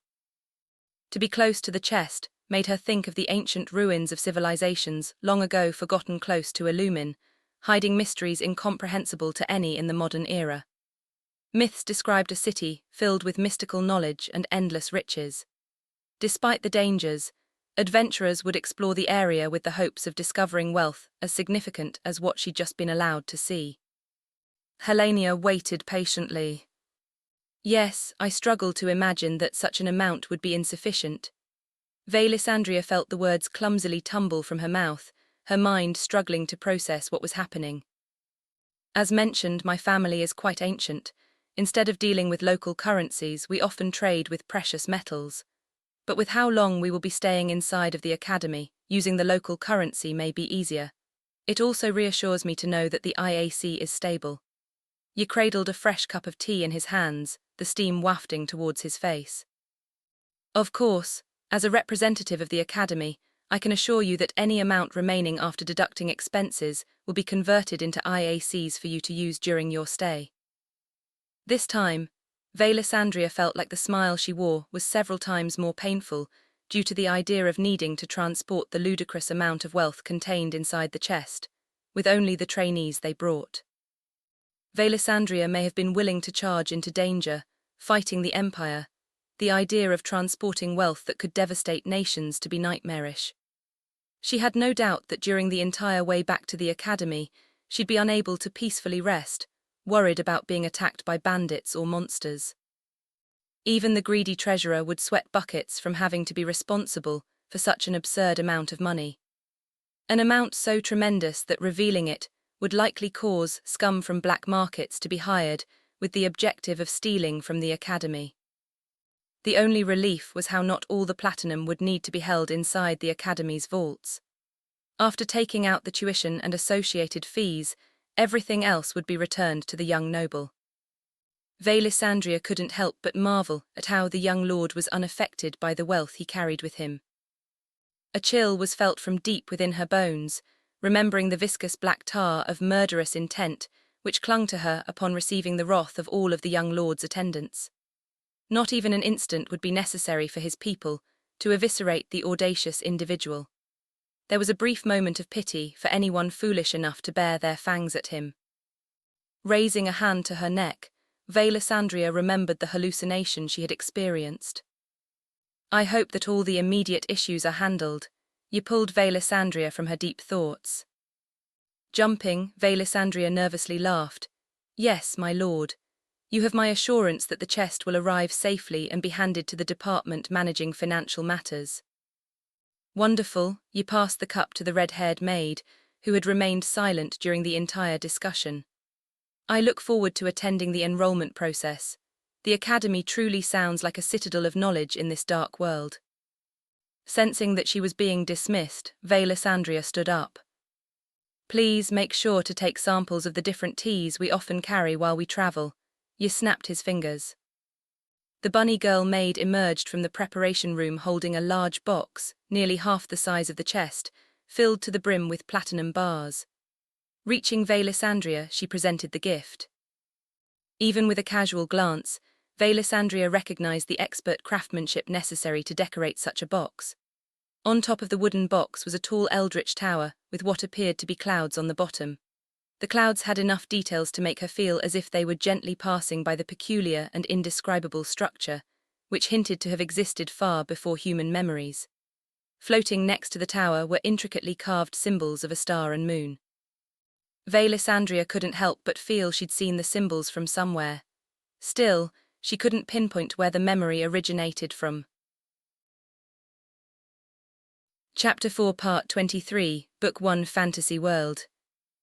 Han watched as the maids carried away the chest, following the Lady Knight out of his room, the image of the woman who behaved so arrogantly now appearing to be nothing more than a corporate worker doing their work despite not enjoying the interaction with their clients. He covered his mouth, chuckling at the image. Pouring out his will, it wasn't long before he had a three-dimensional mental image of the room. He then thought about where they all existed in their current reality. With a slight shift, they were now slightly out of alignment. Even if someone were to use magic to listen in, it would be impossible. At the same time, anyone entering would just see an empty room. "Master, you should have allowed us to deal with that woman." Brittany ground her teeth, raising a clenched fist. Even with this ability, Han could sense the mana around Brittany vibrate and synchronize with her emotions. If he wasn't as powerful as he was, her rage would likely feel like he was drowning in crude oil. The liquid clung to his body. "Though I agree that woman acted rudely towards our master, you are acting a bit much." Queen glanced from where she relaxed on the couch, one of her feet placed on the expensive furniture. "I have no doubt that she knows where the line is now." Back straight, even while sitting, presenting a professional air of a high executive of an elite megacorporation, Helenia nodded ever so slightly. "Queen is correct. It was good to put her in her place, but anything further would dishonor our master." Brittany immediately pulled back her anger, though her frown still remained. "We had our fun, but I agree that any more would have been too much. Now that we will be located inside Illumin, I see no reason to intentionally make enemies." Han leaned back in his seat. "Our point was clearly made, and I think the Lady Knight will remember that." Regardless of how suspicious he had behaved during a crisis, Han didn't care for how the Lady Knight acted. However, he suspected her background contributed to how she addressed him. She reminded him of the type that chased after justice, regardless of the criminal's political backing. While it was good to have people with such dedication, Han had a suspicion that she would inevitably step on too many toes. The Lady Knight may have painted an image of independence with the academic city and its neighbors. Still, based on what he remembered about history on Earth, such freedom came with a price. It was barely held together to become a balancing act. "My master, would you care for me to have one of my shadows watch over her?" Queen removed her foot from the couch and leaned forward while straightening her back. Han shook his head and brushed the thought with a wave of his hand. Turning his head to look out the window, the black sky was clearly seen. Standing, Han looked at his 3 beautiful women, thinking he had worked hard enough and deserved a reward. He also liked the idea of washing away the annoyance he felt dealing with the Lady Knight. As though sensing his mood, Brittany moved to his side and wrapped her arms around his. "Master, you look tired after such a long day. Allow me to help you relax." Not wanting Brittany to gain a head start, both Helenia and Queen stood. Helenia smoothly looked at Brittany and how she clung to Han's arm. "I understand your enthusiasm, but we also want to show Master how much we care for him and desire to celebrate his accomplishment." "I would hate for you to not take care of duties," Brittany grinned at the 2 women. "For me, my only reason to exist is to serve my master, but the 2 of you have other duties." Both Helenia and Queen stared at Brittany with flat expressions.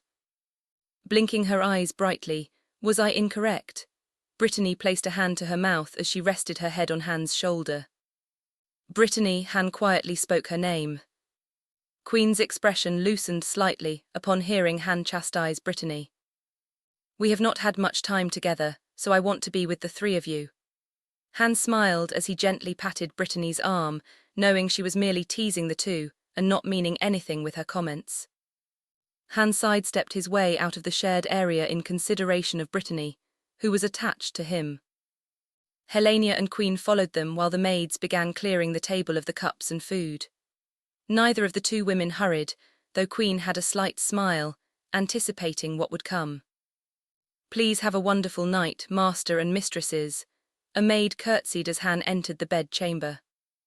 Once the 4 of them were inside, the maid gracefully closed the door, allowing them some privacy.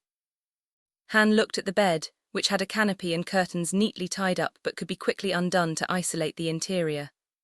On either side were bedside tables where a mana lamp helped to light the room. Compared to the room which Eli's used, his was significantly larger, with the bed being massive. He couldn't help but imagine that even Anacolis would be able to comfortably rest on it as she cuddled with him. "I see we have plenty of room to enjoy one another's company." Han moved to the bed before looking at Helenia and Queen. He enjoyed how even the calm and professional Helenia's cheeks were slightly pink. It made him think of an innocent woman who was not honest with her feelings. There was pressure between his legs as his member attempted to straighten. Brittany released herself from Han, intercepting his view of Helenia and Queen. "Master, please allow me to show you what you can expect." She gracefully removed the sheer shirt, allowing an easy view of her breasts pushed up by the corset she wore. With a quick motion of her fingers, the skirt she had gently glided down her long legs before resting on the wooden floor. Seeing Brittany only wearing a corset, and how it made her legs appear longer than usual, Han gazed at her sensual form dripping with eager sexual energy. Compared to the innocent appeal of Helenia, Brittany's forward attitude was also enjoyable. Han took several steps back, feeling the bed against his legs. He sat on it. Brittany walked over to where Han sat, her bare hips hypnotically swaying with each step. With one hand, she gently pushed Han's shoulder. Laying on the bed, Han looked up at the canopy before feeling her hands start to methodically undo his pants and slide them off him. He felt his member straighten like a flagpole upon being released from its prison, engorged with energy. Soon, he could feel Brittany's warm breath as she sat on her knees in front of his groin, with her face inches from him. Feeling how her breathing sped up as she took in his scent made Han's pulse quicken in anticipation. Even though he knew what would be happening next, there was still a rush of anticipation, since he couldn't see her next movement as he lay on his back and stared toward the ceiling. There was a rustling of clothing, indicating that Helenia and Queen were beginning to shed their outfits. He heard clasps being undone and leather sliding against milky white cold dead skin. As each item was taken off, the sound of them falling to the ground was heard. As his mind imagined how the two looked without their clothes, he gasped upon feeling himself being taken inside a warm and wet environment. A long, muscular, textured tongue slowly sliding against his pulsating rod, as the environment invited him deeper, inside like a train being sucked into a long, undulating mountain tunnel. Chapter 4, Part 24, Book 1, Fantasy World. Helenia watched as Brittany's head slowly moved away from their master's groin while still having his member inside her mouth. There was a loud, desperate, and hungry slurping noise, as though Brittany were slurping a fruity frozen dessert. Thinking of her master's pulsating rod inside her mouth made Helenia begin to salivate, her warm breath flowing in and out in time with Brittany's movement. A part of her was jealous, knowing the woman would enjoy feeling the viscous fluid squirt deep into her mouth. Brittany would receive the blessing from their creator, pleasured as the fluid clung to her tongue before traveling down her throat. The warmth spread throughout her body from the divine milky liquid. Helenia looked at Queen, seeing saliva drooping from the mouth of the undread, dripping onto her pale porcelain breasts. Though Brittany and Queen made Helenia envious, with how they were unconcerned about how their creator would view them. For Helenia, she feared revealing her innocence and desires due to her worries about her master, no longer feeling he could depend on her. Helenia was her master's rock, so she presented a professional image. Each time Brittany acted spoiled in front of their master, Helenia felt a tightening in her chest. Deep down, she also wanted to be spoiled.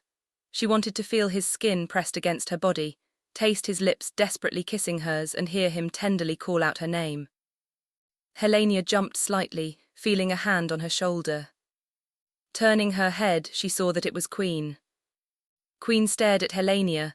"Let us worship our master. She cannot have too much of a head start." The thoughts flowed into Helenia's mind through their mental connection as flaw protectors. A corner of her lips raised as Helenia nodded, the fears in her thoughts fading away like the mist after the sun began to rise. Taking a deep breath, Helenia moved toward the bed with Queen. Brittany didn't even notice that the two of them reached the bed, so lost in pleasure from having their master inside her mouth. She even wrapped her arms around their master's legs to help her take him deeper inside as the wet, draining sound continued. Even though Brittany made Helenia feel competitive, it didn't change her respect towards her master's personal maid, who wholeheartedly devoted herself to him. Just seeing how Brittany attended to him, how she fed food into his mouth and helped to keep his mental health in mind, Helenia could feel a sense of relief that the person that meant more than anything, in reality, was being cared for. Placing her right knee on the bed and crawling on the bed at the same time as Queen, Helenia couldn't help but smile at her master's face. She didn't even think that he noticed that Queen and she were now on either side of him. Her master lost in the pleasure of Brittany's powerful suctioning force, his hips lifting up occasionally. Looking up at Queen, who followed suit, Helenia glanced at the upper clothing their master still wore. Queen grinned as her hands began to attack the clasps for each layer of clothing on him. Her master blinked a few times, noticing Queen undressing him. He turned to look at Helenia, his eyes slightly unfocused and dazed. A smile slowly formed as he raised a hand. Instinctively, Helenia moved closer and soon felt the warmth of her master.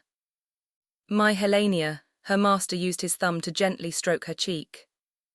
Raising her hands, Helenia cupped them over his as she closed her eyes. She nuzzled against his hand, her skin happily tingling all over.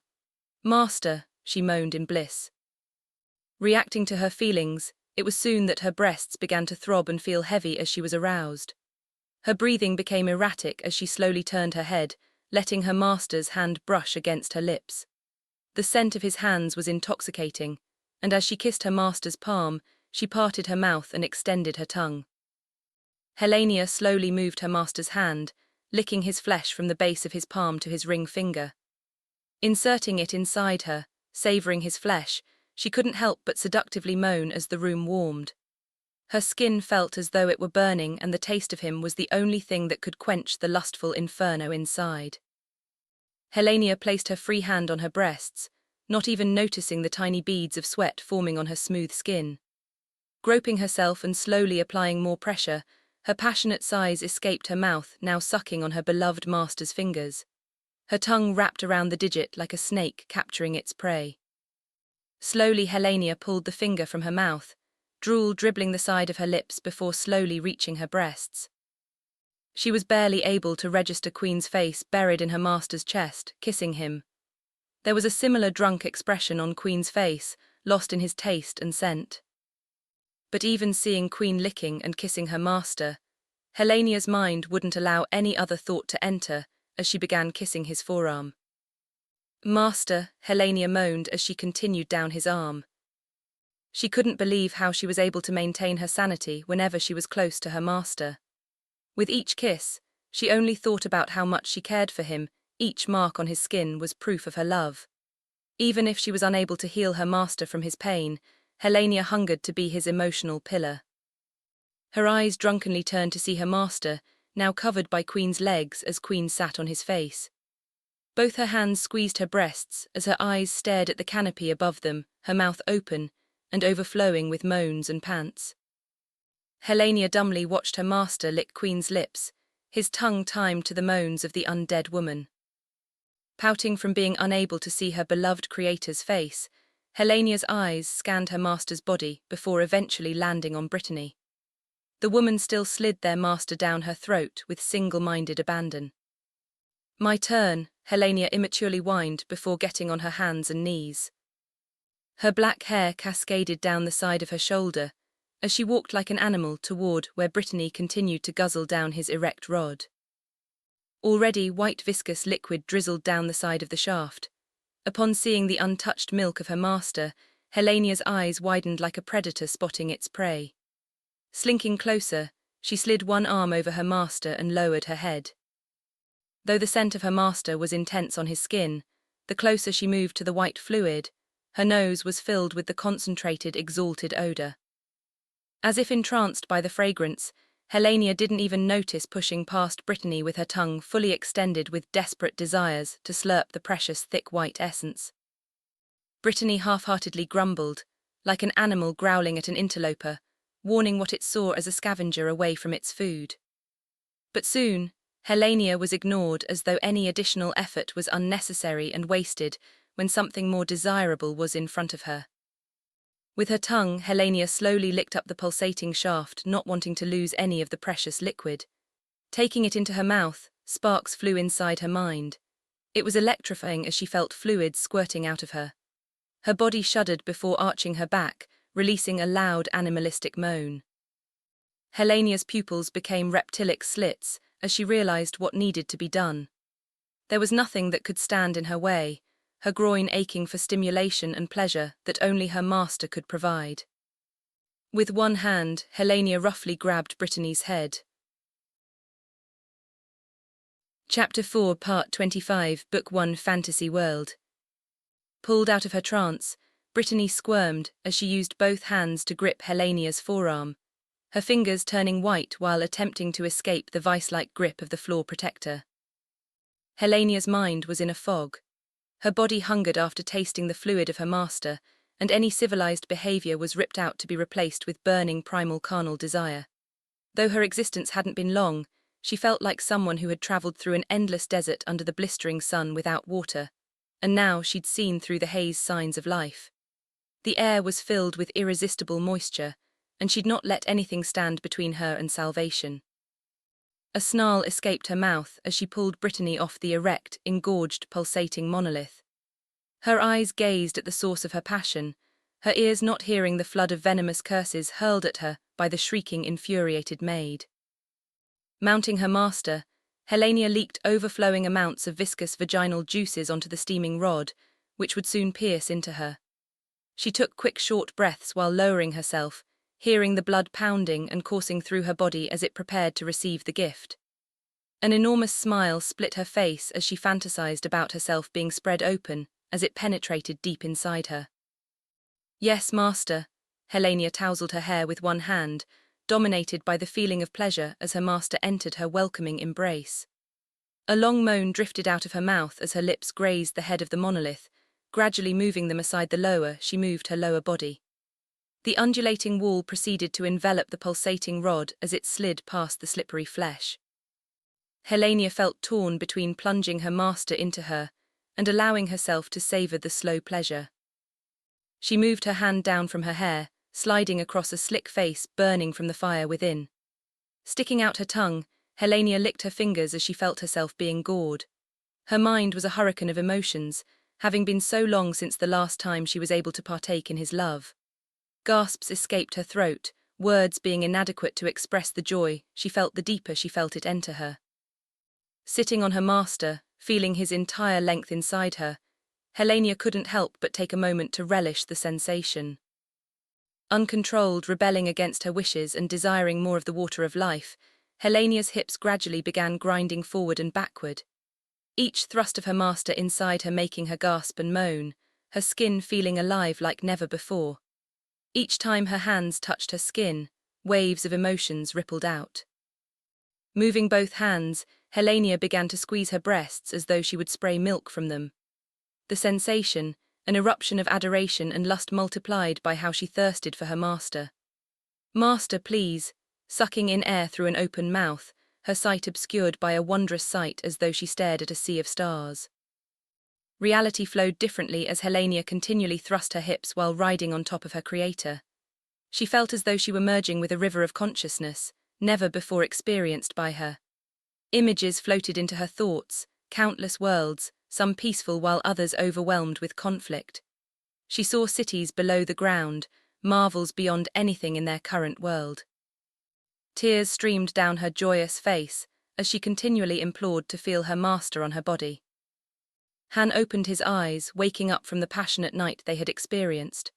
Moving his left hand to rub his eyes, he realized that something restrained his ability to move.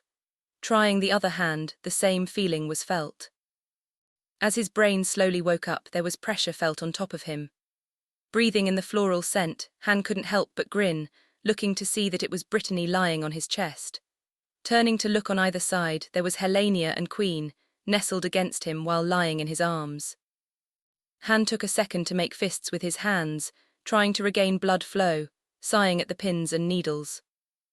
"I guess things could be worse," Han grinned, thinking how fortunate he was to be surrounded by 3 stunning women who cared for him to such a degree. Memories of their passionate and lustful activities were like the morning dew, slowly fading as the sun rose. It would be a valuable memory he'd cherish in the future. He could sense the shattered pieces of his heart slowly merging, though it would be a long while before being whole again. But even if the trauma of his past stayed with him for ages, the warm bodies lying against him reminded him that things would get better. Even Queen's cool body was refreshing, the warmth like the short daylight during the winter. The rising sun flowed into their room, lighting the areas between the bed's curtains. A warmth spilled throughout the room. Resting his head on the plush pillow, Han wondered if he should go back to sleep. It was a seductive idea as he enjoyed the company of his 3 creations. There was a click and sound of the door opening. Light footsteps, like a cat, were heard approaching the bed. Paws were seen before they opened the curtains, flooding the interior of the bed area in sunlight. Han quickly fled from the light, unable to shield his eyes, blinking and trying to remove the purple spots in his vision. "Master, have you and the mistresses had a comfortable sleep?" a gentle voice asked. Adjusting to the morning, Han looked to see the maid, a leopard beast person, going through and organizing the curtains. Sniffing the air, there was the smell of breakfast. Due to the light, the 3 women began to stir, their long, smooth legs sliding against one another as they buried their faces into Han's body. Adorable sighs were heard as each of them slowly woke up. The first to open their eyes was Brittany, who smiled upon laying her eyes on Han. "Master," she moved and pressed her lips against his, her tongue slowly emerging and entangling with his. Her hungry moans resonated through her energizing breath. Upon moving away from him, a string of saliva connected them before breaking. "Good morning, Master," Helena's soft voice entered his ear. "Master, are you hoping for another serving?" Brittany's coy eyes looked deep into his, a slim curve of her smile indicating how she felt him becoming even more erect after Helena's seductive salutation. Ignoring Brittany's teasing, Han turned to look at Helenia. "Good morning, my beloved Helenia." Helenia's cheeks reddened before she moved to kiss him, distracting from her embarrassment. Han felt cool lips on his shoulder. As he finished kissing Helenia, he turned his head to see Queen. "Good morning, my queen." "My master, I wish you a wonderful morning," Queen smiled as she wiggled closer to share a kiss. Compared to the other two, her lips were cool but filled with heated passion, her tongue trying to pull out all the heat from Han as it joined with his. Chapter 4, Part 26, Book 1, Fantasy World. Queen moved away from Han, her cheeks pink, though against her snow-white skin the image was alluring. Her grey eyes were like endless pools of mercury catching the light. "Let us continue at another time, my master." A mischievous smile formed. Seeing the smile on Queen's face, different from her usual aloof self when in public, Han felt his chest warm. He felt like he was seeing something special only reserved for him. Kissing Han's chest, Brittany moved off of him, her breasts hanging down and swaying with her movements. Noticing his eyes on her body, she gave Han a wink and blew him a kiss. Once on her feet, her arms pressed together to accentuate her bosom, her smile indicating how much she enjoyed the attention. Helenia sat on the edge of the bed, raising her hands as she arched her back, a sigh flowing out of her. His eyes moved to look at Helenia, attracted by the movement.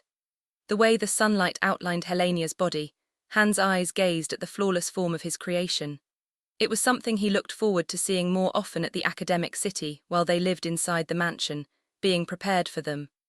A portion of him longed to reach out towards Helenia and pull her to him, as though he feared she'd fade out of existence.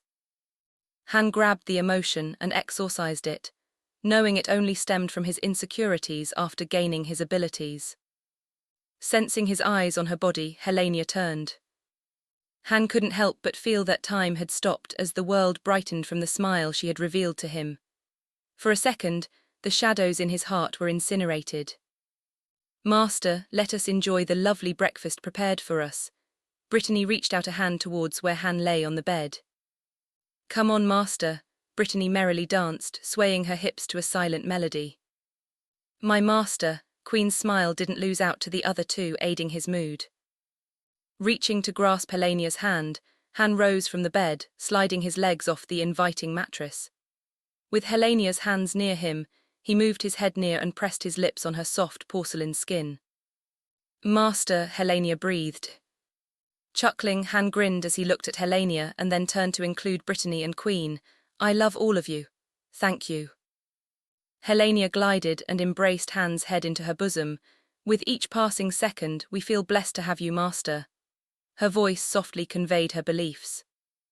Hearing footsteps, Han felt Helenia's arms relax. He shifted his body to see numerous maids entering, each carrying some clothing article.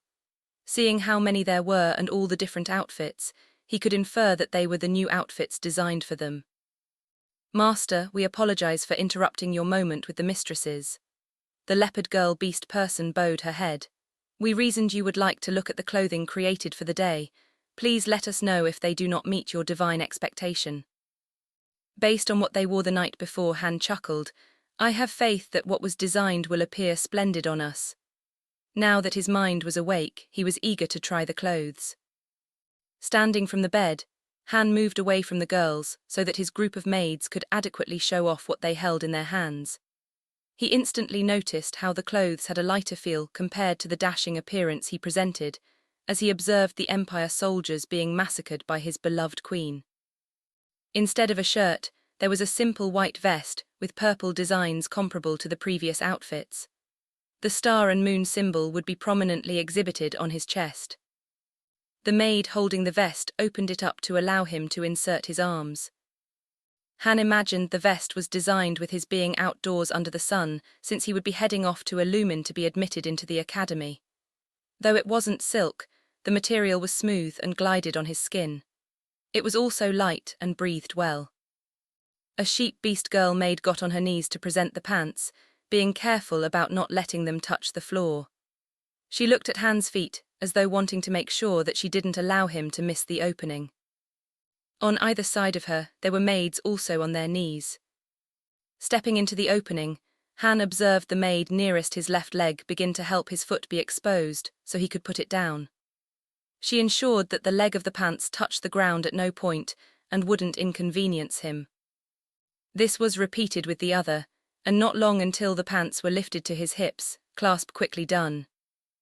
Matching the vest, the pants were moderately formal but still had the appearance of being comfortable. Han couldn't help but envision them being a fit for a casual day at a corporate office. Compared to the pants he wore previously, they were more form-fitting. They didn't hug his legs but still permitted the shape of his legs to be seen. With his body shape, finding clothes was challenging, not having the average type that clothing stores catered to. Han didn't think he had remarkable legs, but from where he could look, the pants did a good job highlighting the right parts. So feeling how the pants fit his legs, Han couldn't help but feel pleased. A maid then placed shoes on the ground, the type meant to be worn with bare feet. It reminded him a little of the traditional shoes worn in his country long ago, before going through modernization and the adoption of external fashion trends. Though his clothes were simplistic, neither the designs nor the fabric would be considered such. As a mirror was offered to him, Han knew that his outfit would be considered to be highly fashionable. Many would be willing to pay hundreds, if not more, to wear what he had on. After seeing that Han was satisfied, the space behind them was torn in half. The maids each curtsied and respectfully stepped back through the mysterious liquid, which shimmered and sparked. It was soon closed once the group had entered. Han turned to look at the three, keen to see what they wore. Each group of maids for the girls stood behind them to permit Han a clear view. Though the outfits they wore the day before were breathtaking, Han couldn't help but think that what they wore was equally as captivating in his eyes. Just like how he wore an outfit perfect for an outdoor walk, the girls had on a similar light-hearted design. The only difference was how what they modeled emphasized their feminine grace. Chapter 4, Part 27, Book 1, Fantasy World. Helenia's dress clung to her body as though it were just a second skin, outlining the curves of her breasts, waist, and legs. The sky-blue fabric had the light appearance of cotton but the elegance of silk. It slid on her skin as she proudly displayed her body. The color matched her straight black hair, giving Helenia a brighter and more positive image. Her smooth white shoulders were bare, only a string used to hold up the dress. Down the middle, the dress was cut in a way to allow where the breasts met and her graceful belly to be visible. Similar to the string used to hold up her outfit, the same item was used to keep the dress together and create a crisscross pattern. Ivy and modern lines flowed up the dress, rainbows created as they caught the light. Stars glittered from some type of precious stone sewn into the dress as they followed the pattern. A crescent moon was also created, but with a scaling design using some kind of metal or scales from a monster with how the light reflected off it, scattering it into rainbows. "Master, what do you think?" Helenia's eyes glittered as he slowly twirled, the skirt flowing like a calm stream in the middle of a pristine forest. Han couldn't help but think of the sky, the celestial bodies slightly visible despite the light blue sky and sun.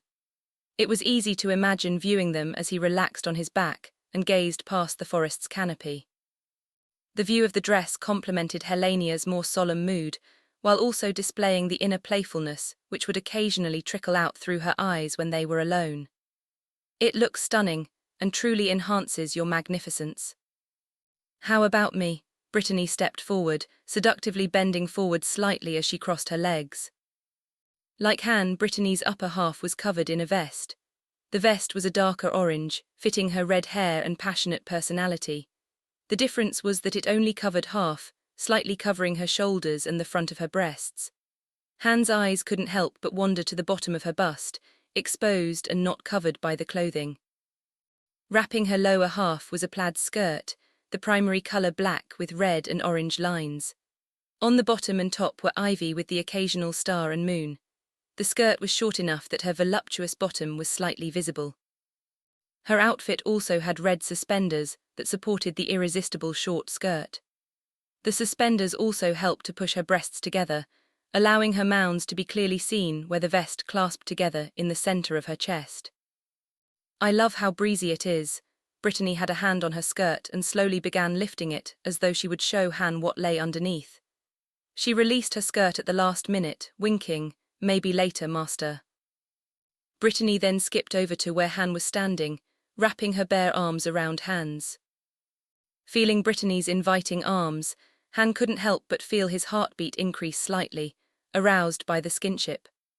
What helped his mental state was how he had grown accustomed to Brittany's public displays of affection. He also confessed that he didn't mind how she flirted with him, understanding her heart was filled with only her adoration for him. Queen rolled her eyes at Brittany's display as she placed her fist on her waist. One leg was slightly bent, while the other was straight. Compared to the other two, her outfit involved delicate leather black pants with blue ivy, in addition to the symbol of a star and moon running up on the side. It suited the leather high-heel boots. Just as before, her whip was attached to her side. Widening his eyes, Han was surprised that her torso was covered by a crop top, with her shoulders exposed and her arms primarily bare. Queen's arms only had a thin amount of fabric connected to the central part of the top, likely to keep her shirt from sliding down. Being some kind of cotton with how it stretched, her alluringly large breasts seemed to want to burst out. Noticing that it wasn't leather, Han marveled at the contrast. "Though I enjoyed the outfit from the night before, I also enjoy how you switched things up." He beamed at how each of them appeared to be trying new styles. He was eager to see what other garments they would try out. Queen shifted slightly away. "I am thankful my attire meets your expectations, my master." The way she behaved only reminded him of the kiss she'd given him when they lay in bed. A glimpse of the pure woman behind the aloof facade only revealed to him. He couldn't help but want to meet with her alone more to see her adorable side. Glancing at the maids and smelling the food waiting